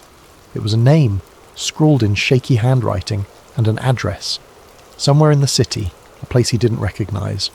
He looked up, questions burning on his tongue, but the old man was already rising from his chair, his movements slow and deliberate. "Wait," the librarian said, standing abruptly. "Who is this? What am I supposed to do with this?" The old man paused, his back to the librarian. "That's up to you," he said. "But remember, stop looking at words, start looking at people." And with that he shuffled away, his footsteps echoing softly as he disappeared into the shadows of the library. The librarian stood there, clutching the piece of paper, his mind a whirlwind of thoughts. The name, the address, the old man's warning, it all felt like a door creaking open, revealing a path he wasn't sure he was ready to take. But he knew, deep down, that he had no choice. The shadows he'd been chasing were no longer just shadows. They had a name now, and he was going to find it. The librarian's knees buckled, but he caught himself on the edge of a nearby table, his fingers gripping the rough wood until his knuckles turned white. The room seemed to close in around him, the walls pressing closer with every ragged breath he took. The photographs on the walls stared back at him like silent witnesses. Hitler in uniform, Hitler with other men whose faces he recognized from history books. Hitler older, frailer, but still unmistakable. And then there was the man in the chair, his presence so overwhelming that it felt like the air itself had thickened around him. The figure leaned forward slightly, his movements slow and deliberate, as if every motion required immense effort. His face was gaunt, the sharp angles of his cheekbones casting deep shadows in the dim light. His hair, once dark and slicked back, was now thin and white, clinging to his scalp in wispy strands. But his eyes, those piercing ice-blue eyes, were the same. They bore into the librarian with an intensity that made him feel like a specimen under a microscope. "You've come a long way," the man said, his voice low and raspy, each word carrying the weight of decades. "I suppose you think you've uncovered something grand, something revelatory." The librarian opened his mouth to speak, but no sound came out. His throat was dry, his tongue heavy. He had imagined this moment 1,000 times, rehearsed what he would say, the questions he would ask. But now, faced with the reality of it, his mind was blank. All he could do was stare. The man chuckled softly, a sound that sent a shiver down the librarian's spine. "You're not the first, you know," he continued. "Others have come before you. Journalists, historians, conspiracy theorists. They all think they're chasing the truth. But the truth is a dangerous thing. Are you sure you want it?" The librarian finally found his voice, though it came out as little more than a croak. I need to know. I need to understand." The man leaned back in his chair, his hands resting on the armrests. His fingers were long and bony, the skin paper-thin and mottled with age. "Understand what?" he asked, tilting his head slightly. "That I survived? That history is not what you were taught? Or perhaps you want to know why I'm still here? Why I didn't die in that bunker?" The librarian nodded, though he wasn't entirely sure what he was agreeing to. His mind was a whirlwind of thoughts, each one colliding with the next. He had spent years chasing this moment, but now that it was here, he felt utterly unprepared. The man sighed, a long, weary exhale that seemed to carry the weight of the world. "Very well," he said, "but understand this. What I tell you will change everything. Not just for you, but for the world. Once you know, you can never go back. Do you understand?" The librarian hesitated. He thought of his quiet life in the library, the familiar routines, the safety of his books. He thought of the old man who had set him on this path, the cryptic warnings, the journal filled with secrets, and he thought of the photographs on the walls, the faces staring back at him, demanding to be acknowledged. "I understand," he said, though his voice trembled. The man nodded, as if he had expected nothing less. "Sit," he said, gesturing to a chair across from him. "This will take some time." The librarian obeyed, his legs giving out as he sank into the chair. It was old and creaky, the cushion worn thin, but he barely noticed. His entire focus was on the man in front of him, the man who had haunted his thoughts for so long. "The bunker," the man began, his voice taking on a distant, almost dreamlike quality, was a farce, a stage play for the world to see. The body they found, dental records, the ashes, all of it was a carefully constructed lie. I had help, of course, people who were loyal to me, who understood that my death was necessary for the world to move on. But I was never meant to die. Not then. The librarian's mind raced, trying to process what he was hearing. It was one thing to suspect, to theorize, but to hear it confirmed so matter-of-factly was something else entirely. "Who helped you?" he asked, his voice barely above a whisper. The man smiled faintly, the ghost of the charismatic leader he had once been. "You would be surprised," he said. "There were many who believed in the cause, who were willing to risk everything to ensure its survival. Some were high-ranking officials, others were ordinary citizens, but they all shared one thing, a belief that the world was not ready for the truth. And the truth is," the librarian prompted, his heart pounding in his chest. The man's smile faded, replaced by a look of profound sadness. "The truth," he said slowly, "is that the world is not what you think it is. The war, the atrocities, the rise and fall of nations, it's all part of a larger game. A game played by those who pull the strings from the shadows. I was a pawn, just like everyone else, but I saw the board. I understood the game, and that is why I had to disappear." The librarian's head spun. He felt like he was teetering on the edge of a precipice, about to fall into a chasm of revelations he wasn't sure he could handle. "What are you saying?" he asked, his voice trembling. "That the war, that everything, was orchestrated?" The man leaned forward, his eyes locking onto the librarian's with an intensity that made it impossible to look away. "I'm saying," he said, his voice low and urgent, "that the world is not what you think it is. The powers that be, the ones who control the flow of history, they have their own agenda, and they will do whatever it takes to ensure that agenda is fulfilled. I was a tool, a means to an end, and when my usefulness ran out, I was discarded. But I refused to go quietly." The librarian's mind reeled. He had come here seeking answers, but now he was drowning in them. "What do you mean, discarded?" he asked, his voice barely audible. The man leaned back again, his expression darkening. "There are forces at work in this world, forces that most people cannot even begin to comprehend. They shape history, manipulate events, and control the lives of millions.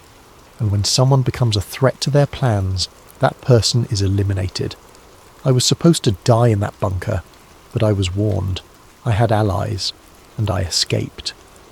The librarian's hands were shaking now, his entire body trembling with a mixture of fear and disbelief. "Who are these forces?" he asked, his voice cracking. "Who controls the world?" The man's eyes narrowed, and for a moment he looked almost pitying. "You're not ready for that answer," he said.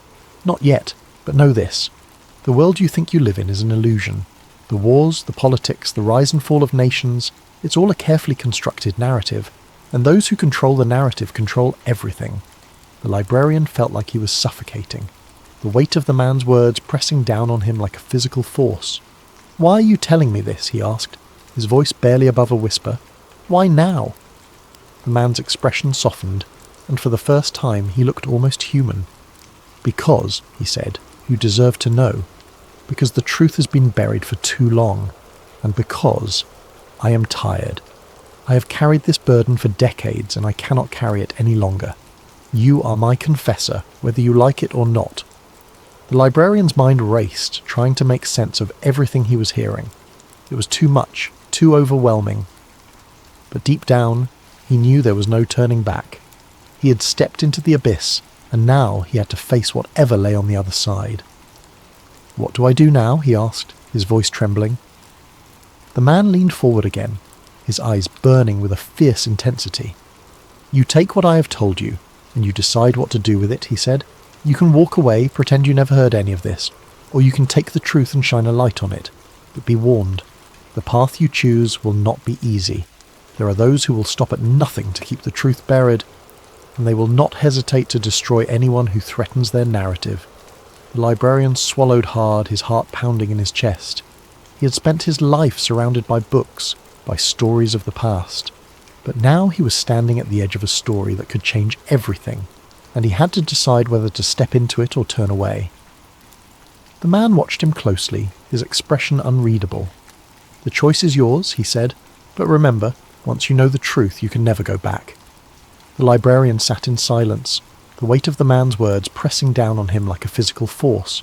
He'd come here seeking answers, but now he realized that the answers were only the beginning. The truth was a labyrinth, and he was standing at its entrance, unsure if he had the courage to step inside. But one thing was certain, his life would never be the same. If you're still here, still listening, tell me, was it real? Could history be nothing more than a carefully crafted illusion? Could the past be rewritten, reshaped, hidden in plain sight? Let me know what you think in the comments, and don't forget to subscribe to Sleep Theories for more stories that linger in the spaces between truth and fiction. Sleep well, if you can.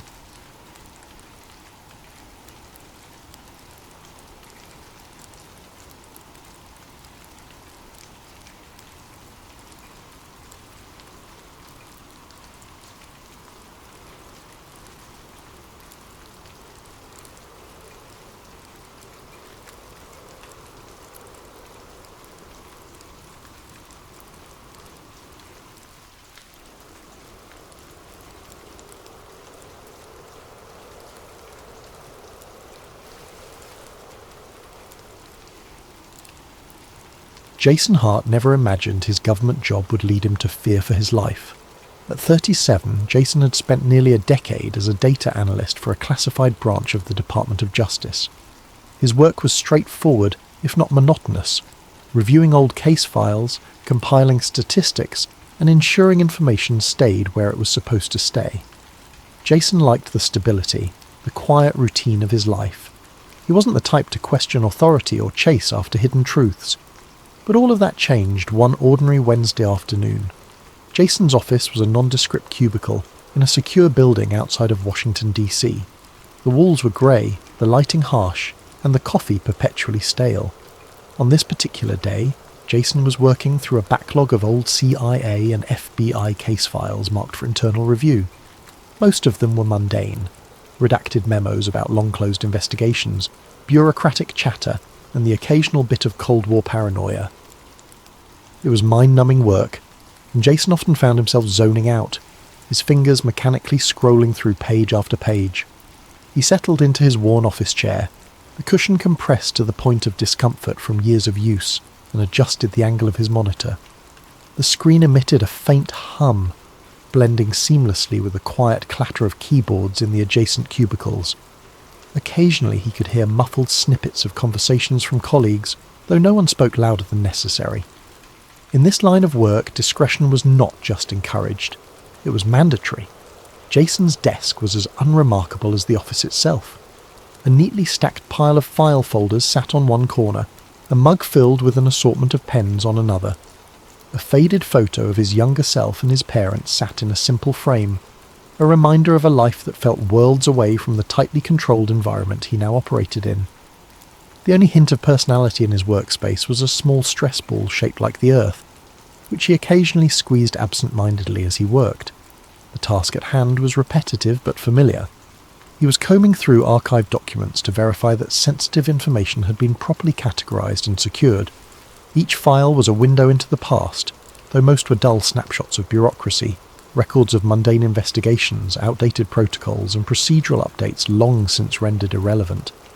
Yet every so often, a document would catch his eye, something slightly out of place, an odd phrasing or a name that didn't seem to belong.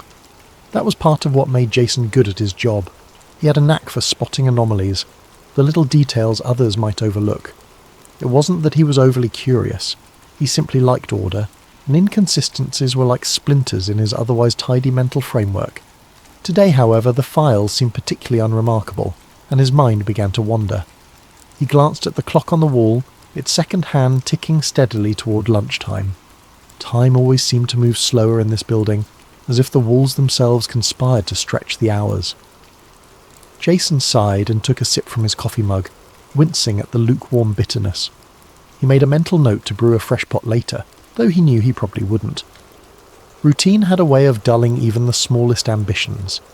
As his gaze drifted back to his screen, he noticed a folder he hadn't seen before. It wasn't unusual for files to appear unexpectedly. Sometimes supervisors added tasks without warning, assuming analysts would simply get to them in due course. Still, the folder's title struck him as odd. Confidential, Special Review. Most of the files he dealt with were part of larger collections, with clear naming conventions that reflected their contents. This one stood out for its vagueness. Jason hesitated, his cursor hovering over the folder's icon. It wasn't that he suspected anything unusual, at least not yet, but something about the starkness of the label made him pause. He glanced around the office, noting that his nearest co-workers were absorbed in their own tasks, oblivious to his moment of indecision. With a small shrug, he double-clicked the folder. The file structure inside was clean and minimal, just a handful of documents, each with similarly nondescript titles. Jason clicked on the first one, a scanned memo from decades earlier. The typewritten text was slightly blurred, the edges of the paper faintly yellowed. It looked like any number of other memos he'd reviewed over the years, the kind of document that had been copied and stored so many times it had lost all significance. Yet, as he began to read, he noticed something unusual. The memo referenced a high-priority operation involving multiple agencies, but it lacked the usual bureaucratic jargon. The language was blunt, almost conversational, which was rare in official communications. Jason leaned closer to the screen, his brow furrowing as he scanned the rest of the document. It was vague, but there were mentions of directives from the highest level, and sensitive outcomes requiring absolute discretion. Jason's instincts kicked in, a flicker of unease sparking in the back of his mind. He couldn't quite put his finger on it, but something about the tone felt wrong. He reached for his stress ball, squeezing it absent-mindedly as he reread the memo. A nagging thought formed in his mind. Maybe this was more than just an old, unimportant file. He moved on to the next document, his curiosity now fully engaged. As the page loaded, Jason adjusted his glasses and prepared for another round of bureaucratic monotony. But the more he read, the more a strange sensation began to creep over him, a sense that he was venturing into territory he wasn't meant to see. But one file caught his attention. The folder was marked Top Secret, Operation Patriot. The name meant nothing to him, but the subheading grabbed his curiosity. Dallas Contingency Planning, November 1963. Jason felt a chill creep up his spine as he opened the file. He'd always been fascinated by the JFK assassination, though he'd never believed the wilder conspiracy theories. But this file, buried deep in the system, seemed to suggest there was more to the story. The first few pages were innocuous. Logistics, travel plans, and memos about security protocols. But as he scrolled further, the tone shifted.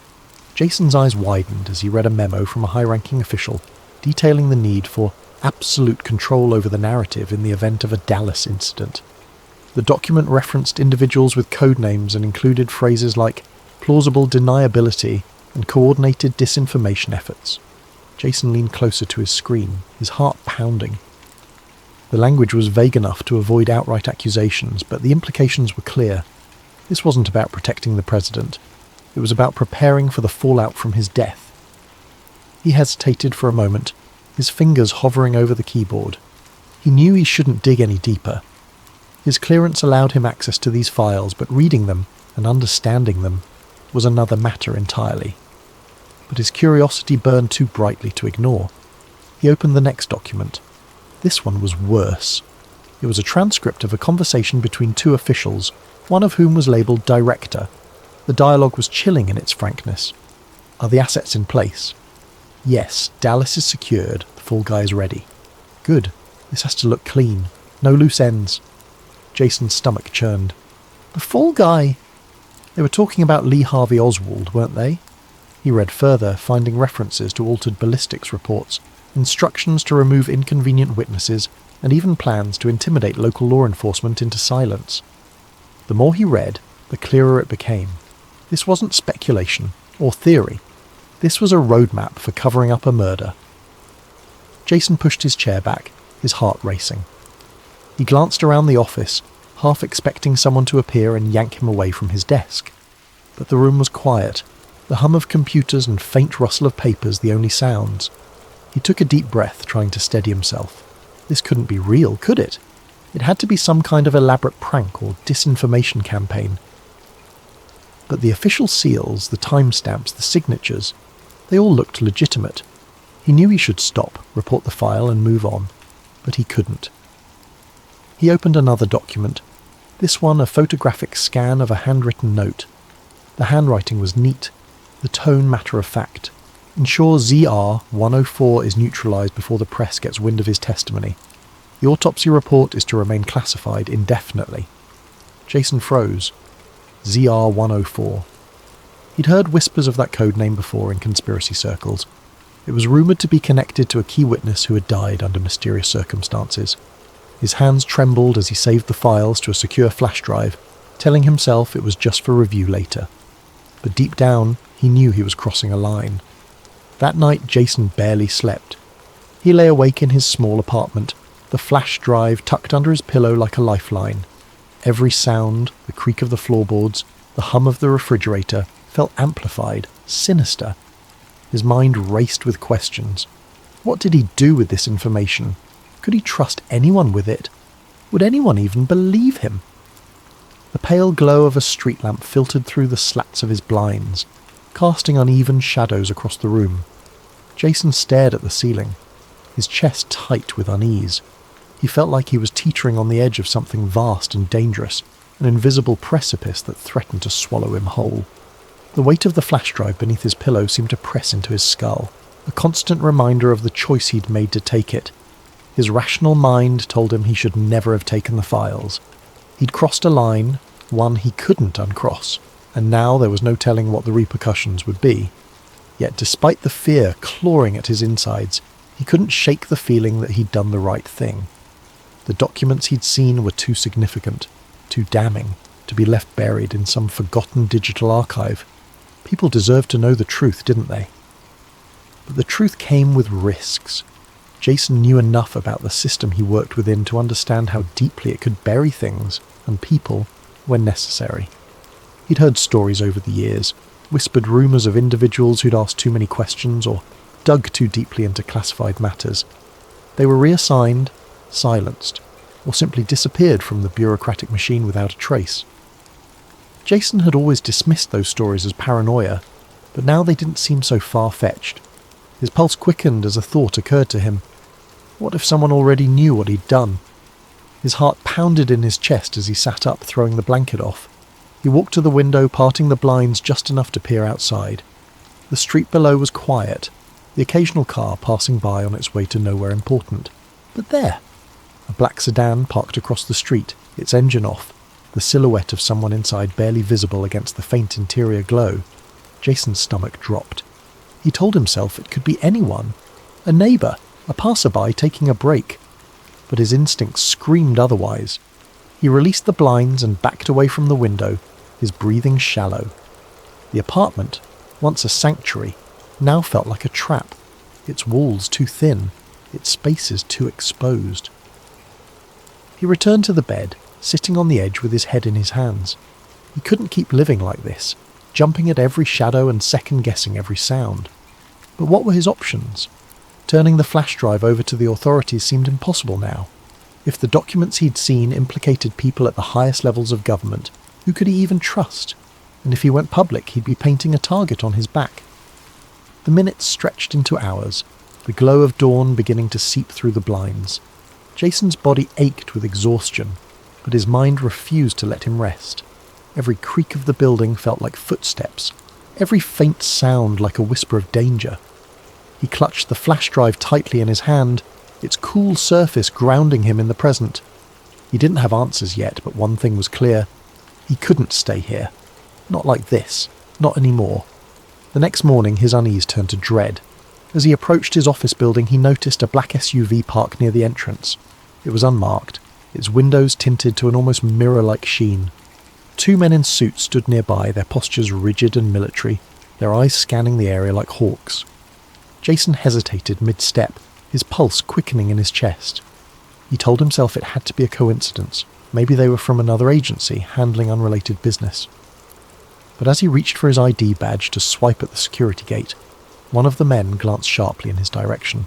It was fleeting, but deliberate enough to feel like a cold hand gripping the back of his neck. Inside, the atmosphere felt off. The usual buzz of activity and chatter was subdued, the office quieter than it should have been for a weekday morning. Colleagues who normally greeted him with a nod or a smile seemed distracted, their conversations hushed and guarded. Jason felt exposed, like an invisible spotlight was following his every move. He made his way to his desk, his movements stiff and robotic, his mind screaming at him to act normal. Then came the email. It popped up on his screen with a quiet ding. The sender was anonymous, and the subject line was blank.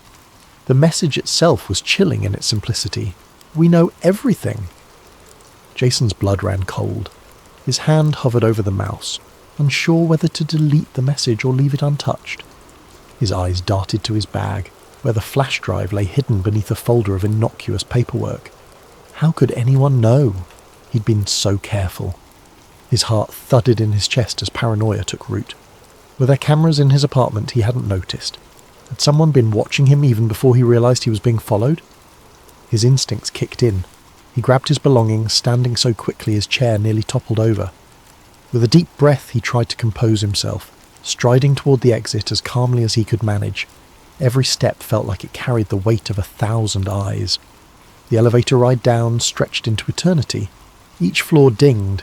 Each pause seemed to hold the threat of a confrontation. Jason clenched his fists, willing his expression to remain neutral. When the doors finally opened to the ground floor, he stepped out and walked briskly toward the main entrance, his mind rehearsing plausible excuses in case someone stopped him. But no one did, until he stepped outside. The black SUV was still there, idling now, as though waiting for him. One of the men in suits, tall, broad-shouldered and wearing dark sunglasses, turned toward him. Their eyes locked for a fraction of a second, and Jason saw the man speak into a device clipped to his lapel. Jason didn't wait to find out what he was saying. He bolted. He darted down the sidewalk, weaving through the morning crowd with practiced agility. The sound of his heartbeat roared in his ears, drowning out the ambient noise of the city. He risked a glance over his shoulder and saw the two men following him. Not running, but walking quickly, their expressions calm and determined. They didn't need to rush. They were hunters, and Jason was the prey. Turning sharply into an alley, Jason tried to think.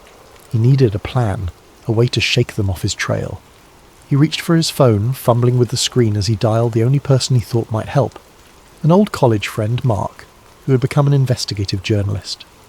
The line rang once, twice, 3 times before going to voicemail. Jason cursed under his breath, leaving a hurried message. "Mark, it's Jason. I can't explain everything right now, but I have something big. Huge. I'm being followed. I need your help. Call me as soon as you get this." He hung up, his hands trembling. The sound of footsteps at the mouth of the alley jolted him into motion. Jason ran again, ducking through side streets and slipping into crowded areas whenever he could. The chase stretched into hours, the men in suits always seeming to appear just when he thought he'd lost them. By nightfall, he found himself in a rundown motel on the edge of the city, the flash drive clutched tightly in his hand. The room was dark, illuminated only by the dim yellow glow of a single bedside lamp. Jason sat on the edge of the bed, his body trembling with exhaustion and fear. The flash drive felt heavier now, as if the weight of its secrets had become physical. He knew he couldn't keep running forever. He had to do something. Pulling his laptop from his bag, he connected to the motel's painfully slow Wi-Fi. He opened an encrypted email service and began typing furiously, attaching the files one by one. He sent them to every journalist, whistleblower organisation, and trusted contact he could think of.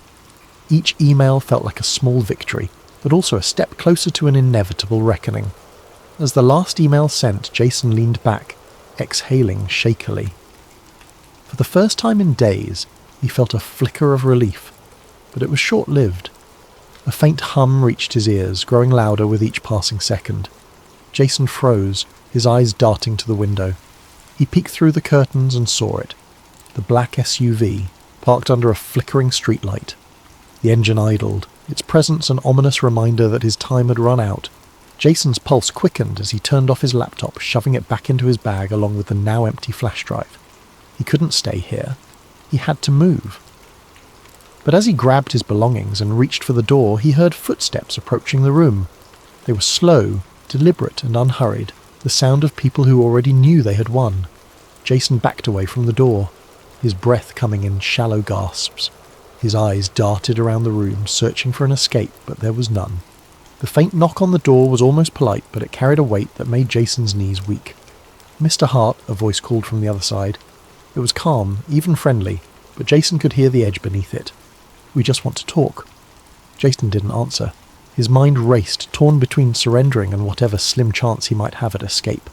The knock came again, firmer this time. "Open the door, Mr. Hart. You've made things very complicated for yourself." Jason swallowed hard, his back pressed against the far wall of the room. He didn't move, didn't breathe. The silence stretched, the tension in the air thick enough to choke on. And then, with a crash, the door splintered open. The last thing Jason saw was the silhouette of a man stepping through the doorway, a glint of something metallic in his hand. And then, the world went dark. Thank you for joining us on Sleep Theories. As you drift off tonight, let Jason's story remind you that the pursuit of truth often comes at a price, and sometimes the greatest stories are hidden in the places we least expect. Sleep well and sweet dreams.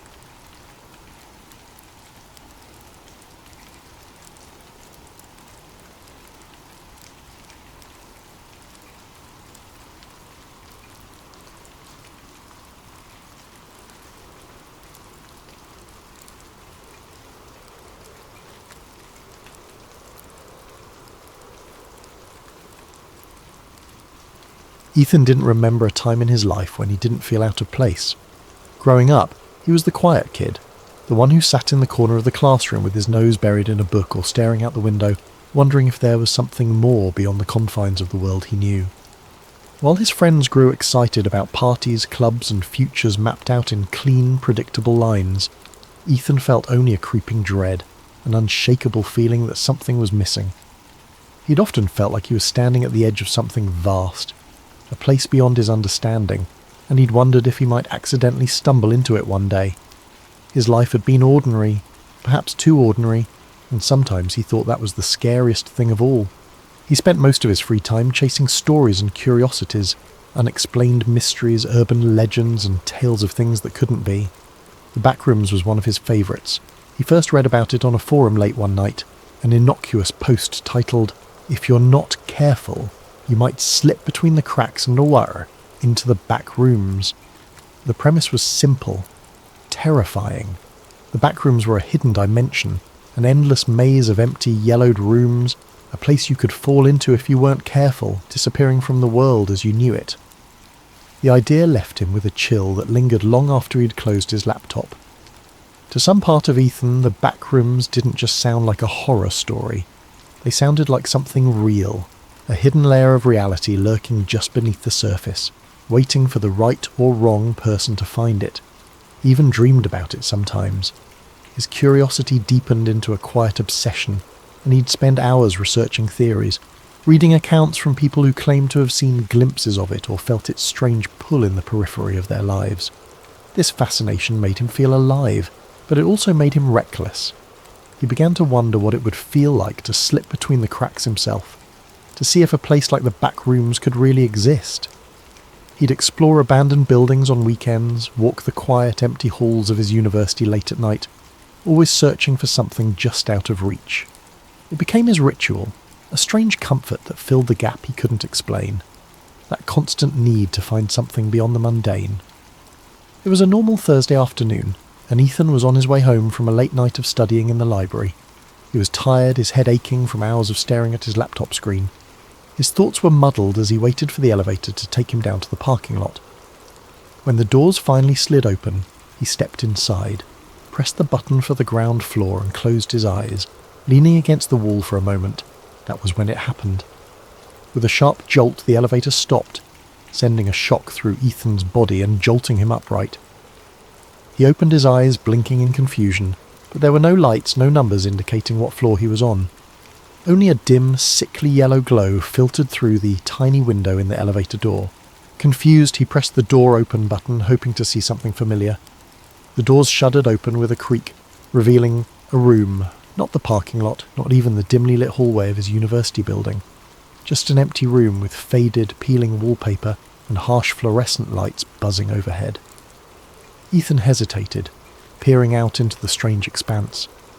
The wallpaper was an ugly, sickly yellow, dotted with tiny, unrecognisable stains, and the floor was covered in cheap industrial-grade carpet that looked damp in places. The hum of the lights seemed louder out here, a grating drone that wormed its way into his skull. He felt his stomach churn, a deep primal unease settling over him. Taking a deep breath, he stepped out of the elevator. The doors closed behind him with a loud clang, but when he turned around, the elevator was gone. Nothing but an empty wall stood where it had been. Panic started to creep in as he took a step back, then another. This can't be real, he whispered to himself. His voice sounded strange, swallowed by the space around him. He turned, looking around, but all he could see was a vast stretch of identical yellow-tinted rooms. There was no end in sight, only more walls, more corners leading into more of the same. He tried calling out, his voice echoing faintly, swallowed by the relentless hum of the lights. "Hello? Is anyone here?" Silence answered him, thick and oppressive. With no other option, he started to walk, hoping that if he went far enough he'd find an exit, or at least someone who could explain this bizarre place. His footsteps were muffled by the carpet, and the further he walked, the more the rooms seemed to blend together. Every corner, every turn looked exactly the same, an endless maze of empty, deserted spaces. After what felt like hours of wandering, Ethan's initial fear dulled into a kind of numb desperation. He began to feel disoriented, the sameness of the place eating away at his sense of time and direction. His throat felt dry, and he realised he hadn't seen any signs of water, food, or even another living soul. Just endless rooms and the nauseating stench of stale air. Then he saw it. A shadow, flickering just beyond the edge of his vision, barely noticeable against the yellow walls. He froze, his heart pounding. The shadow was moving. "Hello," he called out again, his voice cracking. "Is someone there?" The shadow darted out of view, slipping around a corner before he could get a good look at it. His instinct was to run, to get as far away from that shadow as possible, but something compelled him forward. A morbid curiosity mingled with the faint hope of finding another human being in this nightmare. He crept forward, rounding the corner, but the shadow was gone. He continued down the hallway, the humming lights above creating a strange hypnotic rhythm that made his thoughts feel hazy and slow. Just as he was about to turn back, he heard a sound. It was faint, almost like a soft shuffling, as if something was dragging across the carpet. He held his breath, his heart hammering as he strained to hear. The sound grew louder, closer, until he could make out a strange, uneven rhythm, as though whatever was moving didn't have the same number of limbs as he did. He turned to face the direction of the noise, his eyes wide with terror. Emerging from around a corner was a figure, tall and impossibly thin, with limbs that seemed too long, too stretched, as though they'd been pulled like taffy. Its skin was pale, almost translucent, and its eyes were wide and empty, two hollow sockets that seemed to drink in the dim light around them. Its mouth stretched into a grotesque, gaping grin, filled with rows of needle-like teeth. Ethan stumbled back, his hand flying to his mouth to stifle a scream. The creature tilted its head, studying him with an unnervingly calm curiosity, as if it were examining a particularly interesting bug. Then, slowly, it began to move forward, each step deliberate and unnatural, its joints bending at impossible angles. Paralysed by fear, Ethan's mind screamed at him to run, but his legs felt like lead. The creature was only a few feet away now, its twisted form looming over him, filling the space with an overwhelming sense of dread. Finally, his survival instincts kicked in, and he spun on his heel, sprinting back the way he'd come. He could hear it behind him, that terrible shuffling sound as it followed, closing in with an eerie persistence. His breath came in ragged gasps, his heart pounding so loudly it nearly drowned out the hum of the lights. He took random turns, ducking through rooms and around corners, hoping to throw it off his trail, but no matter how far he ran, he could still feel its presence lurking just out of sight. As he rounded another corner, he stumbled into a different room. This one was larger than the others, with a ceiling that seemed to stretch up impossibly high, vanishing into darkness. In the centre of the room was a single decrepit armchair, facing away from him. He was too tired to question it, his legs shaking as he collapsed against the wall, breathing heavily. For a moment he allowed himself to hope that he had finally lost the creature. But then a voice, a low, raspy whisper, filled the room, coming from somewhere near the armchair. "Why? Did you come here?" Ethan's heart skipped a beat. The voice was quiet, almost gentle, but there was something sinister lurking beneath it, a malevolent edge that made his skin crawl. I don't know how I got here," he managed to stammer, his voice barely a whisper. The armchair creaked, as if someone was shifting in it, though he still couldn't see who or what was sitting there. "No one comes here by accident," the voice replied, a hint of amusement in its tone. "You wanted to be here. You're one of us now." Ethan shook his head, panic rising in his throat. "I don't belong here. I didn't mean to come here." The chair creaked again, and Ethan could feel the thing in it watching him, though he couldn't see its face. The oppressive silence seemed to press in on him, as if the walls themselves were leaning closer, eager to hear what he had to say. "You belong here now," the voice continued, a strange warmth in its tone, like a parent soothing the frightened child. "The back rooms have chosen you. There's no way out." As the words sank in, Ethan felt a cold, hollow emptiness fill his chest. He wanted to scream, to run, but he was too exhausted, too drained by the endless maze of rooms and the oppressive hum of the lights. He sank to his knees, his mind racing, searching for some semblance of hope, some way to escape this nightmare. But deep down, he knew the truth. There was no way out. The back rooms were endless, a labyrinth of yellow walls and flickering lights, stretching on forever, trapping him in their suffocating embrace. The thing in the armchair chuckled softly, a sound that echoed off the walls, filling the room with a dark, mocking joy. "Welcome home, Ethan," it whispered. And as the lights flickered above him, casting long shadows that seemed to close in from every corner, Ethan felt himself slipping away, the last fragments of his sanity dissolving into the hum of the fluorescent lights. He was home. After his harrowing escape from the back rooms, Ethan struggled to return to his normal life. He tried to convince himself that it had been a nightmare, the result of exhaustion and a wandering mind. But deep down, he knew the truth. He'd been there, in that endless maze of yellow rooms, the echoing hum of fluorescent lights buzzing in his ears, the creature with the impossibly long limbs hunting him through every corner and corridor. He'd only narrowly escaped, stumbling back through an elevator that had seemed to appear out of nowhere and waking up in the real world as though nothing had happened. Weeks passed, but the back rooms haunted him. He saw glimpses of it in reflections, in dark corners, even in the university hallways that had once seemed so ordinary.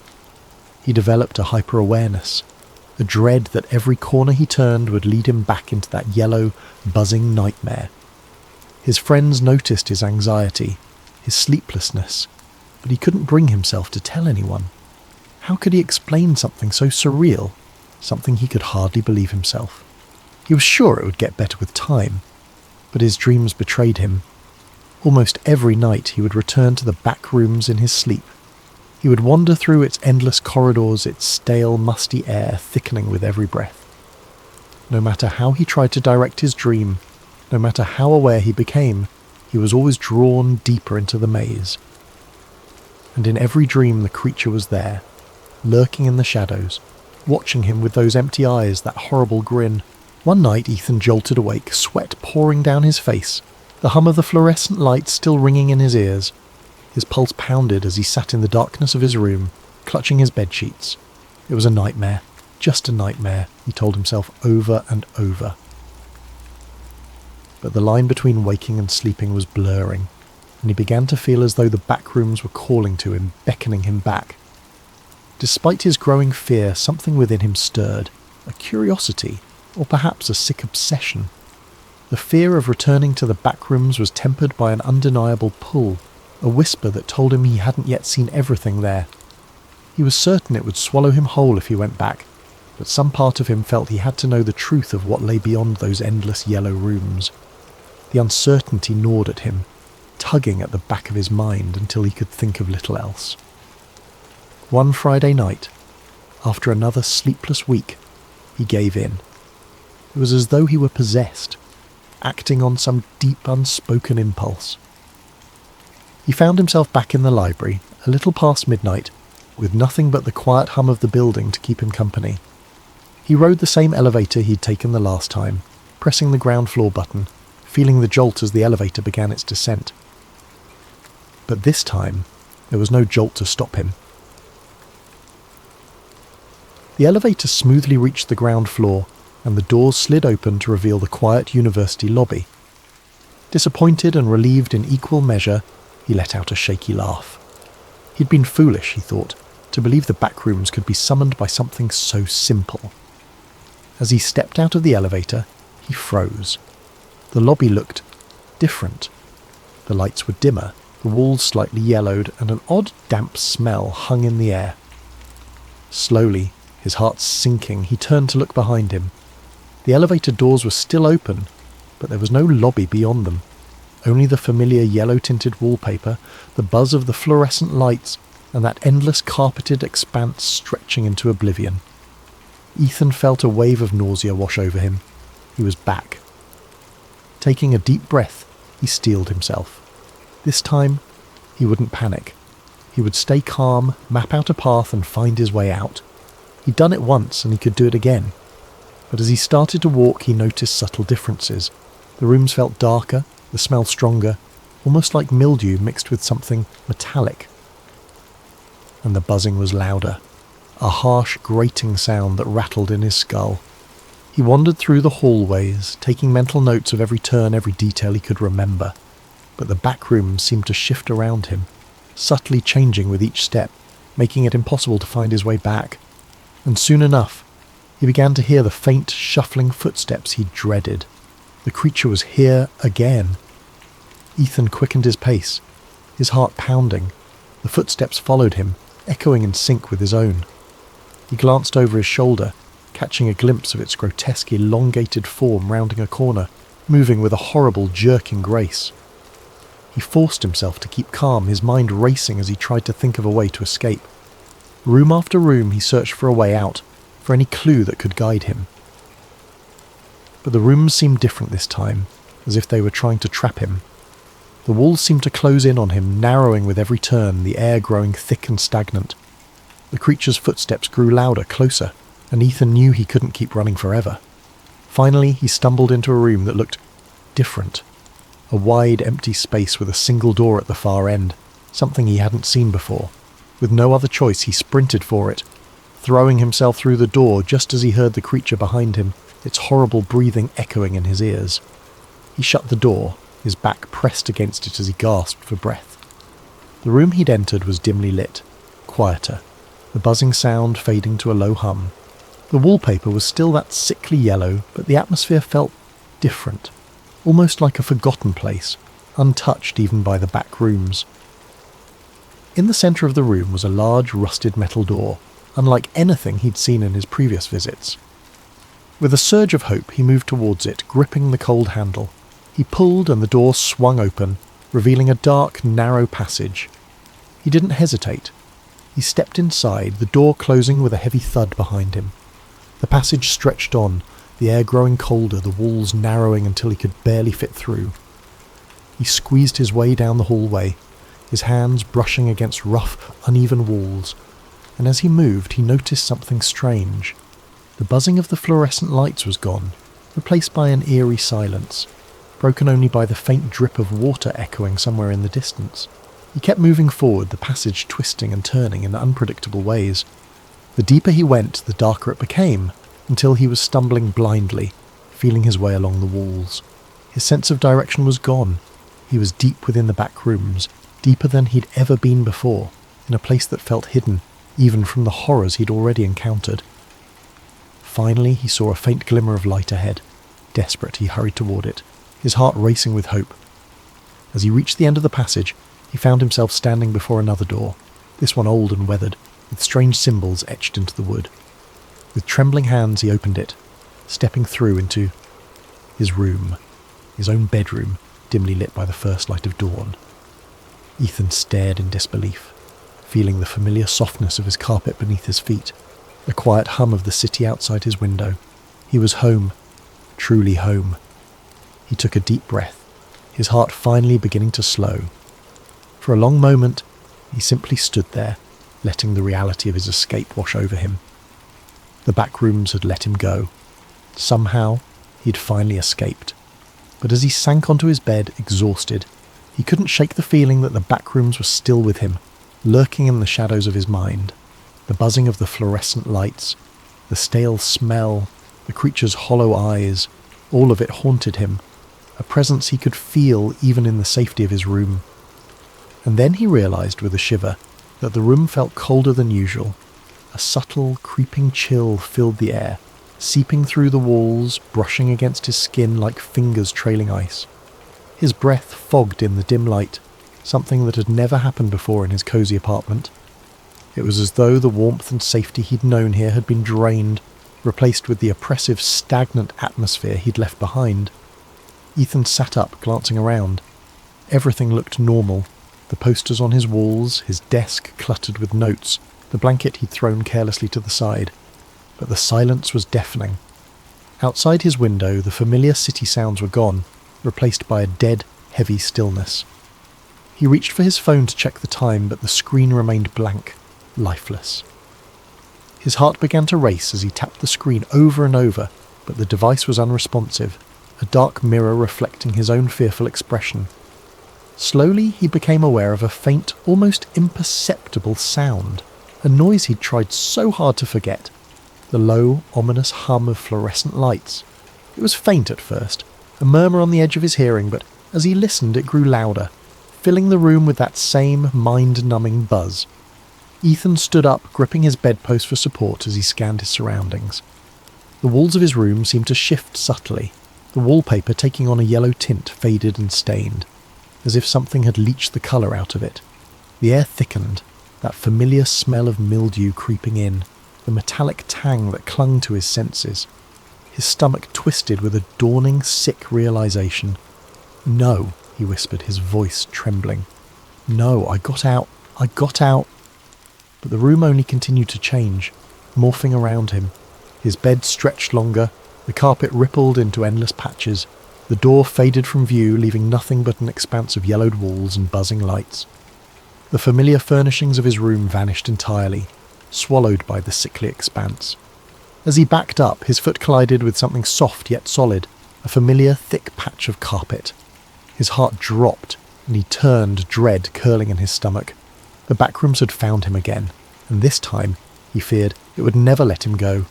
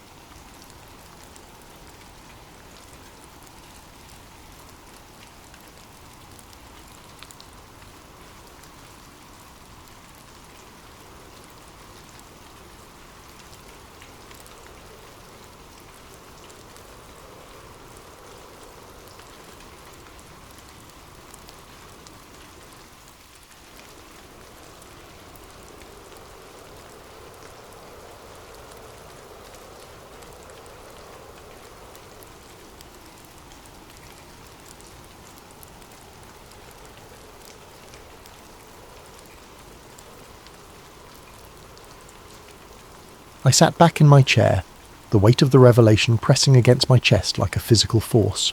The folder's contents spilled out across my desk, a chaotic mess of paper and mystery, but my mind kept circling back to the photographs. They were haunting. The figures in the images wore expressions of guarded focus, their postures rigid, as if they knew their work was being watched, or worse, judged. I found myself drawn to the machinery in the background. It wasn't the clunky, rugged equipment I'd come to associate with early space exploration. No, this was sleek, sophisticated, almost futuristic, like something plucked from a science fiction novel. I picked up one of the photos and held it closer to the light. The scientist stood in front of a massive cylindrical object, its surface smooth and unmarked except for a faint emblem that looked like a fusion of the NASA logo and a Cyrillic design. My breath caught in my throat. If this was real, it meant something extraordinary, something the world had never been told. I set the photo down and turned to the memos. My fingers shook as I flipped through them, each one offering pieces of a puzzle I wasn't sure I wanted to solve. Phrases leapt off the pages: coordinated asset exchange, joint lunar initiative, narrative alignment essential for national security. These weren't just routine communications, they were agreements, contracts, written in the language of covert diplomacy. The words felt clinical, stripped of emotion, but the implications were anything but. What struck me most were the names. Many were redacted, replaced with black bars that ran across the memos like a visual silence, but a few escaped the censor's pen. One name in particular kept appearing: Dr. Anatoly Makarov. I didn't recognise it, but it was always accompanied by another: Dr. Robert Langston, a Soviet scientist and an American engineer, mentioned together in multiple documents. They were clearly key players in whatever this cooperative project had been. But why? And how had their collaboration escaped notice for so long? The cassette tape sat untouched on my desk, a silent witness to my mounting unease. I wasn't ready to listen to it yet, not until I'd exhausted the written records. I needed to anchor myself in what I could see and read before subjecting myself to whatever was waiting on that tape. I forced myself to examine the details in the memos more closely. One referenced a meeting in Geneva, labelled simply as Summit Directive 17. Another spoke of an unregistered launch site in Central Asia. But it was the final memo in the stack that truly unnerved me. It was dated July 1969, the same month as the Apollo 11 moon landing. The text was brief, written in cold, detached language. Ensure synchronized broadcast feed. Visual alignment parameters have been approved. No deviations permitted. Success contingent on absolute operational silence. My skin prickled as I read the last line again. Operational silence. What did that mean? And why was it tied to the moon landing, the very event that defined the space race? My mind raced with possibilities, none of them comforting. Had the moon landing been part of this synchronized effort? Had the entire world been duped by a carefully orchestrated performance? I pushed the papers aside and stared at the folder, my thoughts swirling. Everything about it felt wrong, impossible, and yet the evidence was undeniable. These weren't the ravings of a conspiracy theorist or the fabrications of a bored archivist. These were authentic documents, written by people who had been at the centre of the space race, people who had known the truth and worked to keep it hidden. The room felt smaller, the air heavier. I rubbed my temples trying to make sense of it all. If the space race had been a joint effort, if the United States and the Soviet Union had secretly collaborated, what did that say about everything we thought we knew about the Cold War? About history itself? And why now? Why had someone chosen to send this to me of all people? What was I supposed to do with it? These questions loomed larger with every passing second, their weight pressing down on me like the photographs, memos and cassette tape that now cluttered my desk. I wasn't ready to admit it to myself yet, but deep down I knew the truth. There was no going back. I'd opened Pandora's box and the only way out was forward. The cassette tape was the final piece. It had no label, no indication of what it contained. My hands trembled slightly as I placed it in an old tape recorder I kept in my office. The machine whirred to life, and then a voice crackled through the speakers. It was faint, distorted, but I could make out fragments of a conversation in Russian, followed by a reply in English. Progress on the propulsion system. Mutual benefits. Ensure neither side is exposed. The tape ended abruptly, leaving only static in its wake. I sat back in my chair, my mind racing. I knew I was holding something explosive, something that could shake the foundations of what people believed about one of the most celebrated eras in history. But what was I supposed to do with it? Who could I trust? The days blurred together as I sank deeper into the research, my life narrowing to the glow of my computer screen, the shuffle of papers on my desk, and the whispers of the secrets I was chasing. Every spare moment I had was consumed by the documents, the photographs, and the cryptic phrases that had been plaguing my thoughts since the folder arrived. The room around me became a fortress of evidence. Printouts tacked to the walls, note cards filled with scrawled connections pinned together with red string, and stacks of books and files teetering precariously on the edge of my desk. Sleep became an afterthought. At night, I'd lie in bed staring at the ceiling, my mind racing with fragments of information I couldn't piece together. The same names and dates would loop in my head, like a song I couldn't shake. Makarov, Langston, Geneva, July 1969. The words were meaningless on their own, but together they felt like keys to a door I couldn't yet find. My editor's concern grew sharper with each passing day. She would stop by my desk, casting wary glances at the chaos surrounding me. "Are you sure you're okay?" she asked more than once. "You don't look like you've slept in days." "I'm fine," I'd reply, brushing her off with a quick smile, and a promise to deliver something soon. But even as I said it, I knew she could see through me. My face had grown pale, my eyes ringed with dark circles, and my usual confidence was replaced by a jittery energy I couldn't contain. Every so often, I'd catch my reflection in the window of the office, and the person staring back didn't look like me anymore. There was a wildness in my eyes, a desperation that hadn't been there before. But I couldn't stop. I didn't want to. The more I uncovered, the more convinced I became that I was onto something monumental. The phone calls started coming late at night.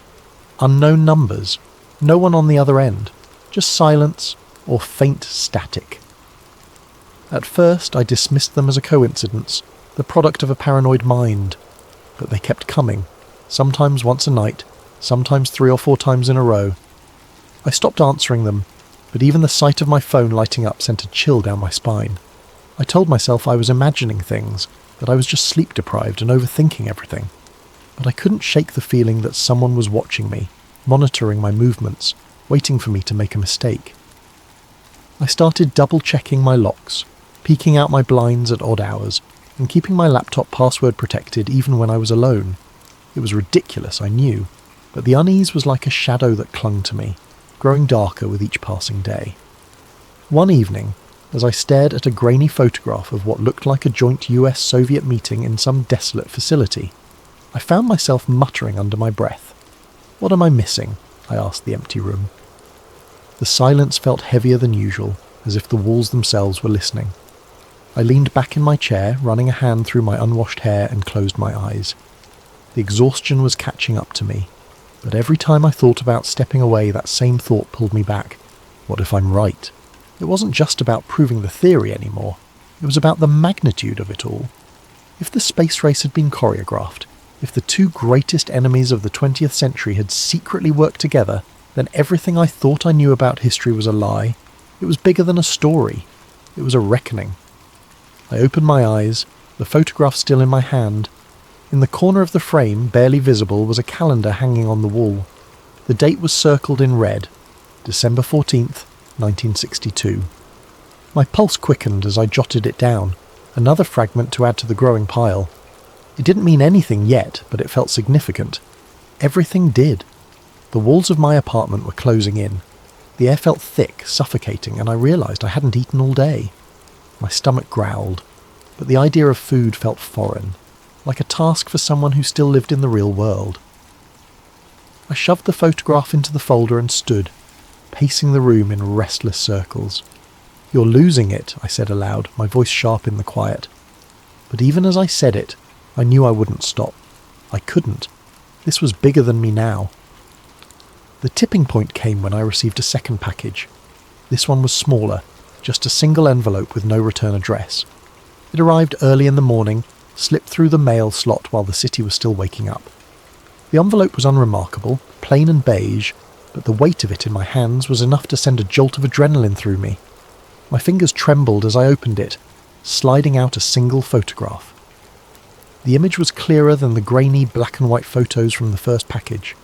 This one was in colour, crisp and recent. It showed a man in his 60s sitting at a small table outside a cafe.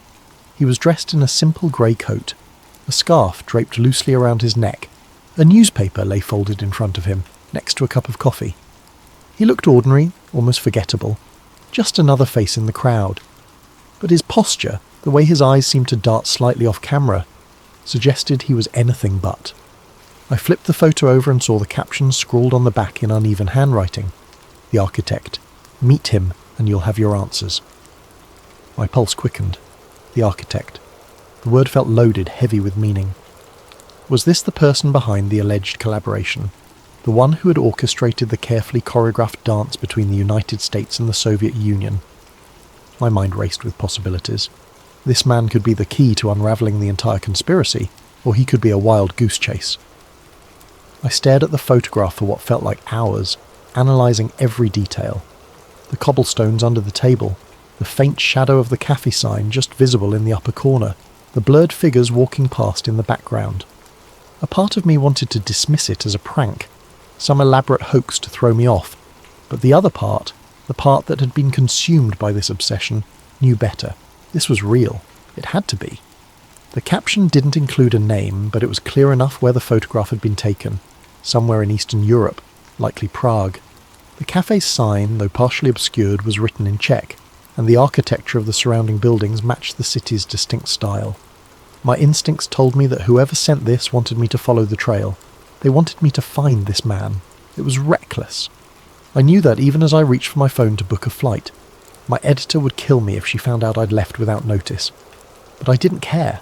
The story was too big, the stakes too high. If this man truly held the answers, then I couldn't afford to wait. The next morning, I was on a plane, staring out at the endless expanse of clouds and questioning everything. What if this was a trap? What if the photograph was bait, meant to lure me into a situation I couldn't control?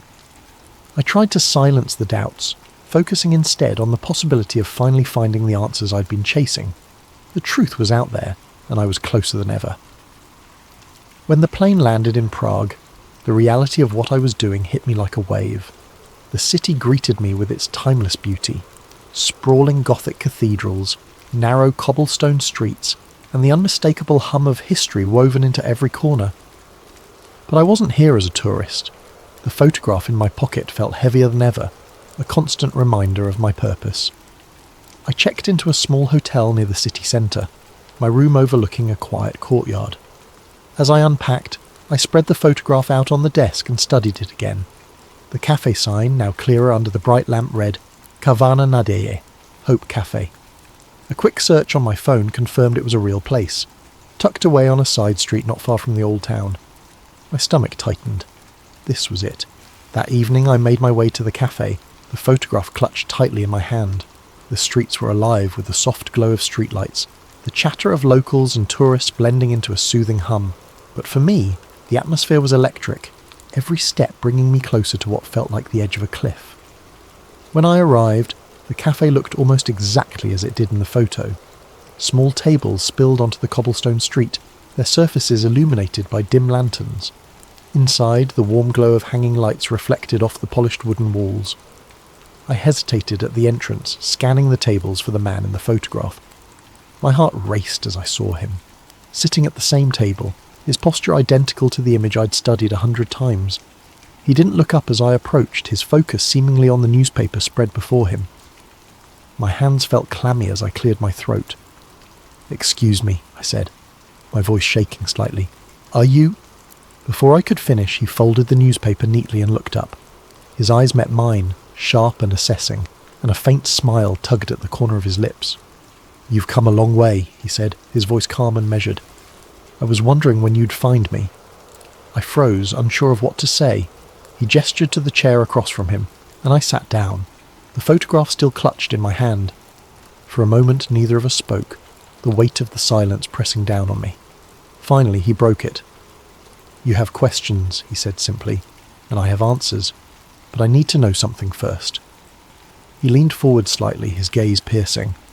"Do you truly understand what you're asking to uncover?" I swallowed hard, the enormity of the moment sinking in. "I don't know," I admitted, "but I need to know the truth." He studied me for a long moment, then nodded. "Very well," he said, "but be warned, once you know there's no going back." I nodded, my grip tightening on the photograph. Whatever he was about to reveal, I knew it would change everything. I wanted to press him further, to demand answers. But before I could, the door to the cafe opened and 2 men in dark suits walked in. The architect stiffened, his eyes darting to the exit. "You need to leave," he said, his voice urgent. "Now." "What about you?" I asked. He smiled faintly. "I've been running long enough." I hesitated, but his expression left no room for argument. Grabbing the folder and my bag, I slipped out the back door just as the men approached his table. That was weeks ago. Since then, I've been on the move, staying one step ahead of the shadows that seem to follow me everywhere. The evidence I collected is hidden in places even I can barely remember, scattered like breadcrumbs across the globe. I don't know who to trust, and I don't know how long I can keep this up. But one thing is certain, the story isn't over. Thank you for joining me on this journey through the hidden history of the space race. As you drift off tonight, let this story remind you that the line between truth and fiction is often thinner than we realise. Sleep well and sweet dreams.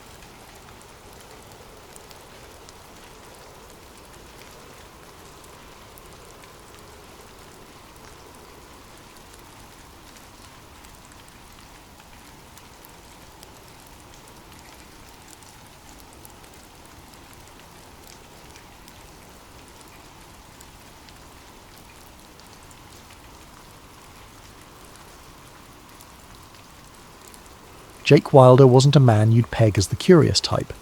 He lived a quiet, unassuming life in the suburbs, working as a freelance videographer. His days were a mix of editing wedding videos, filming promotional content for small businesses, and the occasional passion project. It wasn't glamorous, but it paid the bills, and Jake liked the freedom that came with it. He didn't need excitement or intrigue. His life was simple, predictable, and most importantly, safe. Jake's routine was one of steady monotony, and he preferred it that way. He enjoyed the hum of his editing software late into the evening, the predictable satisfaction of piecing together footage until it became a polished narrative.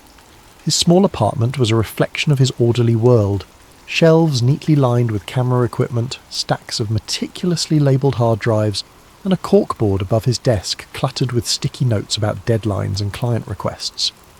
Life wasn't thrilling, but it was his, and it was under control. But all of that changed one fateful weekend in early spring. Jake had been hired to film a corporate retreat at a luxury hotel tucked away in the mountains. These types of gigs had become a staple of his workload. Simple, well-paying assignments that didn't ask too much of him. His job was to capture team-building exercises, keynote speeches, and a few candid moments that could later be used in promotional materials. It was the kind of work that didn't require much creativity, but it was easy money. And in Jake's world, easy money was a good thing. The email with the job details had come a week earlier, sent by an event planning company he'd worked with a handful of times before. The instructions were simple: arrive Friday morning, set up, and be ready to start filming by noon. Meals and accommodations would be provided, along with a generous day rate that made the 2-hour drive worth it. Jake hadn't hesitated to accept. The event sounded routine, and the chance to spend a few days in a mountain resort, even if he was working, was a welcome change from his cramped apartment. When he arrived at the hotel, he was immediately struck by its grandeur. The building was a sprawling, opulent estate, its architecture reminiscent of an old-world European castle with towering spires and ivy-covered stone walls. The driveway was lined with neatly trimmed hedges, and the valet attendants moved swiftly between the luxury cars pulling in and out of the circular drive. It was the kind of place that radiated exclusivity, and Jake couldn't help but feel a little out of place in his beat-up sedan. Still, he was used to navigating high-end events, and he approached the assignment with his usual professionalism. Jake parked in the designated staff lot, and carried his equipment through a side entrance, following the directions he'd been given. Inside, the hotel was even more impressive. The lobby was a symphony of marble and crystal, with a grand chandelier hanging from the vaulted ceiling, and a fireplace crackling warmly at one end. The air smelled faintly of fresh flowers and polished wood, and a soft classical melody played in the background. Jake checked in with the event coordinator, a brisk but polite woman named Lauren, who handed him a detailed schedule and pointed him toward the conference hall where the first session would take place. "We'll need a mix of wide shots and close-ups," she said, barely pausing as she scanned her clipboard. "The CEO will be speaking this afternoon, so make sure you're set up early. We don't want any hiccups." Jake nodded, already mentally planning his setup. He wheeled his equipment cases through the halls, taking note of the layout and making mental notes about lighting and angles. The hallways were wide and impeccably clean, the kind of place where even the smallest detail seemed deliberate. He passed other staff members setting up tables, arranging floral centerpieces, and adjusting the positions of chairs. Everyone moved with a sense of urgency but also precision, as though they'd done this 100 times before. The conference hall itself was massive, with floor-to-ceiling windows that offered a breathtaking view of the surrounding forest. Jake took a moment to appreciate the scenery before getting to work. He set up his camera on a tripod near the back of the room, ensuring he had a clear view of the stage and the audience. He adjusted the lighting, tested the audio levels, and double-checked his backup equipment, a habit he'd developed after too many near disasters early in his career. The morning passed quickly as Jake captured establishing shots of the hotel and its grounds. He filmed the attendees mingling over coffee, their conversations a hum of polite laughter and introductions. The participants were a mix of middle-aged professionals, all impeccably dressed in tailored suits and sleek business attire. Jake noticed how many of them carried an air of confidence, the kind that came from years of climbing corporate ladders. As he worked, Jake found himself enjoying the rhythm of the day. The work wasn't challenging, but there was something satisfying about capturing the right moments and framing them just so. He knew these kinds of gigs were what kept his bills paid, and he was good at them. By the time lunch rolled around, he had already collected enough footage to feel confident about the final product. He grabbed a quick bite from the buffet, a spread of artisanal sandwiches and fresh salads that put his usual lunch of instant ramen to shame. After eating, he returned to the conference hall to prepare for the afternoon session. Everything about the day felt smooth, predictable, just the way Jake liked it. But as he stood at the back of the room, adjusting his focus and framing the stage, something caught his attention. A group of men in dark suits entered the hall through a side door, moving with quiet purpose. They weren't part of the event staff or the attendees. Jake was sure of that. Their suits were sharper, their demeanour more formal. They moved like they belonged there, yet there was an air of secrecy about them. Jake watched as they exchanged brief words with Lauren, the event coordinator. She nodded curtly, her expression unreadable, and gestured toward the far end of the hall. The men walked in that direction, disappearing behind a set of heavy double doors. Jake's curiosity flickered, but he shook it off. It wasn't his business, and he had work to do. Still, the image of those men lingered in his mind as he went about his tasks. Something about the way they moved, the way Lauren had reacted to them, it was different. Not alarming exactly, but different. Jake told himself to focus on his job, reminding himself that corporate retreats often attracted VIPs. He'd seen his share of high-level executives and private security over the years. This was probably nothing out of the ordinary, or so he thought. What had started as an ordinary day, a simple job in a beautiful location, was beginning to feel like something more. Jake didn't know it yet, but the events of that weekend would unravel everything he thought he knew about the world, and his life, once so predictable, was about to take a turn he never could have imagined. The first oddity came on his second day at the hotel. Jake was heading back to his room after a long day of shooting, his camera bag slung over one shoulder. and his mind already on the edits he planned to tackle later that night. As he passed through the lobby, he noticed a group of men in dark suits clustered near the side entrance. They weren't staff, Jake could tell immediately. They lacked the friendly demeanour and polished smiles of the hotel employees. Instead, these men moved with a quiet but unmistakable sense of authority, their presence commanding attention without a word. Their voices were low, their conversations clipped, as they murmured into discreet earpieces. Jake couldn't make out what they were saying, but their body language told a story of urgency and precision. Each man stood straight, their eyes scanning the room with practiced subtlety. Jake slowed his steps, feigning a casual stretch as he observed them. His gaze drifted toward the side entrance, where several black SUVs were parked in a neat row. The vehicles were unmarked, their windows tinted so dark they reflected the towering pine trees outside like polished obsidian. Jake's curiosity flickered to life. He had seen his share of private security over the years, bodyguards for wealthy clients or high-ranking executives, but this felt different. There was a weight to the atmosphere, an intensity that he couldn't quite put his finger on. He lingered in the lobby for a moment longer, pretending to check his phone while he watched the group out of the corner of his eye. They were speaking too quietly for him to catch any words, but their clipped tones and the way they occasionally glanced toward the SUVs hinted at something serious. He told himself it wasn't his business, and continued toward the elevator, his footsteps echoing faintly against the marble floor. But even as the doors closed behind him, the scene in the lobby lingered in his mind. Who were those men? And what kind of event required such heavy-handed security? The following day, Jake's suspicions grew. It began subtly, with the arrival of a new group of guests in the late morning. He was setting up his equipment in one of the conference rooms when he noticed them entering through a side hallway. There were about a dozen of them, men and women alike, each impeccably dressed in tailored suits and designer shoes. They walked in pairs, their movements purposeful, their voices hushed. Jake couldn't hear what they were saying, but the tension in their interactions was palpable.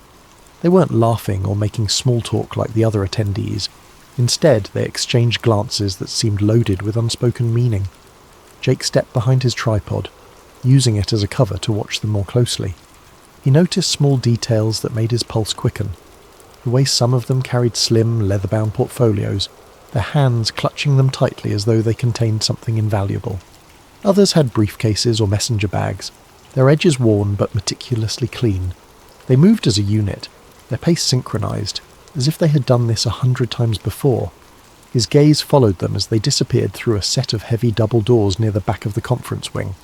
The doors bore no signs or markings, just a keypad and a small circular camera mounted above.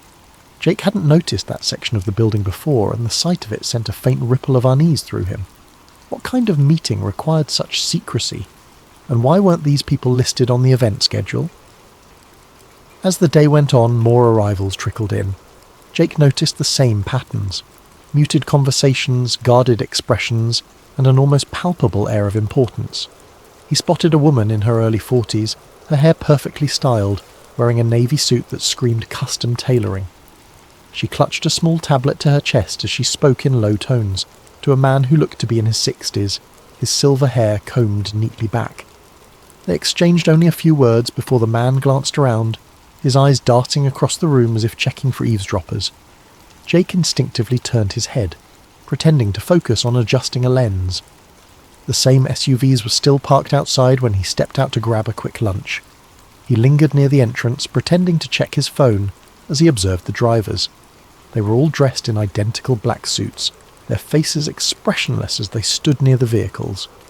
One of them leaned against the hood of an SUV, his earpiece glinting faintly in the sunlight. Jake couldn't shake the feeling that their presence was more than just precautionary. It was deliberate, calculated. By the evening, the hotel's atmosphere had shifted entirely. The once relaxed ambiance of a corporate retreat had been replaced by something more subdued, almost heavy. Jake noticed staff members moving with more urgency, their conversations shorter, their expressions tight. Even Lauren, the ever-composed event coordinator, seemed on edge. She barked orders at her team with an intensity Jake hadn't seen before, her eyes darting toward the double doors at the back of the wing as though she were anticipating something. Jake's curiosity was no longer a flicker, it was a flame. He had spent years honing his observational skills as a videographer, noticing the smallest details to capture the perfect shot. And what he was noticing now didn't add up. The guests, the security, the unmarked SUVs, it all pointed to something far bigger than a corporate retreat. But what? He didn't have an answer, and the lack of one only made him more determined to find out. As he headed back to his room that night, his thoughts raced. Jake wasn't the type to chase mysteries or seek out danger, but something about this felt too significant to ignore. He knew he should let it go, focus on his job and avoid stirring up trouble, but as he passed the silent, shadowed hallway leading to the unmarked doors, he couldn't shake the feeling that he was standing at the edge of something monumental, something that could change everything. Later that evening, as Jake reviewed his footage in his room, there was a knock on his door. It was one of the hotel staff, a nervous-looking man who handed Jake an envelope and said, "There's been a slight change in plans. The client requests that you avoid filming in certain areas tomorrow." The staff member pointed to a highlighted section on a map of the hotel, a part Jake hadn't yet explored. Jake frowned as the man hurried away. The restricted area wasn't near any of the planned events for the retreat, which only made the restriction more curious. That night, unable to sleep, Jake's curiosity got the better of him. He grabbed his camera and decided to take a walk. The hotel was quiet, its grand hallways illuminated by soft golden light. He wandered toward the restricted area, telling himself he just wanted to see what all the fuss was about. He wasn't planning to film, just a quick look and then back to bed. When he reached the cordoned-off wing, he noticed 2 security guards stationed at a set of double doors. They were chatting in low voices, their posture relaxed. Jake lingered in the shadows, debating whether to turn back, when one of the guards got a call on his radio. The other followed him down the hall, leaving the entrance momentarily unguarded. Jake's pulse quickened. This was his chance. He slipped through the doors, moving as quietly as he could. The corridor beyond was dimly lit, the air cooler, almost sterile. He passed several empty conference rooms before he heard it, a low hum of voices coming from a room at the end of the hall. He crept closer, pressing himself against the wall as he approached the partially open door. What he saw made his breath catch. Inside was a large conference room, its walls lined with ornate wood panelling. Around a massive oval table sat dozens of people, their faces illuminated by the glow of a projector. Jake didn't recognize most of them, but a few were unmistakable. CEOs of major corporations, politicians, and even a royal figure he'd only seen on the news. They were deep in discussion, their voices too low for Jake to make out individual words.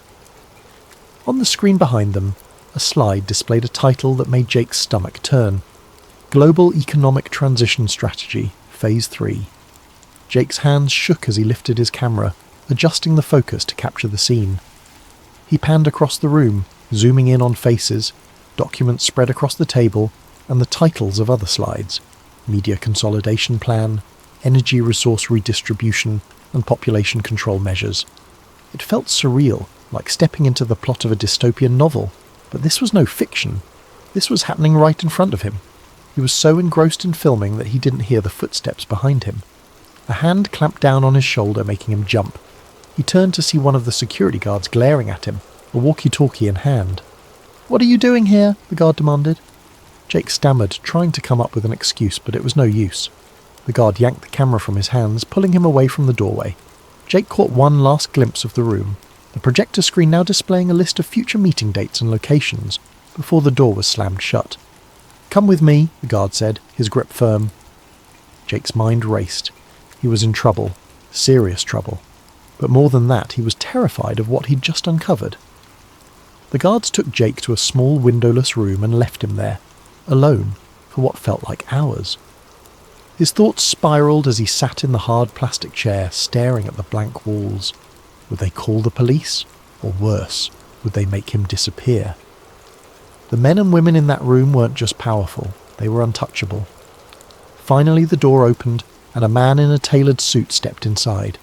He closed the door quietly, his expression unreadable as he took a seat across from Jake. "Mr. Wilder," he said, his voice calm but firm, "you've stumbled into something you shouldn't have." Jake didn't respond, his throat dry. The man placed Jake's camera on the table between them. "This footage never leaves this room," he said. "Do you understand?"